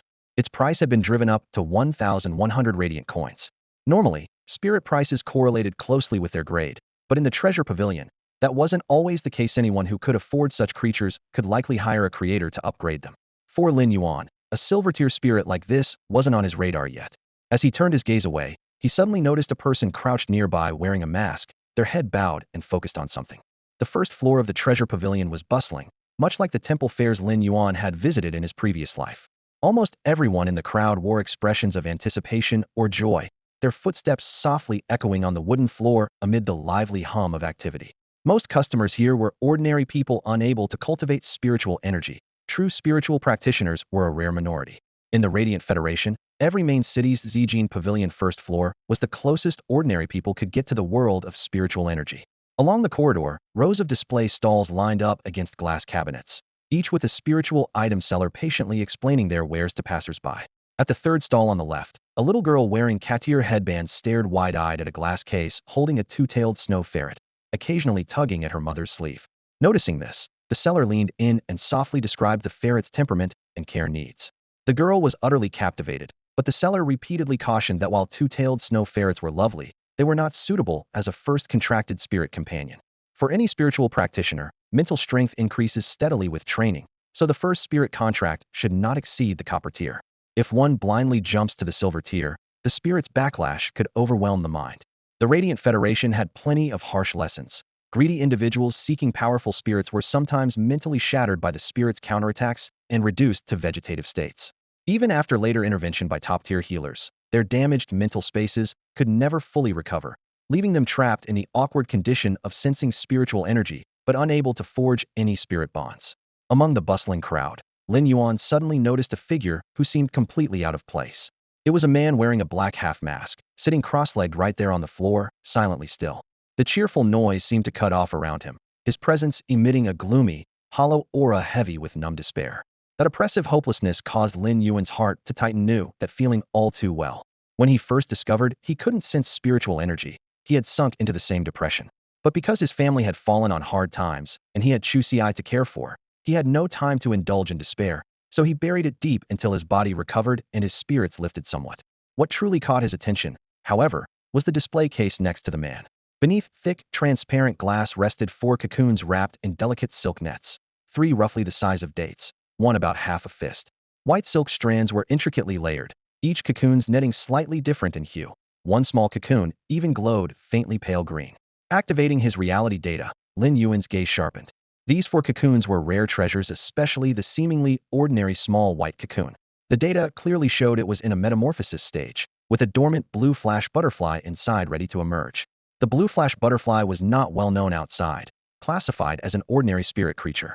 It was entirely bright blue, with shimmering scales on its wings that flashed like fleeting lightning in the night sky. Because they were so rarely seen, many people in the Radiant Federation didn't even know its name. But mention the blue flash butterflies evolved from the blue goddess butterfly and everyone recognized it instantly. This spirit ranked 6th among the top 10 most beautiful spirits thanks to its stunning appearance. The blue goddess butterfly, the evolved form of the blue flash butterfly, famously holds the 6th spot on the list of the top 10 most beautiful spirit creatures. The blue flash butterfly is the only insect spirit ranked among the top 10 most beautiful spirit creatures. Its placement has sparked ongoing debate within the industry. During voting, it once surged into the top 3, yet ultimately landed in 6th place. The reason is straightforward: this type of spirit only has powerful basic skills, while its advanced abilities are noticeably weaker. When the results were announced, many voters expressed their dissatisfaction on the spot.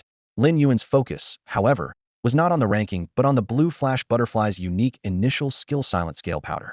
When the butterfly spreads its wings, the scales scatter with the airflow, causing any spirit mutated creature touched by them to fall into silence, temporarily unable to cast skills.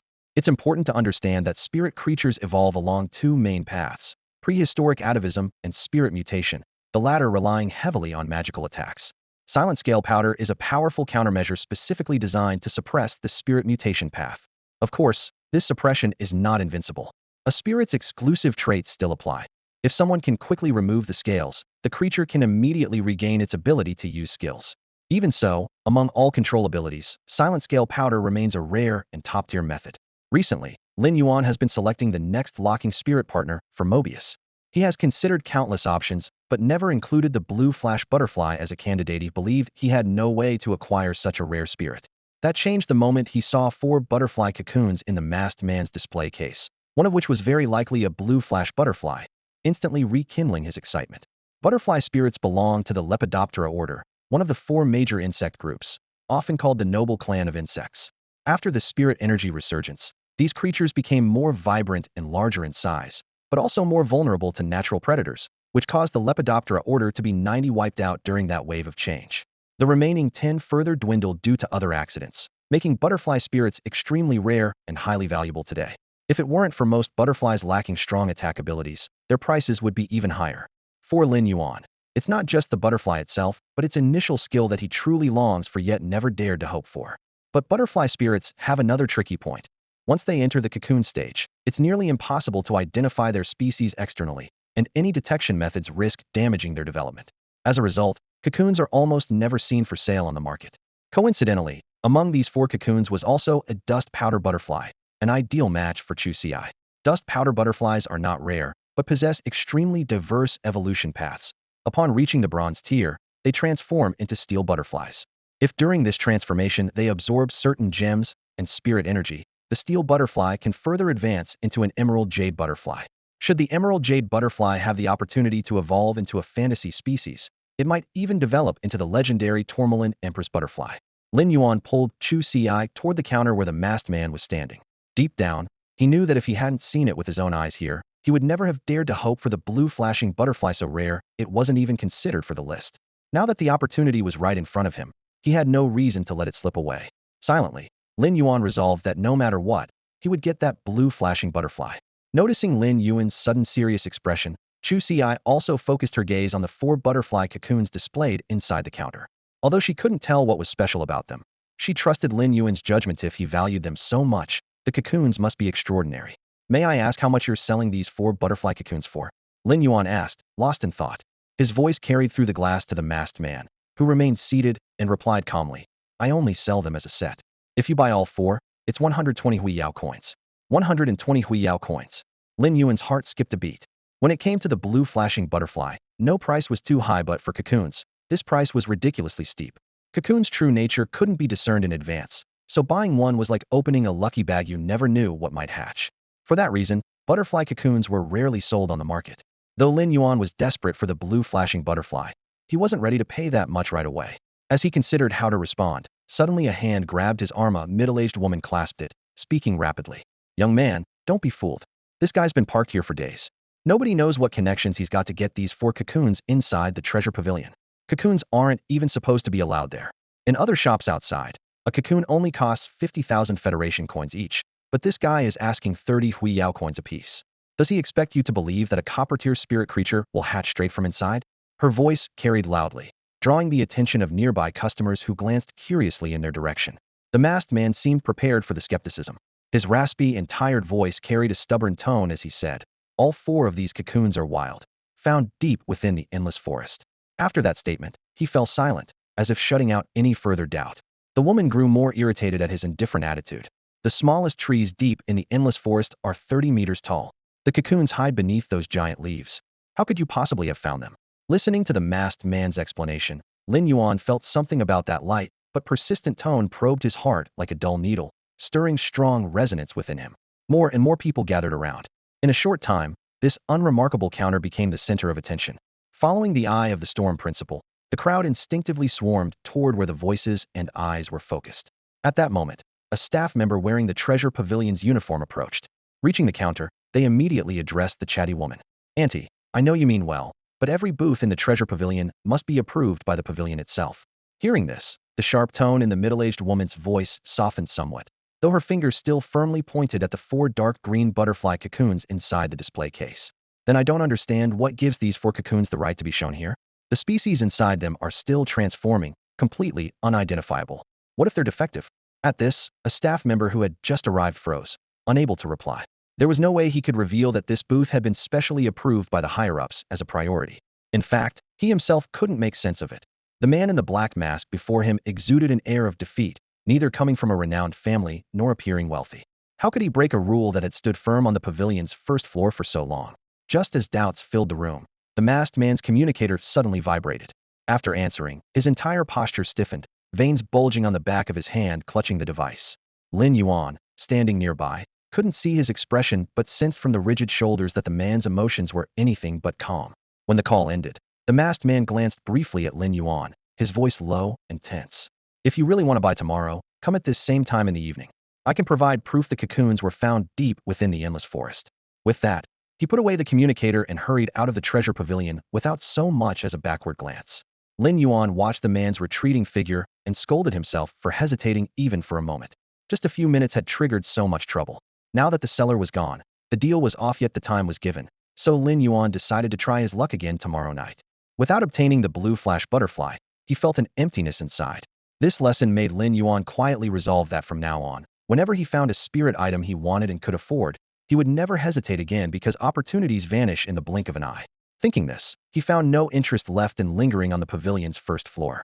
If he could close the deal tomorrow, and if among the 4 cocoons there was truly a steel-gray butterfly, then Chu Si's ideal spirit item would be secured. Everything depended on tomorrow. After escorting Chu Si back to the academy, Lin Yuan took a carriage alone to a clean little rented house near the Artificers Guild. He planned to rest before the guild's assessment early the next morning.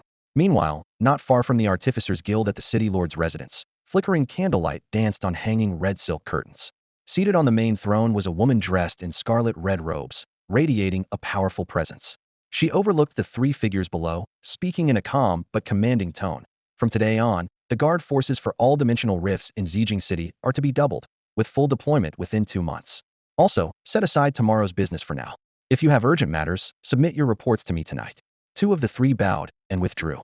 The remaining elder with silver hair remained and respectfully asked, "Lord Lingxiao, what are your thoughts on the list of seed candidates submitted by these spiritual energy trainees?"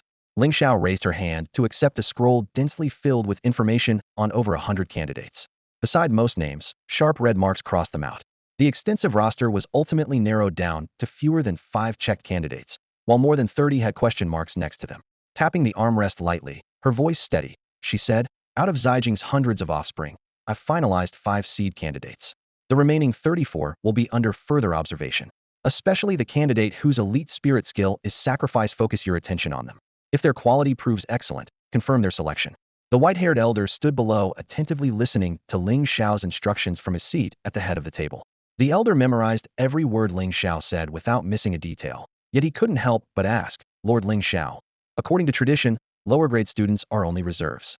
First-year students are just beginning practical lessons, and it's usually not until the second year that potential can be judged based on a full year's performance. Why do you place so much importance on first-year students?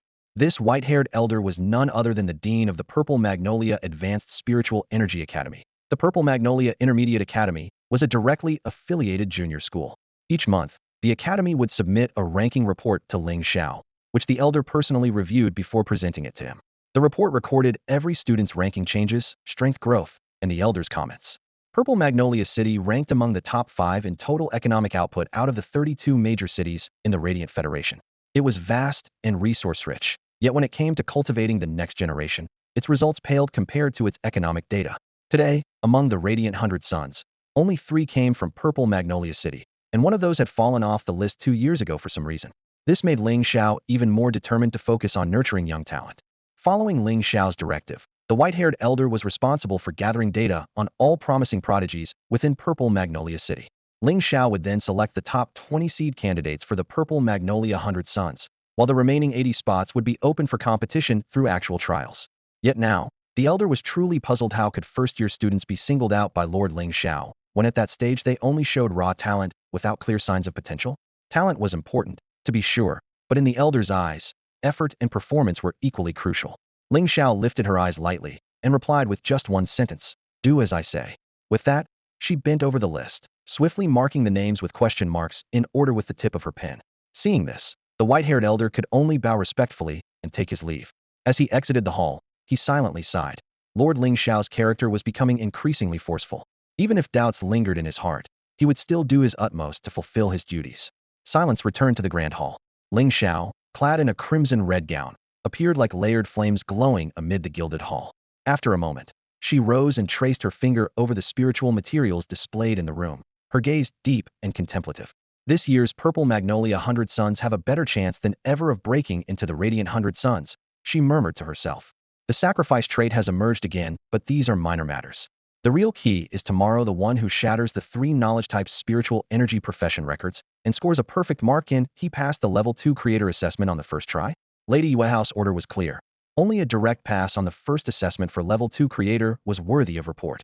If that boy named Lin Yuan failed to achieve it, no matter how outstanding he was, he wouldn't get the chance. Ling Xiao's eyes darkened slightly as she recalled the catastrophe from years ago. If not for that battle, Purple Magnolia City wouldn't be in such dire straits today. She exhaled softly. Everything depends on tomorrow. The next morning, Lin Yuan woke early. His pure white cat spirit Clever was still sound asleep beside him, breathing gentle as a breeze. Lin Yuan leaned over and softly stroked the satin-like snow-white fur, feeling its softness and reluctant to let go. Smart gently rubbed Lin Yuan's hand twice with a lazy feeling.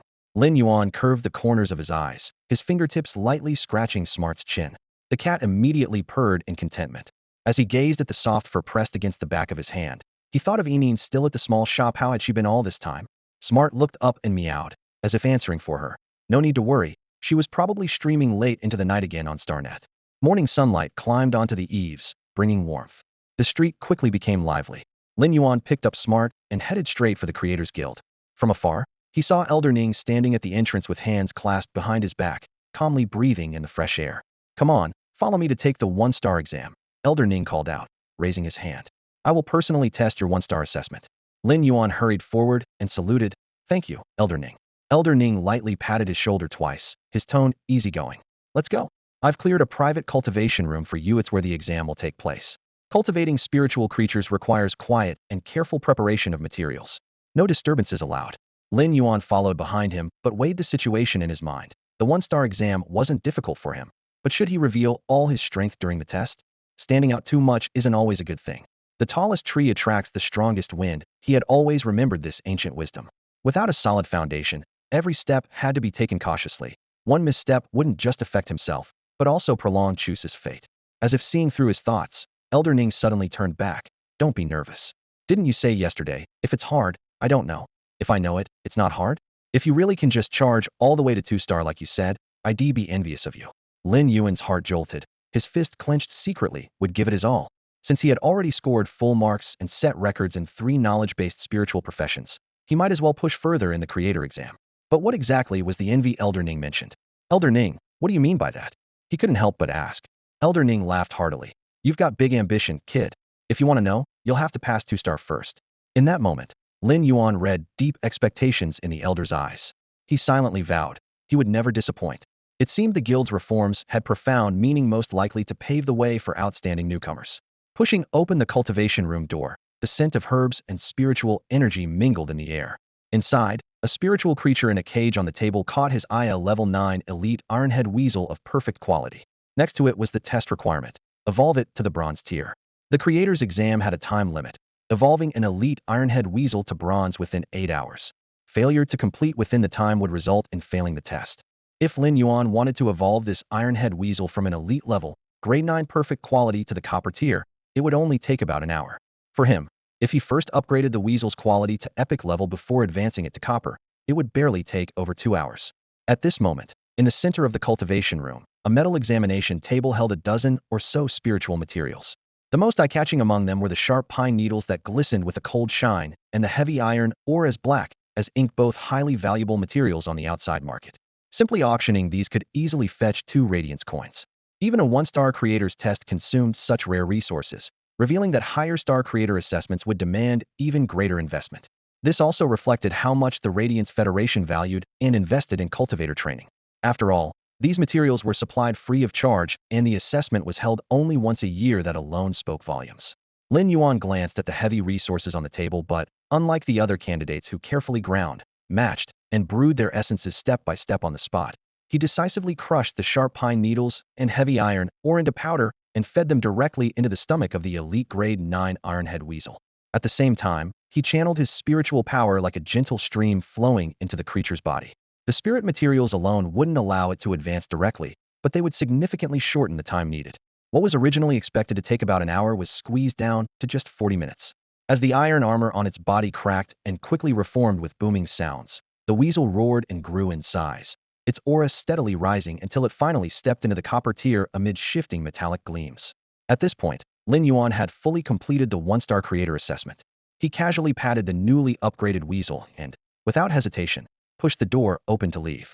Since he had decided to showcase his talents, he intended to shock everyone with no reservations. Only by leaving no room for doubt could he earn greater recognition. Outside the cultivation room, aside from Elder Ning, a woman dressed in a scarlet red gown stood there as well. She appeared about 28 years old, with delicate features, and carried a sharp presence in her every movement, clearly not ordinary. Elder Ning stepped forward first, but frowned slightly. Did the spirit material mixing fail? Why did you come out so soon? From his perspective, Lin Yuan had barely been inside for a short incense sticks time and hadn't even finished basic adjustments. This was clearly quitting halfway. Even if mixing failed, a creator should still try using leftover materials to help the spirit creature break through, which was the right attitude. Ling Xiao, standing beside them, just glanced at Lin Yuan quietly without speaking. Facing Elder Ning's misunderstanding, Lin Yuan wanted to explain immediately, but was interrupted by the elder's suspicion. So he responded firmly, Elder Ning, it's already successful. The spirit materials were mixed correctly, and my assessment is complete. Upon hearing this, Elder Ning looked stunned for a moment, then hurriedly rushed back into the cultivation room, clearly wanting to verify the result personally. After Elder Ning disappeared, the woman in red took a step forward, her clear voice echoing down the corridor. Your performance yesterday in the Tri-Domain Knowledge and Spiritual Energy Profession Assessment was already exceptional. Now it seems your talent in the creator path is equally impressive. Her tone was calm, but carried an undeniable pressure. The way she spoke left Lin Yuan momentarily unsure how to respond. As the woman spoke to him, Lin Yuan felt that rather than praising him, she was objectively stating a fact from a certain perspective. He could detect the admiration in her tone, yet simultaneously sensed a subtle distantian aloofness that made their exchange feel close, but not intimate. This left him momentarily unsettled. The alloy door of the cultivation chamber slid open, and Elder Ning strode out. Seeing the woman talking with Lin Yuan, he immediately introduced them. Lin Yuan, this is the Lord of Xiguang City, Lady Ling Xiao. At the words Lord of the City, surprise and respect flashed in Lin Yuan's eyes. Observing his expression, Elder Ning broke into a broad grin. Not bad, Yuan. You completed the level 1 creator's test in just over 40 minutes. For now, Lin Yuan didn't reply to Elder Ning, instead straightening up and respectfully cupping his fists to Ling Xiao. Greetings, Lord. At that moment, he finally understood the source of his earlier unease. Xiguang City lay in a hot, rainy region, with skies perpetually clouded. Ling Xiao's renowned spirit was a fantasized Ling Xiao flower which, whenever heavy rains threatened floods, would ascend and shatter the storm clouds. Thus, despite the oppressive heat and frequent rain, Xiguang City had never suffered a true flood disaster.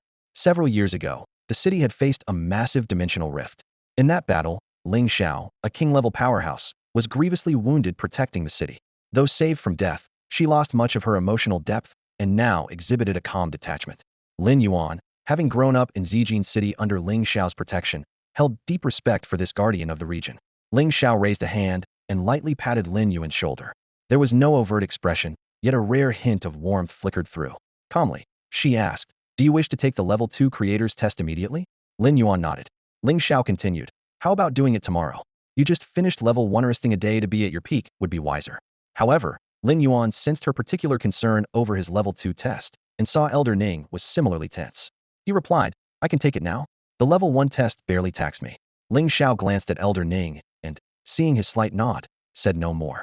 Elder Ning hurriedly instructed, "All right, youngster, head to the cultivation chamber next door for your Level 2 test. Level 2 is much tougher than Level 1. You'll need to upgrade an elite spirit from normal to epic quality, and also heal a copper-grade spirit with damaged origin." His brow furrowed slightly, clearly still uneasy. Most Level 1 creators need years of training before attempting Level 2, and the pass rate is pitifully low. From Level 2 onward is where the realm of true creators begins. Every Level 2 creator is a prized asset to the Radiance Federation. Though Elder Ning had great faith in Lin Yuan, he couldn't hide his worry. When Lady Yueho first proposed the reforms, he thought the standards were too harsh. Now, all he could do was silently pray for Lin Yuan to succeed. At that moment, Lin Yuan stepped into the cultivation chamber, ready to face the challenge of the Level 2 Creators Test. The assessment for a 1-star creator is merely a threshold. Its sole purpose is to filter out those qualified to move forward among all creator examinations. This stage is considered the easiest, yet countless talented individuals have been silently halted here. The 2-star assessment is several times tougher because reaching 2-star status truly means becoming an all-around creator, not only capable of upgrading a spiritual item's level, but also improving its quality and even healing severely injured spirits at their core. This barrier isn't something an ordinary 1-star creator can easily overcome, especially not someone as young as Lin Yuan. Standing outside the cultivation chamber, Ling Xiao's expression remained calm, but his eyes fixed tightly on the door, his hands quietly clenched. Lin Yuan pushed the door open and walked straight inside to collect his test assignment, a thin sheet containing information on 2 spiritual items. What first caught his eye was Elite Tier, Perfect Quality, by Halili. Lin Yuan smiled faintly, quietly reflecting on his repeated unknowable connections with Baihalili. But as his gaze moved downward, his brow furrowed deeply. The second spirit was a crab the size of a small round tablia blue claw crab. This crab was bronze tier, accustomed to fighting in water, with pincers capable of snapping steel bars when they erupted with power. Yet now, this massive creature lay almost lifeless on the ground, eyes vacant, bubbles sputtering from its mouthparts in pained gasps. No visible wounds were apparent to the naked eye.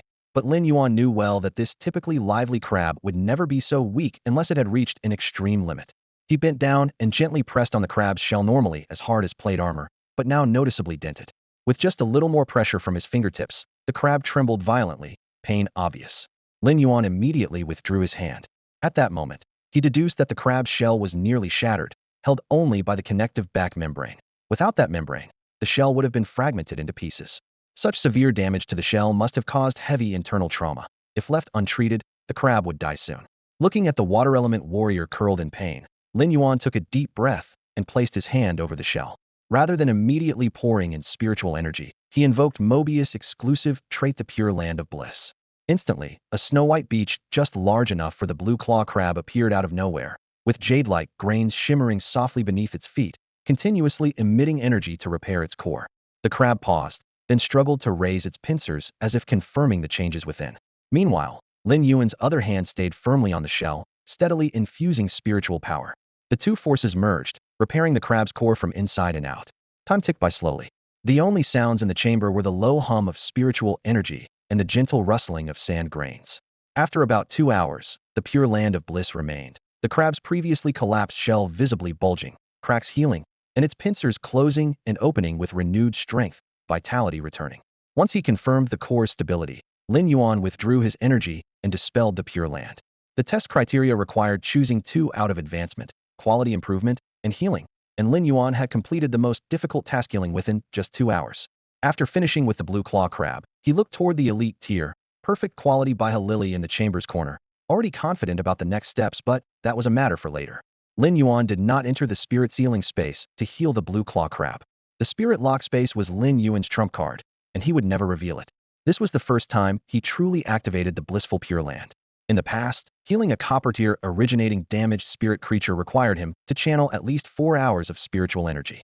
Now, the blissful Pure Land took less than half that time to complete the same healing, proving its efficiency rivaled Lin Yuan's full power. He silently marveled at the power of the blissful Pure Land. The richer the surrounding spiritual energy, the stronger its effect. In other words, if the spirit creature were placed directly inside the spirit lock space, its recovery would accelerate exponentially. After curing the copper tier snapclaw crab, Lin Yuan planned to upgrade the quality of the lily. Suddenly, the snapclaw crab raised its giant claw and cracks snapped off a large portion of the crabstone protruding from its back shell. Then it clumsily brought the softly glowing crabstone before Lin Yuan, blowing bubbles absent-mindedly. Lin Yuan had possessed creator abilities for quite some time, but this scene still touched him deeply.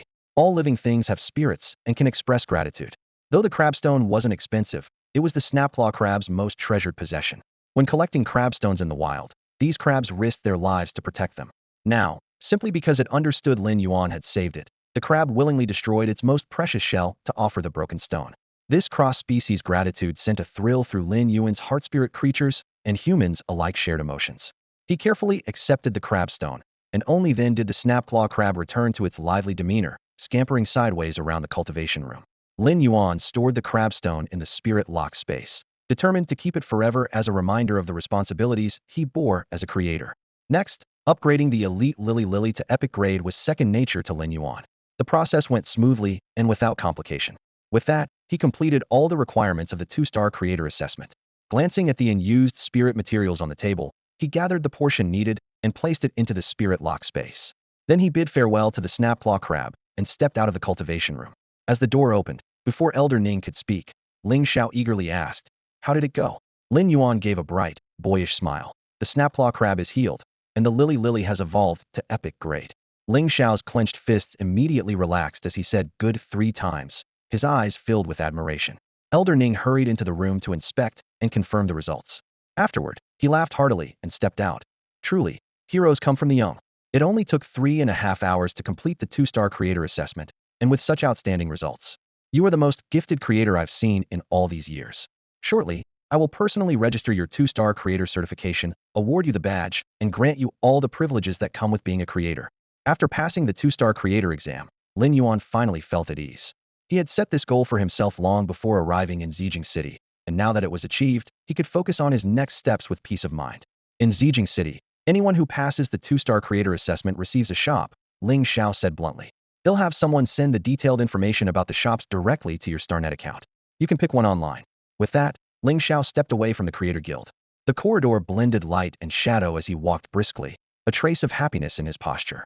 Usually, when encountering a new 2-star creator, Ling Xiao would try to recruit them. No matter which major city the creator settled in, they would thrive. Some even secured decent shops in the royal capital. Behind the scenes, cities competed fiercely for spots in the Radiant 100 and for creator talent. No one wanted to let great prospects slip away. But this time, Ling Xiao didn't plan to waste words. Lin Yuan had already met the benchmark set by Lord Yueho. He would just submit the candidate's name, and Yueho would handle the rest.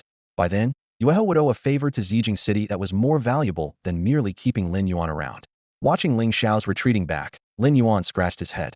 He had known creator benefits were generous, but hearing free shop with his own ears was still a surprise. Land in Xiguang City was expensive. Owning a shop here was something he had never dared imagine before. Still, a shop was a Shof didn't intend to leave Xia County anytime soon. Opening a physical store wasn't part of his plan yet. For now, his priority was to build up resources like a snowball rolling downhill, improve his spirit creature's level and his own spiritual profession rank, and aim to reach the 100th floor of the Star Tower as soon as possible, then climb the heavenly ladder through the promotion tournaments. Following the procedures, Lin Yuan completed identity registration and information binding with Old Ning. Once the Creator Guild backend system confirmed it, his StarNet account officially received the 2-star creator designation. An aged but steady pair of hands held a small badge with intricate life symbols etched into its base and 2 silver stars inlaid on its face, solemnly pinning it to Lin Yuan's chest. Lin Yuan, from now on, you are a 2-star creator certified by the Radiant Federation Creator Guild. Keep pushing forward on this path, Old Ning said steadily, his last 2 words sinking heavily into Lin Yuan's heart, carrying a weighty sense of heritage. Lin Yuan straightened his spine and nodded seriously. Old Ning, I will keep going full steam ahead, never slack off. At first, becoming a creator was just about survival. Now he truly loved this profession. Witnessing life transform and personally saving endangered spirit creatures filled him with genuine pride. Old Ning chuckled warmly, his eyes kind. Today, you also did a good deed. A good deed? Lin Yuan blinked, caught off guard. Of course a good deed. This copper-stepped claw crab is a contracted spirit beast with an owner. You healed it, and in doing so, saved the life of the aura professional bonded to Idescent. That a good thing? Old Ning raised his hand, pointing to the claw crab now recovering vitality on the table, its pincers opening and closing with a metallic gleam. Only then did Lin Yuan realize that the heavily scarred claw crab was not a stray wild spirit, but the contracted companion of an aura professional. He paused briefly, then leaned in to listen more closely. When aura professionals train in the wild, if they suddenly face danger, their spirit beasts often suffer damage to their very core, Old Ning said steadily, tinged with regret. Most people lack the means to repair that core. The result is a severe loss in combat strength, or even life or death consequences. The Creators Guild collects these damaged spirits during their exams, and as candidates try to repair them. Passing the exam means saving a life. Failing is simply a cost they must bear. Lin Yuan nodded, picturing the unseen aura professional struggling to survive in the wilderness. He finally understood the good thing Old Ning referred to passing today's exam. He had not only proven himself, but unknowingly saved a stranger's life. This proposal comes from the 3 current princes, Old Ning added. To support it, the guild invests huge resources every year. I believe no effort is too much for such a cause. A strong sense of belonging quietly grew in Lin Yuan's heart. The Creators Guild before him represented the warm side of the Radiant Federation, the very home he relied on to survive. Old Ning pulled out a silver glinting badge and carefully pinned it on Lin Yuan's chest. In the center of the badge, 2 stars shone together. You wear this 2-star creator badge all the time, he instructed. In the Stellar Net, it also serves as an accessory, saving you a lot of trouble. And he handed Lin Yuan a brand new Stellar Net card.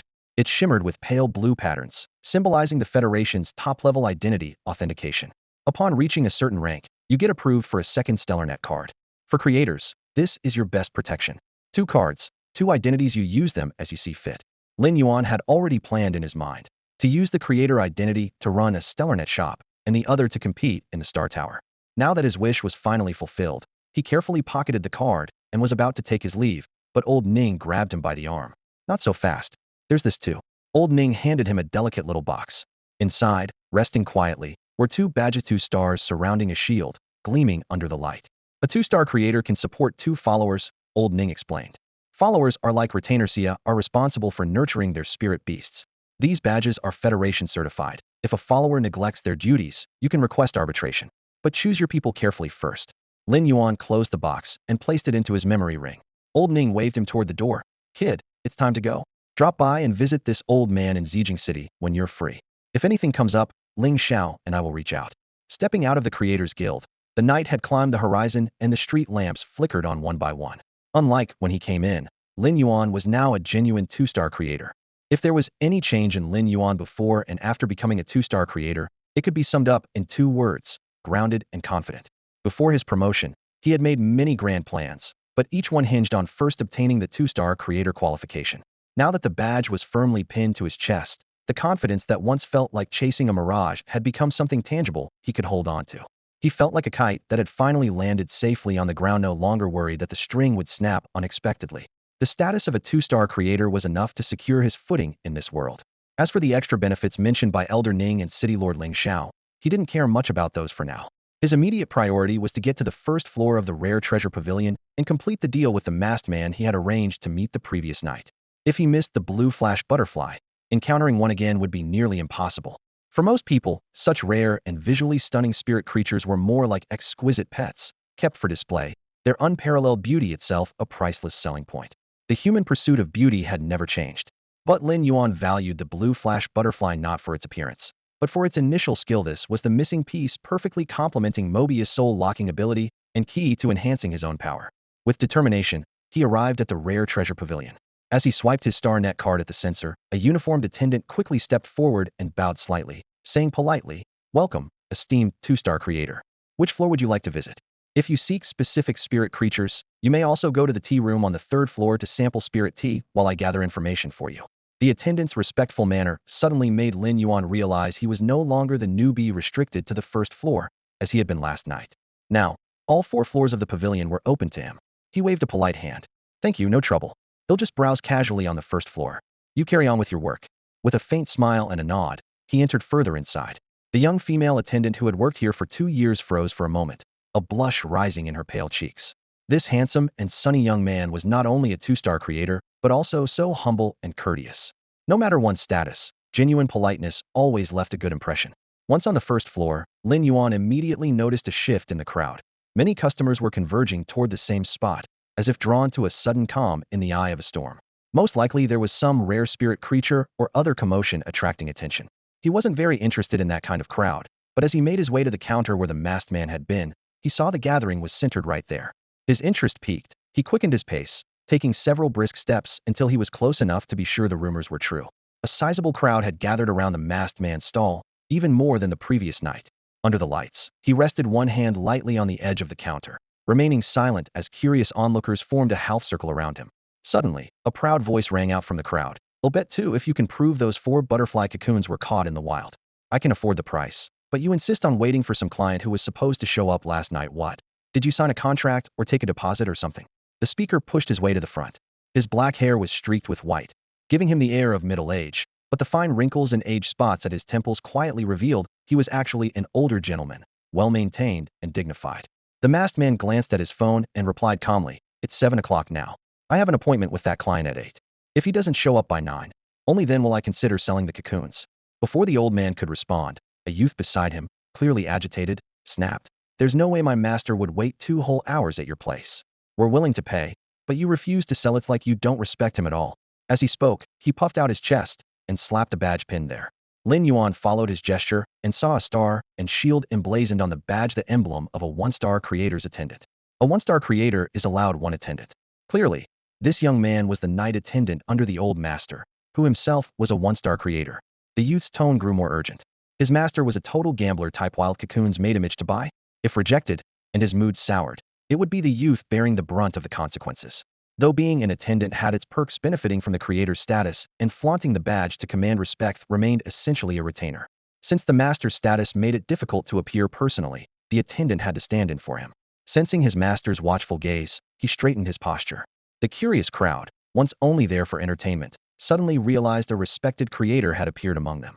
They cast curious, reverent looks, for ordinary people on this floor rarely encountered creators, let alone even low-level aura practitioners. Yet a few murmured in displeasure at the attendant's arrogant tone. The masked man moved to a corner, squatting against the wall, and continuing to say nothing. Just as the attendant was about to reprimand him further, a calm voice came softly from nearby behind them. Doing business means both sides have the right to choose whether to sell or not. Aura items aren't like ordinary goods, they require mutual consent. Don't you understand that? Seeing the attendant ready to cause more trouble, Lin Yuan hurried forward to speak up. It wasn't that Lin Yuan was trying to bail out the masked man. Rather, the conflict unfolding now was mostly due to the promise they made last night, a promise sealed with a single word of agreement. A gentleman keeps his word. Once spoken, it must be honored. Lin Yuan never imagined that the masked man would hold that vow so tightly in his heart after he had waved him off in a hurry. If the other party hadn't been so trustworthy, the blue flash butterfly he painstakingly tamed would have long since flown away. Thinking of this, Lin Yuan felt a surge of genuine appreciation. Meanwhile, the young attendant continued to bluster and argue. The rare treasures pavilion wasn't his master's shop, and he understood well that his usual swagger meant nothing here. Even if a crank spirit energy professional walked in, they'd have to behave properly. If a brank professional came to see the master, they'd be treated with respect. Causing a scene in the pavilion would not only provoke the owner's anger, but also bring the full weight of the Radiance Federation's reprimand. If it came down to blame, his master might not have his back, and even if he did intervene, it wasn't certain he could protect him. But now, with someone stepping in to interfere, the attendant finally found an outlet for his anger. He spun around and blurted out before finishing, "Who do you think you are messing in other people's business?" His words abruptly stopped. As a 1-star creator's attendant, the badge on his chest was the most important symbol of his identity. Habitually, he glanced at the right chest of the young man before him and it struck him like lightning. The badge on the young man's chest was similar to his master's, but shining with 2-stars. It belonged to a 2-star creator. While following his master, he had seen a few 2-star creators from afar. They were all gray-haired and elderly. To find a 2-star creator so young completely shattered his understanding. Remembering his careless "who do you think you are" remark, the young attendant froze in place, his tongue numb, unable to utter a single word. The dramatic contrast caught everyone's attention, and all eyes turned to Lin Yuan instantly, becoming the center of a storm on the pavilion's first floor. It didn't take long before some recognized the badge and exclaimed in surprise. A two-star creator.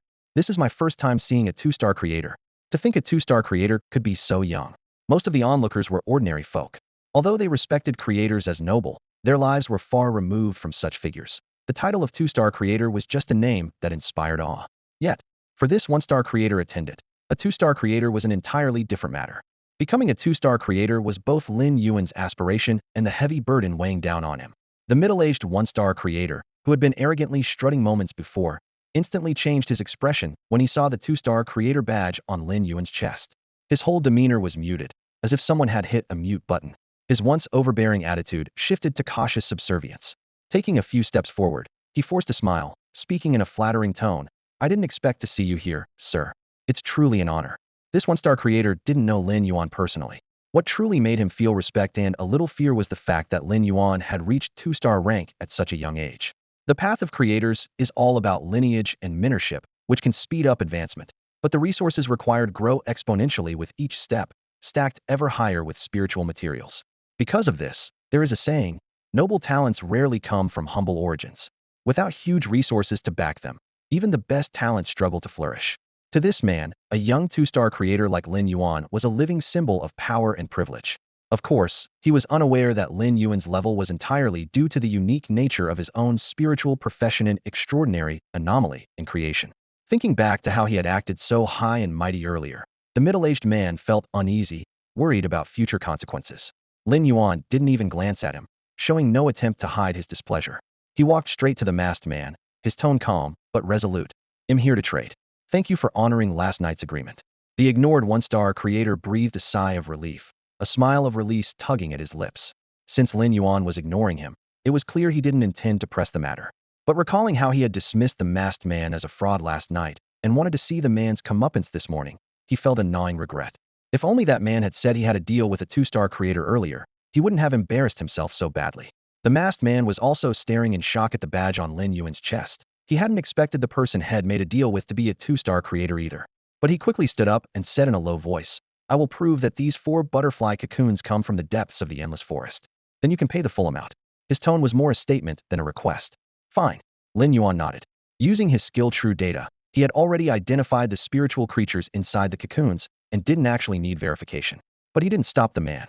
The masked man had been doubted last night, and now with many onlookers around, providing proof was also a way to clear his own name. Under everyone's watchful eyes, the masked man concentrated his mental power to the fullest. After a moment, his shoulders trembled slightly, and sweat appeared on his forehead. Eventually, a purple cocoon materialized before him. This cocoon was larger than an ordinary butterfly cocoon, with a fleshy textured shell that shone with a supple luster. Its shape resembled a pulsating purple little heart, faintly revealing a subtle internal rhythm of life.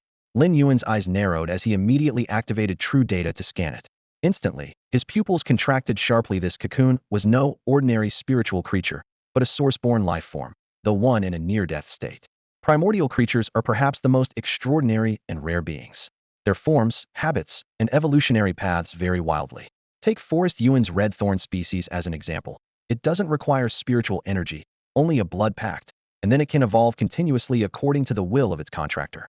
In contrast, most other primordial species recorded in books need constant spiritual energy infusion from their contractors to grow.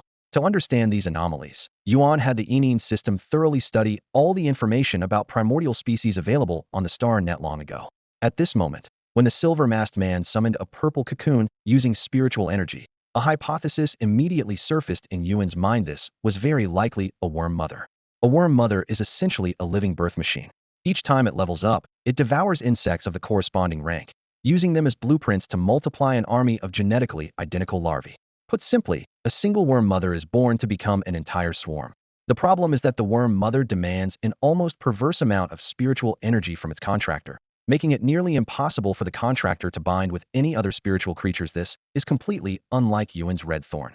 The purple cocoon before him was on the verge of death. Clearly, the worm mother's core had taken a heavy hit and was forced to curl into a cocoon just to maintain the bare minimum of life. Primordial creatures are notoriously hard to injure, but once their core is damaged, their condition rapidly deteriorates. Ordinary spiritual materials can nurture wounded spirits, but cannot heal a dying primordial being. They can only absorb the purest spiritual energy, free of any medicinal properties, to repair their core on their own. Even the mildest medicinal traces in the spiritual energy would be like poison to a dying worm mother. Compared to this, a spirit-absorbing goldfish, which also restores itself with pure spiritual energy, has far less demanding purity requirements. Realizing all this, Yuan finally understood why the masked man looked so defeated. With his worm mother gravely injured and unable to bind with other spirits, his path as a spiritual energy practitioner was nearly cut off entirely. Yuan genuinely empathized with such despair. No one else in the room, not even the one-star creator, could recognize the origin of this purple cocoon. The vast world hides endless knowledge. If Yuan hadn't possessed his true data ability and hadn't had Songming study primordial species on the star net, he never would have identified it. The masked man lowered his head, staring at the purple cocoon in his hand for a long moment before finally looking up and speaking to Yuan. Place your hand on the cocoon, and you'll see the full scene of when I discovered these 4 cocoons deep within the endless forest. The worm mother, classified as a production-type psychic primordial creature, possesses the ability to play back its memory scenes. After saying this, he ignored the curious glances around him. To him, as long as he could prove to Yuan the true origin of these 4 cocoons, nothing else mattered. The masked man paid no attention to the doubts from others. Lin Yuan took 2 steps forward and gently placed his fingers on the surface of the purple cocoon. A warm sensation passed through his palm. He clearly sensed the barely flickering life force inside the cocoon so weak, it was like a flame on the verge of being extinguished by the wind. On an ordinary day, using this touch-based perception to prove authenticity would make onlookers suspect collusion. But with Lin Yuan's status as a 2-star creator established, no one dared think that way. 4 butterfly cocoons were priced at 120 radiant coins, a seemingly exorbitant sum, but a mere trifle for a 2-star creator. Given his honored position, he wouldn't pretend just for money. Seeing no further excitement, the crowd soon dispersed. At the edge of the crowd, a middle-aged 1-star creator gave a sharp slap on the back of the young attendant, who still stood frozen in place. The attendant shuddered awake, seeing his master's furious expression, and quickly lowered his head and followed him away with a dejected air. Usually, this middle-aged creator would have stayed behind to try to befriend a young 2-star peer for future connections. But recalling the attendant's earlier rudeness and fearing future repercussions, he dared not linger and hurriedly left the Rare Treasures Pavilion with his entourage. After a moment, the eye of the storm quieted down, and the hall gradually returned to its usual calm. Lin Yuan kept his hand on the purple cocoon. Following the faint mental thread, he caught a vivid mental image of the masked man venturing deep into the endless forest on the day he collected the 4 insect cocoons. Irrefutable proof. As he concentrated, a sudden painful struggle came from inside the cocoon. The tremor was intense but pitifully weak, like a last flicker before death. The masked man tensed sharply. His hand trembled slightly, clearly feeling the insect queen's pain. Lin Yuan immediately channeled his spiritual energy, slowly infusing a strand of exceptionally pure aura into the insect queen. If the insect queen's pain was boiling water at its boiling point, then Lin Yuan's aura was gentle, clear water, not able to cool it instantly, but able to quietly soothe the turbulence. Minutes passed. Thanks to the insect queen's unique, hardy genetic makeup, he pulled her back from the brink of death to the edge of survival. The wounds showed no obvious improvement, but the most critical moment was stabilized. As he withdrew his hand, Lin Yuan looked up and met the eyes behind the mask. Unlike the previous gloom and despair, these eyes now seemed like someone long trapped in darkness, suddenly seeing a rainbow in the night sky, holding hope after a calamity, indescribable joy, and even some hesitation. The masked man looked at Lin Yuan, seeming ready to speak, but unsure how to begin. The masked man hesitated for a long moment before his gaze gradually grew resolute. I wonder if I could. He finally spoke, still stumbling over his words. Lin Yuan had already guessed his intention and quickly suggested, "Come with me to the tea room upstairs. We can talk there slowly." The tea room on the 3rd floor of the Treasures Pavilion was a carefully arranged private chamber with thick soundproofing. There was no worry about conversations leaking out or being disturbed. The masked man immediately nodded, his earlier calm replaced by anxious urgency. As they were about to leave the counter, Lin Yuan raised his hand to point at the 4 butterfly cocoons on the counter. "We need to settle this deal first." He carefully packed up the cocoons one by one. Inside a pure white ordinary cocoon was a blue lightning butterfly that thrilled him deeply. He placed it alone into a small box with special care. The remaining 3 cocoons, a pale silver steel butterfly intended for Chu Ci, plus 2 light green poison powder butterflies, and 1 larger, white hunting butterfly were packed together. Steel butterflies belong to a widely evolved butterfly species. While not rare, they always commanded high prices, with elite-grade specimens worth around 40 huiyao coins on the market. The poison powder and hunting butterflies combined were only worth about 10 huiyao coins. Without the blue lightning butterfly, this deal would clearly be a loss, but with it, Lin Yuan was certain to make a huge profit no matter how he calculated. After completing the payment, He pulled out his terminal to transfer the money through the star network, but the masked man repeatedly waved him off. I don't want the money. Lin Yuan patted his shoulder firmly. Let's keep things clear. I bought the cocoons, so naturally I have to pay in Huiyao coins. As for what you want to say, we'll talk in the tea room. Only then did the man stop insisting. Staff led them up to the third floor. When they entered, several pots of silver stair flowers were in full bloom, their delicate fragrance drifting through the warm air. The sofa was soft, and the brewed spiritual tea on the table gave a pale jade glow. The tea's aroma seemed to sweep away the fatigue of recent long travels. Lin Yuan took a small sip from his cup, but the masked man had no mind for tasting tea. His hands gripped the cup's rim tightly. If you have something to say, just say it, Lin Yuan said without pressing or exposing him, simply waiting for him to speak. After a long silence, the masked man stared unblinkingly at Lin Yuan, then slowly removed his mask. Beneath it was a young face of about 25 or 26, with a weariness beyond his years. He drew in a deep breath and summoned his spiritual energy. Then a deep purple rune hovered out, swirling around the man in a spiral. The spiritual energy within the man also began to resonate. Although no visible vortex formed on his skin, the air around him rippled subtly, fine streams of wind swirling gently about his body. Lin Yuan raised an eyebrow slightly. This masked man's body contained a will rune, and his spiritual energy rank had already reached grade A. He was just one step away from cultivating a fantasy-class spirit beast, which would place him among the kingdom-level elites. Considering his age and talent, he would be considered top-tier even within the Radiant Federation, not to mention his rare source-type creature, the Insect Queen. Unfortunately, the Insect Queen was grievously wounded and on the brink of death. Otherwise, this man before him would undoubtedly be one of the outstanding young experts. Lin Yuan remained silent, but the man behind the mask spoke first, his tone earnest yet calm. Let me introduce myself. My name is Lu Jie, I'm 27 years old, and I used to be a grade B combat-type spiritual user. My contracted spirit creature is the Insect Queen, Platinum rank level 3, and of epic quality. At this, Lu Jie paused briefly, then continued. 2 years ago, I was called one of the Radiant 100 Sons, ranked 39th Heart of the Swarm. These words made Lin Yuan's pupils contract sharply. Rank 39, Heart of the Swarm? Even though he usually didn't follow the news, he had heard of that report that had shocked the entire Federation. 2 years ago, a level 3-dimensional rift tore open outside Xiguang City. On the other side lay the shadowy underground world, known for its brutal and greedy creatures that left destruction in their wake. Yet the city was barely touched because the Heart of the Swarm summoned thousands of insects, single-handedly holding back a flood of beasts from the underworld for a full half hour. It was precisely those 30 minutes that spared the entire city from hellish devastation. When the battle ended, the Heart of the Swarm disappeared without a trace.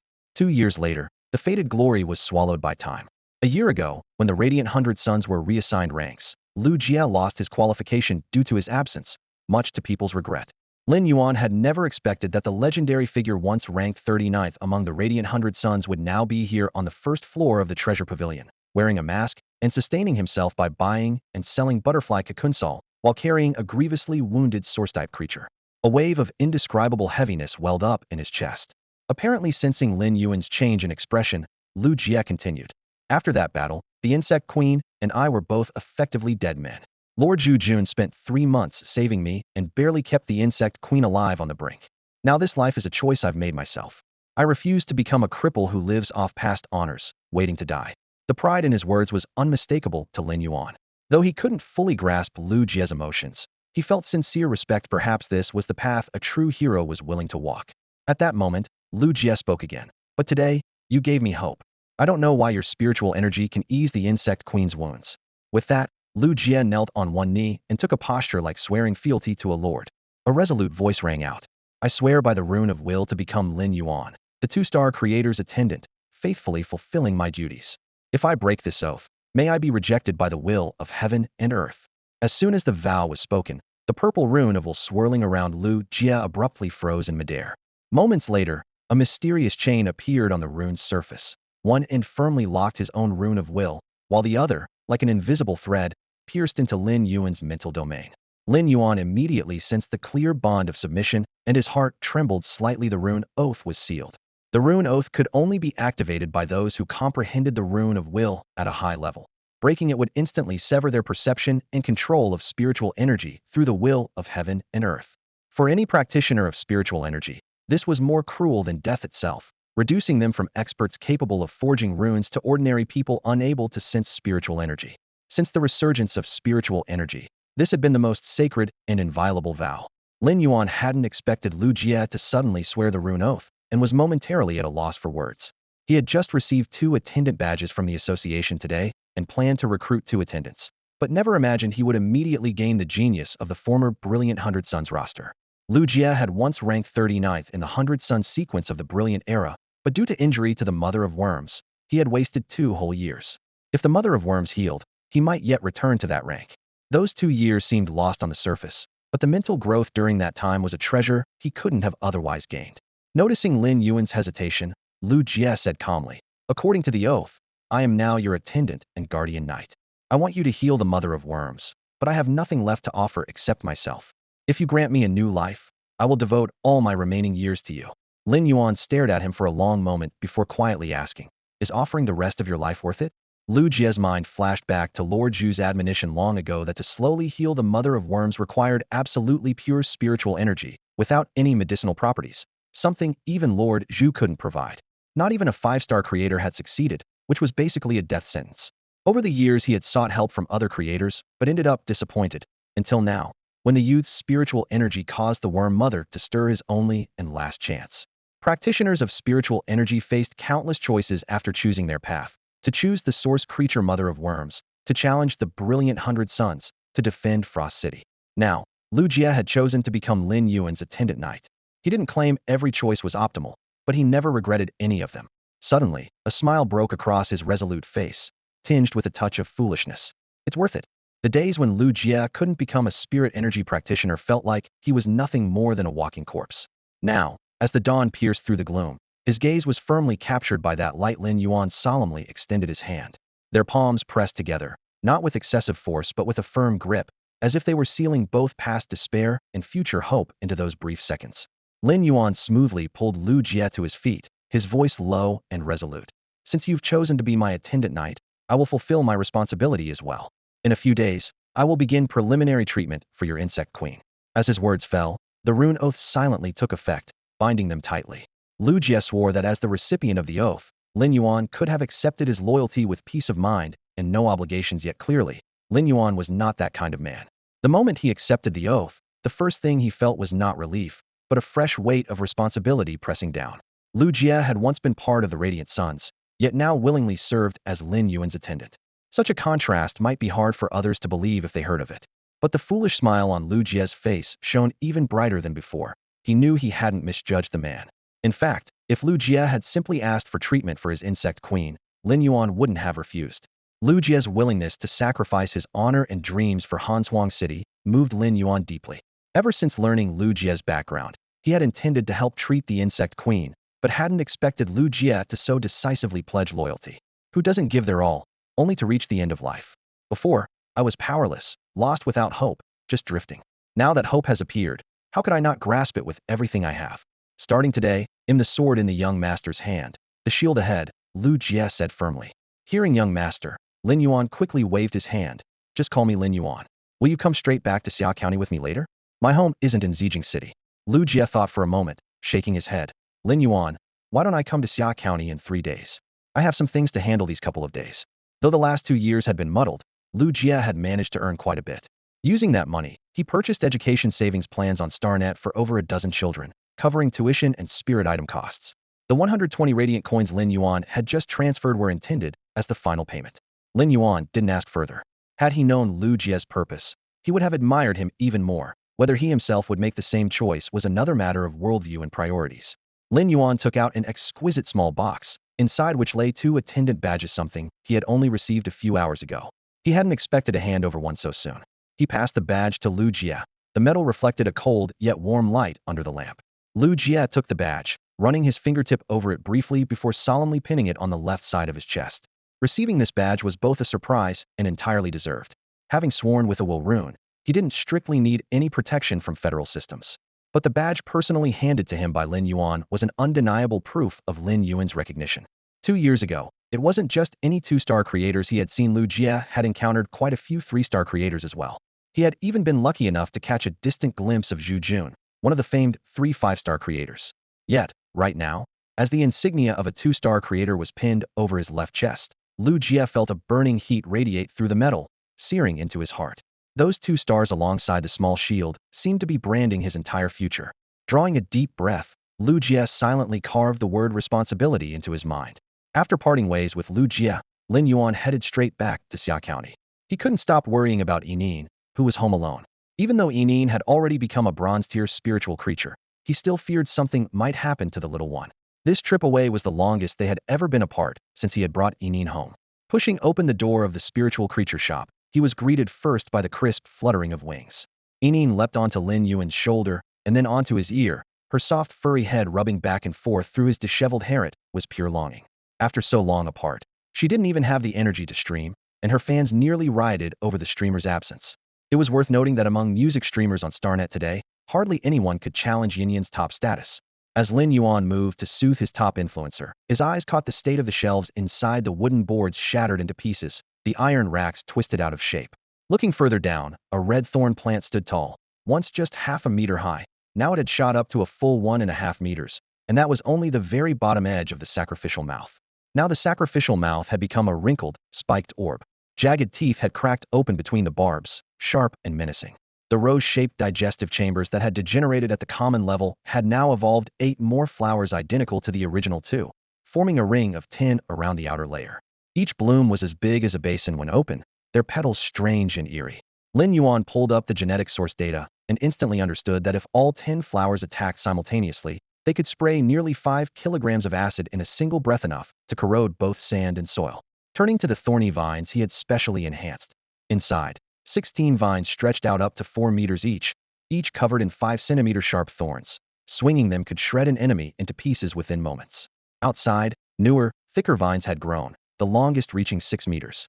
Although their surface attack power was slightly weaker than the inner vines, the bright green vines were dotted with 3-centimeter backward hooks and could lengthen spontaneously during combat, making them highly maneuverable. The elite-level symbiotic skill of the red thorn armor, shattering rending, was particularly terrifying. Whether paired with the 3-centimeter outer hooks or 5-centimeter inner hooks, each lash of a vine carried the effect of breaching armor. For defensive-type spiritual creatures, repeated hits would crack their armor, but more frighteningly, once the hooks embedded and the vine snapped back, entire chunks of flesh would be cleanly torn away. The source species red thorn, having evolved to the elite level, had also gained intelligence. Lin Yuan formed a blood pact with the red thorn, causing an instinctive sense of kinship between them, rooted deeply in their shared bloodline. From the inner tip of the red thorn's mouthpart, a single vine slowly extended. Unlike the others, this vine was smooth and free of thorns. It gently wrapped around Lin Yuan's wrist, sending a warm emotional pulse, as if playfully acting like a child seeking attention. Through their blood connection, Lin Yuan vaguely sensed Red Thorn's thoughts. The vine had evolved specially during Red Thorn's upgrade to elite status and arrival at intelligence, a deliberate adaptation meant to get closer to him. Feeling Lin Yuan's presence nearby, Red Thorn's mood brightened with happiness and excitement. This joy soon spread to Lin Yuan. Looking at Red Thorn before him, hearing the clever murmurs of the smart insect Yinin, and sensing Mobius quietly coiled around his wrist, a profound sense of fulfillment arose in his heart. The uncertainties of the journey ahead no longer sparked Farronly unwavering resolve that the more you long for the future, the more you must brave the storm. After preparing a portion of copper-tier exotic insect flesh for Red Thorn, Lin Yuan logged into the Star Network. He still felt apologetic for having let Zhou Jiesin down a couple of days ago. Missing that batch of heavily wounded spirit creatures for scraps was a regret. Currently, he needed to continue raising several groups of spirit-absorbing goldfish, along with the fish eggs spawned by Wufu Lanshou and the mother fish. This had nearly depleted his stockpile of low-grade energy crystals. At the same time, healing the Insect Queen required a massive amount of pure spiritual energy. Given the Insect Queen's innate regeneration ability as a sourceborn creature, recovery wouldn't be difficult as long as the spiritual energy supply remained sufficient. This time, instead of sending a message in advance, he headed straight to Zhou Jiesin's shop. Stepping inside, he saw Zhou Jiesin reconciling accounts. She looked up, and Lin Yuan approached immediately. "Jiesin, I've been tied up these past couple days and missed our appointment yesterday to pick out the seriously injured spirit creatures." Hearing this, Zhou Jiesin set aside her ledger and stood to greet him. She had messaged Lin Yuan last night, but hadn't gotten a reply. After careful thought, she had sold only part of the newly arrived creatures and kept the best few reserved for him, waiting for his arrival before offering them. Bold and decisive by nature, she knew that since Lin Yuan was backed by a creator, she couldn't afford to be careless about any detail until his intentions became clear. Even while reviewing her accounts moments ago, her mind was unsettled. Now that he had arrived, her worries eased. When she stood up, She noticed the 2-star creator badge pinned on Lin Yuan's chest. Knowing the creator system well, Zhou Jiasen was struck by surprise. An awesome one, so young, already achieving 2-star rank implied resources and backing far beyond imagination. Even without outside assistance, that status alone made him worth cultivating a close relationship with. No problem. Yesterday, I specially picked out a few good injured spirit creatures for you to choose from first. If you don't like any of them, I can sell them elsewhere. Zhou Jiesen's words caught Lin Yuan by surprise. Severely injured spiritual creatures with damaged essence were extremely difficult to preserve, and once they died, their value would immediately drop by more than half. Zhou Jiesen was always shrewd and calculating. She wouldn't normally throw money away on such losing deals. Her store didn't have a creator on staff, and even if she occasionally hired one, it wouldn't be worth the time and cost to maintain near-death spiritual creatures. Clearly, this move was targeted at him personally. Regardless of her motives, he made a mental note of her goodwill. Then I appreciate you, Sister Xian, for setting aside a few badly injured spiritual creatures for me, Lin Yuan said with a smile. Ever since Mobius evolved to the bronze tier, the area of his soul-locking space had greatly expanded. Its internal pure land and concentrated spiritual energy were perfect for healing spiritual creatures with damaged essence. Such creatures typically sold at a slight premium above raw materials of the same type, but the price difference compared to healthy specimens was enormous. If he could first buy them cheaply, heal them inside the space, then resell them, the profit margin would be far beyond what they were discussing now. His own expenses were also rising. Cultivating the red thorn required vast amounts of dimensional creature flesh and blood. Upgrading Lily Lee to legendary quality consumed huge funds. The revival soil was promised by Bad Temper and would arrive in a few days, but 2 redwood cores and a liter of plant fountain water were still missing, and the market price for even a liter of that water was quite steep. All these needs pointed to a single truth. Stockpiling resources was the fastest way to increase strength. Hearing Lin Yuan's gratitude, Zhou Jiesen's eyes curved in a warm smile. She, too, had often used various means to win over clients, but it was all wasted effort if the other party didn't appreciate it. Lin Yuan's words were undoubtedly the reward her intentions deserved. Come on, let's go take a look in the warehouse. I specially reserved 3 of the healthiest near-death spiritual creatures for you. They're the best from this batch, she invited him, then quickly gave instructions to the busy shop assistants before leading the way inside. One of the assistants was a round-faced, cheerful young girl whom Lin Yuan hadn't seen on his last visit. She now peeked at the 2-star creator badge on Lin Yuan's chest, stealing glances but not daring to approach. The instinctive awe toward creators instantly sobered her lively demeanor. The hallway leading to the warehouse wasn't very wide, and their footsteps echoed across the floor. Lin Yuan sensed that although Zhou Jiesen kept up light chatter, there seemed to be some weight she hesitated to reveal. He didn't press after all. Their relationship was strictly business. If it was about the deal, he was willing to open his hand, so long as the price was right. If not, he wouldn't hesitate to refuse. Lin Yuan wasn't one to be a pushover. Inside the warehouse, Lin Yuan immediately spotted a spirit creature lying on the ground, barely clinging to life. It was an antelope. Under the dim light, dust drifted in the air. The antelope's side rose and fell faintly, but its slender limbs and flexible muscle lines were still visible. This was a Jinjiao Suling. Zhou Jiesen got straight to the point. This Jinjiao Suling belonged to the silver tier spirits, having reached the 10th elite rank within the silver tier, just 1 step away from the golden tier. Its twin horns resembled 2 short swords gleaming with cold light, smoothly curved and sharply textured. Whether used as rare flesh to feed other spirit creatures or consumed directly, it was an excellent choice. To keep the Jinjiao Suling alive until now, Zhou Jiesen had specially fed it a fair amount of copper tier Qingluo. Otherwise, the creature would most likely have perished already. Lin Yuan bent down and placed his palm on the cold sword-like horn, his fingertips tracing the fine horn patterns. The Jinjiao Suling struggled to lift its head, its eyes filled with exhaustion and helplessness. It exchanged just a brief glance with Lin Yuan before drooping again. With the intelligence of a silver-tier spirit, it clearly understood it was gravely wounded and near death. The rapid loss of vitality was making it weaker by the moment. After carefully probing with his spiritual power, Lin Yuan stood up. Unsure of the limits of his healing ability, he considered using this Jinjiao Suling as an experiment. If he fully channeled his spiritual energy in the locked spirit space's blissful pure land for a full hour, how much could he restore this heavily injured spirit? Although she knew Lin Yuan was a 2-star creator, Zhou Jiesen kept her professional habits and gave a clear rundown of the wounds. This Jinjiao Suling shows no external injuries, but inside it suffered severe blunt trauma. Its internal organs are displaced, with 5 organs ruptured. Last night, I fed it some copper tier Qingluo for energy, but in its current state, it won't last more than 5 hours. Hearing this, Lin Yuan inwardly admired Zhou Jiesen's honesty in business. For a seriously injured spirit creature with damaged essence like this, Most sellers wouldn't openly disclose its condition while it was still alive. That would cause its value to plummet sharply. Yet Zhou Jiesin chose to be truthful, and Lin Yuan greatly appreciated that integrity. Jiesin, how much for this Jinjiao Suling? Lin Yuan asked directly. The endangered price for silver-tier spirits isn't high. Even if the horns are perfect, they ultimately get ground into powder. There's no demand for their appearance. The 70-some pounds of silver-tier beast meat plus the 2 horns amount to about this much. 100 Huiyao coins. Zhou Jiesin gave a straightforward number. Lin Yuan swiftly did the math. Buying a dead Jinjiao Suling at 100 Huiyao coins would be just about right. But for one still clinging to life like this, the market price should be at least 150 Huiyao coins. Clearly, Zhou Jiesin was offering him a very low price. Lin Yuan realized as he recalled Zhou Jiesin's persistent look, like she had something to say the whole way. Once this deal was done, Zhou Jiesin would most likely lay her heart bare. The two of them exchanged glances, and a smile tugged at Lin Yuan's lips as he softly said, "All right." Seeing his expression, Zhou Jiesin felt a weight lift from her chest, a hint of joy blooming on her face.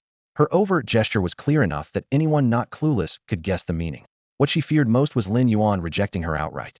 Since he didn't, it meant there was still a chance. After telling him about the sword-horn gazelle, she raised her hand and pointed to a charred black tree trunk beside them.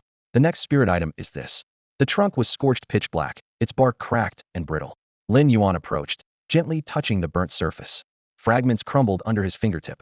A chill ran through him. The burn marks carried the withering aura unique to abyssal fire, likely left by demonic flames from a rift in the abyssal dimension. The trunk was leafless, with roots over half a meter long cut off. There was a fist-sized hole punched through the side, and the core would have been hollowed out. Yet, faint traces of life still stirred deep inside. Only high-level woody spirits bore cores, and the lowest rank that contained a core was silver tier. The fact that life lingered despite the core being removed indicated this wood was extraordinary, most likely golden tier. Lin Yuan summoned his true data display. Spirit item named Vermilion Sand Osmanthus. Species Osmanthus, genus olive family. Tier gold 410. Element wood. Grasp quality perfect. Skills. 1. Osmanthus fragrance. A floral scent that refreshes the mind and dispels fatigue. 2. Falling petals. Petals that fall year-round rapidly cleanse toxins from a target's body. 3. Pure bud. Shaken off, unopened buds contain nectar that heals mental wounds. 4. Spirit of Osmanthus. The flower embodies auspicious and noble energy that can resist and eliminate curses and magic marks.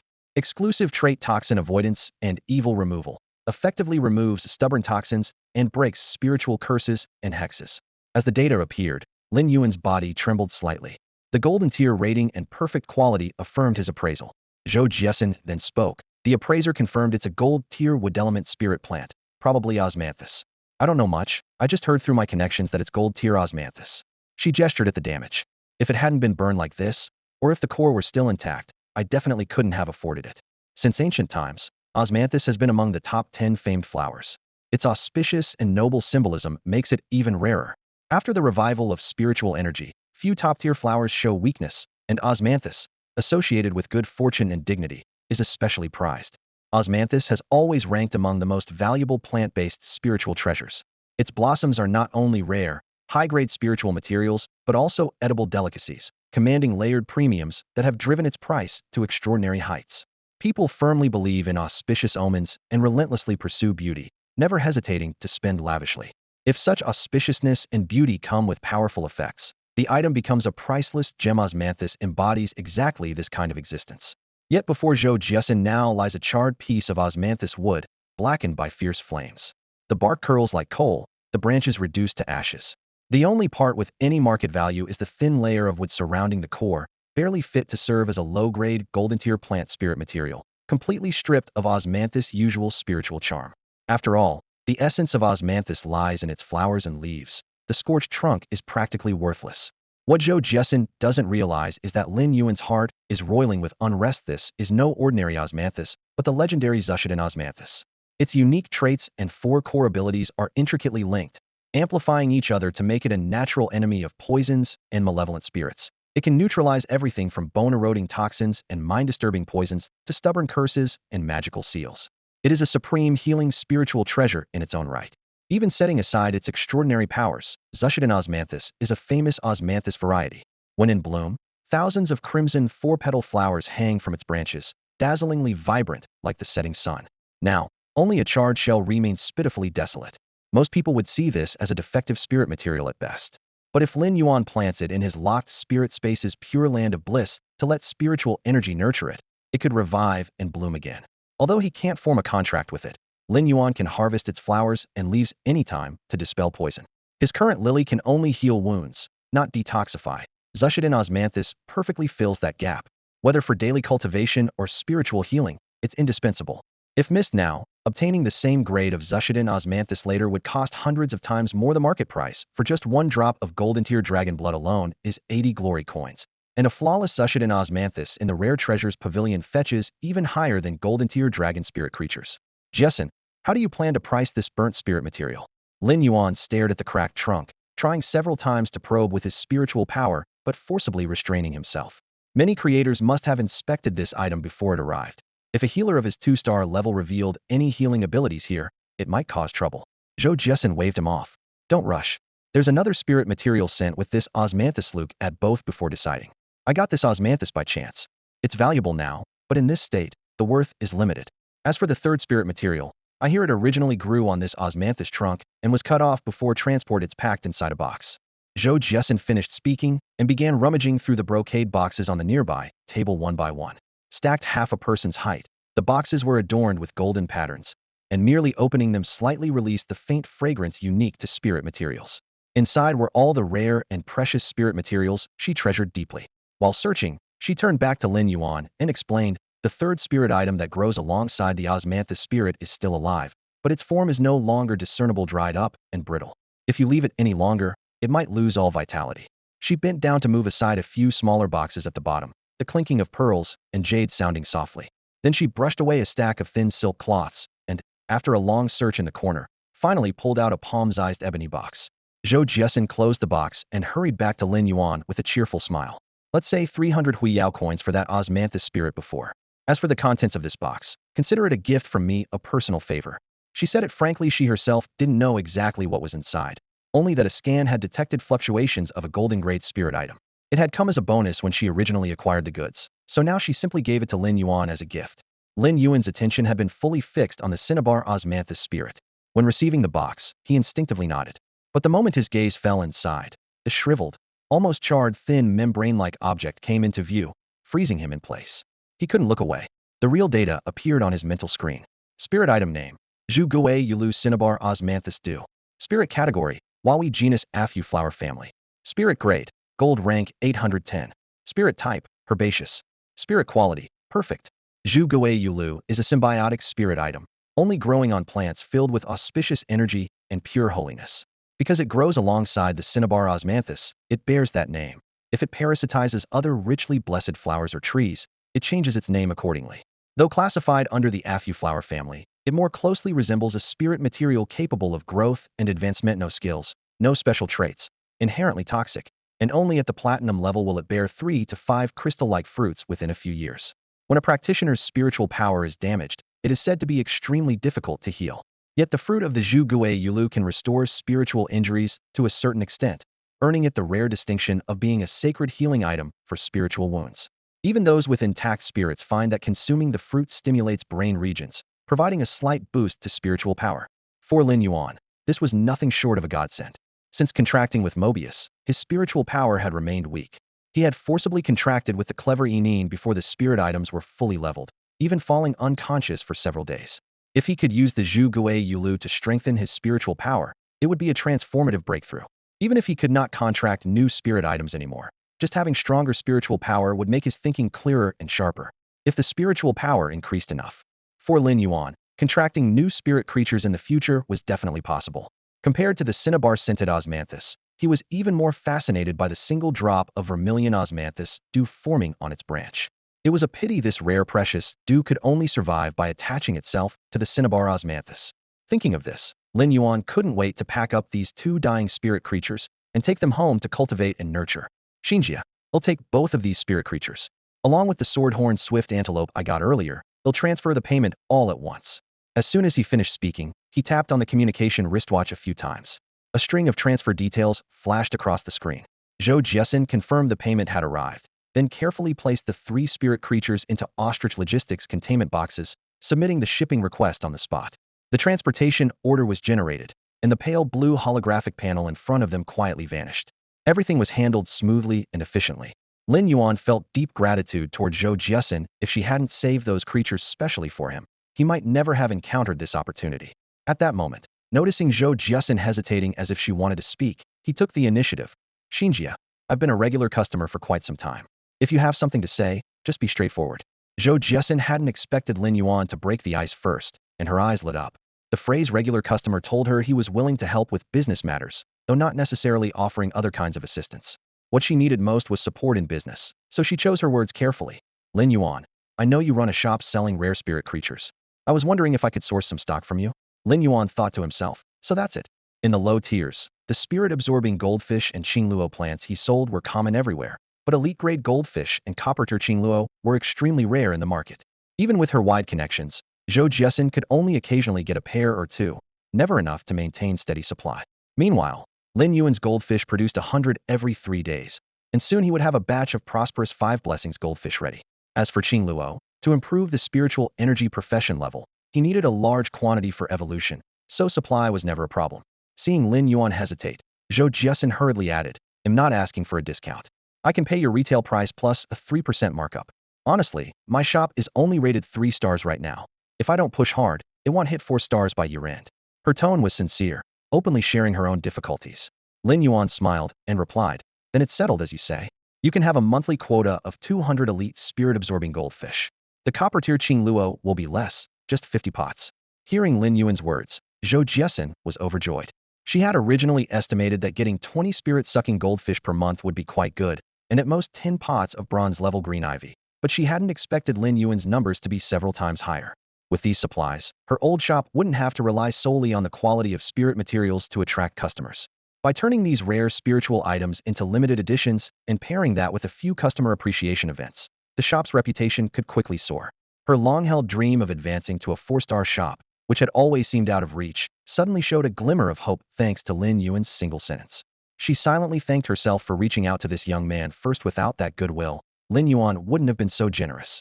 The items in Lin Yuan's hands would be snatched up immediately by other shop owners eager to upgrade even if they had to pay a 10 markup. Not to mention, Lin Yuan's shop was already somewhat famous. His spiritual objects were absurdly high quality, yet priced reasonably, selling out within 3 minutes every time. On top of that, Lin Yuan was a 2-star creator, making him a valuable connection in itself. This straightforward and refreshing cooperation made Zhou Jiesin feel like more than just business partners, they seemed like friends. She immediately responded, Lin Yuan, thank you, Sister Xian appreciates it. From now on, you can buy spirit materials at cost price from my shop. And if you can't find what you need, I'm happy to put out acquisition notices and ask around for you. As she spoke, she laid all her contacts and channels completely open. She knew these resources might not be rare to veteran 2-star creators, but for someone like Lin Yuan, just promoted, they would be exactly what he needed and she would become his very first valuable connection. Lin Yuan smiled gently. Sister Xian, if you want to push for 4 stars, next month I can provide another 20 elite grade 5 blessings orchids and 20 pots of silver-level green ivy. In his view, Zhou Jiesin advancing also meant unlocking a more efficient channel for himself, so helping her now was well worth it. At those words, Zhou Jiesin was not just pleased but shocked. She was almost certain Lin Yuan must have a veteran 3-star creator backing him, and possibly even a 4-star. In the Huiyao Federation, 5-star creators rarely got involved, and 4-star was already a ceiling few could reach. It was a height she had only gazed at longingly before, and now she truly realized just how powerful Lin Yuan's background was and how much she had underestimated him. The 5 blessings and longevity goldfish were sold to Lin Yuan by herself, with the goal of helping the mother fish lay eggs and then raising the fry to elite level within just 1 month. This kind of operation was far beyond the capabilities of an ordinary 3-star creator, especially since Lin Yuan also requested an additional 20 pots of silver-tier Qingluo. Qingluo spirits didn't even reach the common grade at the start, and evolving them to silver tier was much more difficult than similar spirit creatures. Even without counting those 20 goldfish, just the 20 pots of silver tier Qingluo alone could push Zhou Jiesin's store to the brink of a 4-star rating. Right now, she had to raise the funds to buy 25 blessings goldfish and 20 pots of silver tier Qingluo within a month. Most of her working capital was tied up in inventory, so coming up with that sum all at once became her biggest challenge this month. After the deal was finalized, Lin Yuan placed an additional order of 50,000 gene of low-grade energy ore. Zhou Jiesin readily sold it at purchase price, saving Lin Yuan nearly half the cost on this order. This also showed just how large the profit margins in spirit material trading could be. Not long after withdrawing from the Star Network, Ostrich Logistics courier arrived. Lin Yuan dumped sack after sack of low-grade energy ore into the spirit pool, letting the pool water decompose most of the ore. A thick layer of mineral sediment settled at the bottom for easy later use. Next, he moved the containment boxes holding the swordhorn pronghorn, cinnabar Dangui, and Xiguang Jade into his locked spirit space, placing them beside the blissful Pure Land. He first unsealed the swordhorn pronghorn. The moment the box lid lifted, dense spiritual energy penetrated the pronghorn's fine skin and flowed into its damaged internal organs through its breath, slowly repairing them. Lin Yuan continuously infused spiritual energy, carefully guiding the spirit flow to accelerate healing. The little pronghorn looked up at him with grateful eyes, nuzzled his palm, then curled up on the blissful Pure Land and fell into a deep sleep. Its small frame took only a corner of the land, and spiritual energy seeped into its body like mist, steadily mending its wounds.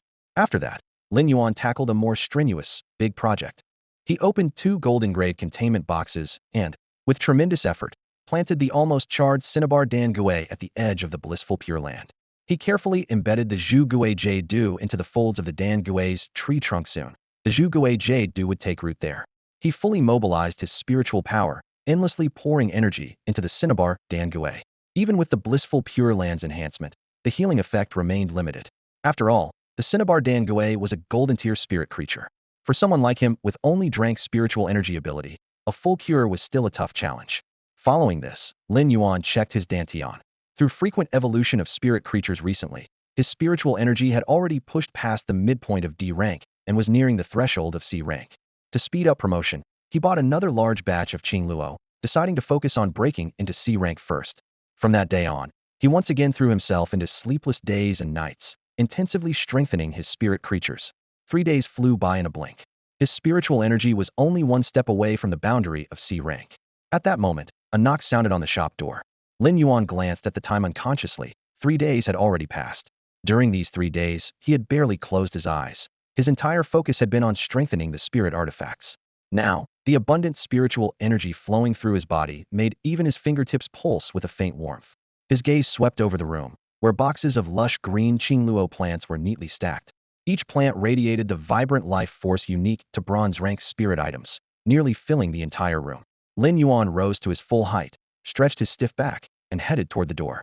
As soon as the door opened, Lu Jie came into view. The exhaustion from 3 days ago was gone. His eyes were bright and clear, radiating an undeniable vitality and confidence. "Come in," Lin Yuan said, stepping aside. "Have things gone smoothly these past 3 days?" Lu Jie nodded firmly. "I've taken care of everything that needed handling. From now on, they'll serve only under your command, young master." Lin Yuan chose not to correct the young master title. Since the revival of spiritual energy a century ago, attendance had become a new, formal bond between people. Lu Jie followed proper etiquette, and Lin Yuan saw no reason to forcibly change that. The two stepped inside, and at the same moment, the creatures on Lin Yuan's shoulders, Songming and Yinian, popped out. Songming was a small, soft-furred, twin-tailed kitten, not even as long as a forearm. Its tail tips gently wagged as its amber eyes curiously fixed on Lu Jie. Yinian was only half the size of a fist, covered in stunning azure feathers with intricate cloud patterns, resembling a living wisp of cloud. It perched on Lin Yuan's other shoulder, tilting its head at Lu Jie and letting out a crisp, melodious chirp. Even Hongxi, busy feeding, lifted one of its vines. The thornless tendril, specially evolved, lightly draped over Lin Yuan's arm as a warning. At his command, the fierce vine could instantly split and form a dense net to trap intruders. Lu Jie took in the scene with genuine admiration. The playful appearances of Songming and Yinian hardly compared to the household utility beasts like Baiwen or the singing songbird, while Hongxi's hidden lethality made it clear this plant spirit was no mere decoration. Thinking of Lin Yuan's rapport with these 3 spirit creatures, Lu Jie found his thoughts drifting to his own originating lifeform, Worm Mother. The Worm Mother was still in a vulnerable state, cocooned and not yet fully recovered. Although Lu Jie knew Lin Yuan had the power to heal it, as long as the cocoon remained unbroken, his heart could not rest, as if a fine needle pricked him from time to time. Lin Yuan handed him a cup of warm water and gently patted the little companions on his shoulders, signaling them to relax before explaining Lu Jie's identity to Hongxi. Only then did Hongxi retract its vine and resume consuming nutrient clusters, preparing energy for the next evolution. Setting the cup down, Lin Yuan casually settled into a chair, sipped his tea, and then looked up to ask, "What do you plan to do going forward, assuming I don't have any immediate tasks for you?" This question made Lu Jie furrow his brow. As an attendant, his role was to be the creator's shield and sword, acting only on orders. Suddenly being asked about his own plans left him momentarily at a loss for words. Seeing Lu Jie deep in thought, Lin Yuan added, "You must have felt resentful these past 2 years, being removed from the Huiyao Baizi sequence at rank 39 due to injury." Lin Yuan's words struck directly at the issue Lu Jie had been avoiding all along. The glory of the 100 Suns was the honor Lu Jie had always pursued and upheld. He never regretted defending Han Shuang City. If given the chance to do it again, he would rush to the front lines without hesitation. Yet being removed from the glory of the 100 Suns list was like a thorn stuck deep in his heart. After learning that the mother insect could not be healed, he even gave up participating in the glory of the 100 Suns ranking tournament given his military achievements. Just showing up would likely have secured his spot, or at the very least earned him a place in the Hall of Glory. But he refused to accept pity or trade sympathy for honor, so he chose to be absent and let his silence guard his pride. Was he willing to accept this? Of course not. Lin Yuan saw through his internal struggle and smiled softly. "I knew you wouldn't settle for this. If that's the case, why not stand again among the ranks of the glory of the 100 Suns?" His words exploded in Lu Jie's mind like a distant thunder. Since taking the oath of the Will Rune as a young attendant, he had subconsciously placed himself as a subordinate, never daring to claim that honor for himself again. Lin Yuan's words shattered that mental chain instantly. Am I still capable? The question barely formed before a surge of gratitude overwhelmed everything. Lu Jie, who hadn't even shed a tear when learning the mother insect wouldn't recover, now had red eyes. Hot tears dropped into his cup, splashing tiny ripples as the water slowly turned salty. Lin Yuan patted his shoulder gently. "Summon the mother insect. Let me have a look. If she recovers fast enough, maybe she can still make it to the year-end glory of the 100 Suns ranking. With your accomplishments, earning a spot won't be a problem." Lu Jie didn't wipe his tears away. Instead, he lifted his head and fixed his gaze deeply on Lin Yuan's, as if to etch this moment into his heart. After a long moment, he smiled a slightly foolish but genuine smile. The tear stains remained, yet the shadow that had weighed on him for years was lifted. Lin Yuan recalled what Elder Ning once said, "A creator doesn't just save spirit creatures, but people as well." Following Lin Yuan's advice, Lu Jie summoned the mother insect and cupped her in his palm. The deep purple cocoon was dull and withered, as if it could shatter at any moment. Lin Yuan placed his hand over the cocoon, channeling spiritual energy that poured in like a clear spring. The cocoon began to swell slightly, pulsing slowly like a heartbeat, faint purple light seeping through its cracks. At the same time, Lu Jie distinctly felt the pure spiritual energy being absorbed wholeheartedly by the mother insect. Time passed slowly, a full hour ticking by. The cocoon now quivered steadily on its own, no longer plunging into a lifeless stillness whenever the spiritual energy faltered. Lin Yuan keenly sensed the subtle but firm rhythm a mother insect's vital life functions had been reignited. Although she remained in a near-death state, she was no longer in a suspended, death-like limbo as before. Lin Yuan did some calculations. Although he couldn't pinpoint exactly when the queen bug would fully recover, his preliminary estimate was that if the queen bug was placed in the locked spirit space's pure land of bliss, it would take about 2 months to mostly recover. Lu Jie, as the queen bug's contractor, could sense every pulse and sync. He clearly felt that although the queen bug hadn't regained full consciousness, its bodily functions were steadily improving. For the past hour, he had held the cocoon carefully in both hands, staying perfectly still and even controlling his breathing to avoid disturbing Lin Yuan's treatment. Only when Lin Yuan removed his hands from the cocoon did Lu Jie quietly ask, "So, how is my queen bug doing?" At this moment, a flicker of hope had just sparked in his ear that couldn't bear another disappointment. Lin Yuan spoke frankly, "Leave the queen bug with me. In about 2 months, it should be almost fully healed. By then, you'll be able to catch up in this year's glorious 100 Suns ranking." The unexpectedly fast recovery surprised Lu Jie pleasantly. He carefully handed over the still, faintly pulsing cocoon. Taking the cocoon, Lin Yuan channeled his spiritual power steadily, continuously infusing pure spiritual energy into the queen bug's body. The whole process was quiet and orderly. A faint spiritual glow flowed in his palm, and the cocoon's pulsing became more stable. "Young master, if there's anything I can do during this time, just say the word," Lu Jie said, unwilling to be idle while the queen bug healed and eager to fulfill his role as a retainer. "Lu Jie, how well do you know the capital city?" Lin Yuan asked. "I went to university in the capital and lived there for 7 or 8 years, Lu Jie replied. "I know it pretty well, like a local. But I haven't been back the last couple of years, so I'm not sure what it's like now." Lin Yuan nodded and said, "After the new year, I'm planning to open a shop in the capital. What do you think?" The capital was the center of the glorious federation, about 4 times the size of Purple Thorn City. After finishing his studies at Purple Thorn's Intermediate Spiritual Energy Academy, Chu Ci would have to go to the capital to advance further. Lin Yuan intended to establish himself there ahead of time and pave a path for Chu Ci. In the remaining days before the new year, he still had many tasks to complete.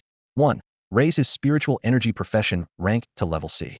2. Upgrade all contracted spirit items above the silver tier. 3. Most importantly, while Lily was still at bronze rank, improve her quality directly to legendary level so she could evolve into a fantasy species. 4. His second will rune came from Extreme Slaughter, best suited for Red Thorn. Boosting Red Thorn from elite to epic rank was doable, but pushing it to legendary at bronze rank was still beyond Lin Yuan's current power. After all, Red Thorn couldn't absorb spiritual energy and relied on flesh and blood to store power. Plus, Lin Yuan wasn't a true creator. His strength lay mostly in his unique fusion of advancement and healing methods. Still, Lu Jian never doubted Lin Yuan's abilities. Ever since witnessing how Lin Yuan healed the queen bug, he grew more convinced of this young man's potential. Now that he heard Lin Yuan plan to expand into the capital, he didn't hesitate to give his full support and offer to be the vanguard. From the moment Lu Jie saw Lin Yuan heal the queen bug, he couldn't help but admire his skills and potential as a creator. Now, with Lin Yuan aiming to develop in the capital, Lu Jie wholeheartedly endorsed the plan. The royal capital was a place where only those with real talent and ability could gain a foothold and truly establish themselves. Its resources and opportunities far surpassed anything in Xiguang City. Lu Jie knew well Lin Yuan's talent and skills, and he believed that staying in Xiguang City would be a waste of his potential. So he advised, "Young master, if you want to grow, you have to go to the capital. Once you're there, you'll realize the prosperity you've seen before is nothing in comparison." Lin Yuan paused for a moment. With Lu Jie's insight, this advice was clearly sound. Since he was already tempted, he might as well make up his mind immediately. He glanced around the little shop that had accompanied him and Chu Ci. For so long this place was their warmest home and his starting point in this world, and finally resolutely decided. He would seal it off and keep it as a memory. Without hesitation, Lin Yuan directly transferred 500 Huiyao coins to Lu Jie's account using his Xiguang card. His earning speed was no longer comparable to before, and he no longer had to be so careful with spending. "Go ahead and scout the capital's market first, then help me pick out a suitable shop. If there's a good place for sale, contact me immediately." Shops in the capital were much more expensive, and buying a decent storefront would require a hefty sum. Lin Yuan was confident for 2 reasons. First, he had over 1,000 Wufu Lansho soul-absorbing goldfish about to hatch, and second, after advancing to a 2-star creator, Ling Xiao had given him the 800-plus square meter estate in Xiguang City. The property deed had just arrived 2 days ago via Ostrich Logistics, granting him full control over the land. If he found a suitable shop in the capital, he planned to sell the Xiguang estate to raise the down payment. Combined with steadily increasing income, especially after reaching Crank's spiritual energy practitioner, which would bring a big boost, funding wouldn't be an issue. "Any particular requirements for the shop?" Lu Jie asked while taking careful notes. This was the first task Lin Yuan had assigned him, and he dared not slack off. "The bigger the better. Everything else can be worked out," Lin Yuan said confidently. He believed that with his ability to mass-produce rare spiritual items, even if the location was a bit out of the way, it wouldn't hinder his business. With the task given, Lu Jie set off immediately for the capital.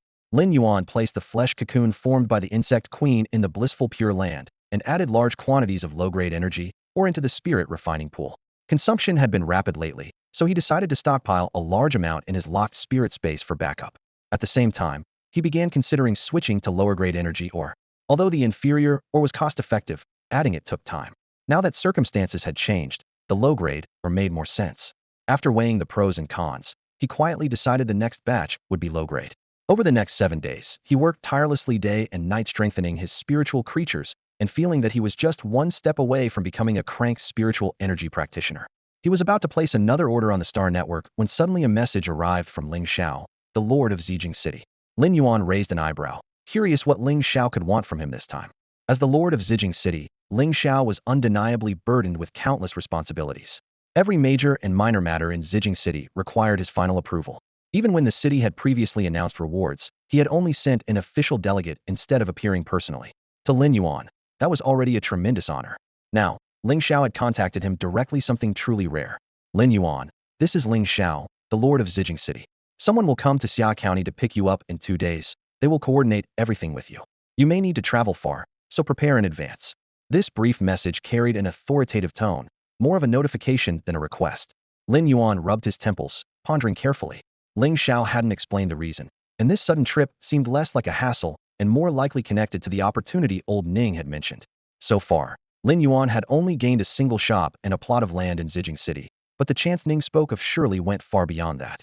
If he was going to travel, what he truly needed to prepare was reserves for his spiritual lock space. He reached out to Sister Xian and ordered 10,000 gene of low-grade energy or in 10,000 gene of mid-grade energy ore.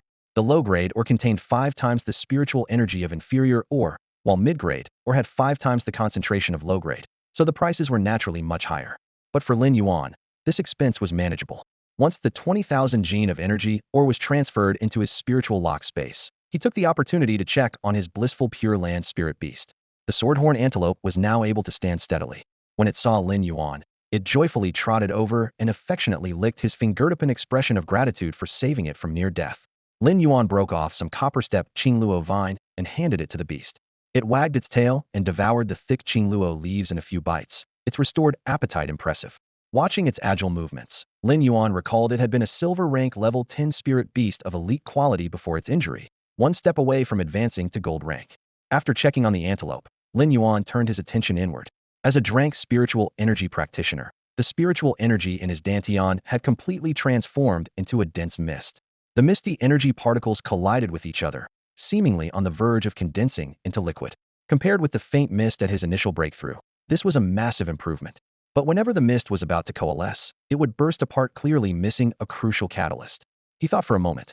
If he continued as before, slowly accumulating spiritual energy by evolving copper-step Qingluo, it would be a painstakingly slow process, like water wearing away stone drop by drop.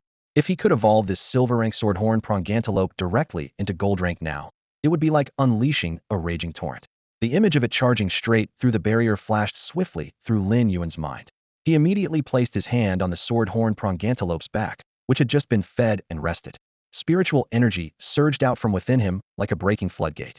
Inside the spirit sealing space, where the spiritual energy was already several times denser than outside, this power quickly concentrated, pushing the swordhorn prongantelope's life essence to its limit and gradually reinforcing it. Lin Yuan wasn't sure how long it actually took to push a silver rank spirit creature up to gold rank. Thinking of his appointment with Ling Xiao in 2 days, he simply set an alarm to avoid losing track of time while immersed. Time lost meaning within the quiet spirit sealing space. His spiritual energy crashed against the invisible barrier surrounding the swordhorn prongantelope again and again, hundreds, maybe thousands of relentless strikes. No one could say how much time passed, but with the final surge of spiritual force, the obstruction shattered with a thunderous crack. In an instant, the swordhorn prongantelope was bathed in a dazzling golden glow, its life essence undergoing a magnificent transformation, leaping from silver rank level 10 to gold rank. The very first change appeared on the pair of iconic straight horns atop its head. What should have continued growing outward instead rapidly shortened and bent at the base, transforming into small, sharp curved horns. Next, its moderately sized body compressed to 1/3 its original size, and the coffee-colored wool gradually faded to a creamy khaki white. Though smaller, its limbs became more slender and powerful, the overall form like a taut bowstring ready to unleash incredible speed at any moment. Its once nimble disposition was heightened even further at first glance. Anyone would only see an irresistibly cute, tiny spirit beast. Its attacking style shifted as well. Aside from retaining its initial skill horn strike, it could now swing the newly formed curved horns to slice through the air, creating several razor-sharp, invisible wind blades capable of striking distant targets with precision. Coupled with its upgraded agility, the swordhorn prongantelope had effectively become a long-range assassin. Lin Yuan took a deep breath and activated the true data function. Lines of golden information appeared on his retina. This little creature before him was no longer just a sword-horn prongantelope, but spirit creature name, wind-speed swift antelope. Species, eventode ungulate antelope subfamily. Spirit rank, gold 110. Spirit type, wind. Comprehension quality, elite quality. Skills. 1. Horn strike ram enemies with its horns. 2. Horn blade slice air with sharp horns, forming wind blades to cut distant targets. 3. Wind guard surrounds its body with wind to form a protective shield.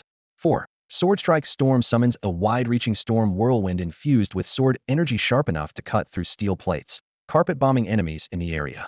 Unique trait. Swift wind manipulates wind currents for significantly increased casting speed of all wind-based skills. This wind speed swift antelope evolution path was an extremely rare branch among the entire swordhorn prongantelope population, almost fully abandoning close combat in favor of violent spellcasting. Just the group skill Sword Strike Storm alone could instantly unleash gale force winds over a vast area, slicing through steel plates. In terms of range and damage, it far surpassed most spirit creatures of the same rank.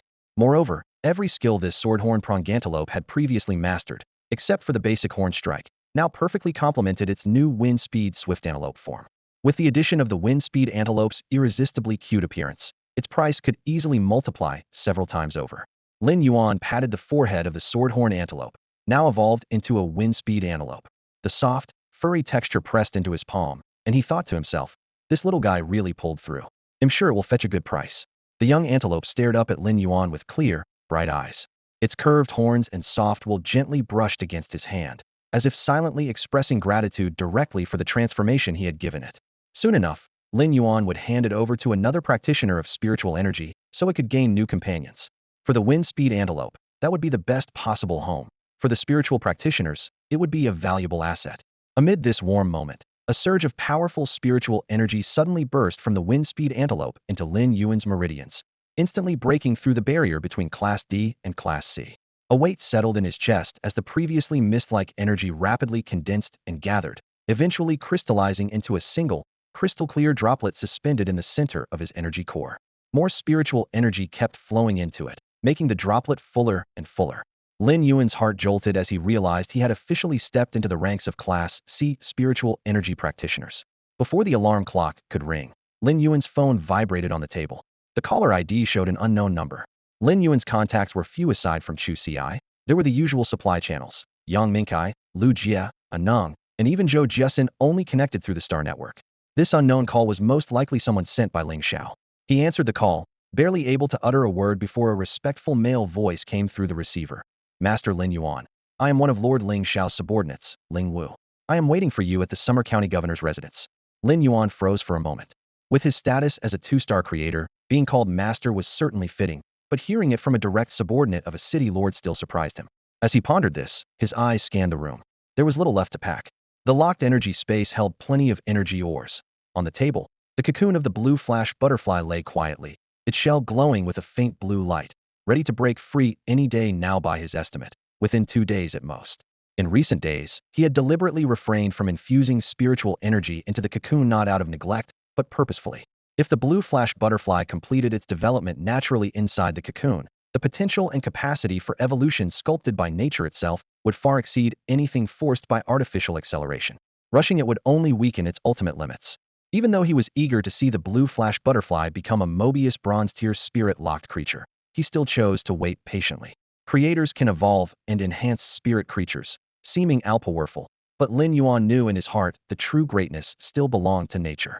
After all, creators might seem to be all-powerful gods in some ways, but nature's hand remains supreme. However, during the stage when spiritual creatures are forming, interference from the creator actually disrupts their potential for evolution. There's nothing to prepare, Lin Yuan responded calmly as soon as the voice on the phone finished asking. After receiving Lord Ling Xiao's message, I have already made all the necessary arrangements and am leaving for the prefect's mansion immediately. After hanging up, he stepped out of the spirit lock space. His mental energy, like fine threads, guided and swiftly absorbed Songming, Yining, and Hongxi into the space within his body. Normally, Lin Yuan liked to keep the 3 contracted spirits outside, sharing in the worldly hustle and bustle with him. This time, since he was about to travel far, Songming and Yining might still accompany him, but the massive Hongxi was too bulky to carry along, so he decided to store it away as well.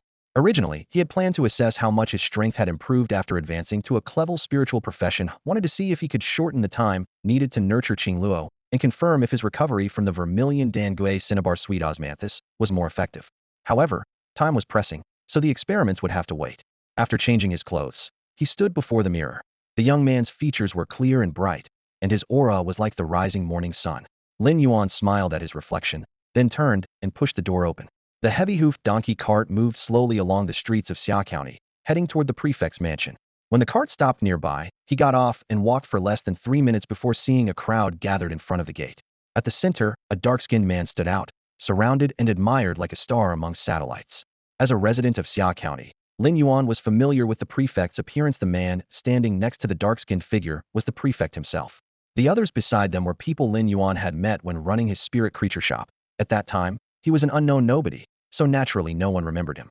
Now, the dark-skinned man noticed Lin Yuan and quickly approached him with 3 quick steps, waving as he smiled. Lord Lin Yuan, you've arrived so swiftly. I just got here myself. Those gathered at the prefect's mansion only knew that Ling Wu served under Lord Ling Xiao and thought they were just waiting for him, so they accompanied him naturally. Nobody expected a young boy to show up. Even less did they expect Ling Wu to address him as Lord. Only when they saw the 2-star creator insignia on Lin Yuan's chest did their doubts fade and realization dawned. It took little imagination to grasp the power behind such a young two-star creator. After exchanging pleasantries, Ling Wu summoned his platinum-ranked spirit Creaturia fiery red feather hawk. This fierce raptor, wreathed in flames when it beat its wide wings, radiated an imposing presence. He invited Lin Yuan to mount, and, after brief farewells to those at the prefect's mansion, soared into the sky. Lin Yuan had ridden a platinum-ranked spirit creature before, so this time he was no longer as nervous as on his first flight. As the red feather hawk cut through the air at high speed, he watched mountains and fields rapidly pass below, but focused intently on every word Ling Wu spoke. Ling Wu chatted effortlessly with warmth and respect in his tone.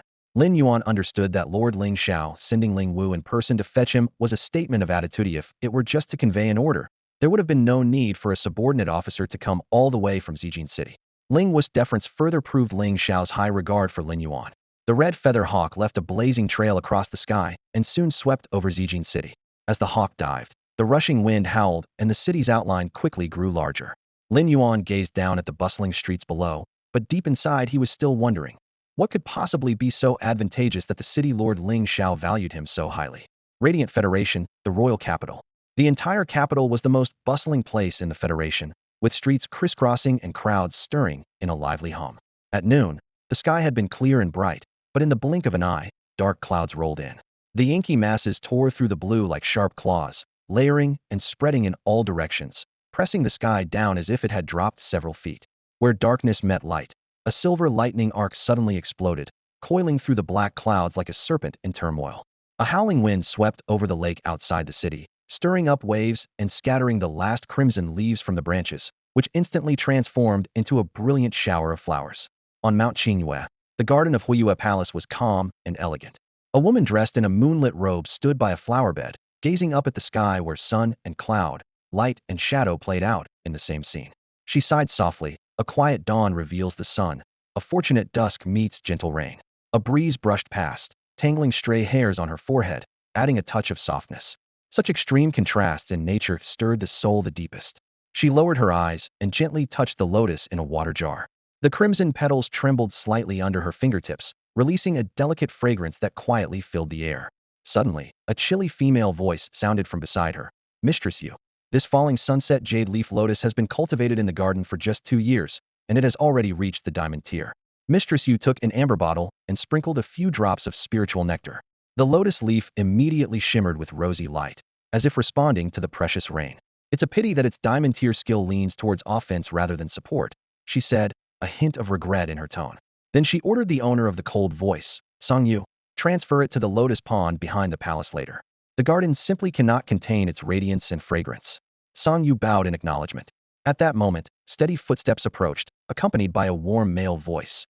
Mistress Yu, I've confirmed it. During Ling Xiao's tenure, that prodigy from Xiguang City, who passed the 2-star creator exam, triple discipline spiritual profession candidate, scored full marks on all tests. The questions were personally set by Elder Ning and much harsher than the routine guild exams. Mistress Yu looked up, her eyes shining. To pass the 2-star creator assessment at 18 and earn full marks, truly a genuine prodigy. The man continued his report. I have informed Ling Xiao to bring that prodigy here. Excellent work on this, Xin Yu, Mistress Yu said with a slight nod. With her words, the noisy wind rustling through the garden suddenly ceased, leaving the air perfectly still. It was unclear whether the sudden wind had just stopped by chance, or if a single word had calmed the turmoil. Xian Yu quickly bowed respectfully. This is all part of my duty, Your Majesty. The Royal Capital Builders Guild learned of your intention to accept disciples and has specially recommended the young generation's undisputed top talent, the builder Fengyang. Before the queen could speak, Song Yu's cold voice cut in. Fengyang, the younger generation already has a title? Could it be that at such a young age he's already a 4-star builder? Xian Yu glanced at Song Yu with a gentle smile and spoke calmly but clearly. No one could possibly reach 4 stars at his age. He is currently 2-star, but qualified for promotion to 3 stars. The name Fengyang was personally bestowed by the guild's 3 vice presidents as encouragement. His real name is Cheng Rue, 24 years old. Song Yu's expression remained cool. Fengyang, offering heavenly mandate, shining like the sun, what a bold title. Does he think he can rival Hui Yao? The queen smiled softly and spoke on her behalf. Song Yu, only you could say something like that. The fact that the guild gave him a title means he's truly a promising prospect. Song Yu sneered slightly. Promising, yes, but when they heard you were taking disciples, they sent 7 or 8 candidates before. If this one is truly the best, why wasn't he brought earlier? Now they just slap a new title on him and push him into the palace. How do we know it's not a last-minute gamble? Xianyu nodded. In fact, Lady Tsang Yu's words are accurate. Cheng Rui was actually the first candidate the guild presented, but your majesty was busy then and politely declined. Now he's returned with a title added. What is your decision? The queen raised her hand, signaling no need for ceremony. Enough, I cannot refuse the guild's offer twice. Let them bring this Feng Yang here to meet me. Yes, Xianyu responded, then added. The Dean of the Royal Capital Advanced Spirit Energy University's Builders Institute also highly recommends another. Not only is he a builder, but he ranks third in the Hui Yao 100 Sons lineup, called Fu Hai. The queen nodded upon hearing this. In that case, bring him as well. Let the young genius see the very best of his generation. At this, Song Yu revealed a hint of surprise in her cold tone, tinged with curiosity.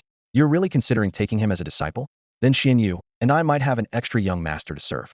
The queen chuckled lightly. Whether that happens depends on my personal evaluation. Though she kept her words measured, the queen already pictured the images in the dossier: the young man running errands to protect his little sister, single-handedly supporting the family after the martyrdom at the Spirit Town office, scrimping and saving to prepare spirit items for his sister, honest and common business. It was precisely this resilience and kindness that stirred the queen's affection for talent. Character can sometimes be more precious than raw talent, but in the end, she had to meet him in person to decide. After the instructions, Xian Yuan, one of the two moon envoys, prepared to convey the message to the Builders Guild and Spirit Energy University. Before leaving the palace, he knew clearly he would likely have one more young master to serve. Had the queen's attitude not already tilted, there would have been no hint of favoritism. Song Yu, come with me to the training chamber. The queen rose, her sleeve fluttering. A teacher must not skimp on courtesies when meeting a new student. Along the way, she thought of Chu Zun and Zhu Jun doting on their own disciples and smiled softly to herself. That was just child's play. When it came to cherishing disciples, who could surpass the queen herself? The red feather fire eagle flew at incredible speed, reaching Xiguang City in no time. Lin Yuan stood on the eagle's back, looking down at the city. The city walls stretched endlessly across his field of vision, disappearing into the distance, a testament to just how vast Xiguang City truly was. Unlike ordinary flying spirit beasts that would land in designated areas, the red feather fire eagle soared over the high walls and flew straight to the lord of the city's mansion, landing firmly on the bluestone steps outside. Lord Lin Yuan, please follow me inside.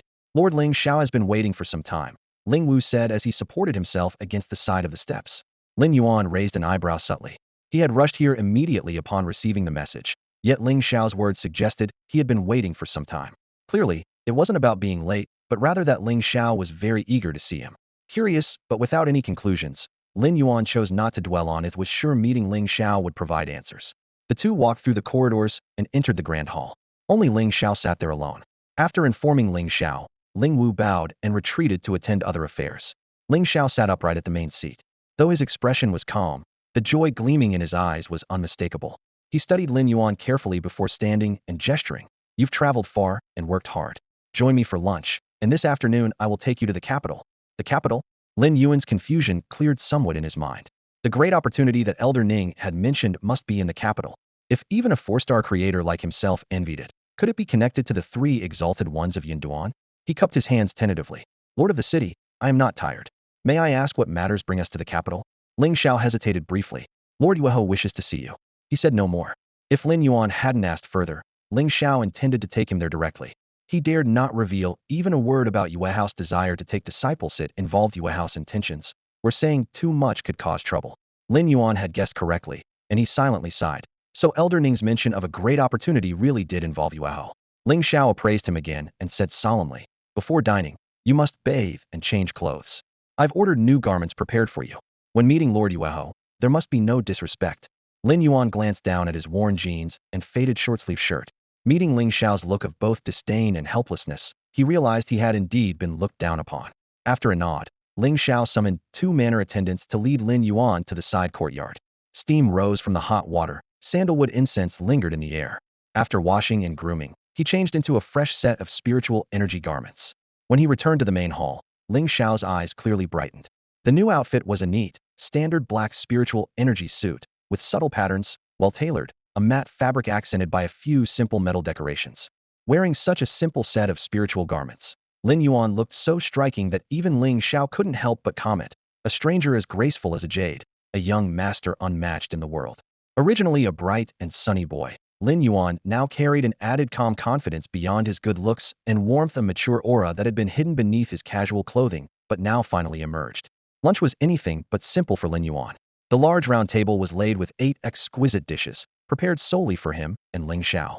Each dish featured top-tier spiritual ingredients: golden-hued meat chops, glistening white fish slices, mushrooms bathed in delicate golden broth, the aroma nearly tangible in the air. Lin Yuan estimated the feast consumed the equivalent of half a high-grade spiritual item, worth nearly 10,000 Huiyao coins, and extravagant display of wealth in action. The soup made from premium spiritual materials slid smoothly down his throat, and Lin Yuan could clearly feel his internal spiritual energy rising, as if his meridians were being gently stretched by warm water. So spiritual ingredients could help boost cultivation. As he marveled quietly, Ling Xiao set down his chopsticks and instructed the old steward behind him, "Fetch the Lingzhe rhino milk. Prepare the double-skin milk dessert for Lin Yuan." The Lingzhe rhino, a platinum-grade spiritual beast, provided milk that strengthened bones, but here it was transformed into a delicate, velvety dessert, adding even more luxury to the meal. After dining, Lin Yuan savored the subtle changes in his meridians and muscles, and a metaphor came to mind. Cultivating is like rolling a snowball. When the snowball is small, no matter how hard you push, it's hard to make it big. Pushing blindly can even make it fall apart. But once it grows large, it's difficult to break apart, and the increase in size becomes less noticeable. To keep growing, you must not miss even the smallest snowflake. This is why advanced spiritual practitioners often supplement with food tonics. Realizing this, Lin Yuan silently planned. Daily rations of copper-grade spiritual materials were affordable, and occasionally adding some silver-grade ingredients was doable. Maybe he should arrange this for himself and Chu Ci.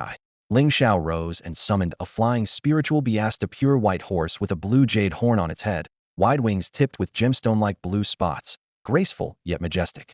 When its true data appeared, Lin Yuan realized it was a diamond-grade fantasy species, the blue jade Pegasus. Riding atop Ling Xiao's mount, Lin Yuan never imagined one day he'd be astride such a magnificent fantasy beast. The blue jade Pegasus flapped its wings and soared up, the horn tracing a dreamy blue light, like a jade carving stretching into the sky. The wind rushed past their ears, and the mountains and rivers below sped away, turning into flowing illusions. From Xiguang City to the capital, even by the blue jade Pegasus pace, it takes more than a day, Ling Xiao reminded softly. During this time, you can rest your spirit on the saddle. Lin Yuan replied, then looked down at the blurred rivers and mountains beneath him and sighed. Lord of the city, even with the blue jade Pegasus, it takes over a day. Xiguang City really is far from the capital. Before, he marveled at the Pegasus' speed. Now he marveled at how vast the world, or at least this realm, really was. Ling Xiao looked down at the mountains and rivers flickering like phantoms beneath them, shifting endlessly as the blue jade Pegasus flapped its wings, and said, Xiguang City isn't far from the royal capital. The Huiyao Federation has 32 major cities in total, with Xiguang located in the south-central region, ranking 14th in distance from the capital. If you want to talk about truly remote places, it would be the far northern Hanzhuang City, the far southern Yinyan City, and the swampy marshlands deep in the western Great Marsh, where Zhaoqi City lies. Even riding the blue jade Pegasus at full speed, it would take half a month to get there. He didn't say much, but was patient enough to explain things clearly to Lin Yuan. The fierce wind swept past their ears at high altitude, with mountains and rivers rapidly receding beneath their hooves. For the first time, Lin Yuan truly felt the vastness beyond mere numbers. Riding atop a diamond-grade fantasy breed, measuring this land with time felt far more awe-inspiring than any statistics in a book. If we traveled by sea, wouldn't it be faster? Lin Yuan instinctively asked, gazing toward the distant horizon where sea met sky. He noticed Ling Xiao directing the blue jade Pegasus to always fly over land, sometimes skimming over rivers and lakes, but never touching the ocean's surface. Ling Xiao stroked the sleek mane on the Pegasus' neck, his tone suddenly growing serious. With a flying spirit beast, the first rule: never linger over the ocean. Since the revival of spiritual energy, the ocean, once a place where fishermen roamed freely, had become the most dangerous domain. Land only made up less than 40 of the entire planet. The other 60 was deep sea. The ocean's depths were unpredictable, and even near the coast, wild golden-grade spirit beasts could appear. A single golden-grade fish spirit beast could easily overturn a fishing boat. Sometimes, even platinum-grade sea monsters patrolled near shore. Flying over the ocean exposed one to the risk of being struck by waterspouts from giant whale-like spirits. There were many cases of riders being thrown off their mounts this way. Ling Xiao's words carried an undeniable gravity, and Lin Yuan memorized them instantly, but still asked, so even a diamond-grade fantasy breed isn't safe? Ling Xiao turned his head, a look of approval in his eyes. It's rare to instantly recognize the grade of a blue jade Pegasus. He had deliberately restrained the Pegasus power for Lin Yuan's comfort. Yet this young man, who had just become a 2-star creator, accurately identified it as a diamond-grade fantasy breed, a keen vision not common to most. Praise aside, Ling Xiao's voice grew more serious. No. Just that simple word made Lin Yuan's hair stand on end. Because in the deep sea, there might be myth-grade spirit beasts. Myth-grade? Lin Yuan repeated quietly. He had never seen that term in the Star Network's data before, but he instinctively felt the awe and danger contained in those words. Ling Xiao gazed out at the endless sea and gave a solemn confirmation. Yes, myth-grade. A being that transcends the category of fantasy-class creatures is defined by spirit beings that have reached the legendary level. Formed by the fusion of the will of heaven and earth into a Wilrinathes, are known as fantasy-class entities. Fantasy-class spirits themselves already exist beyond the realm of science. They are creatures found only in the realm of imagination. Mythical class, however, takes this a step further. It forges shallow fantasy directly into living myth. Each appearance of a mythical class spirit births a new myth or legend, wielding power sufficient to create an entire epic on its own.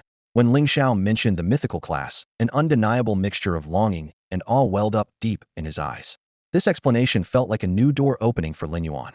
Until now, he had firmly believed fantasy class was the absolute pinnacle. Even as a creator, aware of the boundless potential for spirit evolution, he had never imagined that above fantasy there existed something called myth. The shock on his face was fully seen by Ling Xiao, who silently nodded to himself. Revealing this truth now was not premature, because if Lin Yuan truly became a disciple of the Moon Sovereign, he would soon be able to personally experience the myth. After all, the Moon Sovereign herself was a living myth. Lin Yuan, the existence of mythical class spirits is a secret never publicly disclosed by the Radiant Federation in the Star Network. You must not spread this information, Ling Xiao warned. Then he asked, do you know how the ranks of fantasy class spirits are divided? Lin Yuan did not, but the question only deepened his hunger for the unknown. I do not know. Please enlighten me, Lord of the City. Ling Xiao gestured to the mount beneath them. This blue jade Pegasus is a first ascension fantasy class spirit. Fantasy class is divided into 5 ascensions. Each ascension is a transcendent transformation, and 5 such transformations mean 5 levels of sublime elevation. 5 ascensions of fantasy class. Lin Yuan etched those words firmly into his memory. Suddenly Ling Xiao added, if you have the ability, don't neglect your own fighting power even as you become a creator. Those words resonated deeply with Lin Yuan. While creators could evolve spirits at many life or death moments, it was the strength of those with combat-oriented spiritual professions that truly protected themselves. After that, the two fell silent. The sun sank lower, and the thin high-altitude air carried the chill of autumn. Nights after October always brought a certain crisp clarity. As the moon rose, a bright full moon hung high. Lin Yuan looked up, feeling it close enough to touch, but when he reached out, the moonlight seemed beyond reach again. He gazed like that for the entire night until dawn broke, and the sun replaced the moon. In a daze, he sensed a cyclical rhythm, the constant alternation of yin and yang, light and dark. A Wilrune resembling the intertwined forces of yin and yang suddenly solidified within his spirit. Lin Yuan closed his eyes, immersed in the insight brought by the cycle of sun and moon. Meanwhile, Ling Xiao's eyes widened. Ev nearly swore under his breath despite suppressing his emotions. This kid managed to comprehend a Wilrune just from watching a sunrise? Since when did Wilrunes become so easy to understand? Had Ling Xiao himself possessed Wilrunes and been near Lin Yuan, he wouldn't have sensed the formation of this new rune at all. What he didn't know was that in Lin Yuan's mind there were not just 1 but 3 Wilrunes swirling, orbiting around his spiritual power. If Ling Xiao knew this, he might very well have felt like kicking Lin Yuan right off the back of the blue jade Pegasus on the spot. Although Ling Xiao admired Lin Yuan's talent after all, he grasped the Wilrune just by observing a single sunrise, which made Ling Xiao almost want to challenge him. Ultimately held back his emotions. Raising his hand slightly, a surge of spiritual power burst forth from within him, forming a rotating air barrier that completely blocked out the wind above their heads. Lin Yuan was enveloped in a tranquil, warm space, as if the noise of the world had been sealed away, leaving only the flowing spiritual essence of heaven and earth. Ling Xiao stood quietly nearby, neither urging nor interrupting. Only when Lin Yuan slowly opened his eyes, a clear radiance welling up from deep within his pupils, did Ling Xiao withdraw his spiritual power. As the airflow dispersed and the sounds of the wind returned, he spoke solemnly. By comprehending the Wilrune, you have moved 1 step closer to reaching a fantasy-type spirit. But remember, if you want your spirit creature to have a chance to achieve the 3rd transformation in the Fantasy 5 changes, never evolve it into a fantasy type after reaching the Platinum rank. Hearing this, Lin Yuan couldn't help but ask instinctively, then what about aiming for the Fantasy 5 changes? How can that actually be achieved? Ling Xiao looked toward the distant sunrise and answered gravely, I can't give you a definite method, but it's best to upgrade your spirit creature's quality to legendary rank and evolve it into a fantasy type while still at the gold rank. If you miss the gold rank, unless you stumble upon an extraordinary luck beyond natural talent later on, Even a lifetime of hard cultivation will only get you stuck at the third fantasy change. Lin Yuan memorized this advice carefully. For a battle-type spiritual practitioner who had just acquired the Will Rune, these tips were invaluable. After a moment, he asked again, if a spirit creature is upgraded to legendary rank and evolved into a fantasy type at the bronze rank, would that give a chance to break through to the fifth fantasy change? Ling Xiao took a deep breath and glanced at Lin Yuan with a hint of helplessness. Do you really think pushing a bronze rank spirit creature to legendary is as easy as doing so at gold? The difficulty is at least 100 times greater. Even a 4-star creator giving their all might not succeed. And don't forget, the Will Rune itself isn't easy to come by. Not everyone in the Huiyao Baizi generation possesses a fantasy-type spirit creature. Most people can't even break through to legendary rank, either blocked by quality or lacking the Will Rune. At this point, Ling Xiao's eyes showed admiration mingled with a touch of envy. Being part of the Huiyao Baizi sequence meant enjoying the Federation's top-tier resources, creator support, and rare spiritual materials were never lacking. With enough investment, even if a spirit creature couldn't reach legendary at gold rank, achieving it at platinum wouldn't be difficult. But the Will Rune couldn't be obtained through resources alone. It required personal insight and opportunity. Lin Yuan felt a hidden doubt. To him, the Will Rune seemed as simple as drinking water. 3 Will Runes came effortlessly, with no obstacles.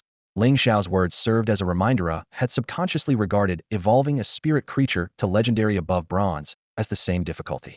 He had believed that as long as enough spiritual energy and special materials were available, success was guaranteed. Now he realized this was a unique advantage of his own, not applicable to others.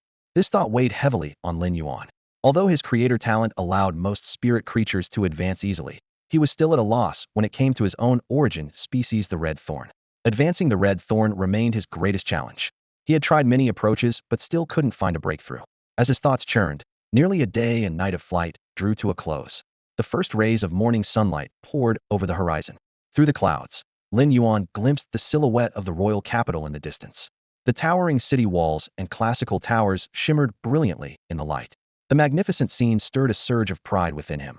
The royal capital, Lin Yuan, has arrived. Outside the city gate, amidst the bustling crowd, a teasing voice rang out with a laugh. Oh, isn't this the third-ranked Master Fu Hai of the Huiyao Baizi sequence? At this moment, all the Bright Radiance 100 Sons should be out on their trial missions, so why had Lord Fu Hai come to Qinghua Mountain? The young man with thin lips spoke with a sincere smile, his gestures warm and friendly, yet no matter how much he tried, he couldn't fully conceal the carefully crafted falsehood beneath. Cheng Rui stood to the side of the young man, his gaze fixed on another person, Long Tao, whose handsome face and proud eyes commanded attention. Long Tao held the prestigious third seat among the Bright Radiance 100 Sons and was known as Fu Hai. Not only was he a fierce combat-type spirit talent, but he was also an exceptionally gifted creator. Compared to him, Cheng Rui's combat skills were hardly comparable. The only area where Cheng Rui felt confident was in creation talent. After all, he had already earned the title Fengyang at the 2-star level and was hailed as the most gifted young creator. But Long Tao didn't even spare Cheng Rui a glance. Instead, he spoke in a calm yet suffocating tone, fixing his eyes on the elder behind Cheng Rui. If you don't sincerely feel worthy of the title Lord Fu Hai, then don't use it. I don't like empty flattery. 2-star creators getting titled? We're about the same age. Why hasn't the Creators Guild given me, Long Tao, a title to hear? His words had a sharp undertone, targeting not only Cheng Rui, but also the Capital Creators Guild. There was mutual resentment brewing within the Advanced Spirit University's Creator Academy in the capital, granting titles so early in the 2-star phase and loudly proclaiming someone the young generation's top talent naturally stirred frustration among the numerous equally talented peers. Cheng Rui's face paled, a slight twitch at his temple. The elder behind him immediately stepped between the two and said sternly, Long kid, that's harsh. Cheng Rui has the strength to deserve his title. The elder was the vice president of the Capital Creators Guild, normally dignified, but even he was momentarily stunned by Long Tao's words. With Long Tao standing as the third seat of the Bright Radiance 100 Sons, who dared to openly rebuke him? Especially since the dean of the Advanced Spirit University's Creator Academy stood beside Long Tao. The guild and the academy were long-standing rivals. If the elder spoke further, the opponent would surely seize the opportunity to escalate tensions. Long Tao's expression remained unchanged, and he still avoided looking at Cheng Rui. A few days ago, I passed the 3-star assessment at the Dragon Climbing City Creators Guild. If Cheng Rui truly deserves his title, shouldn't the guild have prepared one for me as well? Even so, I wouldn't accept it. When I reach 4 stars, I will claim the title I deserve with my own hands. Each sentence hit like a real slap in the face, undeniably true and impossible to refute, but the impact landed squarely on Cheng Rui. The vice president's complexion shifted between pale and flushed, his brow twitching, yet he couldn't find a way to respond. Indeed, If not for the fact that Lord Yueho was about to take on disciples, the guild wouldn't have been in such a rush to grant Cheng Rui a title at the 2-star level. The title was simply meant to cement his status as the #1 young creator. But now, with Long Tao having advanced to 3 stars, no matter how much potential Cheng Rui had, he was still stuck at 2 stars. With this in mind, the vice president glanced at Cheng Rui. The confident air he arrived with was no longer there, but he comforted himself with the thought that ultimately, it was Lord Yuehao's decision to take disciples. Who would truly stand out would depend on Lord Yuehao's choice alone. Cheng Rui still had hope. The dean of the Royal Capital Advanced Ori University's Creators College stood there, spinning 2 jade spheres in his hands with a sharp clicking sound. Looking directly at the vice president of the Royal Capital Creators Guild before him, he spoke in a booming voice. Old man, nowadays even the Royal Capital Creators Guild can't match our school in training creators.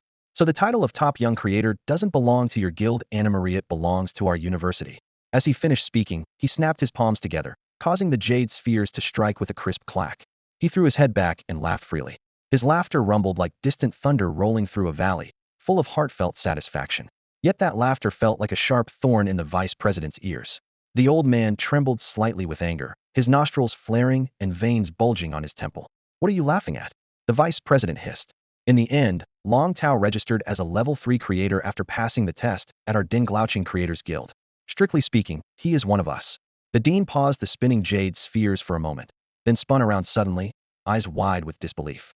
You old fool, you really dare to flatter yourself. The Dinglaoching Creators Guild doesn't necessarily consider your Royal Capital Guild as a brother branch. By your logic, every student in the Federation would belong to our school. The two exchanged barbs back and forth, the tension thickening by the second. In fact, the creators' guilds of each city have always competed fiercely. The city where a creator takes the test registers future resources under its name. The Royal Capital Guild sees itself as the headquarters, but to the branches in other cities, it's more of a rival than a parent organization. At the foot of Mount Qingyue, the pine trees swayed in the wind. The 2 old men faced off like needles against wheat stalks, the atmosphere so tense even the insects' chirps sounded startlingly loud. Nearby, Cheng Rui and Long Tao stood awkwardly. Cheng Rui no longer dared to mention his title as top young creator. A title that once made him proud, now only brought a flush of shame to his cheeks. But Long Tao wasn't going to let him off so easily. He spoke coolly. I saw your interview on Starnet. You looked confident in front of the camera, like a leader of the younger generation. But in real life, you don't seem to be that person. This understated remark hit harder than a slap. Cheng Rui's complexion shifted from pale to purple-red. Long Tao, don't be too much. You're only a year older than me. In a year, you'll be a level 3 creator too. You're not necessarily more talented than me. When Long Tao heard that, he lost all interest in replying. Someone who can't even face their own weaknesses and only makes excuses that, in his eyes, was the mark of a weak person. Since entering the Huayao Baizi Radiant 100 Sun sequence, most of his rivals have been 3 to 5 years older, the oldest nearly 10 years his senior. The sequence lasts at most 10 years, and he reached the 3rd seat in just 4 years, plowing through all obstacles without neglecting his creator's cultivation. Because Long Tao never makes excuses for his failures. Rather than avoiding failure, he confronted it head-on, dissected it thoroughly, and ultimately cherished it. He valued failure precisely because it had become increasingly rare, almost non-existent. Cheng Rui was just such a person, yet he was despised by Long Tao. If he spoke again, he feared Long Tao would retort with the saying, "The east of the river today, the west 30 years ago. Do not belittle a young man's poverty." Just as the words hovered on his lips, Cheng Rui hesitated, finally realizing that when it came to verbal sparring, he was no match for Long Tao. To continue was only to invite humiliation. Before this, Cheng Rui had never confronted Long Tao directly. He had only witnessed Long Tao's forceful and aggressive style in the arena and seen his taciturn demeanor in interviews. Never would he have expected the real person to be so loquacious, able to cut others off mid-sentence with relentless speech. Just as the two were at an impasse, a clear, gentle voice floated down from Qingyue Mountain. By order of Lady Moon Empress, we come to pay respects to Elder Du and Elder Meng. The voice seemed to echo right beside them, yet vanished into thin air. Long Tao narrowed his eyes, focusing intently, but could find no source. Meanwhile, Elder Du, Vice President of the Capital Artisans Guild, and Elder Meng, Dean of the Capital High Spirit Ori University Artisans Academy, cupped their fists towards the sky and replied loudly, "Much obliged, Envoy Xianyu." No sooner had the words fallen than a man dressed in a silver robe appeared at the foot of Qingyue Mountain, silently stepping forward. With just a few strides, he effortlessly crossed dozens of meters and stood before the group. Elder Du, Elder Meng, as distinguished as ever. However, this is not yet the time to ascend the mountain. We must wait for the arrival of a noble guest, the silver-robed man said lightly, then fell silent. He was Xian Yuan, one of the second-month envoys appointed by the Moon Empress. Elder Du and Elder Meng exchanged a glance, shock evident in their eyes. As warriors nearing the pinnacle of the royal tier, Xian Yu's favored companions were mostly spiritual familiars. To any peer, a support class wielder controlling spiritual power was the most formidable opponent. More importantly, he carried the Moon Empress will, acting with the cool subtlety of snow covering a blade, gentle in appearance, yet sharp and ruthless beneath. Compared to the other envoy, Song Yu, though Xian Yu did not seem cold, he exuded an inscrutable pride. Now, he had the revered elders and the third-ranked disciple among the Radiant Hundred, Long Tao, standing together at the foot of the mountain waiting for a noble guest. If it were just a stranger, they would be called a guest, never noble guest. Whoever merited that title carried unmistakable weight. After exchanging looks, Elder Du and Elder Meng gently pulled the still tense Cheng Rue and Long Tao aside. Even the usually imposing Long Tao reined in his sharpness and stood obediently. Suddenly, rolling clouds stirred in the distant sky, and a snow-white Pegasus with a blue jade horn on its forehead and wings shining like glazed jade thundered towards them. The serene, gentle expression on Xian Yu's face finally blossomed into a smile.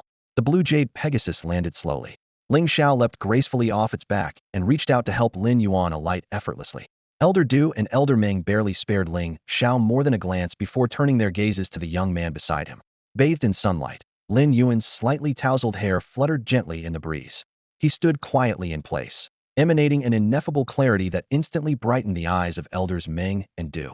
Ling Xiao, Elder Du, and Elder Meng certainly knew each other. But even as the lord of Xiguang City, Ling Xiao himself could not bear the weight of the word noble that Xian Yu used. Only the young man beside Ling Xiao could be worthy of such a title from her. At this moment, Lin Yuan clearly felt that besides Ling Xiao, 5 other pairs of eyes were evenly fixed on him. Meeting those unfamiliar, probing gazes, he bowed politely and greeted them in return. Just as Ling Xiao was about to speak and introduce him, Xian Yu's mellow and clear voice rang out first. "Everyone is here. Let's ascend Xiguang Mountain together. Lin Yuan, come walk by my side." Lin Yuan had long noticed the silver-robed man. His aura was deep and steady, like a dark undercurrent beneath a calm sea. Unexpectedly, this man recognized him. He glanced sideways at Ling Xiao, who just nodded silently without a word. Lin Yuan then confidently stepped forward to walk beside Xian Yu, who smiled and led the way up the mountain. Behind them, Ling Xiao walked shoulder to shoulder with Elder Meng and Elder Du, while Long Tao and Cheng Rue flanked the sides. The 5 of them silently followed Lin Yuan and Xian Yu. The mountain path twisted and turned, grass and trees flourishing between the stone steps. Elder Du and Elder Meng exchanged a glance, their eyes again drifting to Ling Xiao. He expressionlessly greeted the 2 elders, exactly as they expected. Looking back up at Lin Yuan, their expressions grew more complicated. The young man, who had just caught their attention, was also here to pick peaches? Judging by Xian Yu's attitude, could it be that the Moon Queen had already set her sights on him? Long Tao stared at Lin Yuan with pure curiosity. Cheng Rui's gaze was tinged with obvious jealousy and hesitation. After a few brief questions, they finally understood Lin Yuan's background was the very boy who had directly passed the 2-star creator exam in Xiguang City. The Creators Guild had pioneered reforms starting there and was now spreading across the 32 cities of the Huiyao Federation. Elder Du and Elder Meng understood the deeper implications perfectly, but hadn't expected anyone to reach such a strict threshold so quickly. Long Tao remained calm, while Cheng Rue clenched his teeth. What was there to be proud of for a newly promoted 2-star rookie? Maybe it was just luck. Cheng Rue was already close to the 3-star mark and thought crushing Lin Yuan would be easy. Long Tao saw through his thoughts and chuckled softly. "Why don't you consider how much younger he is than you?" Cheng Rui's face, normally expressive, twisted as if he had just swallowed 30 lemons and chewed 30 bitter gourds in a row. Along the way, the scenery of Xiguang Mountain unfolded layer after layer. Lin Yuan opened his real-time data and, besides chatting with Xian Yu, kept surveying both sides. Golden Step spiritual creatures appeared everywhere, and occasionally platinum tier plants emerged. Butterflies, dragonflies, bees, and birds flitted through the branches. Rare and precious spiritual beings that were uncommon in the outside world were simply everywhere in this forest. Xian Yu's footsteps never faltered as her quiet voice came softly. "Just a few more steps, and we'll reach Huiyao Palace." Xian Yu's words were not only directed at Lin Yuan, but also at the few people standing behind him. After passing through the mountain gallery, Lin Yuan's eyes suddenly brightened. A palace, seemingly carved from a single block of fluorite, stood quietly before him. The pristine white structure resembled mutton fat jade, radiating a soft, gentle glow as if bathed in the pure light of a full moon. Flanking the palace doors were 2 nearly 10-meter-tall osmanthus trees, their branches lush and green, weighed down by clusters of tiny flowers shimmering in gold and silver. When the real data flooded his retina, Lin Yuan almost lost his footing. Silver stamen golden osmanthus, a 10-step diamond grade, and of legendary quality. Even more astonishing, these two trees were contract-free, serving merely as decorative elements at the palace entrance. Catching Lin Yuan's shock, Xianyu smiled and explained, these two trees were planted here simply for their beauty. Their flowers aren't very fragrant, but are perfect for making osmanthus honey.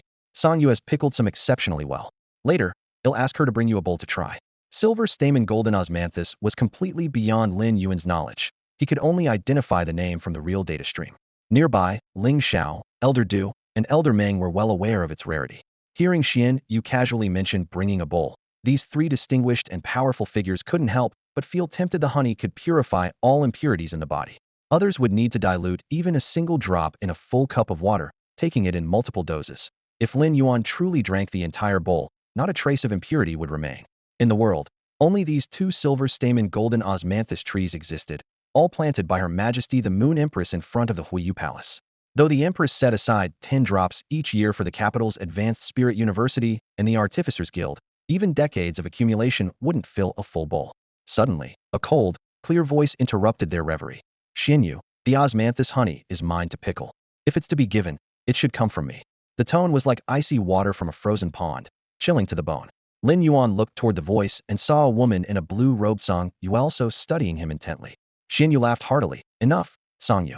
You take them inside to pay respects to Her Majesty the Moon Empress. I still have tasks entrusted by the Empress to complete. Song Yu nodded and turned to beckon the group. Follow me into the Huiyu Palace. Stepping into the palace's front corridor, Lin Yuan felt as if every step was a scene of beauty. Carved railings under the eaves, tiles with hanging bells all exuding refined elegance. On the elevated front porch stood a simple wood table, on which two embroidered boxes lay quietly. Song Yu pulled Lin Yuan to her side and looked toward Elder Du and Elder Meng. The Moon Empress' intention is that each embroidered box on the platform contains a treasure. You may send one from the younger generation to each selected box. Whatever they receive will count as the Empress' reward. As she finished speaking, the two elders' eyes lit up simultaneously, yet they were inwardly puzzled. There were clearly 3 young people, but only 2 boxes. Lin Yuan remained calm, standing beside Song Yu, sensing that whatever was about to happen would not be so simple after all. Long Tao and Cheng Rue stepped forward and, following instructions from their clan elder, headed toward the raised platform. Just as they set foot on the steps, one of the 4 figures standing in the corners of the hall, each dressed identically in maid attire, moved swiftly forward. Her robes fluttered gracefully as she landed in front of them. She looked to be in her early 30s, with a slender build and a gentle, composed demeanor. I am Kai Cha, one of the tea attendants of Huiyue Hall. The woman spoke softly but clearly. I have a message. The treasure inside the golden box surpasses that in the gray box. With that, she bowed slightly to Song Yu. After receiving Song Yu's nod, she did not retreat to the corner but stood at one side of the platform. In the center of the table lay 2 finely embroidered boxes, one gold and one gray. Lin Yuan noticed that Long Tao and Cheng Rue almost simultaneously reached out, both aiming for the golden box. In an instant, Long Tao's spiritual energy surged violently, propelling Cheng Rue to step back several paces. Long Tao then grasped the lid and flung it open abruptly. At the moment the golden box opened, a faint, sweet fragrance wafted out. Inside rested a thumb-sized pale purple pearl, surrounded by a soft glow resembling swirling violet mist. It seemed the scent did not come from the pearl itself, but from this luminous aura. Beside the pearl was a wooden token about the size of a palm. Other than these 2 items, the box contained nothing else. Kai Cha explained beside them. This is a pearl produced by a purple coral shell during the diamond tier refinement stage. It is a rare water elemental spirit treasure that can provide breakthroughs for water-type spiritual beings. No sooner had she finished speaking than Long Tao's previously calm expression swiftly tightened. His breathing grew noticeably heavier, and his eyes shone with barely contained elation. Lin Yuan swallowed in awe. Deep-sea shell spirit treasures are renowned as deep-sea gems. They nurture pearls and can only be harvested by the strongest explorers. Simply by its identity as a diamond-tiered deep-sea soul material, this purple coral shell pearl was already priceless, not to mention its astounding power. Although Lin Yuan could not precisely value it, from Ling Xiao's fiery envy alone, he understood how rare this item truly was. Long Tao carefully stowed the purple pearl away and picked up the wooden token beside it. The token's surface was intricately carved with a small sword. Kai Cha continued, this is the Huiyue Hall sword token. Whoever holds this token can challenge another sword token holder to a fair duel. If the holder wins, they may exchange the token for another treasure. If they lose, the consequence is limited to just the duel. There is no further penalty. Long Tao tilted his head toward Elder Meng and, Seeing the elder give a subtle nod, turned back to Kaicha and asked, "May I ask, is the duel limited to combative spiritual energy professions, or does it also include creators?" Kaicha smiled and replied, "Since this is a sword token, naturally the duel is between combat-oriented spiritual energy users. If the token bore an image of a vessel instead, it would signify a contest of creators' skills." Having confirmed this, Long Tao clenched the token firmly and declared in a clear voice, "I accept the challenge." Standing beside Long Tao, Cheng Rui's gaze had darkened to the point it seemed like it could drip with malice ever since Long Tao obtained the purple coral pearl. Yet at this moment, no one paid attention to the cold hardness etched on Cheng Rui's face. All eyes in the hall were focused on Long Tao. Lin Yuan was especially excited, never expecting to witness firsthand a clash between two overthrowing sea-level fighters ranked third among the brilliant Hundred Suns. If he could watch the entire battle, he could more or less gauge the true peak combat power within the brilliant Hundred Suns ranks. Previously, he had seen the duel between the White Demon and Shiranui. However, once the White Demon's Resurrection Phoenix Butterfly was unleashed and transformed into a Calamity Phoenix Butterfly, the battle was instantly shattered, leaving almost no room for sustained confrontation. Though the White Demon ranked 18th, he was a healer-type spiritual practitioner whose strategic value outweighed direct damage. Long Tao, on the other hand, was a pure combat spiritual practitioner ranked third. The difference was significant. At this moment, Kai Cha raised her sword token. For women dressed in identical, made uniforms stepped up from the four corners of the hall onto the raised platform. Lin Yuan was surprised to find that they all looked exactly alike, with only slight differences in their hair ornaments. Song Yu noticed Lin Yuan's confusion and unusually explained, "Kai Cha, Shi Cha, Peng Cha, and Yin Cha are the tea attendants of the brilliant Moon Hall, for sisters born of the same womb. 30 years ago, Madame Moon Queen took them in, and since then they have served here." Lin Yuan nodded, but wondered why Song Yu was explaining so meticulously as if he really needed to know them all. Kai Cha slightly lifted her chin and signaled the four to share the sword token. "We four hold this token together. I am the strongest. The other three are roughly equal. You may choose one of us." Long Tao didn't hesitate and directly named the strongest, Kai Cha. Lin Yuan reflected inwardly. This seemed like an honest statement, but it was an open strategy. It revealed who was strongest and weakest while provoking Long Tao's pride into choosing the strongest, a move anyone witnessing this would only encourage. As the two prepared to face off, Elder Ming quietly warned Song Yu, "Mistress Song Yu, fighting inside the brilliant Moon Hall besides risking damage to artifacts, what if Long Tao, known for his forceful strikes, injures a tea attendant?" Elder Ming had visited before and recognized the four tea attendants. Though they each brewed the spiritual tea for Madame Moon Queen, had never heard these seemingly delicate maids could engage in combat. Song Yu's voice was cool and clear. "This hall has long been protected by the hardening blessing of the Illusion Quintessence's sturdy diamond radiance turtle. If it could be easily broken by a few juniors, the brilliant Moon Hall would have vanished long ago.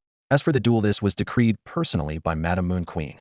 Her words ended as she summoned spiritual power. A protective aura swirled up around herself and Lin Yuan. After hearing this, Elder Ming fell silent while Elder Du pulled Cheng Rui aside, yielding the floor to Long Tao and Kai Cha. Lin Yuan saw clearly from Song Yu's demeanor how a single phrase, "the Moon Queen's order," was enough to silence Elder Ming, normally a powerful and influential head of the capital's Advanced Spiritual Practitioner Academy. After expressing his thanks to Song Yu, Lin Yuan refocused all his attention on this near-peak battle unfolding before the young generation. Lin Yuan saw both Kai Cha and Long Tao simultaneously channeling their spiritual energy. In an instant, mist roiled before Long Tao, and a 2 to 3 meter-long shark-shaped spirit creature covered in dark dragon patterns burst through the wave. Platinum rank 6. Epic quality, shark-eating dragon shark. Meanwhile, beneath Kai Cha's feet, the earth quietly rose to reveal a tea tree adorned with snowy white blossoms. It was the Tanmeng Xiankel Platinum rank, but classified as a fantasy species, having reached the fantasy second transformation stage. "Tanmeng Xiangcha, materialize," Kai Cha softly commanded. The branches and leaves of the tea tree instantly twisted and reformed into an ancient-looking 5-stringed pipa, which she caught in her arms. Her delicate fingers brushed the strings. The lower ones drummed like war drums, the higher ones sliced like blades. The music surged forward like 1,000 soldiers, striking toward Long Tao. He quickly jumped onto the shark-eating dragon shark's back, but the sonic blades still tore several deep, bleeding wounds across the creature's body, making it howl in pain. Long Tao's expression hardened as he finally recognized the deadly power beneath Kai Cha's fragile appearance. Kai Cha smiled faintly, her fingers never stopping. Long Tao hastily commanded the dragon shark to raise a wall of waves in defense. At the same time, he summoned more spiritual energy, causing 2 half-meter-tall figures, one blue, one red, to emerge from the mist. They were 2 phantom blue dragon mothers. Originally phantom blue jellyfish, They transformed into platinum rank fantasy species by absorbing dragon blood from a young age. Though carrying dragon blood, they were still not true dragons. As the phantom blue dragon mothers appeared, the sky darkened abruptly. A heavy downpour, cold as the deep sea, poured down with needle-like rain piercing the air, filling the battlefield with deadly intent. Within the rain barrier, Kaicha shifted her hand gestures, raising the pipa over her shoulder and flipping it backward. The music crystallized into a small, independent realm around her, where tea blossoms bloomed and the fragrance filled her meridians, rapidly restoring her spiritual energy. Her gaze sharpened, fingers curled like claws, and she suddenly plucked the strings, twisting the gathered sound waves into a solid, razor-sharp wave. The piercing wave exploded forward, shattering the rain curtain and water walls as it rushed toward the phantom blue dragon mothers and the shark-eating dragon shark. The three water spirits collectively tried to hold the aquatic domain, but the Peepa's sonic attacks sliced through them. Both dragon mothers sustained scratches, and the shark-eating dragon shark was heavily wounded and crashed to the ground, losing all combat effectiveness. Kaicha flipped the Peepa and lightly sat on its neck bone, smiling as she spoke. Huiyao Bai's third seat, Fuhai, also called Longzi, only contracts dragon-type spirit creatures. But if you don't bring out your trump card in battle, you won't gain the sword order and can't redeem treasures. Long Tao's aura suddenly shifted, his fierce spiritual energy spiking to its peak. At the same moment, a radiant surge of water element power burst forth behind him like glowing clouds, and a massive shadow tore through the spiritual energy, its outline resembling an ancient ferocious beast. In a deep voice, Long Tao declared, "If you have no other skills, then this sword belongs firmly to me, Long Tao. The third seat will be defended with the strength worthy of its honor." As his words echoed, the shadow fully materialized, an enormous sea dragon nearly 30 meters long, its slender body crowned with sharp dorsal fins. Its scales shimmered with a cold, dark blue glow, evoking a prehistoric marine dragon fused with the majesty of a sea king dragon. Its huge maw slowly opened, salty sea mist billowing out, causing spiritual energy to ripple around the arena. This was the first time Lin Yuan had laid eyes on such a draconic spirit beast. His blood nearly boiled in his chest. This very sea dragon was the source of Long Tao's title, Overlord of the Seas. Lin Yuan had previously read the summary of the Radiant Hundred Suns on the StarNet database, but nothing compared to the overwhelming reality before him, like ancient wilderness clashing against a modern battleground. Lin Yuan immediately activated True Data, and an information stream unfolded like a light screen before his eyes. Spirit beast name, Sea King Cretaceous Dragon. Classification, Mosasauridae Emperor Dragon Family. Grade, Platinum rank 1010. Elemental affiliation, water. Quality, Phantom Tri-Transformation. Skills. 1. Whirlpool, disturbs the surrounding waters, filling them with powerful tearing currents. 2. 8 Dragon Shadows, projects 8 phantasmal dragon images, each retaining 60 of the original's attributes. 3. Sea Bite, commands ocean currents to form a biting force equal to the dragon's own jaw strength. 4. Sea Emperor Dragon Breath, exhales a destructive breath unique to the Emperor Dragon lineage. 5. Ocean's Wrath, unleashes the latent energy of the entire sea, vibrating everything into shreds. Exclusive traits.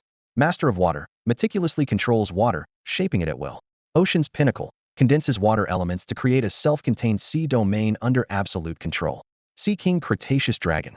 Lin Yuan's heart shook. Such a title paired with the bloodline of a Cretaceous-era ancient dragon truly befits the most distinguished lineage of the Emperor Dragon family. Outside the arena, Song Yu's eyes shifted slightly, noticing Lin Yuan's focused attention on the duel, and she nodded faintly to herself. With a thunderous roar, the Sea King Cretaceous Dragon gathered water elements from all directions. In a blink, it shaped a vast oceanic domain around the arena, walls of water towering high, waves surging fiercely. Tea-Picker's fingertips struck her pipa strings, sending flashes of light scattering. The music wove a fragile barrier at the sea's edge, barely holding back the onslaught of water. But as the ocean domain formed, countless whirlpools emerged from beneath, twisting like demonic hands grasping to drag everything down. Lin Yuan's pupils constricted. This was the seamless coordination of Master of Water, Ocean's Pinnacle, and Whirlpool, gaining perfect control over the battlefield in an instant. Sweat beaded on Tea-Picker's forehead. The violent pull of the water already overwhelmed her defenses. She knew if she delayed even a moment longer, she'd be torn apart by the crushing pressure and maelstrom. Urgently, she summoned spiritual energy and called forth a small black beast within her domain. The spirit appeared like a hornless fawn with clear eyes, and instantly exhaled a cloud of white mist. The mist curled along Tea-Picker's fingertips into her strings, instantly changing the tone. A crisp, cracking sound like breaking silver bottles rang through 3 rapid plucks, sending rippling shockwaves. Long Tao barked sharply, By you sea bite. In an instant, the water beside T-Picker morphed into a massive, razor-sharp maw, the crest of the wave forming teeth. It lunged without hesitation, biting fiercely toward the domain she had created. Water has always been the gentlest force in the world. Yet at the very moment when the Sea King White Cretaceous Dragon unleashed his sea bite, that softness transformed into a ruthless edge. Outside Kaicha's domain, a massive, jagged tooth formed suddenly from condensed seawater. Though the tooth's blade was intangible and formless, it churned the surrounding currents into a roaring frenzy, outlining a maw as large as the Sea King White Cretaceous Dragon's own mouth. Under tremendous pressure, water collided with water, producing a harsh clashing sound like iron plates striking each other. At the critical instant, Kaicha snapped the strings of her instrument sharply. She had long ago infused the gas exhaled by that small black beast into her strings. Now, the essence was fully drawn into the neck's bone-like braces. With a sharp click, the braces locked into place. In the next moment, a devastating force accompanied by the sharp edge slammed down, nearly distorting her entire domain. Standing outside, Lin Yuan clearly saw seawater seeping in. The transparent boundary showed jagged tooth marks, and water was pouring in through the gaps. Yet as Kaicha's fingers continued to pluck the strings, the vibrations sealed the cracks swiftly, forcibly holding back the flood. Lin Yuan's heart tightened within the water domain. The sea bite was a divine skill. The Sea King White Cretaceous Dragon didn't need to get close. With a casual gesture, any stream of water could be sharpened into a deadly maw. When this technique was unleashed, it left no shadow or physical form and could only be countered by brute force. The true terror wasn't just the crushing pressure, but the piercing, slicing power of those razor-sharp edges. It was precisely this penetrating force that gouged the breach in Kaicha's domain. Above the sea, Long Tao stood on the Sea King White Cretaceous Dragon's back, looking down at Kaicha with a calm voice. Shall we end it here? Your domain is already broken, and I've never been good at controlling my strength. His tone was blunt, openly admitting that he had restrained himself earlier to avoid accidental harm. Kaicha relaxed her tension, responding with a light smile. If the outcome were decided so easily, it would be no fun at all. You're not good at control, but I am.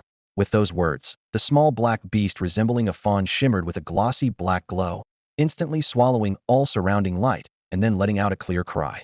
The devoured darkness coalesced into an ink-colored stream that flowed along Kaicha's fingertips into the strings. In an instant, the raging sea seemed cleaved by a sharp blade. The ocean waters were forcibly split by the sound waves.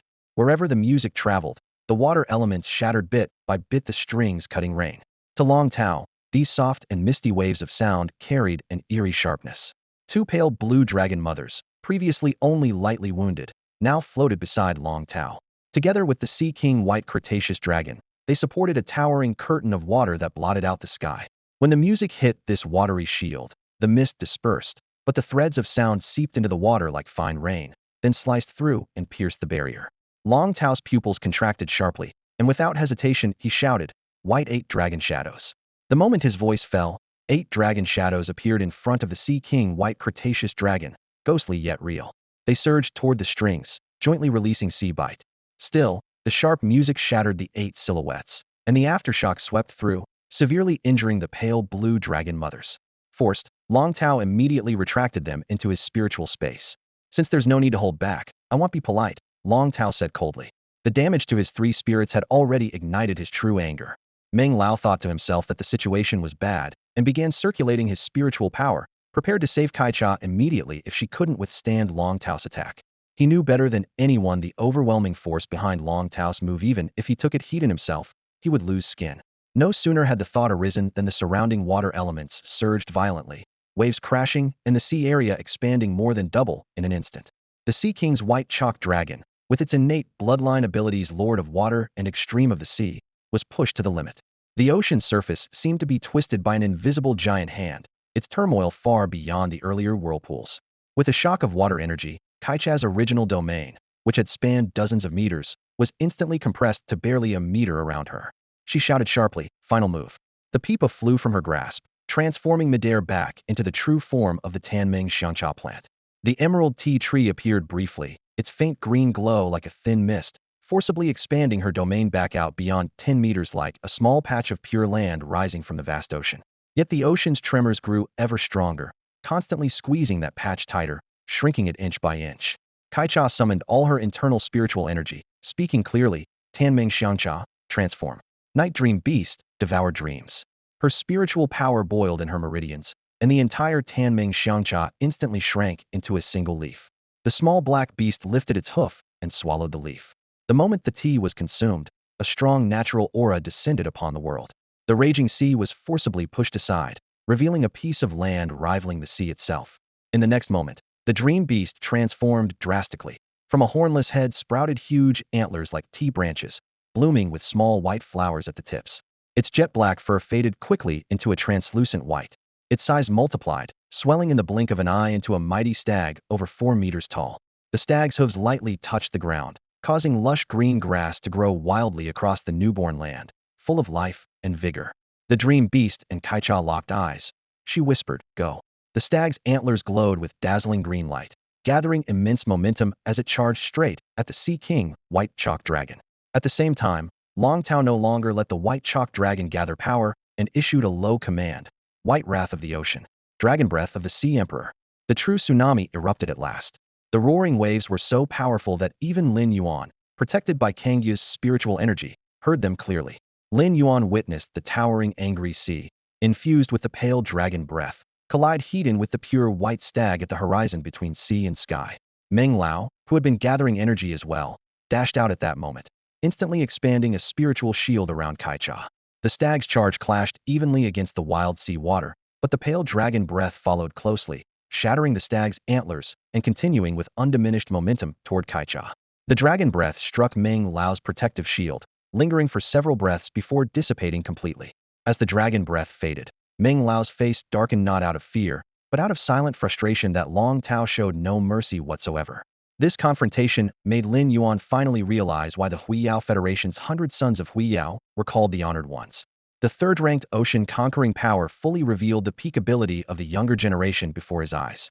Lin Yuan understood clearly that he still had a considerable gap between himself and this level.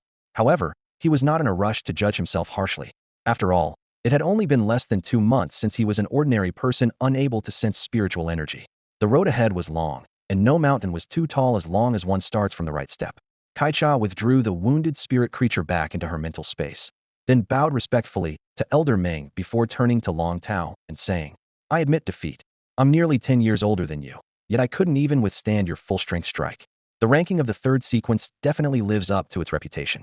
That one blow had nearly drained all of Long Tao's spiritual energy. The boy gripped the front paw of the Sea King, White Chalk Dragon, barely able to support himself.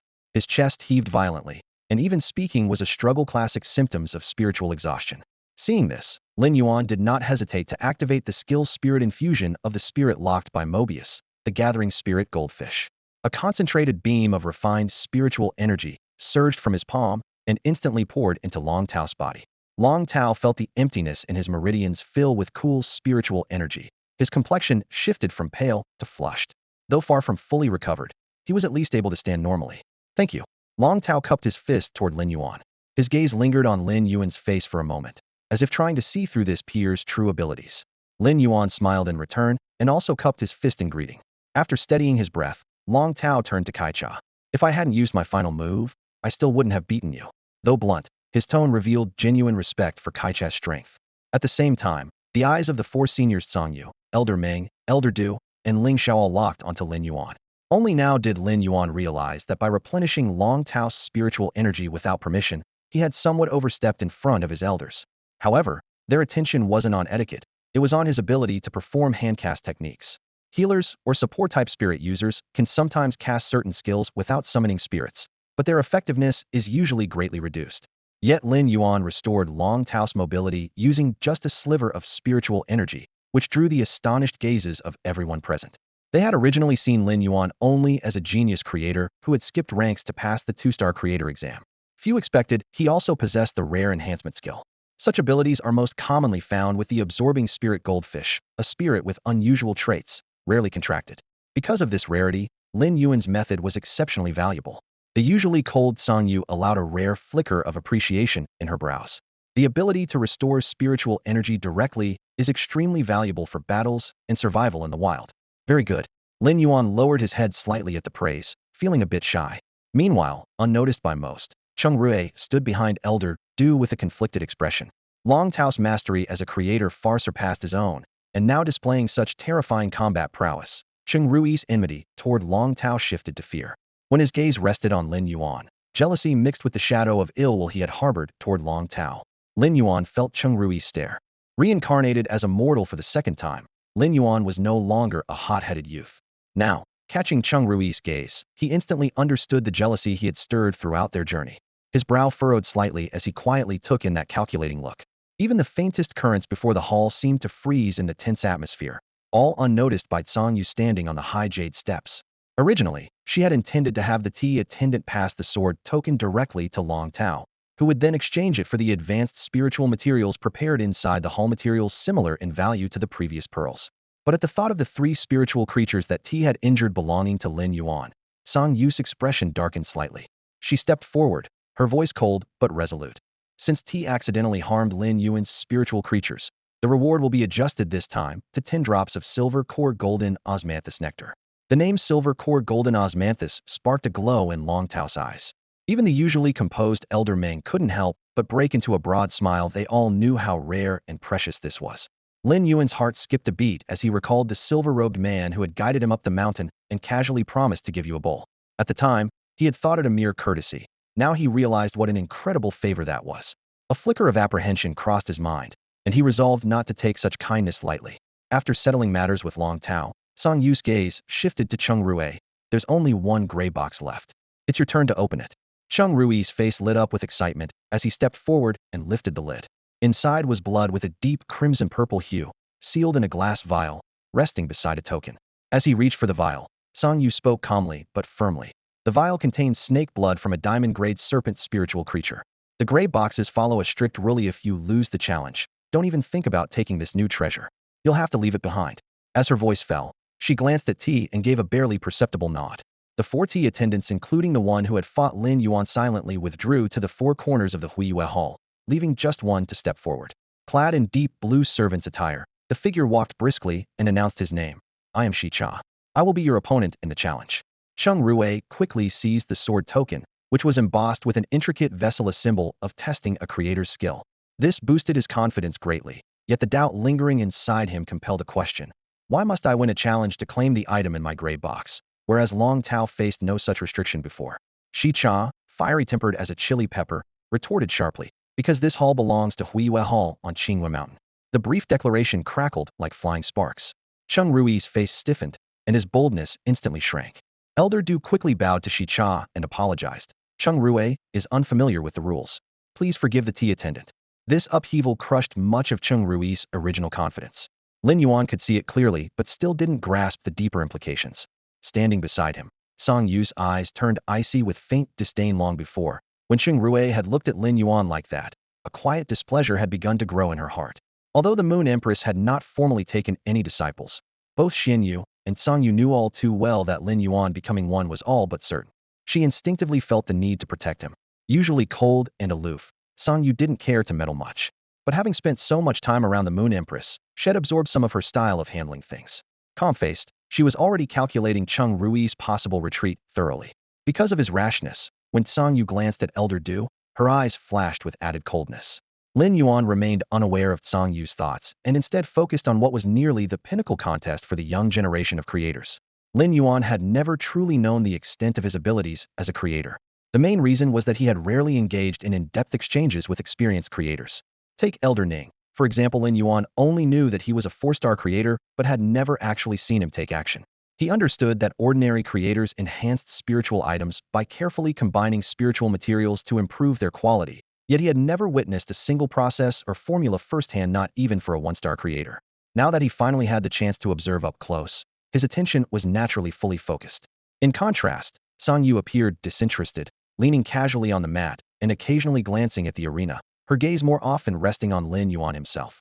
At one corner of the hall, Kaicha intently watched Cheng Rui, who stood at the center. Nobody knew why Cheng Rui had provoked Tsang Yu enough to be singled out to face Kaicha. Among the 4 sisters, Kaicha's talent as a creator was the strongest. Although she had not officially participated in the examination, her skill was securely at the 3-star level. With her abilities, this competition should have been a foregone conclusion. Kaicha struck the platform sharply, her voice clear and commanding. What's the challenge? Raising spiritual item levels, enhancing quality, or healing source damage? You choose. Cheng Rui's previously taut nerves relaxed noticeably, a pleased expression spreading across his face as he quickly replied, I choose to compete in healing spiritual items with source damage. He answered quickly, as if eager to settle it immediately. Lin Yuan raised an eyebrow. This guy clearly had confidence in healing. Otherwise, he wouldn't have been so quick to decide. Kaicha clapped 3 times, her tone indifferent, as you wish. No sooner had she spoken than several attendants brought in 2 small black beasts, each about half a meter long, with sharp upright ears and rows of fine, sharp fangs visible in their mouths. They looked like pups, but exuded a fierce aura. Lin Yuan recognized them immediately. The cubs of Blood Rage Terror Wolves, incredibly rare platinum-grade spiritual beasts that almost never appeared, born already at the Silver Grade. However, at this moment, the 2 cubs were barely clinging to life. Their eyes were swollen shut, ears crusted with thick, black blood scabs.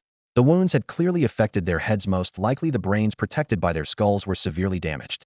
Since the brain was the seat of spiritual intelligence, any injury there made source healing for beast-type spiritual items a nightmare for almost all creators.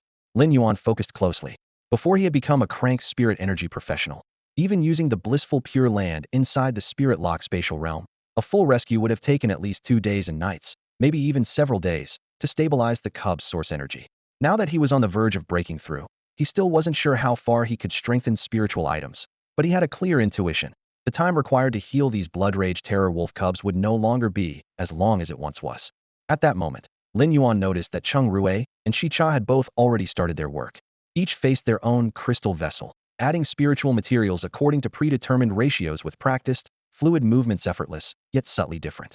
Lin Yuan quickly realized that Shi Cha's pace of adding ingredients was slightly faster than Cheng Rui's, though not overwhelmingly so. Different types of spirit materials slid sequentially into the clear crystal bottles, causing the liquid inside to ripple, sometimes forming gentle whirlpools, other times bursting with dense bubbles, each reaction varying. Gradually, Lin Yuan saw that the 2 formulas were completely different in nature. On Shi Cha's side, the liquid was adjusted into a honey-like thick amber, warm and bright when light passed through the bottle, while Cheng Rui's potion was a deep inky green, murky and continuously bubbling, forming a sharp contrast in both color and state. From start to now, both had been working steadily for 3 to 4 hours. Lin Yuan observed the entire process, finally gaining a direct understanding of how a creator relies on proportional spiritual materials. In comparison, his own methods were much simpler and more direct, but completely limited by his spiritual profession's level. As long as his level increased, his methods would improve accordingly, but leveling up required strengthening his spiritual artifacts. Thus, to improve his creator abilities and to level up his spiritual profession became the same task for Lin Yuan. Suddenly, Cheng Rui's previously steady movements came to a halt. He placed his crystal vessel on the elevated platform, glanced sideways at Shi Cha, and a meaningful smile curled at the corner of his mouth. Then Lin Yuan saw a surge of spiritual power erupt from Cheng Rui's body. Under the burst of power, Cheng Rui's face twisted instantly, blue veins bulging on his forehead, as if enduring excruciating pain. Soon, a fist-sized lump formed beneath his sleeve, slowly shifting until it settled between his thumb and index finger. The lump swelled larger and larger, as if something was lurking inside. With a low grunt, Cheng Rui tore open the skin to reveal a strange creature about 5 or 6 centimeters long, resembling a miniature spine with dozens of tiny legs. An insect that suddenly broke free from his flesh. Song Yu's brow nodded sharply as she asked coldly, "Is that a spinal goo, a source-based creature?" Old Du nodded heavily. Lin Yuan finally understood that this strange insect crawling out from flesh was Cheng Rui's contracted source creature. These creatures live parasitically within their contractors, and each time they are summoned, they recoil violently against the host, causing heart-wrenching pain. Yet Cheng Rui chose to summon the spinal goo during this contest, meaning it could definitely turn the tide. Meanwhile, Shi Cha's side had only a few spirit materials left, the potion clearly near completion, while almost half of Cheng Rui's materials remained untouched on his table. Old Du also hadn't expected Cheng Rui to summon the spinal goo so easily.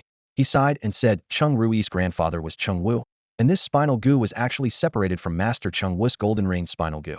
Mentioning Cheng Wu clearly stirred complex emotions on his face. Lin Yuan absorbed all of Old Du's words.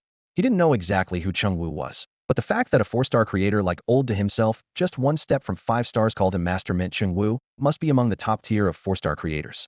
It seemed that Cheng Rui was indeed a strong 3rd-generation successor. Upon hearing this, Song Yu cast a sharp glance at Elder Du and spoke calmly. "So it's true that Cheng Wu has taken a position in the Artisan Guild of the capital. Such a significant event, yet there's been no announcement from your guild." Elder Du, pressured by her gaze, quickly bowed and explained, "Cheng Wu has only recently arrived in the capital and has no immediate plans to assume the vice president role. Once he decides, we will make a public announcement." Song Yu was somewhat surprised. With mastery at the peak of 4-star level, Chung Wu could easily hold an honorary elder title, but he deliberately chose the demanding position of vice president, which requires constant management. Yet she soon understood if he knew promotion to 5-star was impossible, it made sense to pave the way for younger talents.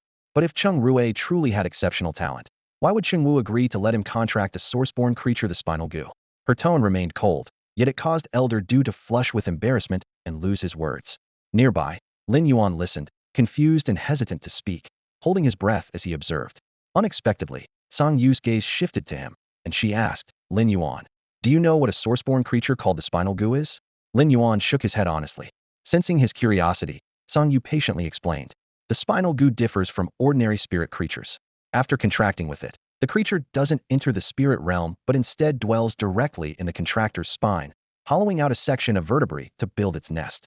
This permanently weakens the contractor's life potential, so any craftsman bonded to a spinal goo is destined never to reach the 5-star realm. Lin Yuan was dumbfounded, hadn't imagined such a source-born creature existed. Thinking of his own red thorn, also unusual, summoned through blood and evolving by the will of the contractory, found the oddity of the spinal goo somewhat acceptable. After seeing he had absorbed the information, Song Yu continued, although the spinal goo drains longevity, it's a coveted treasure for craftsmen. It can rapidly refine large amounts of spirit materials consumed by the host, condensing them into spirit liquid. While processing materials, the spinal goo devours, catalyzes, and accumulates energy, maximizing their effectiveness. But there's a big downside: the fusion process exhausts the host's internal spirit liquid, and if the host can't replenish enough spirit material afterward, the spinal goo will start devouring the host's spinal marrow. Having explained in detail a rarity for usually taciturn Song Yuan finally understood the spinal goo's purpose. Yet his impression of the creature worsened. A contracted spirit creature should be an ally, but using one's own spine as a nest seemed, to him, like cutting off your own flesh to feed a hawk. He regarded it as utterly foolish. Meanwhile, on the other side, Chung Rui had already activated his spinal goo to rapidly refine spirit materials, boosting his efficiency so greatly that within minutes he nearly caught up with Zika's pace. Long before Chung Rui summoned the spine goo and let out a muffled grunt, Shicha had already cast a resentful glance in his direction. As a creator, Shicha knew better than anyone that mixing spiritual materials was most vulnerable to outside interference. From the start of the contest, Song Yu had used her spiritual power to isolate the elevated platform from the outside world. Yet, at a critical moment, Chung Rui brazenly interfered with his opponent's process. Just as Shicha was about to reprimand him, he saw Chung Rui summon the spine goo. Shaking his head in resignation, Shicha calmly said, I hadn't planned to use spiritual creatures as aids, but since you did, I shall too. With that, Shicha's spiritual energy surged and instantly shaped a carnivorous plant-like creature resembling a pitcher plant. He poured the unrefined spiritual liquid into its hollow body, then continuously infused it with spiritual power. At the same time, under Chung Rui's control, the spine gust abdomen rapidly converted its spiritual liquid. In just a few breaths, they nearly simultaneously completed their refinements. The liquid Chung Rui extracted from the spine gust abdomen shimmered pale white, while the fluid Shicha poured from the pitcher plant glowed faint green. Together, they fed the liquids to the severely wounded baby rage blood fear wolf. Within minutes, its flesh healed, fangs protruded, and it restlessly gnawed the cage bars with sharp cracks. The contest seemed to end in a draw, but Chung Rui spoke first. I win. My rage blood fear wolf has advanced from silver rank level 3 to silver rank level 4. He reached to take a bottle of crimson blood from a diamond rank serpent on the table. Before his fingers touched the bottle, mocking laughter interrupted him.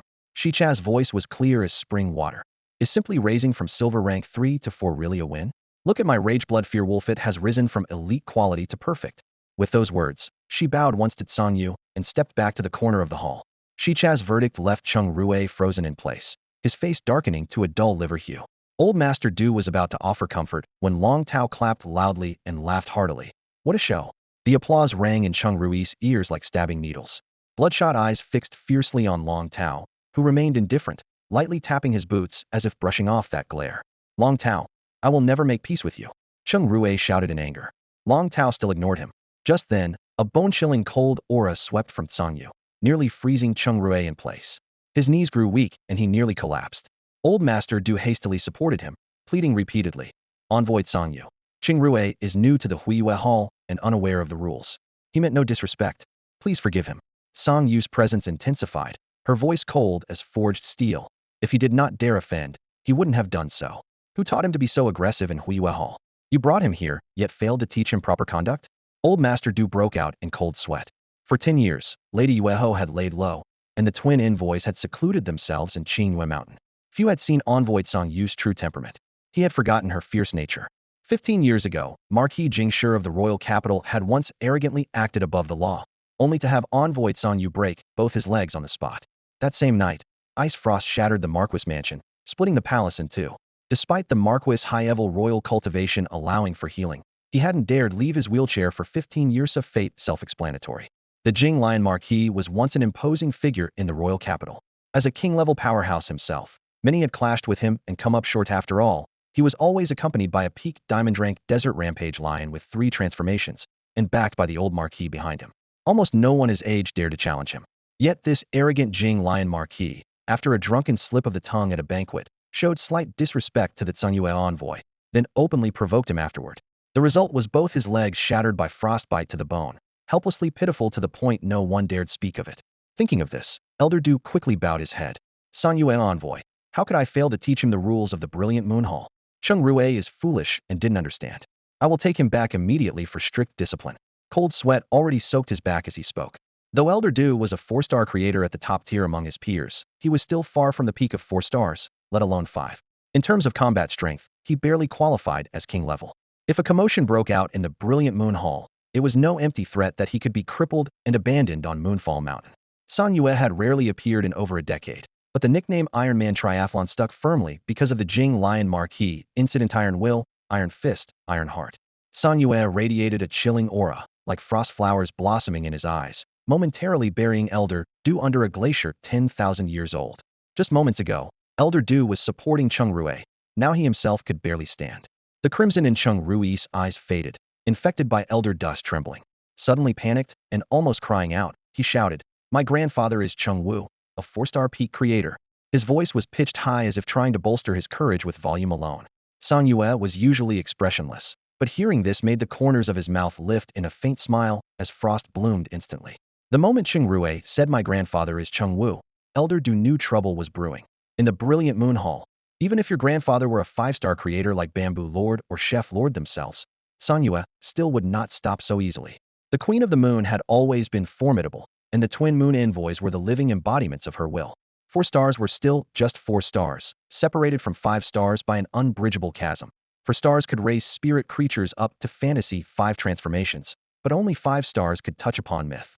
Lin Yuan watched the tense scene with his heart in his throat. Kangyu's overwhelming pressure wasn't aimed at him, yet it still pressed down like a crushing weight from the depths of his soul, like a lofty figure gazing down from the high clouds, leaving no room to resist. Cheng Rui's skills as a creator were undeniably impressive, especially after using the spinal goo and Sekbi now. He had basically reached the level of a 3-star creator. With Lin Yuan's current abilities, Cheng Rue had once qualified as a formidable rival, but after just now's display, Lin Yuan no longer held that belief. Suddenly, Sang Yu turned her head toward Lin Yuan, her voice cold and clear. "Tell me, what should be done with someone who speaks disrespectfully?" Lin Yuan's gaze first landed on the elderly Du, who was sweating profusely. The old man's hunched posture and anxious expression reminded Lin Yuan of Elder Ning, another respected creator in the Huiyao Federation known for enhancing and treating spiritual creatures, helping professionals break through their limits. At this moment, Sang Yu's attitude clearly demanded an explanation, and if Du and Cheng Rui couldn't answer satisfactorily, it would be difficult for them to leave today. Lin Yuan lifted his eyes and met Sang Yu's earnest stare. He knew well that if he didn't speak, Du might fall here over a few wrong words. Since he had been called upon, he chose to follow his conscience. Those who speak disrespectfully must be punished. But there are reasons behind every insult. Old Du's rude words were meant to protect Cheng Rue. At heart, he was defending his junior. The atmosphere around Sang Yu suddenly grew heavy, like a wall of pressure crashing down at Lin Yuan. He also felt the same force that had weighed on Du and Cheng Rue before. Sweat formed on his forehead. Fortunately, he possessed 3 willpower runes, not enough to boost his spirit power, but enough to strengthen his mind's defenses slightly, so he didn't appear flustered. Sang Yu noticed this, and her eyes revealed a flicker of surprise. "So you mean, all the blame lies with Cheng Rue, and only he should be punished?" Sang Yu pressed on. Having spoken, Lin Yuan shook his head in reply. "When I judge someone, I don't look at how high they can fly, but how badly they fall when they make mistakes. Cheng Rui's few words have caused trouble for others, even involving his elders at home. He will face even harsher punishment when he returns. It's better to have old Du take him back to properly discipline him and explain today's faults to Cheng Rui's family." He paused for 3 seconds, then added quietly, Creators are precious resources in the Huiyao Federation. If you must punish them, why not have them treat more spiritual creatures instead? As his words settled, Song Yu withdrew her imposing aura. When Lin Yuan looked at her again, he saw that the sharpness in her gaze had softened into something more approving and familiar. Song Yu quietly nodded to herself. This young prodigy was not only gifted but kind-hearted, always thinking of others, and even the Federation. According to records, he had received almost no special treatment from the Huiyao Federation, yet he continued to strive toward the light. Such character was truly rare. Her earlier question had been a test, with no right answer expected, but she hadn't anticipated such a surprising response. As the tension dissipated, Old Du immediately pulled Cheng Rue forward and cupped his hands respectfully toward Lin Yuan in thanks. Cheng Rue bowed his head in gratitude. The fear that had gripped him earlier faded, but the whites of his eyes remained reddened, with that emotion now buried deep beneath the surface, quietly festering into a bitter resentment. Song Yu ignored Old Du, who had bowed to thank Lin Yuan, and walked straight up the dais. Her robes fluttered slightly as her gaze swept beyond the railing and settled on Old Meng, who had watched the spectacle with quiet amusement. Take the reward from the Lady Moon Empress in the Radiant Moon Hall and leave. 3 days from now, 20 drops of silver bud golden osmanthus honey will be delivered to you as compensation for the joke you witnessed here. Old Meng hurriedly bowed. Palms slightly sweaty, could still vividly recall Old Dust's terrified expression. If he uttered even one disrespectful word more, he feared sharing the same fate. Yet the words 20 drops of honey brought a twitch to the corners of his eyes, making it hard to suppress a pleased smile. Envoy Song Yu, he'll take Long Tao and leave now. He had long understood the hierarchy here. Song Yu's attitude toward Lin Yuan made it clear that Long Tao and Cheng Rue were merely bystanders. The benefits gained this trip were enough to soothe his disappointment. Just as Old Meng was about to depart, he turned to find Long Tao standing side by side with Lin Yuan. Thanks for restoring my spiritual power earlier. Otherwise, I'd have been embarrassed, Long Tao said in a low tone, sincerely grateful. Lin Yuan laughed heartily. It was nothing. The warmth in his voice made Long Tao chuckle too. Brother, if you dine in the capital, be sure to look me up for a drink. Old Meng gestured to Long Tao, and they descended Qingyue Mountain. Old Du stepped forward to apologize to Song Yu again, his face sour, hastily pulling Cheng Rue along behind. Halfway down the mountain, he paused deliberately, waiting for Old Meng's party to disappear before continuing embarrassed to face his triumphant rival.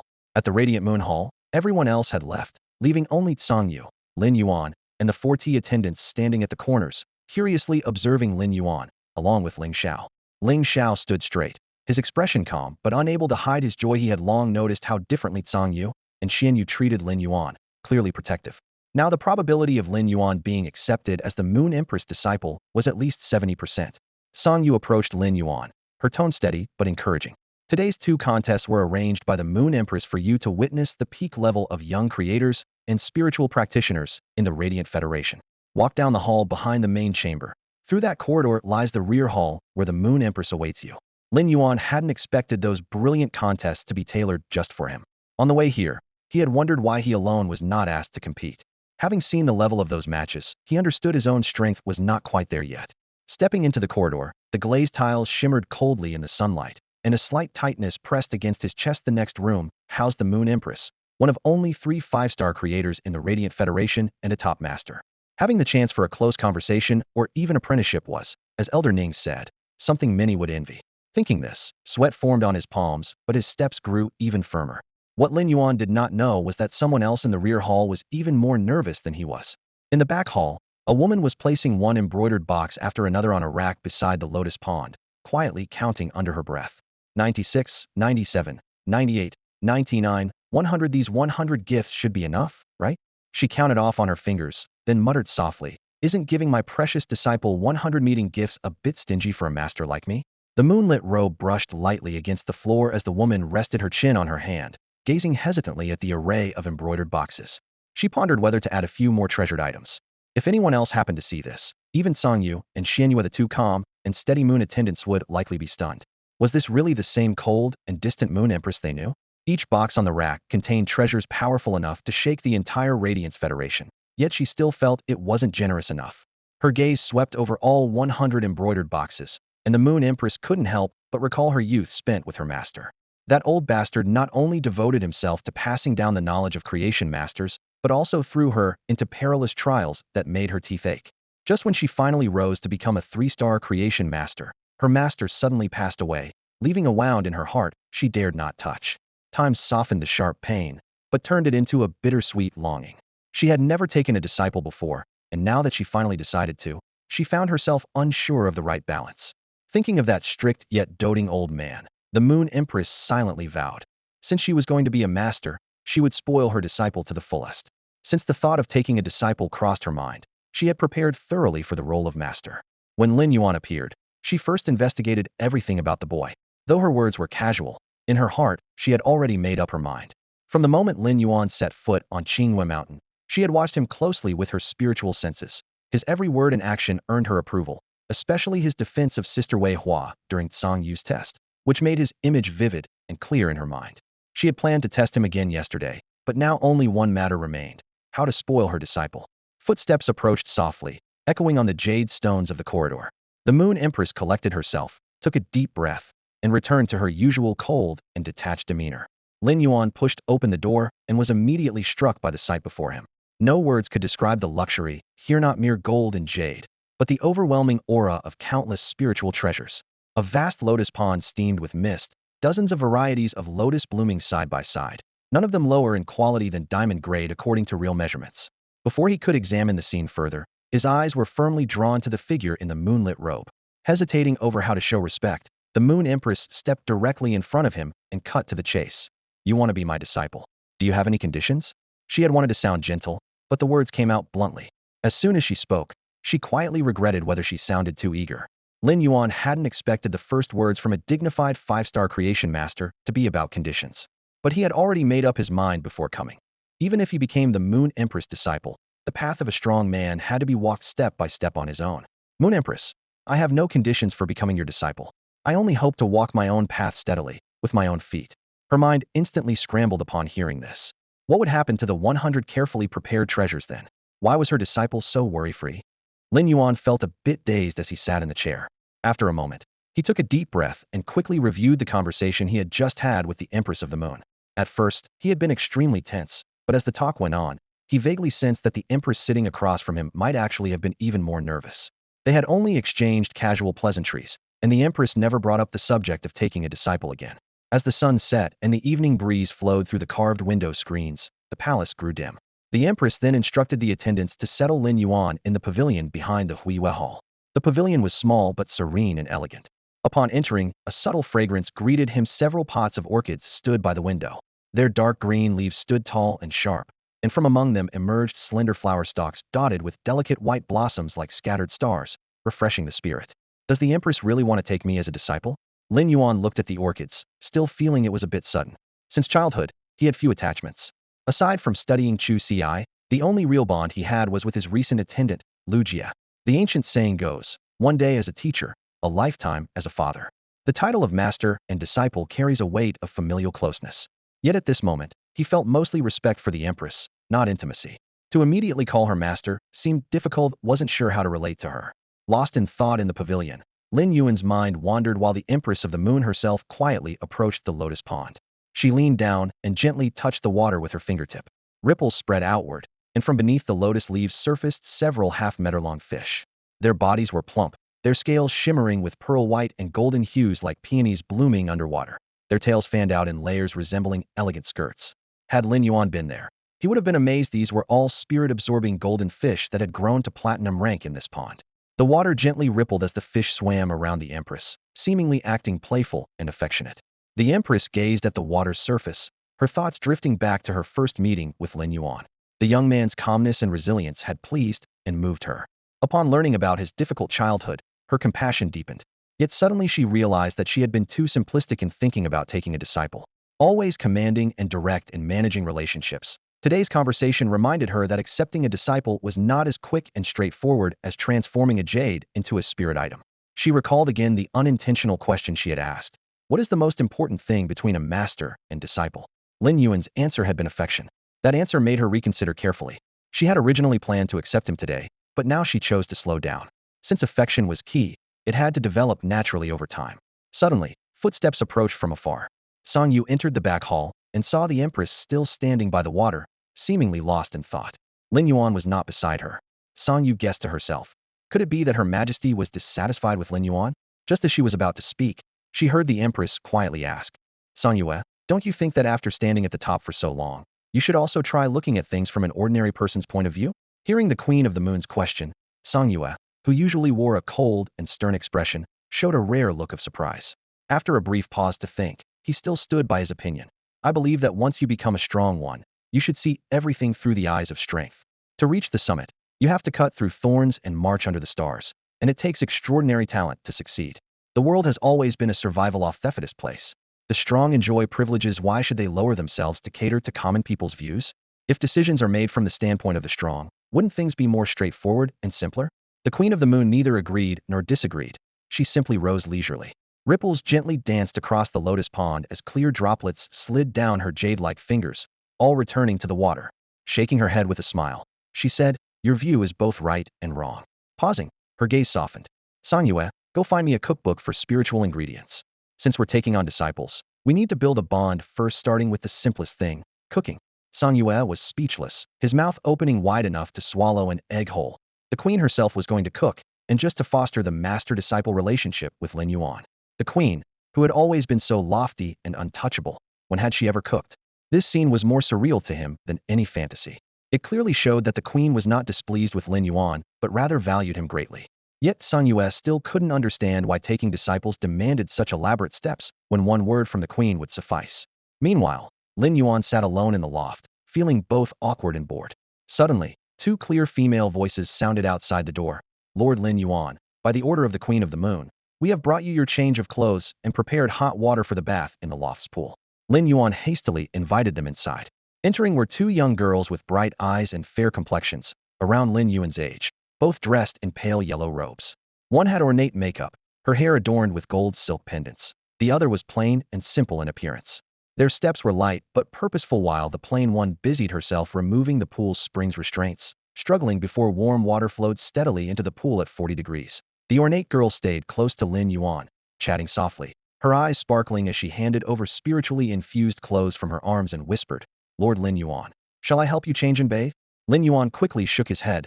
"No, I can manage myself." A flicker of disappointment passed through the ornate girl's eyes, but she still bowed gently. "Then we will take our leave." Before leaving, the two quickly tidied up the loft. Lin Yuan watched quietly. Throughout the entire time, the ornate girl had hardly left his side, while most of the heavy labor fell on the plain girl, even the taxing job of breaking the pool's restraints. Both wore pale yellow robes and held the rank of spirit attendants of the Radiant Moon Hall. The queen had once briefly explained that spirit attendants were all exceptionally talented young creators, supposed to be equal in status, yet clearly the strong bullied the weak just now. Lin Yuan felt helpless about this. After all, wherever there are people, there are always struggles for power. Although nobody in the martial world is ever completely free from constraints, how well you fare ultimately depends on your own abilities. Those with great skills naturally thrive, while the weak can only scrape by. Being chosen as a spirit attendant at such a young age undeniably marks one as exceptionally gifted. Lin Yuan had never expected to encounter such an unexpected situation right now. He temporarily gave up the idea of bathing in the hot springs and instead walked over to the window of the pavilion. The shutters were wide open, revealing a sky deepening with twilight. A slender crescent moon quietly climbed overhead. A gentle mountain breeze swept by, bringing a touch of coolness and carrying the sounds from below up to his ears. Beneath the pavilion, the two young girls who had been helping clean earlier, Wen Yu and Jin, kissed by the moonlit garden stones, their voices low as they whispered. Though distant and their expressions unclear, their conversation was strikingly clear in the breeze. "Wen Yu, if you dare spread what I said to Lord Lin Yuan today, and I get punished for it, he'll make sure you regret it." Jin Shi's voice was laced with restrained threat, no longer the clear, melodious tone from before. "Jin Shi, what you said just now was nothing like what Lady Yuehao meant. When has she ever instructed you to serve during bathing and changing? What are you really up to?" Wen Yu challenged, her tone full of suspicion. In the moonlight, Lin Yuan caught sight of Jin Shi, pushing Wen Yu aside with a hint of disdain. "I don't need you to worry about my plans. If I can get close to the Lord upstairs, even just attending beside him, it's far better than being a mere spirit attendant. If you don't want to improve, it's your problem. I'm not unwilling to improve. I just know what can and cannot be done." Before the words finished, an angry retort swept through the night air. "Know what can and can't be done? You injured your spirit's core trying to save someone and had to spend half a year recovering. In that time, we've almost all become 2-star creators, but you're still only an intermediate 1-star. At the spirit attendant test after 6 months, you'll likely be rejected and lose your place on Qinghua Mountain." The voices continued arguing as footsteps faded away until the night wind scattered the final word. Lin Yuan narrowed his eyes slightly. Under the moonlight, He seemed to glimpse the hidden layers of human nature concealed in the darkness. Kindness intertwined with greed, fear mixed with ambition, no one able to fully reveal their true heart. He closed the window shutters and turned toward the hot springs. Steam rose in wisps, promising a warm bath to wash away the dirt and fatigue of travel, though never quite able to cleanse away the sullied truths of the world. Suddenly, Song Yu pushed the door open, carrying a large jade bowl in both hands. Amber-colored liquid within the bowl shimmered softly under the lamplight. This is the silver bud golden nectar specially prepared by Lady Yueho for you. This full bowl is 2 servings, so drink only half. Drinking more would be wasteful, she whispered, setting down the bowl before quietly withdrawing. Even now, Song Yu's heart was deeply stirred, though gifts from Lady Yueho were common. Her personally preparing a tonic for an apprentice was rare and spoke volumes. Lady Yueho truly cared for Lin Yuan. Lowering his gaze, Lin Yuan watched the amber liquid ripple quietly in the bowl, almost scentless. Perhaps it made sense. The most precious treasures were often the most subtle and understated at times. The silver stamen golden nectar appeared flavorless at first glance, as if all its essence was sealed within this thick bowl of honey. Lin Yuan's gaze fell on the generous bowl, enough for 2 to share in. His heart suddenly warmed. The Lady Yueho's intentions seemed to be becoming clearer. Since the nectar lost its effect after half was consumed, the remaining half must be deliberately reserved for the person closest to her. That person had to be Chu Ci. A treasure like this, capable of purifying bodily impurities and enhancing one's innate constitution, would certainly have its other half saved for Chu Ci, if it were only this small a portion. Lin Yuan never expected Lady Yueho to be so thoughtful. It was a subtle kindness expertly concealed. Suddenly, an idiom popped into his mind: loving the house and its crows. Yet he shook his head. Lady Yueho did not know Chu Ci well, so emotional transference was out of the question. What she was doing was more from her own perspective. This realization filled Lin Yuan with an unprecedented sense of warmth, like the care of an elder, salty and genuine. His thoughts drifted involuntarily to his parents, Aunt Zhang and Uncle Li, the selfless ones who never asked for anything in return. Lady Yueho's care was no different. Lin Yuan felt a deep pang of guilt for being unable to repay it. The preciousness of the silver stamen golden nectar had already been confirmed by the reactions of Elder Du and Elder Meng. This generous bowl contained at least 500 drops, an item Lin Yuan could hardly hope to acquire even after many years of effort. Moreover, there were only 2 silver stamen golden nectar osmanthus trees in the world, both exclusively owned by Lady Yueho.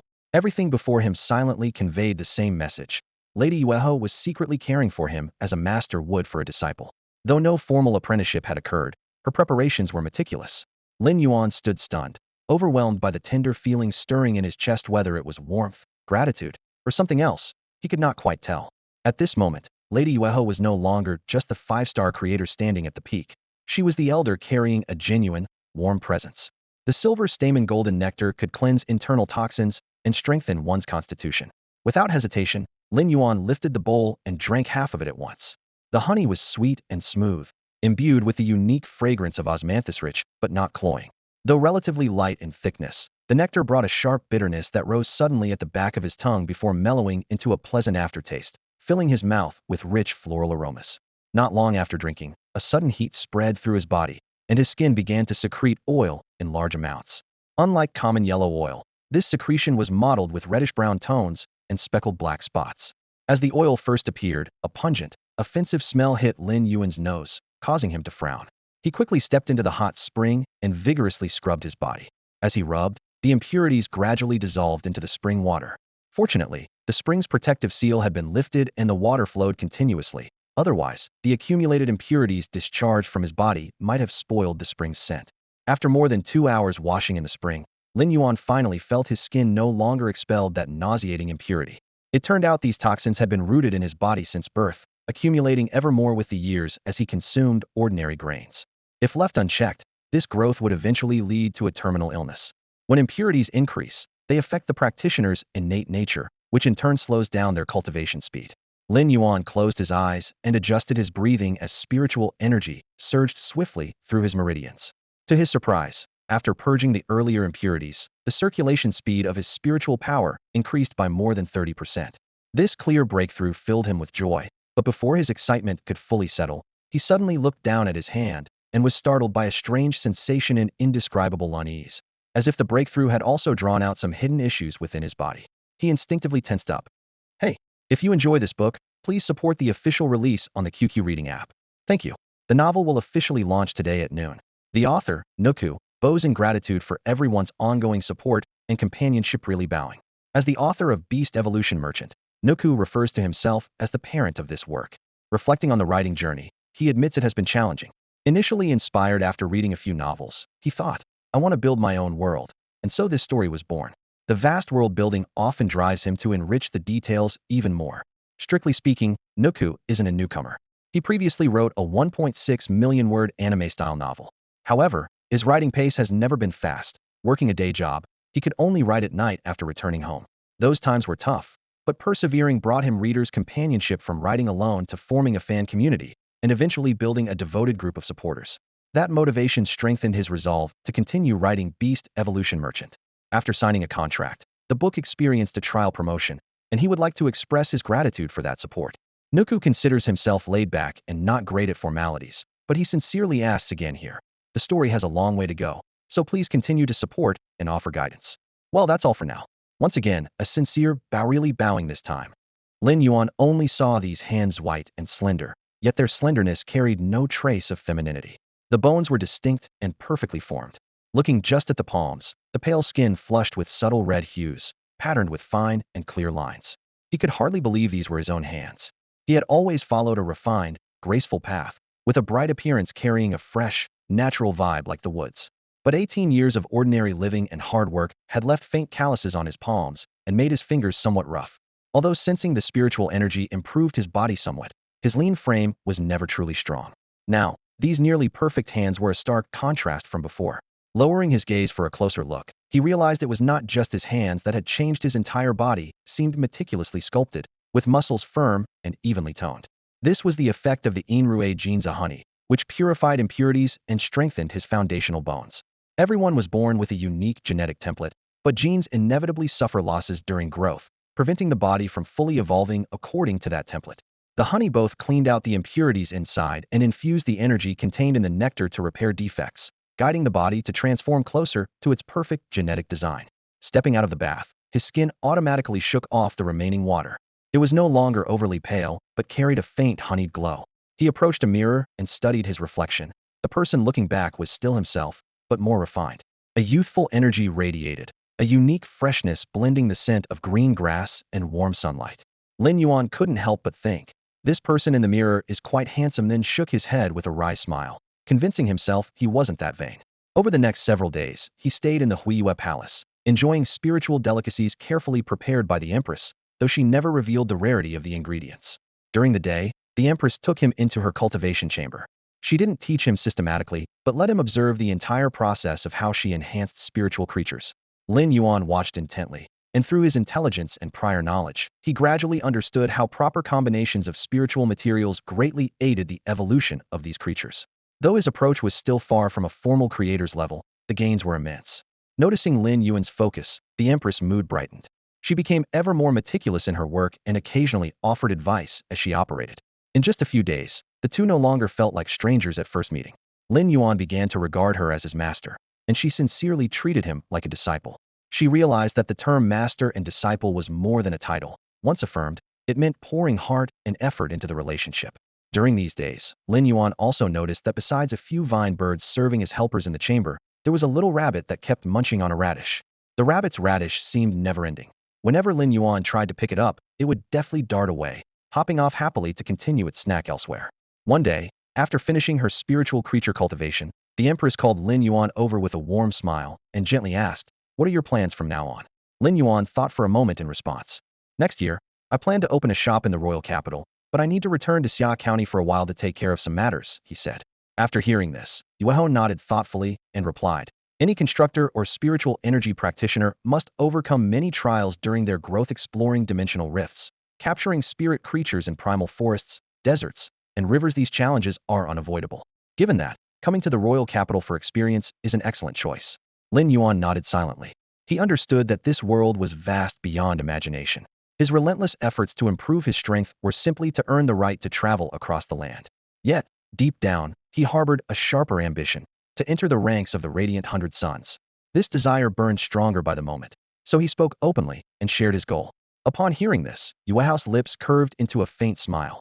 "If you want to compete for the Radiant Hundred Suns, you'll have to give it your all. But you must understand the Radiant Hundred Suns are only the beginning. They are merely the seeds that cultivate the radiant envoys. Radiant envoys.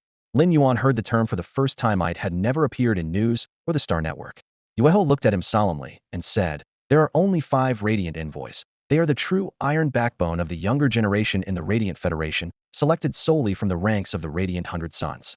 After a moment's thought, she added, "Though the Radiant Federation is vast, the world isn't made up of us alone. The Free Federation and the Azure Federation stand on equal footing with the Radiant Federation. Beyond these 3 major federations, there are hundreds of smaller federations governing themselves. The Radiant Envoys represent the young generation of the Radiant Federation, standing as the banner against the champions of the other federations." Her words struck Lin Yuan like thunder. Just the Radiant Federation alone was vast beyond reckoning. Yet there were 2 more major federations holding their own, plus countless smaller federations. He could barely imagine the enormity of the world's map. The phrase Radiant Envoy burned like a hot iron brand on his chest. It symbolized not just honor, but a mission. Yueho raised her hand and gently patted his shoulder, her eyes full of encouragement and expectation. When Lin Yuan had insisted on carving his own path, she had been somewhat troubled, but also pleased by his resolute character. As a teacher, she wouldn't neglect a single responsibility. News from the Spirit Suppression Bureau reports unusual activity in the marsh forest. Details are unclear for now. After some time, they'll take you there to investigate. Lin Yuan's eyes brightened. He had yet to truly see the outside world, especially the mountainous and forested areas, places teeming with powerful spirit creatures where ordinary people dared not tread. The opportunity to explore in person thrilled him. Yueho continued, "For now, spend a few days walking around the royal capital. Besides competing for the Radiant Hundred Suns, if you're interested, you could also start a guild-like club. Guilds can freely form 5-person teams to participate in official guild competitions. The top-ranking teams earn glory and often rival the strength of the Radiant Hundred Suns. Many Radiant Hundred Suns are also active members in such guild teams." She had devoted nearly all her efforts for Lin Yuan. In these days, she had spoken more to him than in the past 2 months combined, explaining everything down to the finest details. A guild club. This idea flickered through Lin Yuan's mind and actually stirred his interest. After giving it some thought, Lin Yuan decided to abandon the idea of establishing a club-style guild for now. This wasn't the right time to form such a guild. The core of that kind of guild lies in training a dedicated fighting team, and an official competitive team requires 5 members. Finding teammates who can fight side by side demands absolute attention to every detail.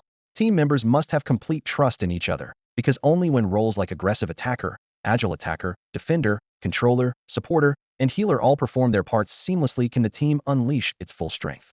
A truly powerful team is never built on one person's heroics, but on the tacit cooperation of all members. Lin Yuan understood this well, and therefore would never rush to form a team. More importantly, his current strength wasn't enough to be the core member. It would be better to wait until he reached the 100th floor of the Star Tower and entered the ladder rankings before starting a team. As he was about to leave, the Moon Empress suddenly called out to him, "Take this." With that, she tossed him a delicately crafted pendant. Lin Yuan caught it. It was a jade-like leaf-shaped pendant, smooth and polished, with clear and flowing lines. Although it could be worn around the neck, he felt it would look better pinned on the chest, like an elegant brooch. Seeing him examine it, the Moon Empress casually explained, "It's a diamond tier containment spirit box. Inside are the remains of various interdimensional creatures, ranging from copper ear level 1 beasts to platinum tier level 4 beasts. You do have a progenitor seed, right? Use their blood and flesh to feed it." With that, she waved her hand and returned to mixing the spirit liquid, signaling Lin Yuan to do as he pleased. As he left the cultivation room, Lin Yuan continued to toy with the leaf-shaped brooch. He had heard of the diamond tier containment spirit box developed by Ostrich Logistics before. It was usually seen as a piece of high-end jewelry, completely different from platinum tier products, but he had never had the opportunity to experience it. Now as he infused spiritual energy into the brooch, it shimmered with light, and his consciousness entered the interior space of the box. Inside was a vast world large enough to hold a sports field, clearly divided into zones. The neatly arranged remains of interdimensional creatures of various levels and types.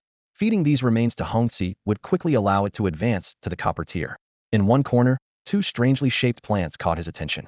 Lin Yuan immediately accessed real data on them. They were platinum tier spirit plants used for production, one called Tengjiao Melon, which provided nutrition for omnivorous spirit beings, and the other called Xiguang Vine, a rare fodder plant for herbivorous spirits. Both the Tengjiao Melon and Xiguang Vine were priced far higher than the platinum tier Qingluo. It's worth noting that the Qingluo was already extremely rare at the platinum level. A single pot of Qingluo could produce hundreds of Qingluo vines daily, enough to feed a large number of spirits. Both the Tengjiao Melon and the Xiguang Vine yield relatively small harvests, often only enough each day to feed 1 or 2 spiritual creatures. In contrast, No matter how you look at it, the King Luo steadily ranked at the platinum tier has a clear advantage in quantity. But in terms of effect, the Tengjiao melon and the Qingjing vine not only provide abundant energy, but also secretly awaken the spiritual creature's bloodline potential. Any spiritual creature or material that can tap into bloodline potential is always highly valued, let alone these two plants can produce continuously. Lin Yuan calculated in his mind that finally, both Red Thorn Enin and Clever Rations would have new options. At that moment, he recalled the Diamond Tier Spirit Trap Box. Such an item was already a luxury, and the valuables stored inside were even more astonishing. Just now, when the Empress casually handed him the trap box and urged him to leave quickly, that casual gesture suddenly turned into a warm feeling in Lin Yuan's heart. Having grown up without much elder care, he treasured this kindness deeply. Back in his pavilion within the Huiyue Palace, he found many messages from Lu Jie over the past few days. Opening them revealed that Lu Jie had already scouted several locations in the capital with suitable positions, foot traffic, and prices. His efficiency was still impressive. After all, although the once glorious Huiyao Hundred Sons Guild had been missing for 2 years, appearing in public still meant finding a storefront was easy. But Lin Yuan was not satisfied. These stores were ultimately too small. The Huiyue Palace was adorned everywhere with spiritual creatures and scenic beauty, inspiring him to transform the shop itself into a small spiritual landscape. He planned to wait until the cinnabar osmanthus in his spirit locking space fully recovered, then plant it in the shop's courtyard, intending to accommodate more spiritual creatures in the future. Since that was the goal, rather than moving later, he preferred to do it all at once. The place could be remote, but it had to be large. Good wine isn't afraid of a deep alley. He had no doubt about his confidence. So he replied to Lu Jie, find a bigger place. Having decided to settle in the capital, he laid out his schedule clearly. Logging into the Star Network, which he hadn't checked for several days, he was bombarded with messages, more than half from the same person, Bad Temper. This person had once left a spiritual creature resting in his shop, and Lin Yuan had promised to treat the creature's source injury after 10 months. Now that the time had come, the sender clearly couldn't wait. Just try if you dare to ignore me, master. I've already prepared the revival soil. When are you free? I'm in the capital and can bring my daughter over any time. Bad Temper's urging was as blunt as ever. Lin Yuan hadn't realized this person was also from the capital. He immediately typed a line. Tomorrow morning, meet at the Capital Creators Guild. Since he didn't have a shop yet, he could only borrow the guild's cultivation room. After becoming a 2-star creator, he could use it for free, which was much more convenient for Bad Temper and his daughter than going up to Qingyue Mountain. After logging off, he stretched and ran through his schedule again in his mind. Treat the spiritual creature in the morning, meet Lu Jie in the afternoon to look at stores. The only thing had overlooked was Cheng Ruo. That gaze, long ago transformed from jealousy to bitterness, had been fixed on him relentlessly, and Cheng Ruo was also at the Capital Creators Guild. Right there in the Capital Creators Guild. Early the next morning, sunlight streamed into the attic where Lin Yuan was staying. The clear morning light slipped through the half-open window, falling perfectly on Lin Yuan's steady, rising and falling chest. Songming curled her 2 soft white tails and lay on his bare abs, breathing long and gentle. Last night, this little creature had found Lin Yuan's pajamas scratchy and had used her soft paws to lift the hem, seeking a warm mattress to nestle on. Now, rising and falling with her owner's breath, she was dreaming sweetly. Meanwhile, Enin was nestled in the hollow of Lin Yuan's neck, curled up into a small ball, her faint snores blending softly with the chirping birds outside. Since arriving at Huiyue Palace, Enin hadn't logged into the Star Network at all, completely unaware of the storm her brief disappearance had caused in the virtual world. On day 1, fans treated her sudden blackout as routine. By days 2 and 3, all the way toward a week, voices clamored loudly, among them the Forest Commissioner, ranked 87th among the Huiyao Hundred Sons, who had always stayed loyal in Yinyan's livestream chat. But none of these upheavals had anything to do with Lin Yuan or Tsongming. In that moment, the so-called useless trio of the past had long since transformed completely, ascending to a status beyond words. Lin Yuan shifted gently, and Tsongming and Enin both woke with him. The first burst of morning energy came from these 2 little troublemakers. Tsongming was fairly steady, pawing at Lin Yuan's shirt hem, wanting to crawl back into his embrace. Enin, however, darted wildly around the room, tugging at blankets and snatching hair ties, causing a lively ruckus. It wasn't until Lin Yuan fed Tsongming a golden horned melon, holding the fruit in one hand, and offered Enin fresh tender celery stalks in the other, that the 2 sprites settled at the foot of the bed, chewing heartily with eyes shining like black pearls. Hongxi was much quieter, placed by Lin Yuan on his chest inside a diamond-tier spirit-trapping box shaped like a leaf. As a primal species, Hongxi knew it needed insect corpses to grow. Lin Yuan had carefully planned its evolution path early, filling the box with various alien insect flesh, a true, exclusive evolution paradise. After a hearty meal last night, Hongxi was sound asleep and had now reached the elite 7th level, with quality upgraded to perfect. Lin Yuan paused its level advancement to focus on refining quality. At this supply rate, breaking through to elite epic quality was only days away. During this time, the people of Xiguang Mountain had already taken note of Lin Yuan not through his efforts to make friends, but because everyone eagerly greeted him. Living in the Moon Queen's presence spoke volumes about his standing. Besides, no one here was dull enough to miss the implications. That morning, Lin Yuan did not dine on the mountain. After greeting the Moon Queen, he left Xiguang Mountain alone and stepped into the slowly clearing morning mist of the royal capital. This was his first time truly setting foot in the bustling city. He had only glimpsed its lively edges before, riding on the blue Jade heavenly steed. Now, experiencing it firsthand, he discovered the overwhelming vitality and endless calls of street vendors, the surging crowds, the sunlight gleaming off cobblestone soil, carrying the faint scent of everyday life. Turning into a clean side street, he caught the smell of fried food. In a small shop ahead, golden fried dough sticks were sizzling and bubbling, sesame balls rolled in white seeds, steam rising warmly. Lin Yuan pushed open the door, sat down on a simple but clean bench, and ordered his breakfast: one fried dough stick, one sesame ball, and a bowl of soy milk. Several diners were seated around the room. Lin Yuan finished off the small dishes and soy milk on the table, but not a hint of fullness surfaced. He had no choice but to signal for another steaming basket of soup dumplings. Ever since drinking the silver bud golden nectar honey, his appetite seemed to have been unleashed, surprising even himself. When paying, he swiped his StarNet card without noticing the many patrons in the restaurant discreetly watching him, not just looking, but chewing faster as they stole glances his way. The busy shop owner in the kitchen caught sight of this through the window and murmured softly, "So this is what they mean by a feast for the eyes? Handsome guy, and still a good eater?" Although the foot traffic hadn't changed that day, breakfast sales were 50% higher than usual. A few steps outside the shop, Lin Yuan noticed a young couple. The girl took a sip of her cola, then blinked wide-eyed at the bottle cap, asking, "Honey, what does get another bottle mean?" The boy glanced at her casually and replied, "I have no idea." The girl tossed the cap onto the ground and linked arms with him as they continued walking.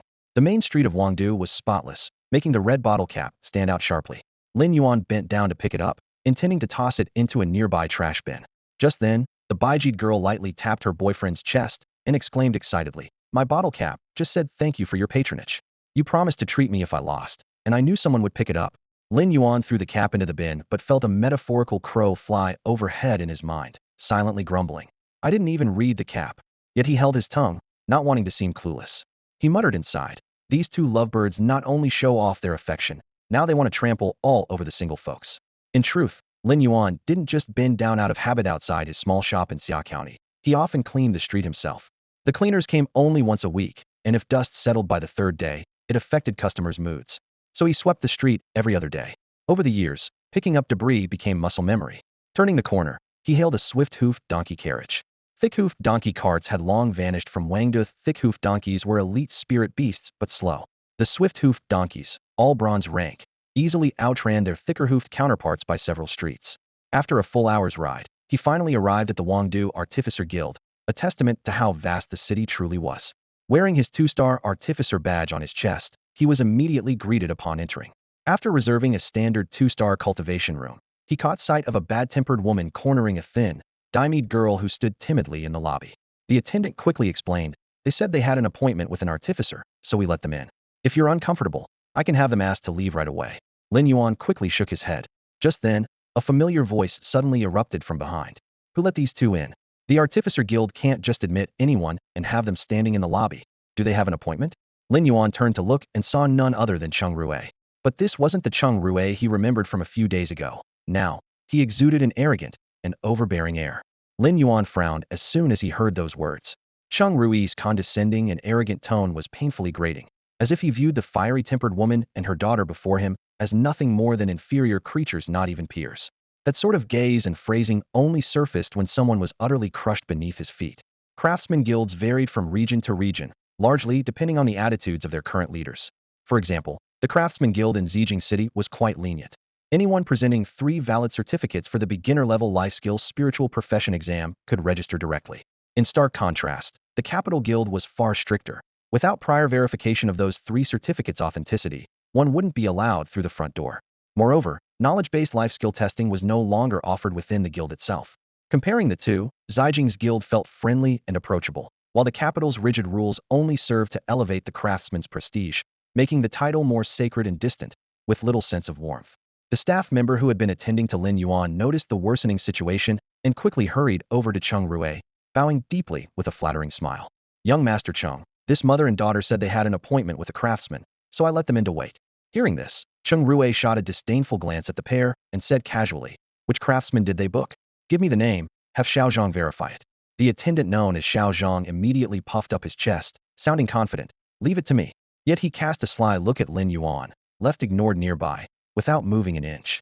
In his mind, this newly joined two-star craftsman was talented, sure, but not remotely comparable to Cheng Rui. After all, Cheng Rui was widely recognized as the top young craftsman of this generation, and one of the very few two-star titled craftsmen. His title was Fengyang.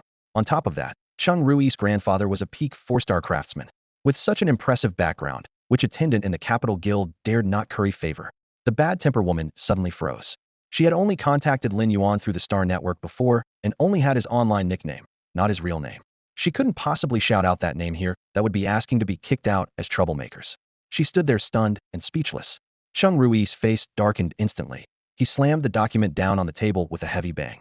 The loud noise frightened the already stymied little girl so badly that she shrank back into her mother's arms. Even the typically fierce bad temper was shaken, her fiery anger immediately curbed.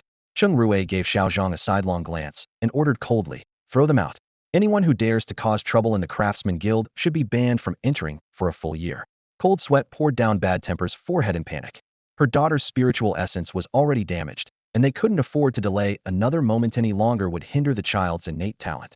Watching her once lively daughter now stare blankly with dull eyes felt like a knife twisting in her heart.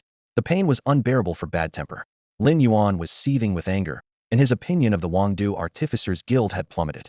Cheng Rui's arrogant and reckless attitude clearly wasn't new, yet the guild's leadership had turned a blind eye all along. This fueled a burning rage inside Lin Yuan. Just as the attendant, Xiaozhang, was about to usher out the father and daughter nicknamed Bad Temper, Lin Yuan stepped forward, his voice cold and firm. I am the artificer they booked. I've already reserved the cultivation chamber. Let's take them there directly. The moment Bad Temper heard this, his eyes lit up with hope. He grabbed his daughter's hand and respectfully called out to Lin Yuan, Master. Xiaozhang breathed a sigh of relief as long as Lin Yuan showed up. He didn't have to deal with kicking people out. At the Wangdu Artificers Guild, visitors roughly fell into three categories. Those with formidable strength respected by all, spiritual practitioners seeking to evolve or empower their spiritual items, and a few pitiful souls who had saved for years just to heal their spiritually damaged artifacts. This place was a harsh reminder that even heroes could be undone by a lack of money. Cheng Rui's once smug face froze in an instant.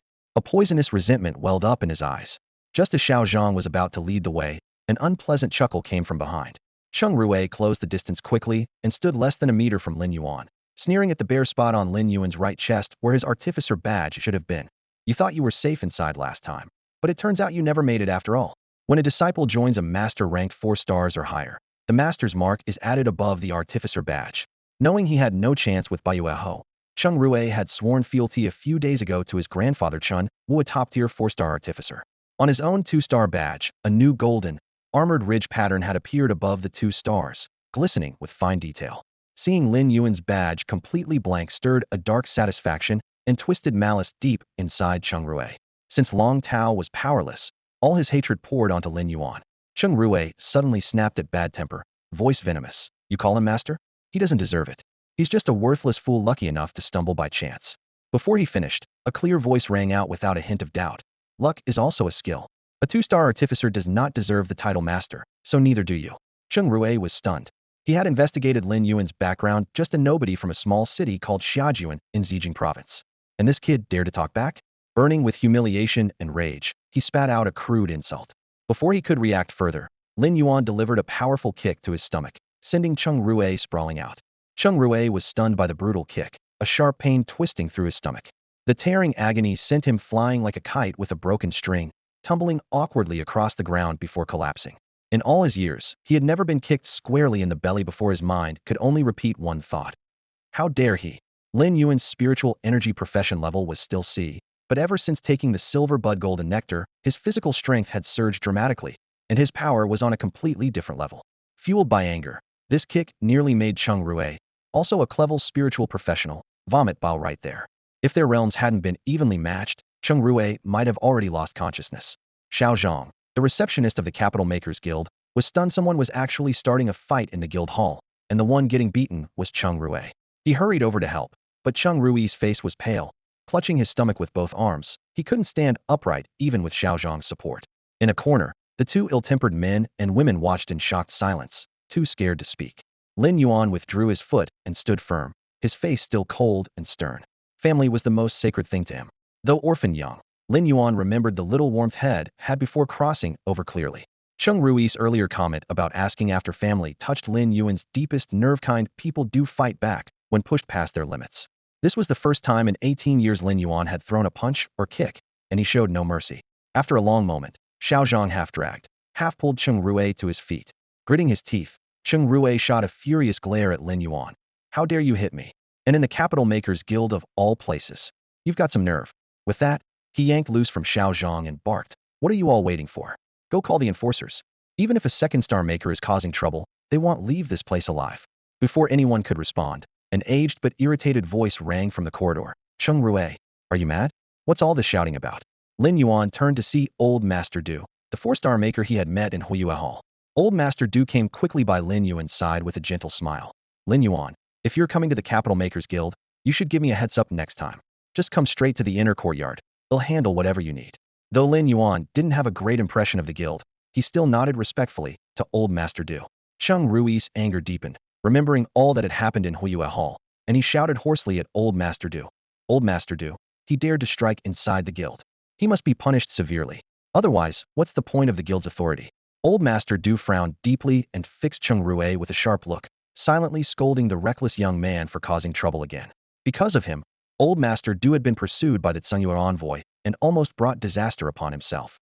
And now Cheng Rue still refused to learn, stirring up trouble anew?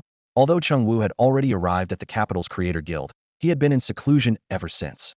In the past few days, Elder Du had been guarding the guild, holding back from telling Cheng Wu about the trouble Cheng Rue had caused. After all, Cheng Rue was the grandson of Cheng Wu, a 4-star peak creator. Even as vice president, Du was cautious about offending his old colleague. So he suppressed his anger while waiting for Cheng Wu to come out of seclusion. Yet Cheng Rue refused to stay quiet, causing another fight in the guild hall today. As soon as Elder Du entered the hall, his cold voice silenced everyone. Cheng Rue, haven't you caused enough trouble here? If anyone is to be punished, it starts with you.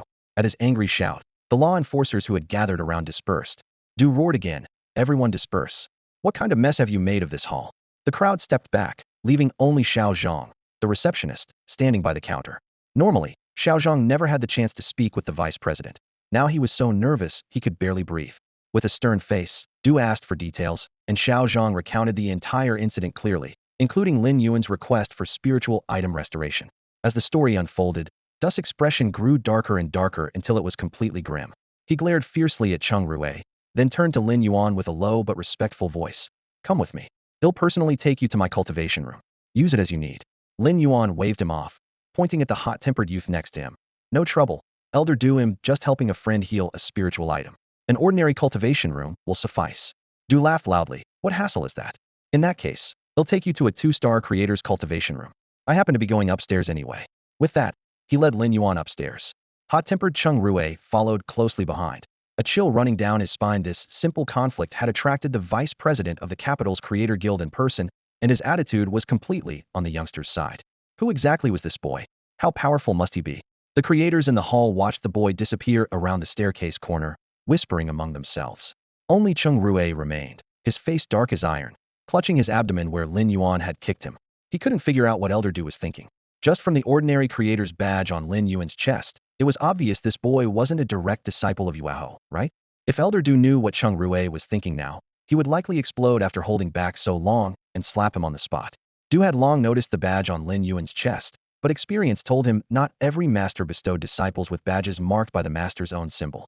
Many masters, to test their disciples, had them wear the most ordinary badges, denying them any privileges. Moreover, some disciples preferred to keep a low profile rather than relying on their sect's prestige. Take Master Yuehao, Master Zhu, and Master Chu, for example.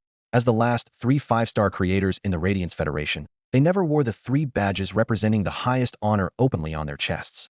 Were they not creators? Only people like Cheng Rue, who couldn't conceal anything, lacked any sense of humility.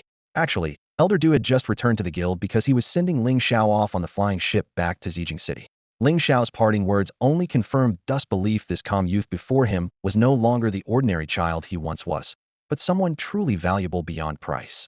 Cheng Rui left the first-floor hall of the Creators Guild without a sound, his face dark and brooding. He headed straight to the cultivation chamber where his grandfather was meditating in seclusion. When he reached the door, he raised his hand but then hesitated, his fingers trembling in midair. Resentment and fear tangled so tightly that his expression became painfully conflicted. At last, he gritted his teeth and pushed the door open. His palm had barely touched the door when it swung inward on its own. An elderly man with glossy black hair stepped out steadily, his robe brushing the threshold and releasing a faint scent of medicinal herbs. Cheng Rui froze in surprise, hadn't expected his grandfather to have emerged from seclusion already. Quickly, he forced a smile and bowed. "Grandpa, after this retreat, your hair is entirely black again. You've made great progress." The old man was none other than Cheng Wu. He gently stroked his temple and responded with a soft but eerie laugh. "The golden ringback Gu has advanced from fantasy level 4 to fantasy level 5. These 10 years were not wasted." His tone was both proud and chilling. Hearing fantasy level 5, Cheng Rui's eyes brightened briefly. Then he hung his head, looking pitiful as he pointed to the chest. "Grandpa, look at this, the Creator's badge. After pledging myself to you, I still failed." Cheng Wu lowered his eyes, fixing them on the special 2-star Creator's badge edged in silver. His brows knitted tightly. "The Capital Guild had already given you that title, naming you the top young creator at 2 stars, and you still failed?" He snorted coldly. "Take off that badge. Wear a regular 2-star one instead. I'm your grandfather, so why come to me wearing that special badge? Seeking a master is supposed to be a form of support. Elder Du has treated you well. I will visit him shortly and see if he will accept you as an apprentice." Cheng Rui could only awkwardly remove the badge. But as soon as he heard Elder Du, his face went pale. If his grandfather went to speak with Elder Du in person, everything about what happened at the Radiant Moon Hall would be exposed, and he would certainly get punished. Yet the hatred burning in his chest was relentless. Suddenly, he took a deep breath, quickly shifting tactics. "Grandpa, I lost control at the Radiant Moon Hall mostly because of a boy brought by Ling Xiao, the city lord of Xiguang." Cheng Wu's expression turned grave. He knew his grandson well. The fact that Cheng Rui came to him now meant this was a tough opponent he couldn't handle on his own. "The one Ling Xiao brought, who is he?" Cheng Rui recited everything he had learned about Lin Yuan, word for word. When Lin Yuan registered as a 2-star creator, the Xiguang City Guild archives contained only minimal information. It wasn't secret at all. When he finished, Cheng Wu coldly glanced at his grandson. "You can't even handle a mere junior 2-star creator?" Cheng Rui's eyes welled with tears. 2 drops slid down as his voice quivered.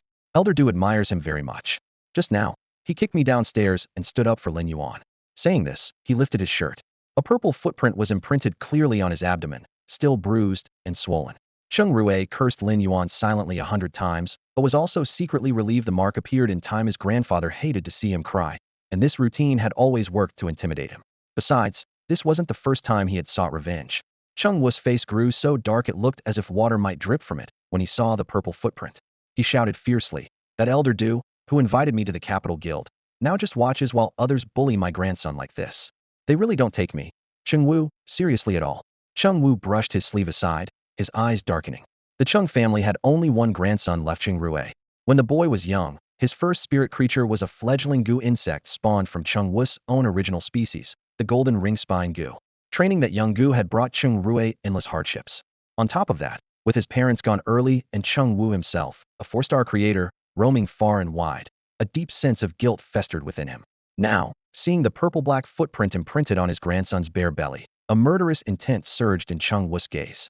Cheng Rui caught the cold light flicker in his grandfather's eyes, but felt a weight lift inside. This score, his grandpa would settle for him. "Grandpa, it's not really Master Dust's fault." Cheng Rui lowered his voice. "That kid Lin Yuan is actually quite talented." "Talented?" Cheng Wu sneered. "What good does talent do if you don't live long enough to use it? I've taught you well, either endure or be ruthless. Have you forgotten?" "Not at all." Cheng Rui lifted his head, a grim smile curling his lips. "That's why this time, I want to crush him myself." To watch as the spinal Gu slowly gnaws through his backbone. Their eyes locked, understanding passing silently between them as they turned and left the gates of the Creator Guild in the royal capital. Meanwhile, Lin Yuan was carefully examining a spirit creature clutched in his hand, the bronze-tier tough leaf chrysanthemum, looking pitifully weak. A normal tough leaf chrysanthemum is an aggressive type. Its leaves can shoot like flying knives with a mild paralyzing toxin, and its petals can store energy to fire focused bursts of poison. But this one's roots were dark and shriveled, leaves limp and drooping, petals mostly fallen off, leaving only a withered yellow corolla on the verge of wilting. "Master, can this tough leaf chrysanthemum still be saved?" The anxious hothead rubbed his hands nervously beside him. Half a year and a fortune had been spent pulling strings to hire a 2-star creator for it, but the expert simply tossed a no-cure over his shoulder and left without a second thought. Was it indifference or unwillingness to act? Hothead had no way to find out such cold rules between spirit professionals and creators were normal. Lin Yuan gently touched a chrysanthemum leaf and nodded faintly. It can be healed. For him, damage to the bronze tier essence was no longer an issue. Back when he was Drank, he could handle it easily. Now promoted to Crank, this chrysanthemum was the perfect test for his healing speed. The simple words broke Hothead's composure. He burst into tears and laughter at once, all the pent-up emotions shattering in an instant. The young girl in his arms, her eyes once dull, now shone as if illuminated from within. She stared at Lin Yuan in stunned silence, offering a smile laden with the relief of survival.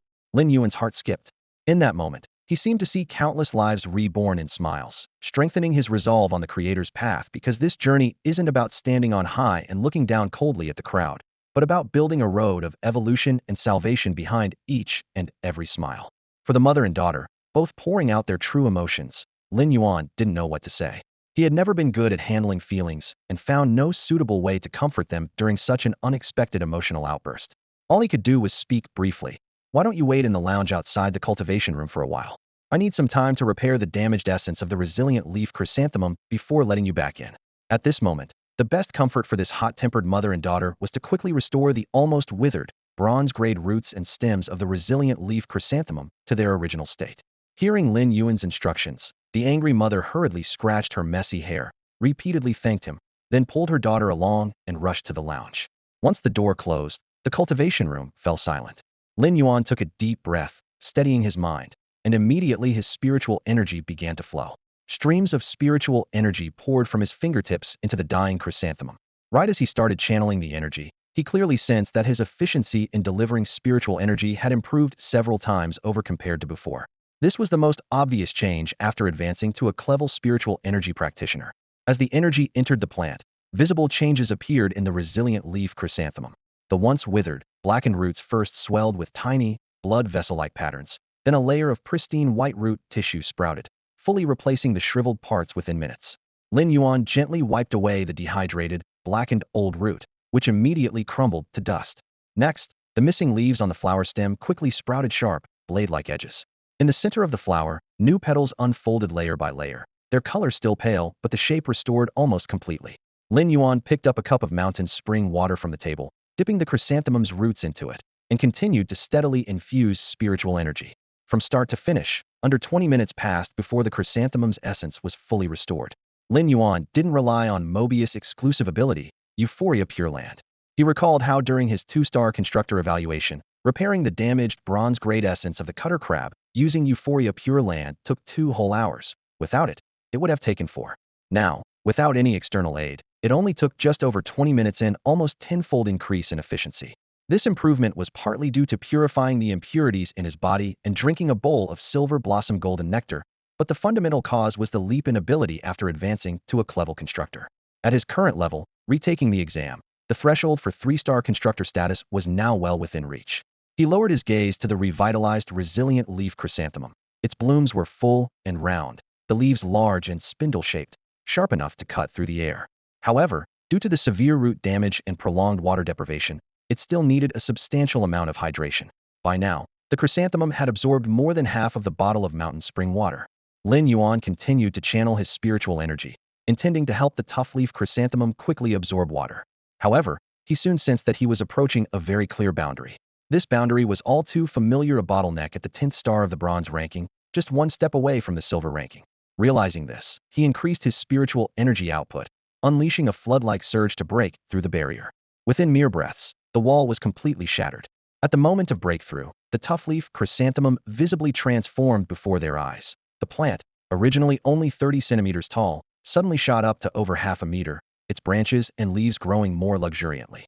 The new stem sprouted dense clusters of tender green leaves, and around the once solitary white flower, 7 or 8 plump buds swelled simultaneously, their petals slowly unfurling.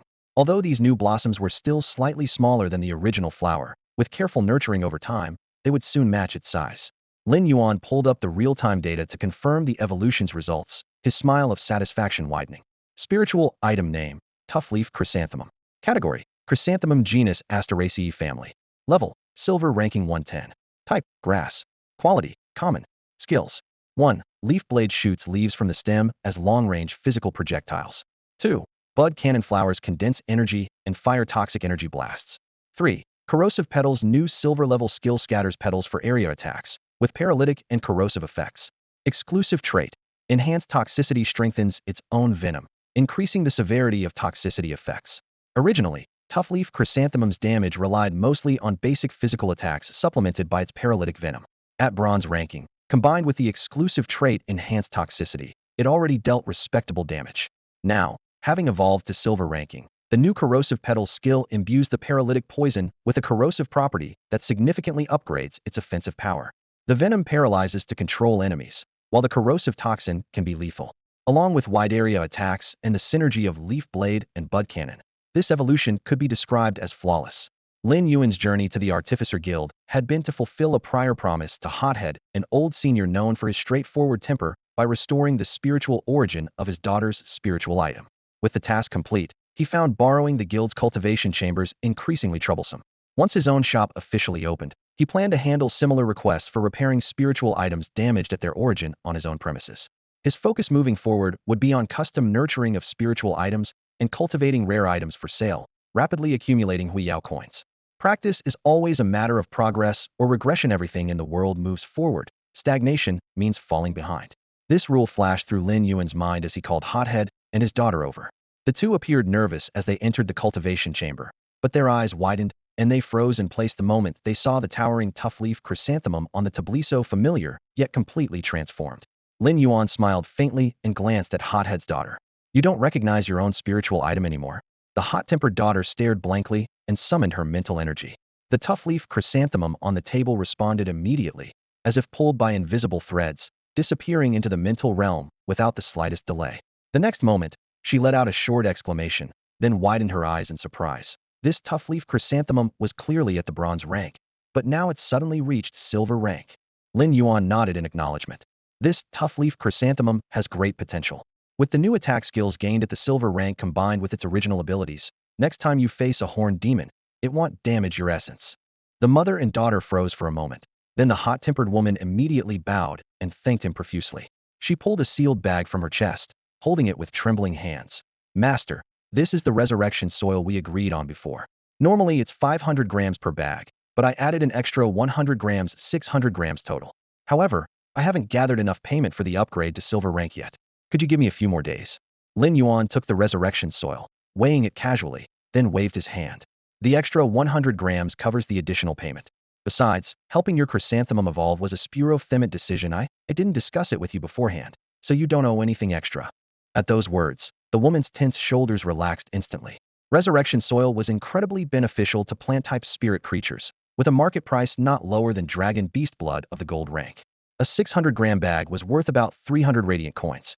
She must have gone through a lot of trouble for her daughter's spirit creature.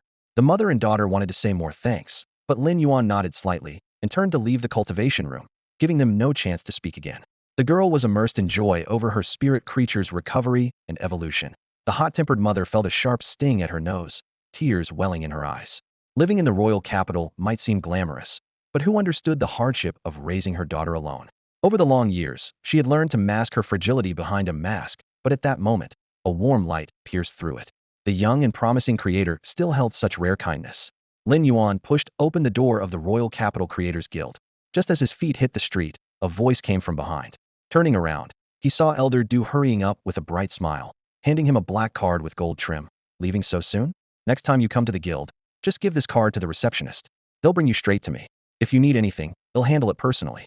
Without hesitation, Lin Yuan accepted the card but remained polite. Thank you.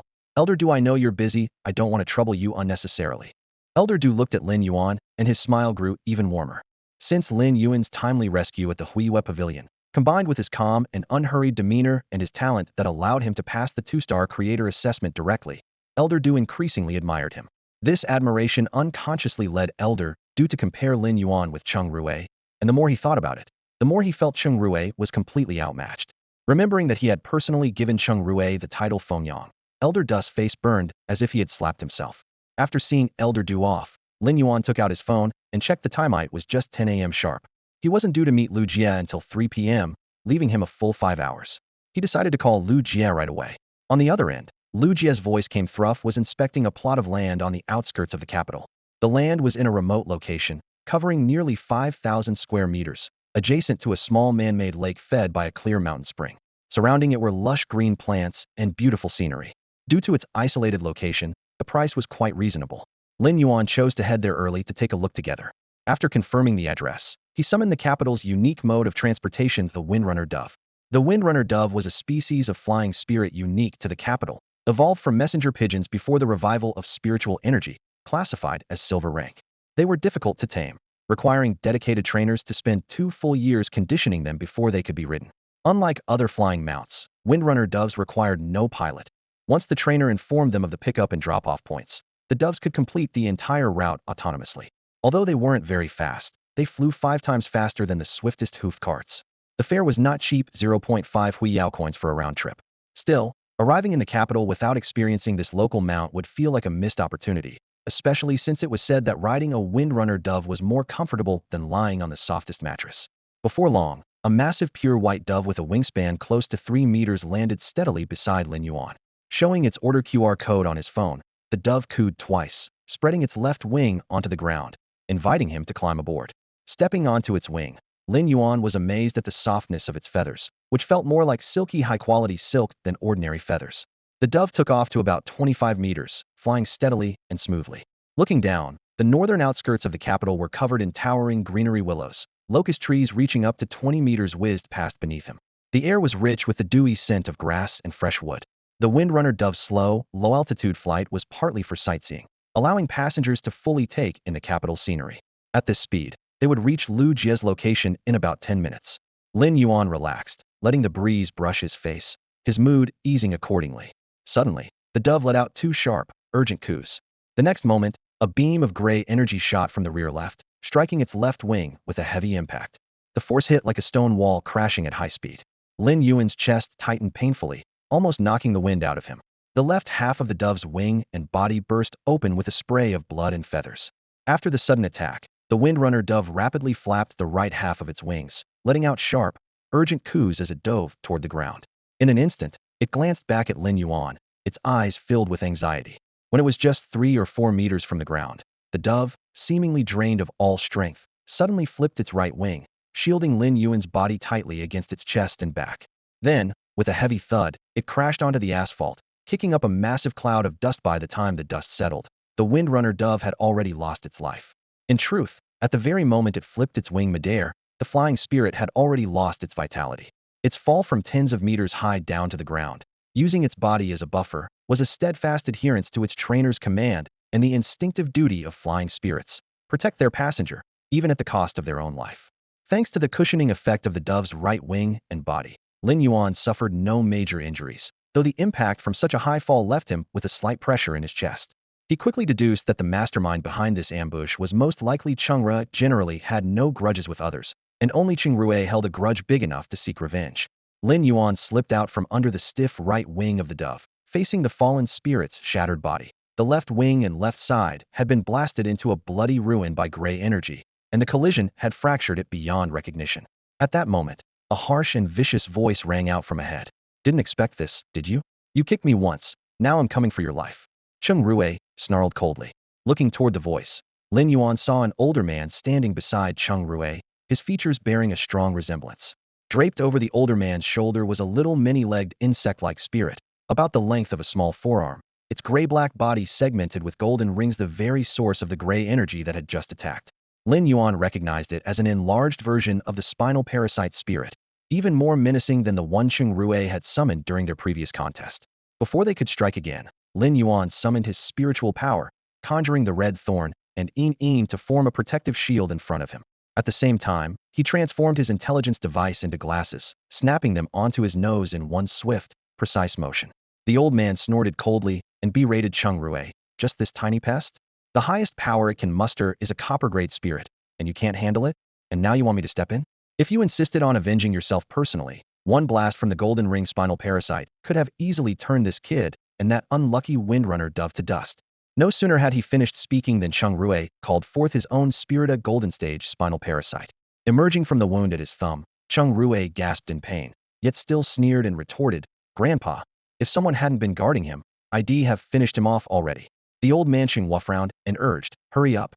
We're in the outskirts of the capital. Killing a second-rate creator here will stir up trouble if it drags out. Every creator is a treasure of the Radiance Federation, not something to be casually eliminated." Cheng Rui licked his cracked lips, stepped forward to tower over Lin Yuan, his voice brazen and venomous. "You creators really deserve to be brought straight to the Radiance Moon Palace with that kind of talent. Even Du Lao tried to protect you, but soon enough your talent will be destroyed. Once your hands and feet are gone, what will you have left to be proud of?" Before the words had even fallen, the exclusive spiritual aura mark of the spirit-gathering goldfish on Lin Yuan's back suddenly burst apart. The immense spiritual energy accumulated by the bronze steppe spirit-gathering goldfish surged out like a golden torrent racing down his spine. At the same time, Inin tilted her head back and let out a sharp cry, instantly unleashing a turbulence.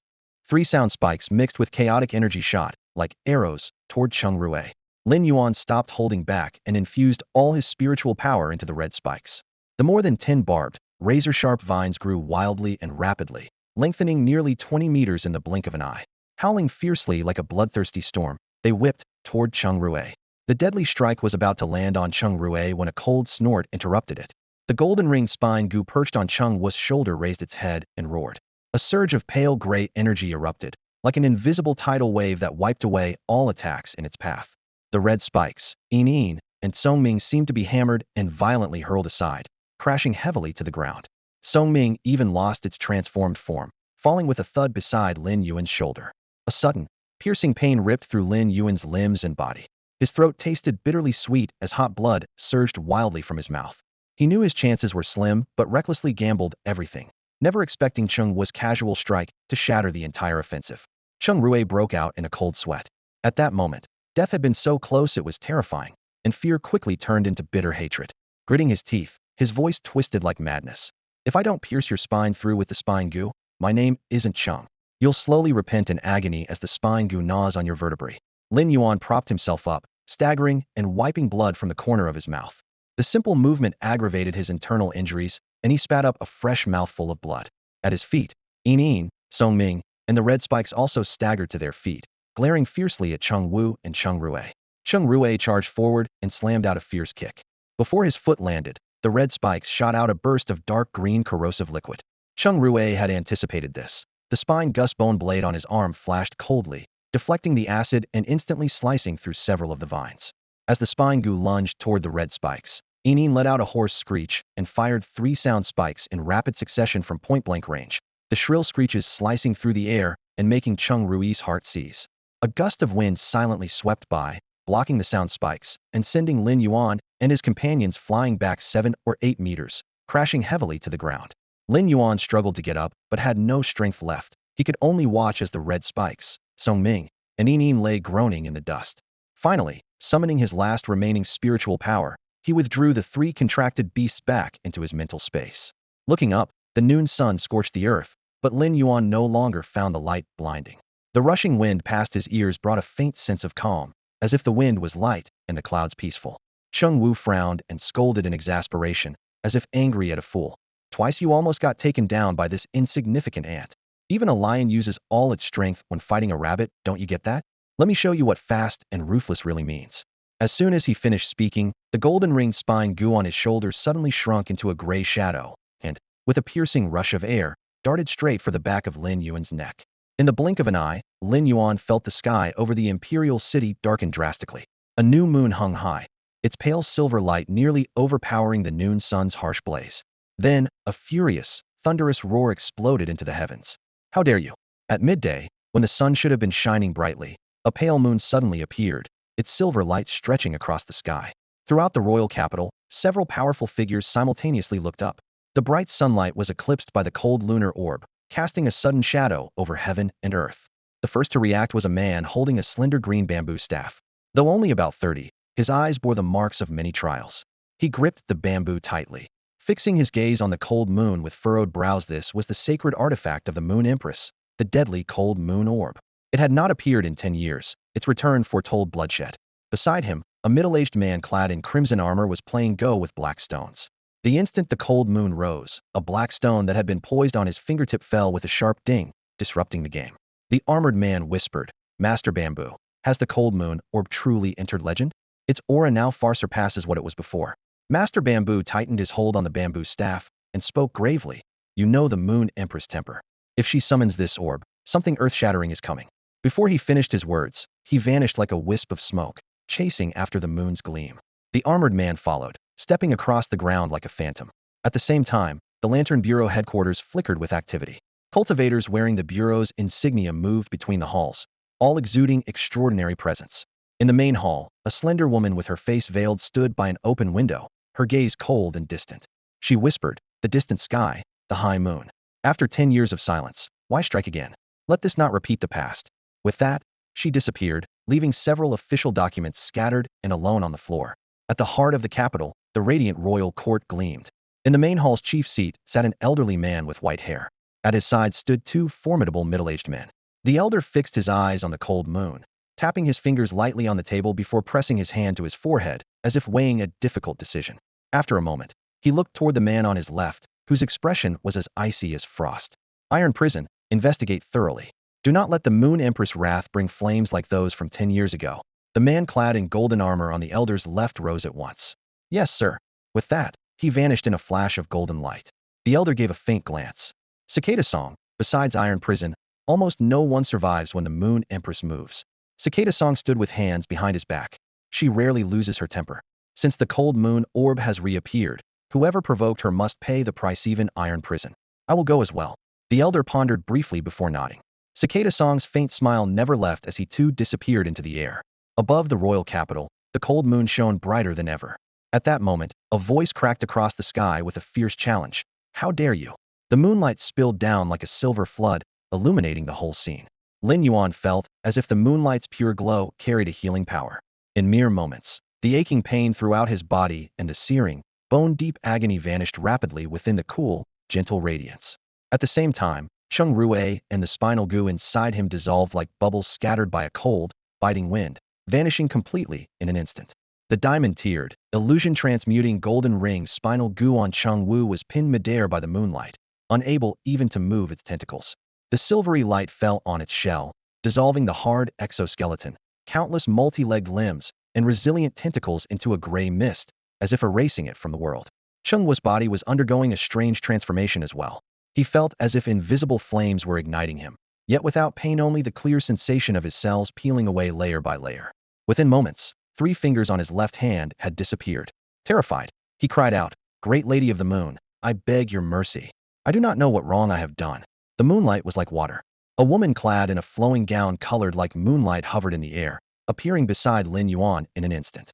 On her shoulder perched a small white rabbit no larger than a palm, chewing on a half-eaten bright red carrot, the crunching sound crisp in the still night. The little rabbit glanced at Lin Yuan, then lightly jumped onto his shoulder. It scraped at the carrot with its front paws, finally managing to peel off a small piece of carrot skin. The rabbit looked at the skin with pity, then with a hint of disdain glanced at Lin Yuan again.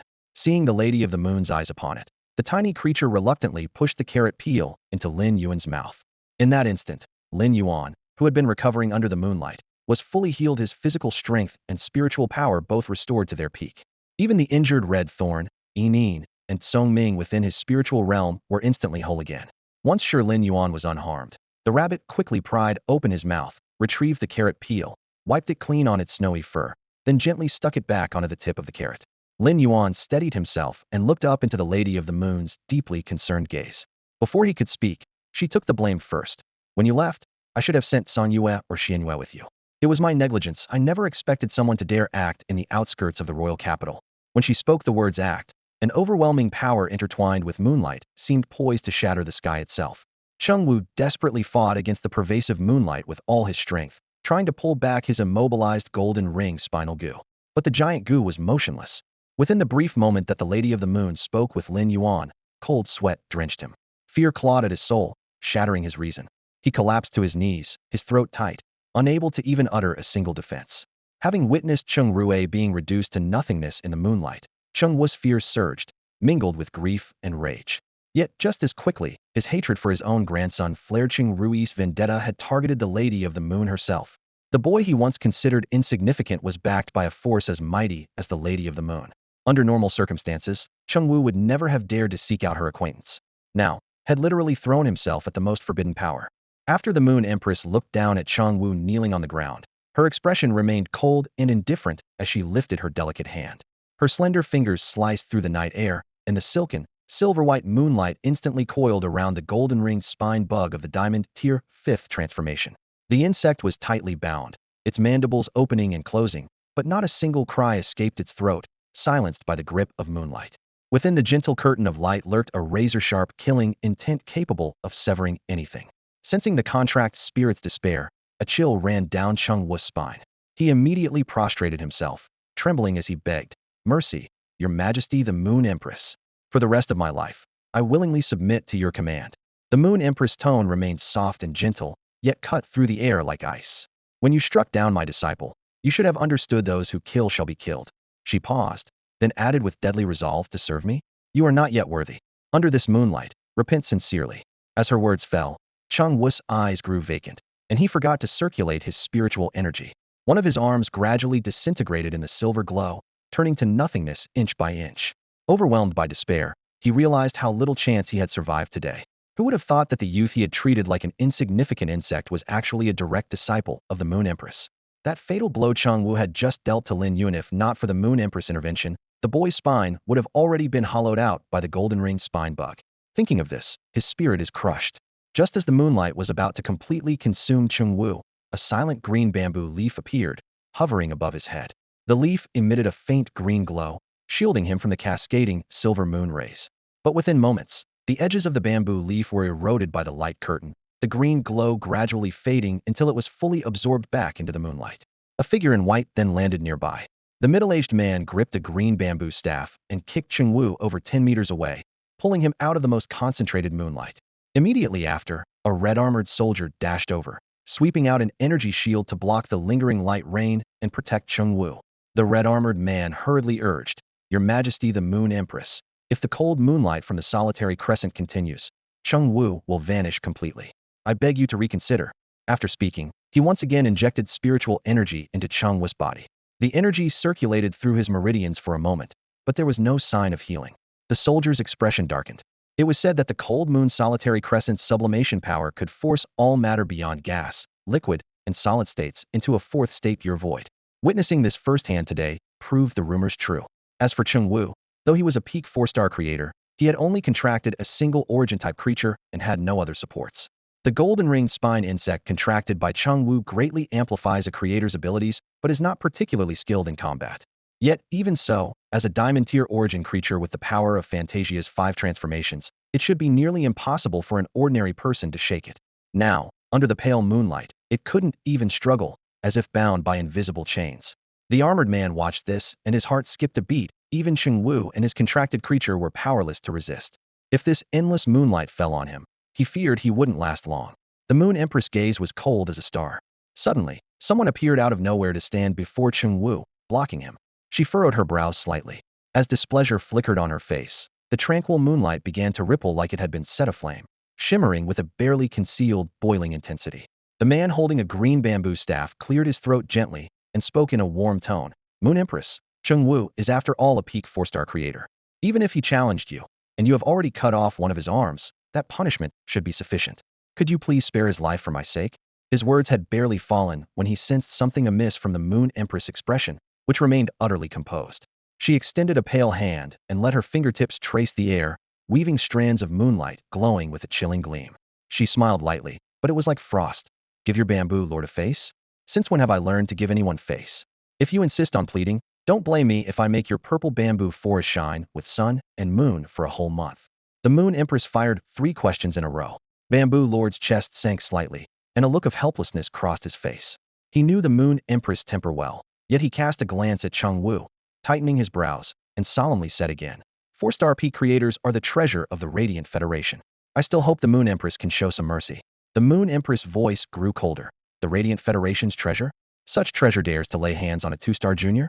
That has long since rotten away." Only then did Bamboo Lord turn his gaze toward Lin Yuan standing beside the Moon Empress. The young man's robe was stained with blood, his chest rising and falling with labored breaths. The pool of crimson at his feet was still fresh and glaringly bright, had clearly just suffered internal injuries. Bamboo Lord's eyes flicked past Cheng Wu with a hint of disgust before focusing on Lin Yuan. His voice as gentle as a spring breeze. Young friend, Cheng Wu was stopped from attacking you by the Moon Empress. I will have him compensate you with rare spirit materials to settle this grudge. He will never trouble you again. Lin Yuan's heart trembled slightly. Before him stood Bamboo Lord, a 5-star creator, revealing just 2 of the 3 5-star creators in the Radiant Federation in mere moments. Though Bamboo Lord's tone was courteous, that word young friend made refusal difficult. As he hesitated, the Moon Empress clenched her pale hand. Boom! The surrounding moonlight immediately boiled. The golden ringed spine insect, once bound by that luminous shackle, trembled violently and rapidly disintegrated. Its body was washed away by silver radiance into dust, not a fragment left, as if it had never existed. The Moon Empress lifted her chin slightly and glanced coldly at Bamboo Lord. Her tone was indifferent. Are you trying to make things hard for my disciple, Bamboo Lord? Rotting flesh breeds insects. Dead fish grow holes. Decay must be removed. Bamboo Lord, you surely don't still believe that rotten wood can blossom into splendid flowers. Hearing the Empress of the Moon's words, Lin Yuan felt a warmth swell in his heart. Although Lord Zhu's tone was gentle, there was no room for argument. Yet just one sentence from the Empress completely shielded him under her protection. Only then did Lord Zhu notice that the youth beside the Empress was her disciple. A flicker of surprise crossed her eyes, quickly replaced by a smile as she softly offered congratulations. Congratulations to the Empress. You have gained a fine pupil. Though polite in phrasing, she knew well that no amount of words could change the moment. Cheng Wu's open attack on the Empress disciple was tantamount to courting death. In the next moment, silver moonlight spread out like a cascade of cold steel, gradually erasing Cheng Wu's primal creature, the golden ring spine goo. Lord Zhu stood silently by, not intervening at all. As the golden ring spine goo dissolved in the moonlight, Cheng Wu's already pale face drained further of blood, a cold sweat seeping from his temples. His battered body was bruised all over, and the death of his goo left his spiritual power severely crippled, as if his very soul had been pulled away. The pain nearly overwhelmed him. At that moment, a seductive female voice came from the horizon. A figure cloaked in black robes, her face veiled, descended gracefully. Her tone was calm but sharp.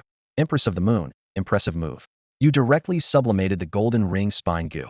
Cheng Wu's entire life was bonded to that creature. Now it's reduced to ash. Has the Empress dispelled her own chi yet? Her face hidden behind black silk. Her expression was unreadable, but her eyes, fixed on the Empress, held complicated emotions. The Empress raised her gaze, her own expression dark and inscrutable, then spoke coldly. Whether my chi has dissipated is none of your concern. Why is the head of the spirit guard wandering here when you should be on duty? Lin Yuan looked up at the voice and recognized the black-robed woman as the head of the spirit guard, the Night Chief, a figure of peak prestige in the current era. The Night Chief landed beside Lord Zhu and spoke in a grave tone. Shiyu, enough. You are no longer the naive girl of old. Now a 5-star creator, a pillar of the Radiance Federation. Rewards and punishments must be clear. No sooner had she spoken than the spiritual energy of the heaven and earth surged violently. A middle-aged man clad entirely in golden armor tore through the air and stopped beside the armored man in red. Before anyone could react, he strode past the red-armored figure and grabbed the collapsed Cheng Wu with a booming voice. The Night Chief is right. Cheng Wu has faults, but he is recognized by the Creators Guild as a 4-star peak creator. Having been punished, leave the rest to me. The red-armored man quickly slipped back toward Lord Zhu, wary of getting too close to the golden-armored man, secretly cursing. Why has Iron Prison come? Daring to defy the Empress of the Moon so openly is courting death. He glanced at Lord Zhu and saw her expression was equally grim. The Iron Prison always acted straightforwardly and relied on strength. Colliding with the Empress so directly could break them both. Lord Zhu's heart also sank. The Empress disciple was nearly killed by Cheng Wu, and now Iron Prison was coming to interfere. Was that not walking into a trap? This man, known for his harshness, would never back down. Cheng Wu, still in agony, gradually regained consciousness and painfully recalled that he was still a respected 4-star peak creator, someone of great value to the Radiance Federation. With this thought, a spark of hope lit up in Cheng Wu's heart. Gripping the golden blade that held him captive, he cried out to the man, Lord Tieyu, please save me. No sooner had the words left his mouth than he twisted sharply toward the moonlit sky and pleaded loudly, Lady Yueho, I admit my mistakes.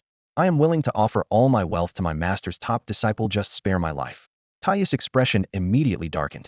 As the commander of the armed garrison, he was usually taciturn, but even he understood these words put him at odds with Lady Yueho. Still, he held firmly to Cheng Wu's shoulder and replied quietly, Lady Yueho, the sentence has been passed. I hope you will administer both rewards and punishments impartially. Rewards? Punishments? Lady Yueho's cold laugh exploded through the air. Standing calmly atop the clouds, the moonlight suddenly thickened like liquid, surging like a tide toward Tieyu. I am the Moon Queen. To me, Cheng Wu's reward is punishment, and his punishment is reward. On what grounds do you demand fairness? If you want to take him away, first prove you have the ability, Tieyu. The moonlight cascaded like a white wave, shaking the very air. Everyone trembled in fear. In an instant, Tieyu's spiritual energy burst forth with force, cracking the earth beneath them. From the fissure emerged a 40-meter-long prehistoric dragon beast, roaring as it broke through the soil. It gathered an energy barrier in its massive jaws, shielding itself from the onrushing moonlight. Lady Yuehao's gaze was icy as she looked up toward the full moon hanging in the sky. In the next moment, the moonlight flared intensely, rippling like waves on water. Within the shimmering ripples, a barefoot girl descended, stepping down on the moonbeam itself. Draped in a long dress woven from moonlight, her hair thick and luminous as liquid silver, she bore a striking resemblance to Lady Yue yet, with a certain ethereal grace never seen before. As the girl's toes touched the ground, starlight exploded deep within the moonlight's glow. The prehistoric dragon beast howled in agony as its enormous body was slammed dozens of meters away, creating a shockwave of earth. At this critical moment, Zhu Jun and a black-robed, masked woman unleashed energy beams simultaneously, barely restraining the beast. Moon Queen, your cold moon solitary wheel technique has reached the second stage of legend, Zhu Jun said, part shocked, part pleased. The armored man beside him's eyes flickered. Second stage of legend when a spiritual object becomes human, so that's what it means. Lady Yueho glanced down coldly. Old Zhu Jun, your Mo Huang bamboo has been a legendary species for decades. I don't believe it hasn't advanced to the second stage yet. Her gaze swept over Zhu Jun and the masked woman. If you choose to fight me, I will gladly accompany you. 10 years in hiding. Yet you all seem to have forgotten who the Moon Queen is. With those words, she shrugged lightly. Perched on her shoulder, the little white rabbit who had been nibbling on a radish suddenly had eyes glowing in intense purple, its pure white fur erupting with spectral violet flames. Just as the purple light was about to burst, a sharp shout rang out from the sky. Moon Queen, have you forgotten what happened 10 years ago? Didn't you vanish from the world because of that incident? The voice struck a chord deep within her. Lady Yuehao's expression faltered briefly. After a moment of silence, she waved her sleeve, and the lone moon in the sky instantly vanished, replaced by the blazing midday sun. Turning, she gripped Lin Yuan's hand and soared upward without looking back, leaving only her cold voice echoing behind. Cheng Wu plotted to kill my disciple, Lin Yuan, the two-star architect of the Huiyao Federation. His crime deserves death. Since you have stirred the pain of 10 years past, Cheng Wu shall be locked in the pool of purification. 3 heartbeats passed in silence before she added, death is the only way out. That is my greatest mercy. After returning to the Moonlight Palace with Lin Yuan, the Empress carefully examined his injuries. Then, with concern in her voice, she said, it's my fault. I didn't send someone to follow you when you left, which caused you to be startled. But perhaps it's for the best this incident has become a lesson for you, one I didn't quite know how to teach before. She paused, her gaze locking into Lin Yuan's eyes. In this world, nothing outside ourselves is more reliable than our own strength. Lin Yuan nodded. His expression was completely different from before. Earlier, though he had called the Empress master verbally, he was still adjusting to the newness and distance of that relationship. Familiar bonds never form overnight. But just now, when Cheng Wu struck a lethal attack he couldn't counter, it was the Empress moonlight-like figure who stepped in front of him, standing firm before the many powerful figures present. If it weren't for him, she wouldn't have had to confront Cheng Wu, nor would so many strong people have gathered today. Since he was 8, he had learned to face the world's hardships alone. Now, in his darkest moment, he was shielded wholeheartedly by someone else. A mixture of bitterness and gratitude surged in his chest, but he swallowed it down. The word master suddenly carried profound weight in his 18 years of life. Sensing his emotions, the Empress furrowed her brow slightly, and then spoke softly. It's frightening the first time you encounter something like this, but it won't happen again. You have a master now. A sting rose in the corner of Lin Yuan's eyes. His throat was dry with no tears, but a burning warmth spread through his chest. He pressed his lips together, and after a moment spoke hoarsely, I'm not afraid anymore. I understand now true security in this world comes from your own strength. Seeing how quickly he recovered, the Empress nodded in approval. During the brief silence, fragments of conversations from several powerful figures about the upheaval 10 years ago flickered in Lin Yuan's mind. That mystery seemed to envelop the top experts of this era, yet nothing was recorded on Xingqian's network. At that moment, the Empress raised her hand and handed him a black lacquer box. Opening the lid revealed 3 badges resting quietly on a velvet cushion designed like the insignias Lin Yuan earned when passing the 2-star maker's test, but each now adorned with a beautifully curved crescent moon entwined with runes, shimmering faintly in the moonlight. Lin Yuan took the box with both hands, then bowed deeply, solemnly performing the formal master-disciple greeting. Disciple Lin Yuan pays respects to master. Rarely did the empress, usually cold face, show a smile. She then handed over a jade token. The token felt smooth and warm to the touch, pure white as snow, with two interlocking crescent moons on the top and Batoma deeply antique design. This is the moonlight token. You used to refuse gifts I sent before, but now that the formalities are complete, I couldn't think of a better present. Keep this. When you need spiritual materials, present it at the Moonlight Palace's supply storehouse and take what you need. Lin Yuan accepted the moonlight token with solemn gratitude, feeling an unprecedented sense of assurance welling up inside him. After all he had experienced, his mindset had changed completely. Before Cheng Wu's assassination attempt, Lin Yuan had been determined to progress steadily through his own hard work. But now, while still holding on to his original beliefs, he had grown more flexible and adaptive. In the past, he had insisted on gathering spiritual materials with his own hands. There was nothing wrong with that approach, but it was far too slow. Now, having completed his master-disciple ceremony and officially recognized Yu Ho as his mentor, he could finally tap into the resources of Huiyue Hall to fill the biggest gap he faced, the shortage of spiritual materials. A lack of spiritual materials directly limited the advancement of his spirit items. His 3 willpower runes were precious treasures with nowhere to place them, especially Baiha Lily. Baiha Lily had already ascended to the 10th level of the bronze rank with epic quality. It only lacked a few critical catalytic ingredients to reach legendary quality, allowing it to merge with the Shanchuan willpower rune and evolve into a fantasy species. If Baiha Lily could become a fantasy species while still at the bronze rank, its potential would be maximized. Ling Xiao had once said that the earlier a spirit item entered the fantasy species stage, the greater its future achievements. This ignited a new ambition within Lin Yuan. He did not want Baiha Lily to have the advantage all to itself. He also hoped to elevate Hong Xi to legendary quality at the bronze rank. When that happened, Hong Xi would transform into a fantasy species by harnessing the willpower rune it had refined through its understanding of killing intent. As for the 3rd rune, day and night alternation, Lin Yuan had originally planned to give it to Yin. However, Yin's exclusive trait Sunny Sky aligned more closely with solar power, which didn't quite match this rune's nature, so Lin Yuan decided to keep it for another purpose. If he could find a new spirit item or primal creature with very low mental energy consumption that also matched this rune, he would be ready to form another contract. So far, though, no suitable candidates had appeared, so he held back. After surviving Cheng Wu's ambush, getting stronger became the singular theme dominating Lin Yuan's mind. The method was simple: time plus resources. With a whole year of spiritual material supplies from Huiyue Hall, he firmly believed he could undergo a profound transformation. Therefore, he decisively shifted his previously scattered plan to focus all his energy on increasing his combat power. When he finally accepted the Huiyue token without hesitation, Yu Hao's eyes smiled warmly. She advised, rest well for 2 days. Your body has healed, but if you still feel unsettled mentally, come find me anytime.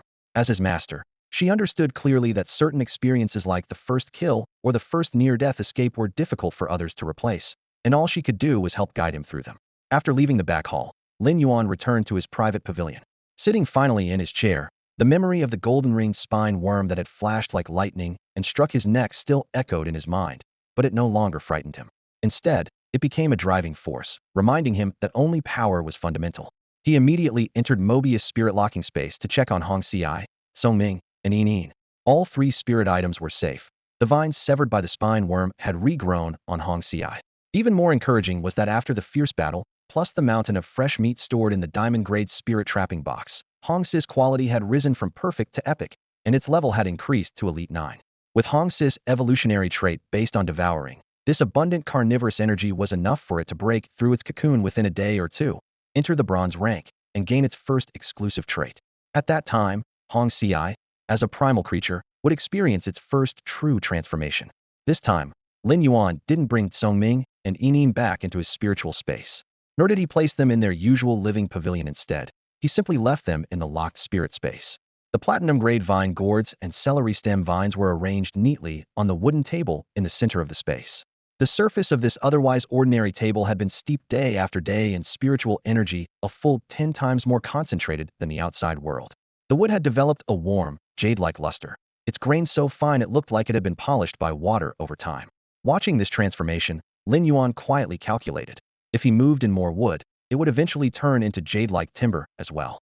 Although this jade wood was of little help for cultivation, it was rare and beautiful, always a high-priced luxury item, especially whole furniture sets, which were extremely valuable but hard to sell. Songming, if you're hungry, help yourself. Don't be shy, Lin Yuan said, nodding toward the spirit plants on the table.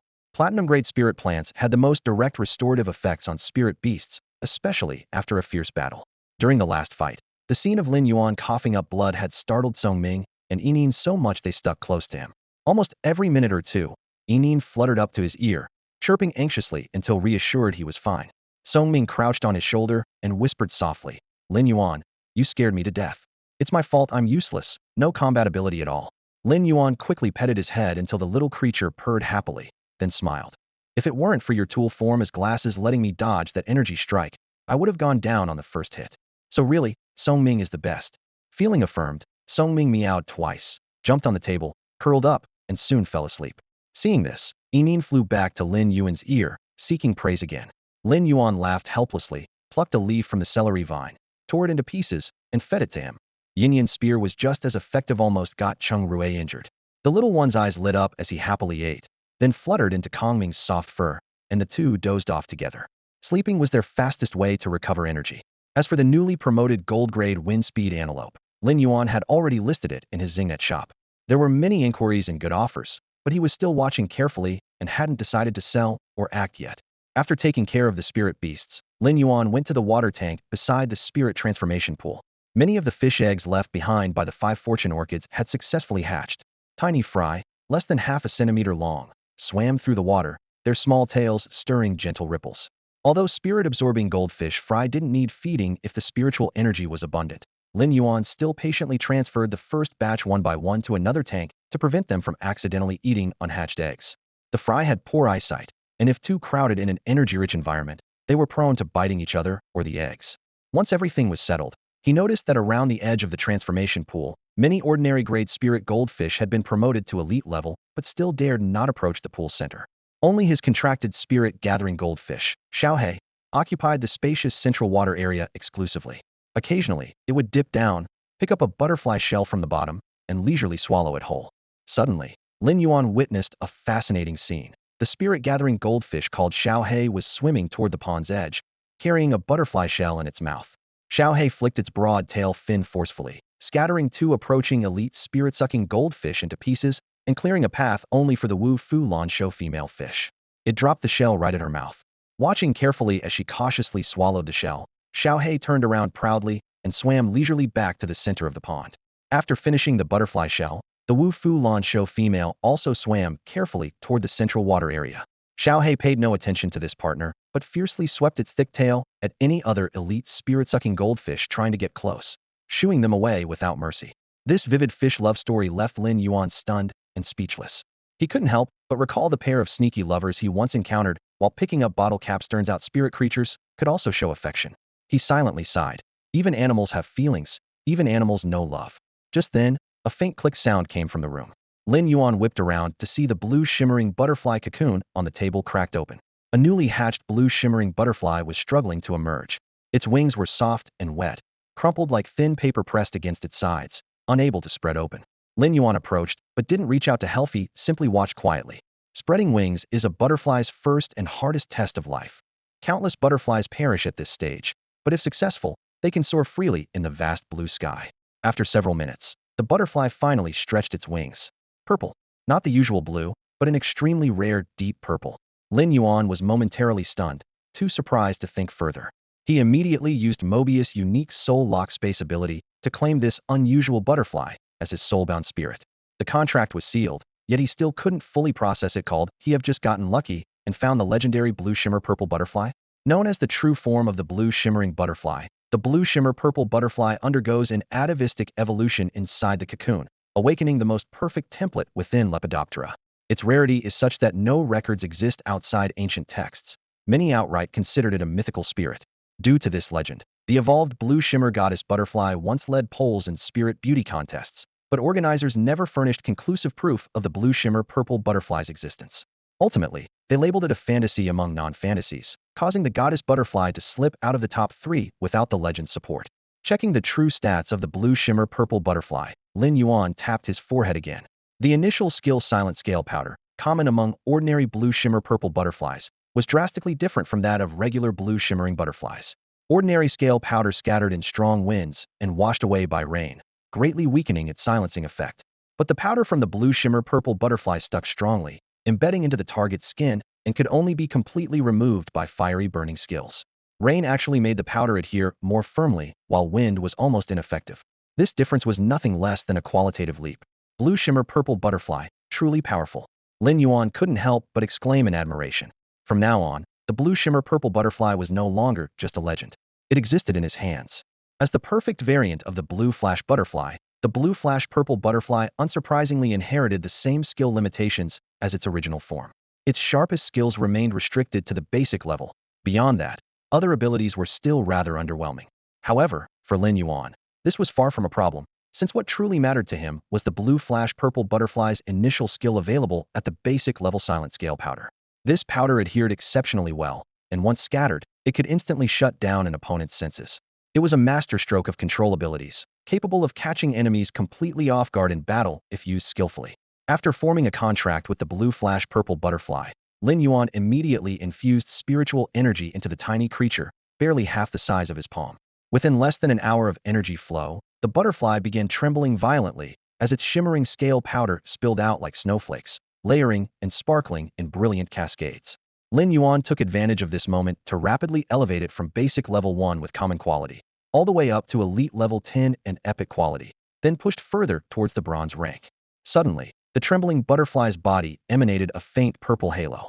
The purple glow was soft and stunning in a way words struggled to capture if forced to describe it.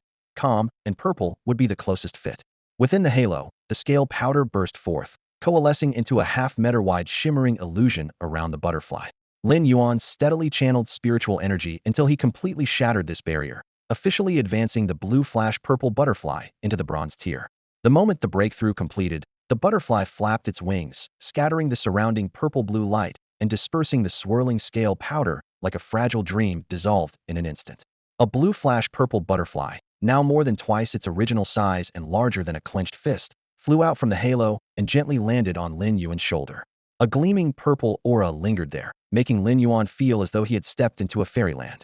Usually a self-proclaimed no-nonsense guy, Lin Yuan finally understood why beautiful spirit creatures commanded such exorbitant prices and fierce competition. Just a single glance was an exquisite visual feast. Seemingly sensing its owner's delight, the blue flash purple butterfly joyfully circled around him, its wings stirring gentle breezes in a clear display of affection. Because it had reached epic quality at the elite level, the blue flash purple butterfly naturally developed 3 exclusive traits upon entering the bronze tier. Lin Yuan checked them immediately. The first trait-hardened scale powder consisted of microscopic metal-like particles. When they rubbed against each other, the sharp microsurfaces could even scrape skin. But to Lin Yuan, this trait was more of a drawback. Silent scale powder needed to be light to spread quickly and stick firmly to its target. The hardness and weight of this trait only slowed the casting speed and weakened adhesion, doing more harm than good. Had the blue flash purple butterfly not advanced to epic quality while still at the elite level, this precious spirit creature might well have been ruined by this trait alone. This explained why so many spiritual practitioners eagerly sought for their spirit creatures to reach epic quality before upgrading from elite to bronze tier. Ignoring the first exclusive trait, Lin Yuan moved on to the second. The second red flash wings. It could drastically boost flight speed in a very short time, and as the wings vibrated, the scale dust it carried would leave intermittent trails of light in the air, making the blue flash purple butterfly appear to teleport in flickers. This undoubtedly increased the survival rate of the spirit creaturite, was a superb life-saving skill for any support-type spirit that excelled in control but had almost no defense. However, to Lin Yuan, the value of flash wings wasn't very high. The blue flash purple butterfly was Mobius-bound spirit, and the Mobius bracelet sat right on his wrist. He only needed to raise his hand to activate the skill directly. While summoning the spirit body slightly enhanced the coverage and density of the silent scale dust. Since most of the time, he didn't have to call forth the avatar, the speed bonus from flash wings was basically useless to him. Lin Yuan thought to himself, if the third trait wasn't suitable either, he'd have to settle for the universal flash wings after all. But the moment his eyes landed on the third trait, a grin instantly spread across his face. The third scale dust halo. Skill description. The blue flash purple butterfly scale dust had strong multifaceted reflective properties, capable of creating optical pollution within the dust coverage area, causing targets to become dazzled or even temporarily blinded. For most Lepidoptera insects, even other butterfly spirits, this sounded like a rather mediocre trait. If the reflection wasn't strong enough, it at best just caused a glare with limited effect. But for Lin Yuan, who could only fight using the blue flash purple butterfly's base skills, this was practically a tailor-made divine ability. Scale Dust Halo directly enhanced the control power of the basic skill Silent Scale Dust. When the Silent Scale Dust was scattered, the optical pollution followed, first dazzling opponents with a bright light, then sealing their skills with the silence effect, forming a double control. More importantly, Scale Dust Halo acted preemptively. When the target's senses were overwhelmed by the bright light, the best moment to dodge had already passed. By the time they struggled to regain vision, the silence effect was already in place, and clearing it would consume precious time. Exactly the window when Lin Yuan's other spirits unleashed their firepower. Each spirit could have hundreds or even thousands of exclusive traits, and finding one that truly fit was no easy task. Some breeders even repeatedly refreshed bronze tier traits before signing contracts, only accepting when satisfied. But to specifically request something from the vast trait library? Far from simple. Lin Yuan couldn't help but recall Salted Egghead. They had already agreed on nearly 15 waves of spraying net spiders, but after dozens of attempts, they still hadn't seen the coveted transparent spider silk Salted Egg had dreamed of. At this moment, Lin Yuan clearly realized he had witnessed two miracles today. First, the blue flash butterfly's cocoon had produced the 1 in 10 million chance blue flash purple butterfly. Second, after he enhanced the blue flash purple butterfly, it immediately drew the perfectly matching trait, Scale Dust Halo. The blue flash purple butterfly had only just reached the bronze tier, so the power of Silent Scale Dust still seemed immature. But if it continued to grow, with its exclusive Scale Dust Halo trait, Silent Scale Dust would definitely become a formidable control skill on the battlefield.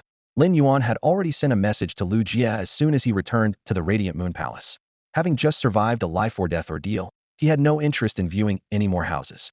Instead, he stayed in his room, focusing all his attention on enhancing his spirit beasts. Under his control, the blue flash purple butterfly was gradually strengthened from level 1 copper rank of ordinary quality all the way to level 10 copper rank of epic quality. The radiance and patterns on its wings became sharper and clearer during the upgrade process, almost slicing through the air. Yet Lin Yuan did not rush to evolve the blue flash purple butterfly to the silver rank. Its future potential depended on when it would ascend to the fantasy species, so he had to proceed cautiously. To ensure all his spirit beasts improved in sync, Lin Yuan capped them all at copper rank level 10 and refused to push any further. The reason was simple. Mobius level was tied to the spirit beast assigned to the soul lock slot, and none of the locked beasts could be swapped out. If any one of them got stuck at a lower level, it would be a disaster for him, as Mobius would be forced to remain at that spirit beast's minimum level.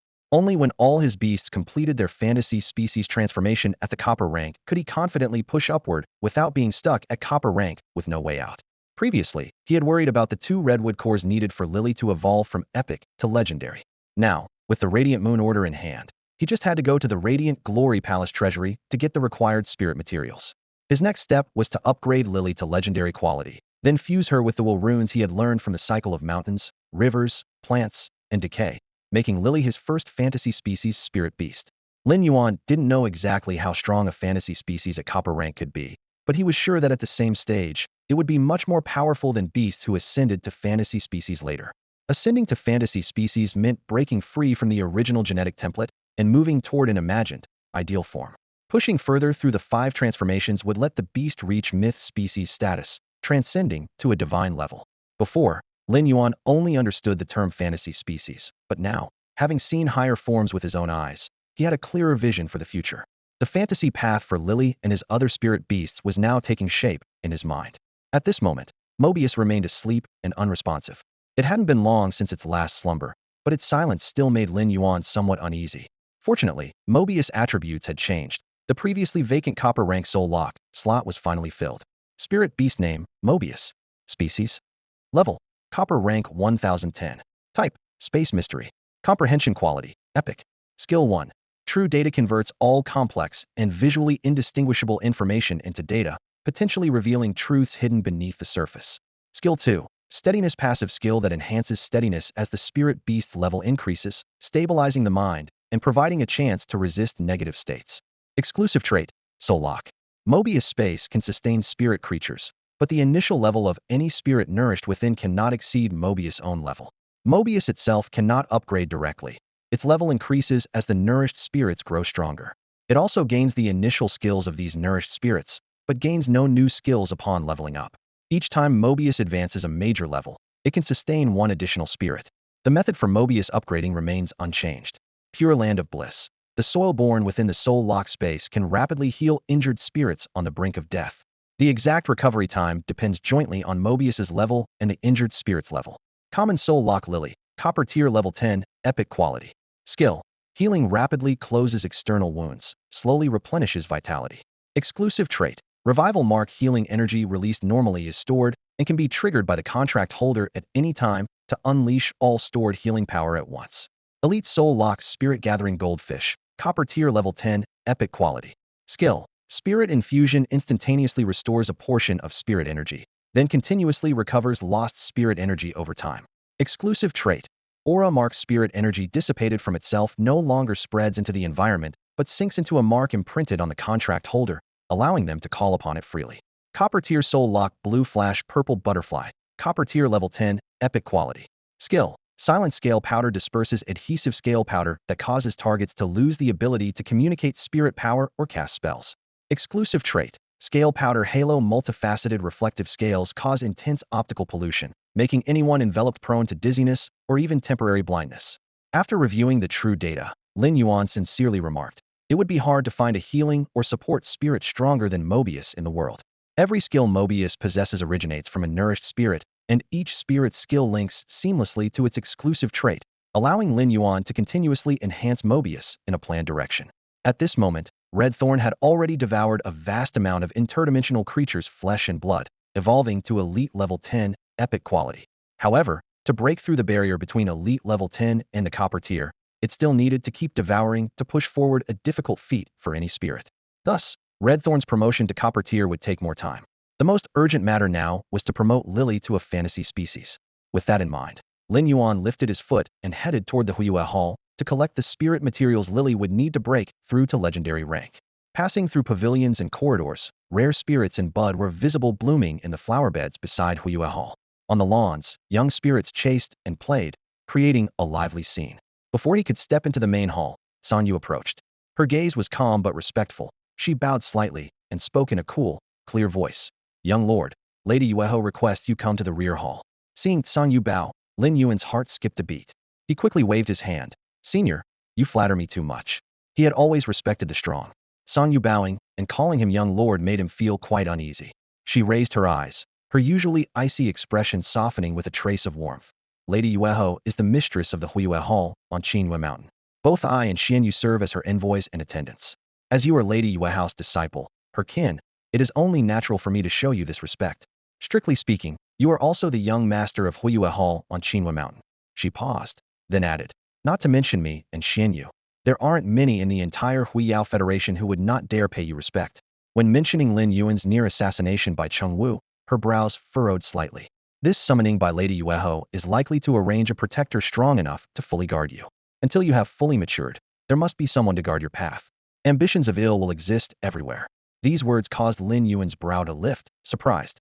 His master Yueho was actually arranging a bodyguard for him? In the hearts of the Huiyao Federation's people, a shield bearer is a deeply sacred figure. They represent the protection of the younger generation's safety and growth, safeguarding a path that is still tender but endowed with exceptional potential. Along the long road of a young talent's rise, any danger threatening their life is borne on the shield bearer's shoulders. Yet shield bearers maintain the role of detached observers, calmly watching the path they protect transform step by step. The primary requirement to become a shield bearer is to have a will rune inscribed within. When swearing the oath, they face the rune and vow to the heavenly way in their own heart, to devote every ounce of strength, even their life, to nurture this path. Only when they judge the ward's growth to be satisfactory will the oath be reactivated and deepened, elevating the shield bearer's role from passive observer to an active steward no longer distant, but involved intimately in everyday affairs.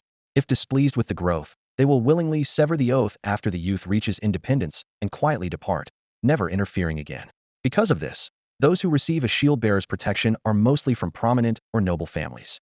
For the powerful, taking on the shield bearer role holds little immediate gain, more a gamble on the future. They bet that the genius they protect will one day stand at the peak and repay their loyalty. But if the protege dies midway, the backlash of the will rune falls on the shield bearer, resulting in injuries ranging from severe wounds to complete destruction of their spiritual foundation.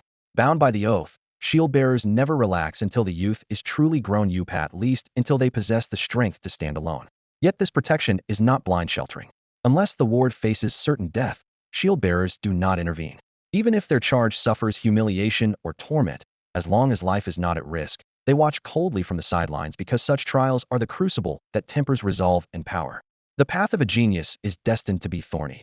Only by stepping over every sharp thorn can they stand on the true summit and see the world beneath.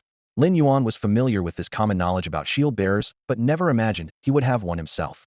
Even after pledging fealty to the moon, he didn't expect a powerful figure to guard him so closely from then on. Thinking of no longer needing to worry about assassination attempts, he didn't resist the protection, only felt slightly unsettled by this sudden companionship. On the way, Song Yu's expression was ice cold as she recounted to Lin Yuan the execution of Cheng Wu. Whenever Cheng Wu's name was mentioned, a chilling light flickered in her eyes.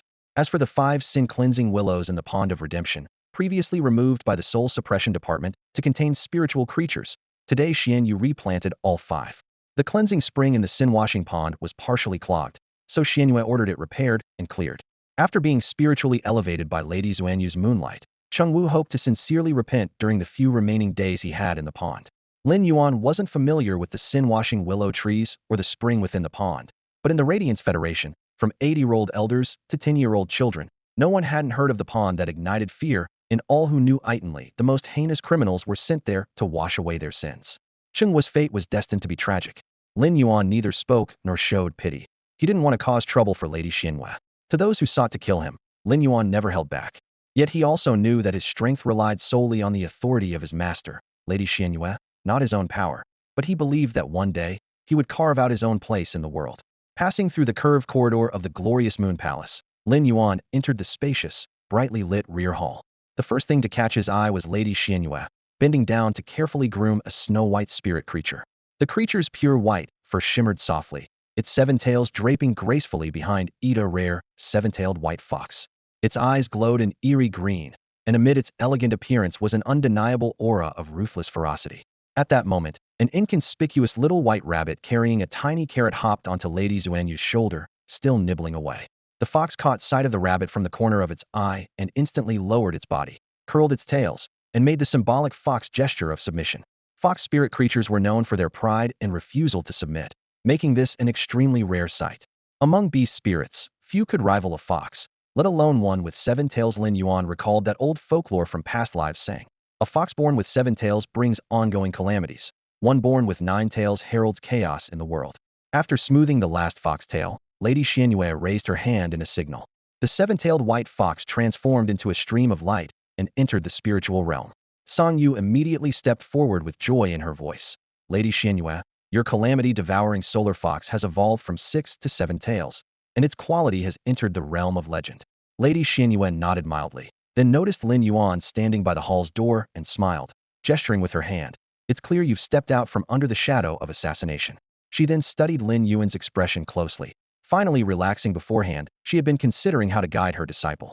Lin Yuan chuckled, flashing a row of neat white teeth, his smile bright as sunshine. "I made Master worry." In truth, he was not terrified by the assassination. His somber expression stemmed from the moment of true realization of his own weakness. Having lived 2 lives and died once, his inner resolve was beyond ordinary understanding. "Master." Just that single word brought a gentle curve to Lady Xuanyu's brows and a smile nearly impossible to conceal.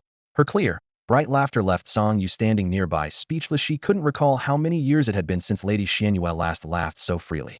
Song Yu, whose face was usually cold and frosty, rarely showed a smile, but now one appeared not just from happiness for the queen, but as if the relaxed atmosphere in the hall had lifted her spirits. After some casual conversation, the queen's expression suddenly turned serious, a weight of concern settling between her brows. "After much thought, I believe it's best to choose a guardian for you as soon as possible. That way, if danger arises, you'll be protected," she said solemnly, turning her gaze to Lin Yuan. Without hesitation, Lin Yuan nodded slightly. "As you arranged, Master." Seeing his prompt agreement, the queen's smile deepened. Since taking him as her disciple, Lin Yuan had always been strong-willed and rarely relied on her, which brought both pride and a subtle sense of fatigue to her as his teacher. Now that he readily accepted, she felt unusually at ease, and teasing half seriously, she added, "Your guardian is right here in the back hall, right under your nose. Let's see if you can spot them." Lin Yuan looked around, his eyes finally settling on Song Yue. He couldn't help but wonder, could she be the guardian Master had arranged for him? Song Yue smiled at him, neither confirming nor denying. Just then, Lin Yuan felt a sudden weight on his shoulder. Without realizing anything had landed, he heard a chilling yet clear female voice whisper by his ear, "Hey kid, where are you looking? Your guardian is right here."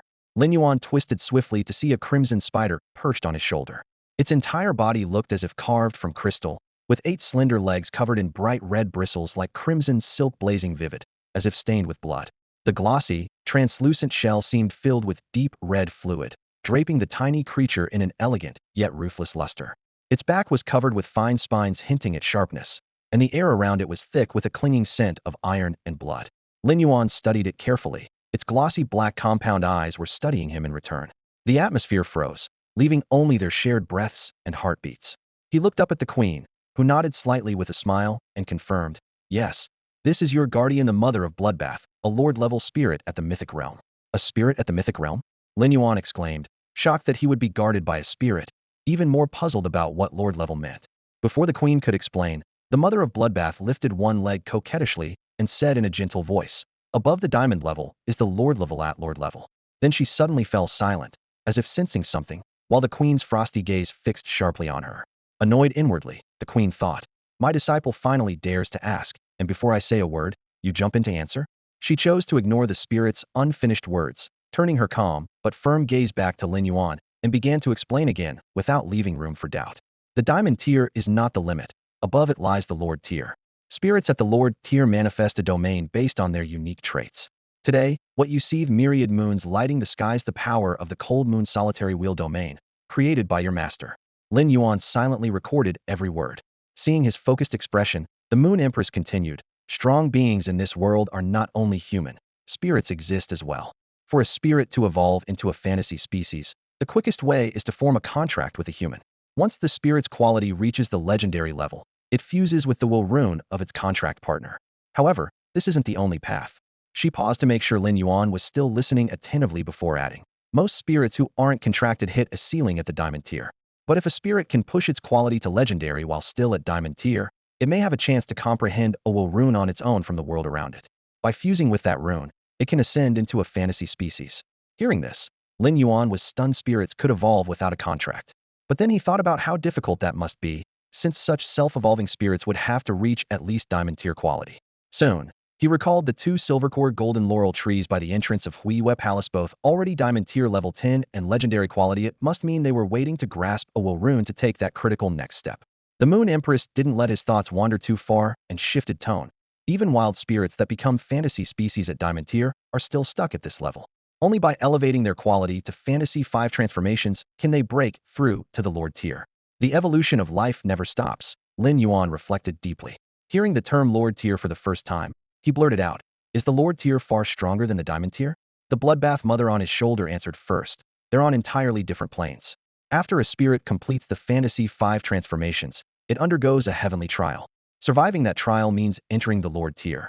I was saved by the Moon Empress during that trial, and that's why I agreed to be your bodyguard, you silly kid." The bloodbath mother's eyes showed an unmistakable fear when mentioning the trial, proving that the heavenly trial is both a great opportunity and a deadly tribulation. The Moon Empress looked at Lin Yuan with solemnity. "This is all classified information within the Huiwe Federation. Only king-level elites may know. Many focus on the spirit's quality but overlook their tier. To enter the lord tier, the prerequisite is completing the fantasy 5 transformations at the diamond tier. To lords, any spirit below the lord tier is merely a stronger ant." Lin Yuan, who had only vague ideas about mythic species before, finally understood. The starting point of becoming a mythic species is completing the fantasy 5 transformations at the diamond tier to ascend to the lord tier. He had always wondered why the fantasy species he encountered never exceeded diamond tier, and now he had his answer. Achieving the fantasy 5 transformations leads to the lord tier, and only as a lord can one hope to touch mythic power and ascend to a mythic species. That's all for today. Thank you so much for watching. I hope you guys enjoyed. If you wish to have another part of this recap, please give us at least 1,000 likes. Please don't forget to comment and subscribe to our channel for more content like this. Until next time.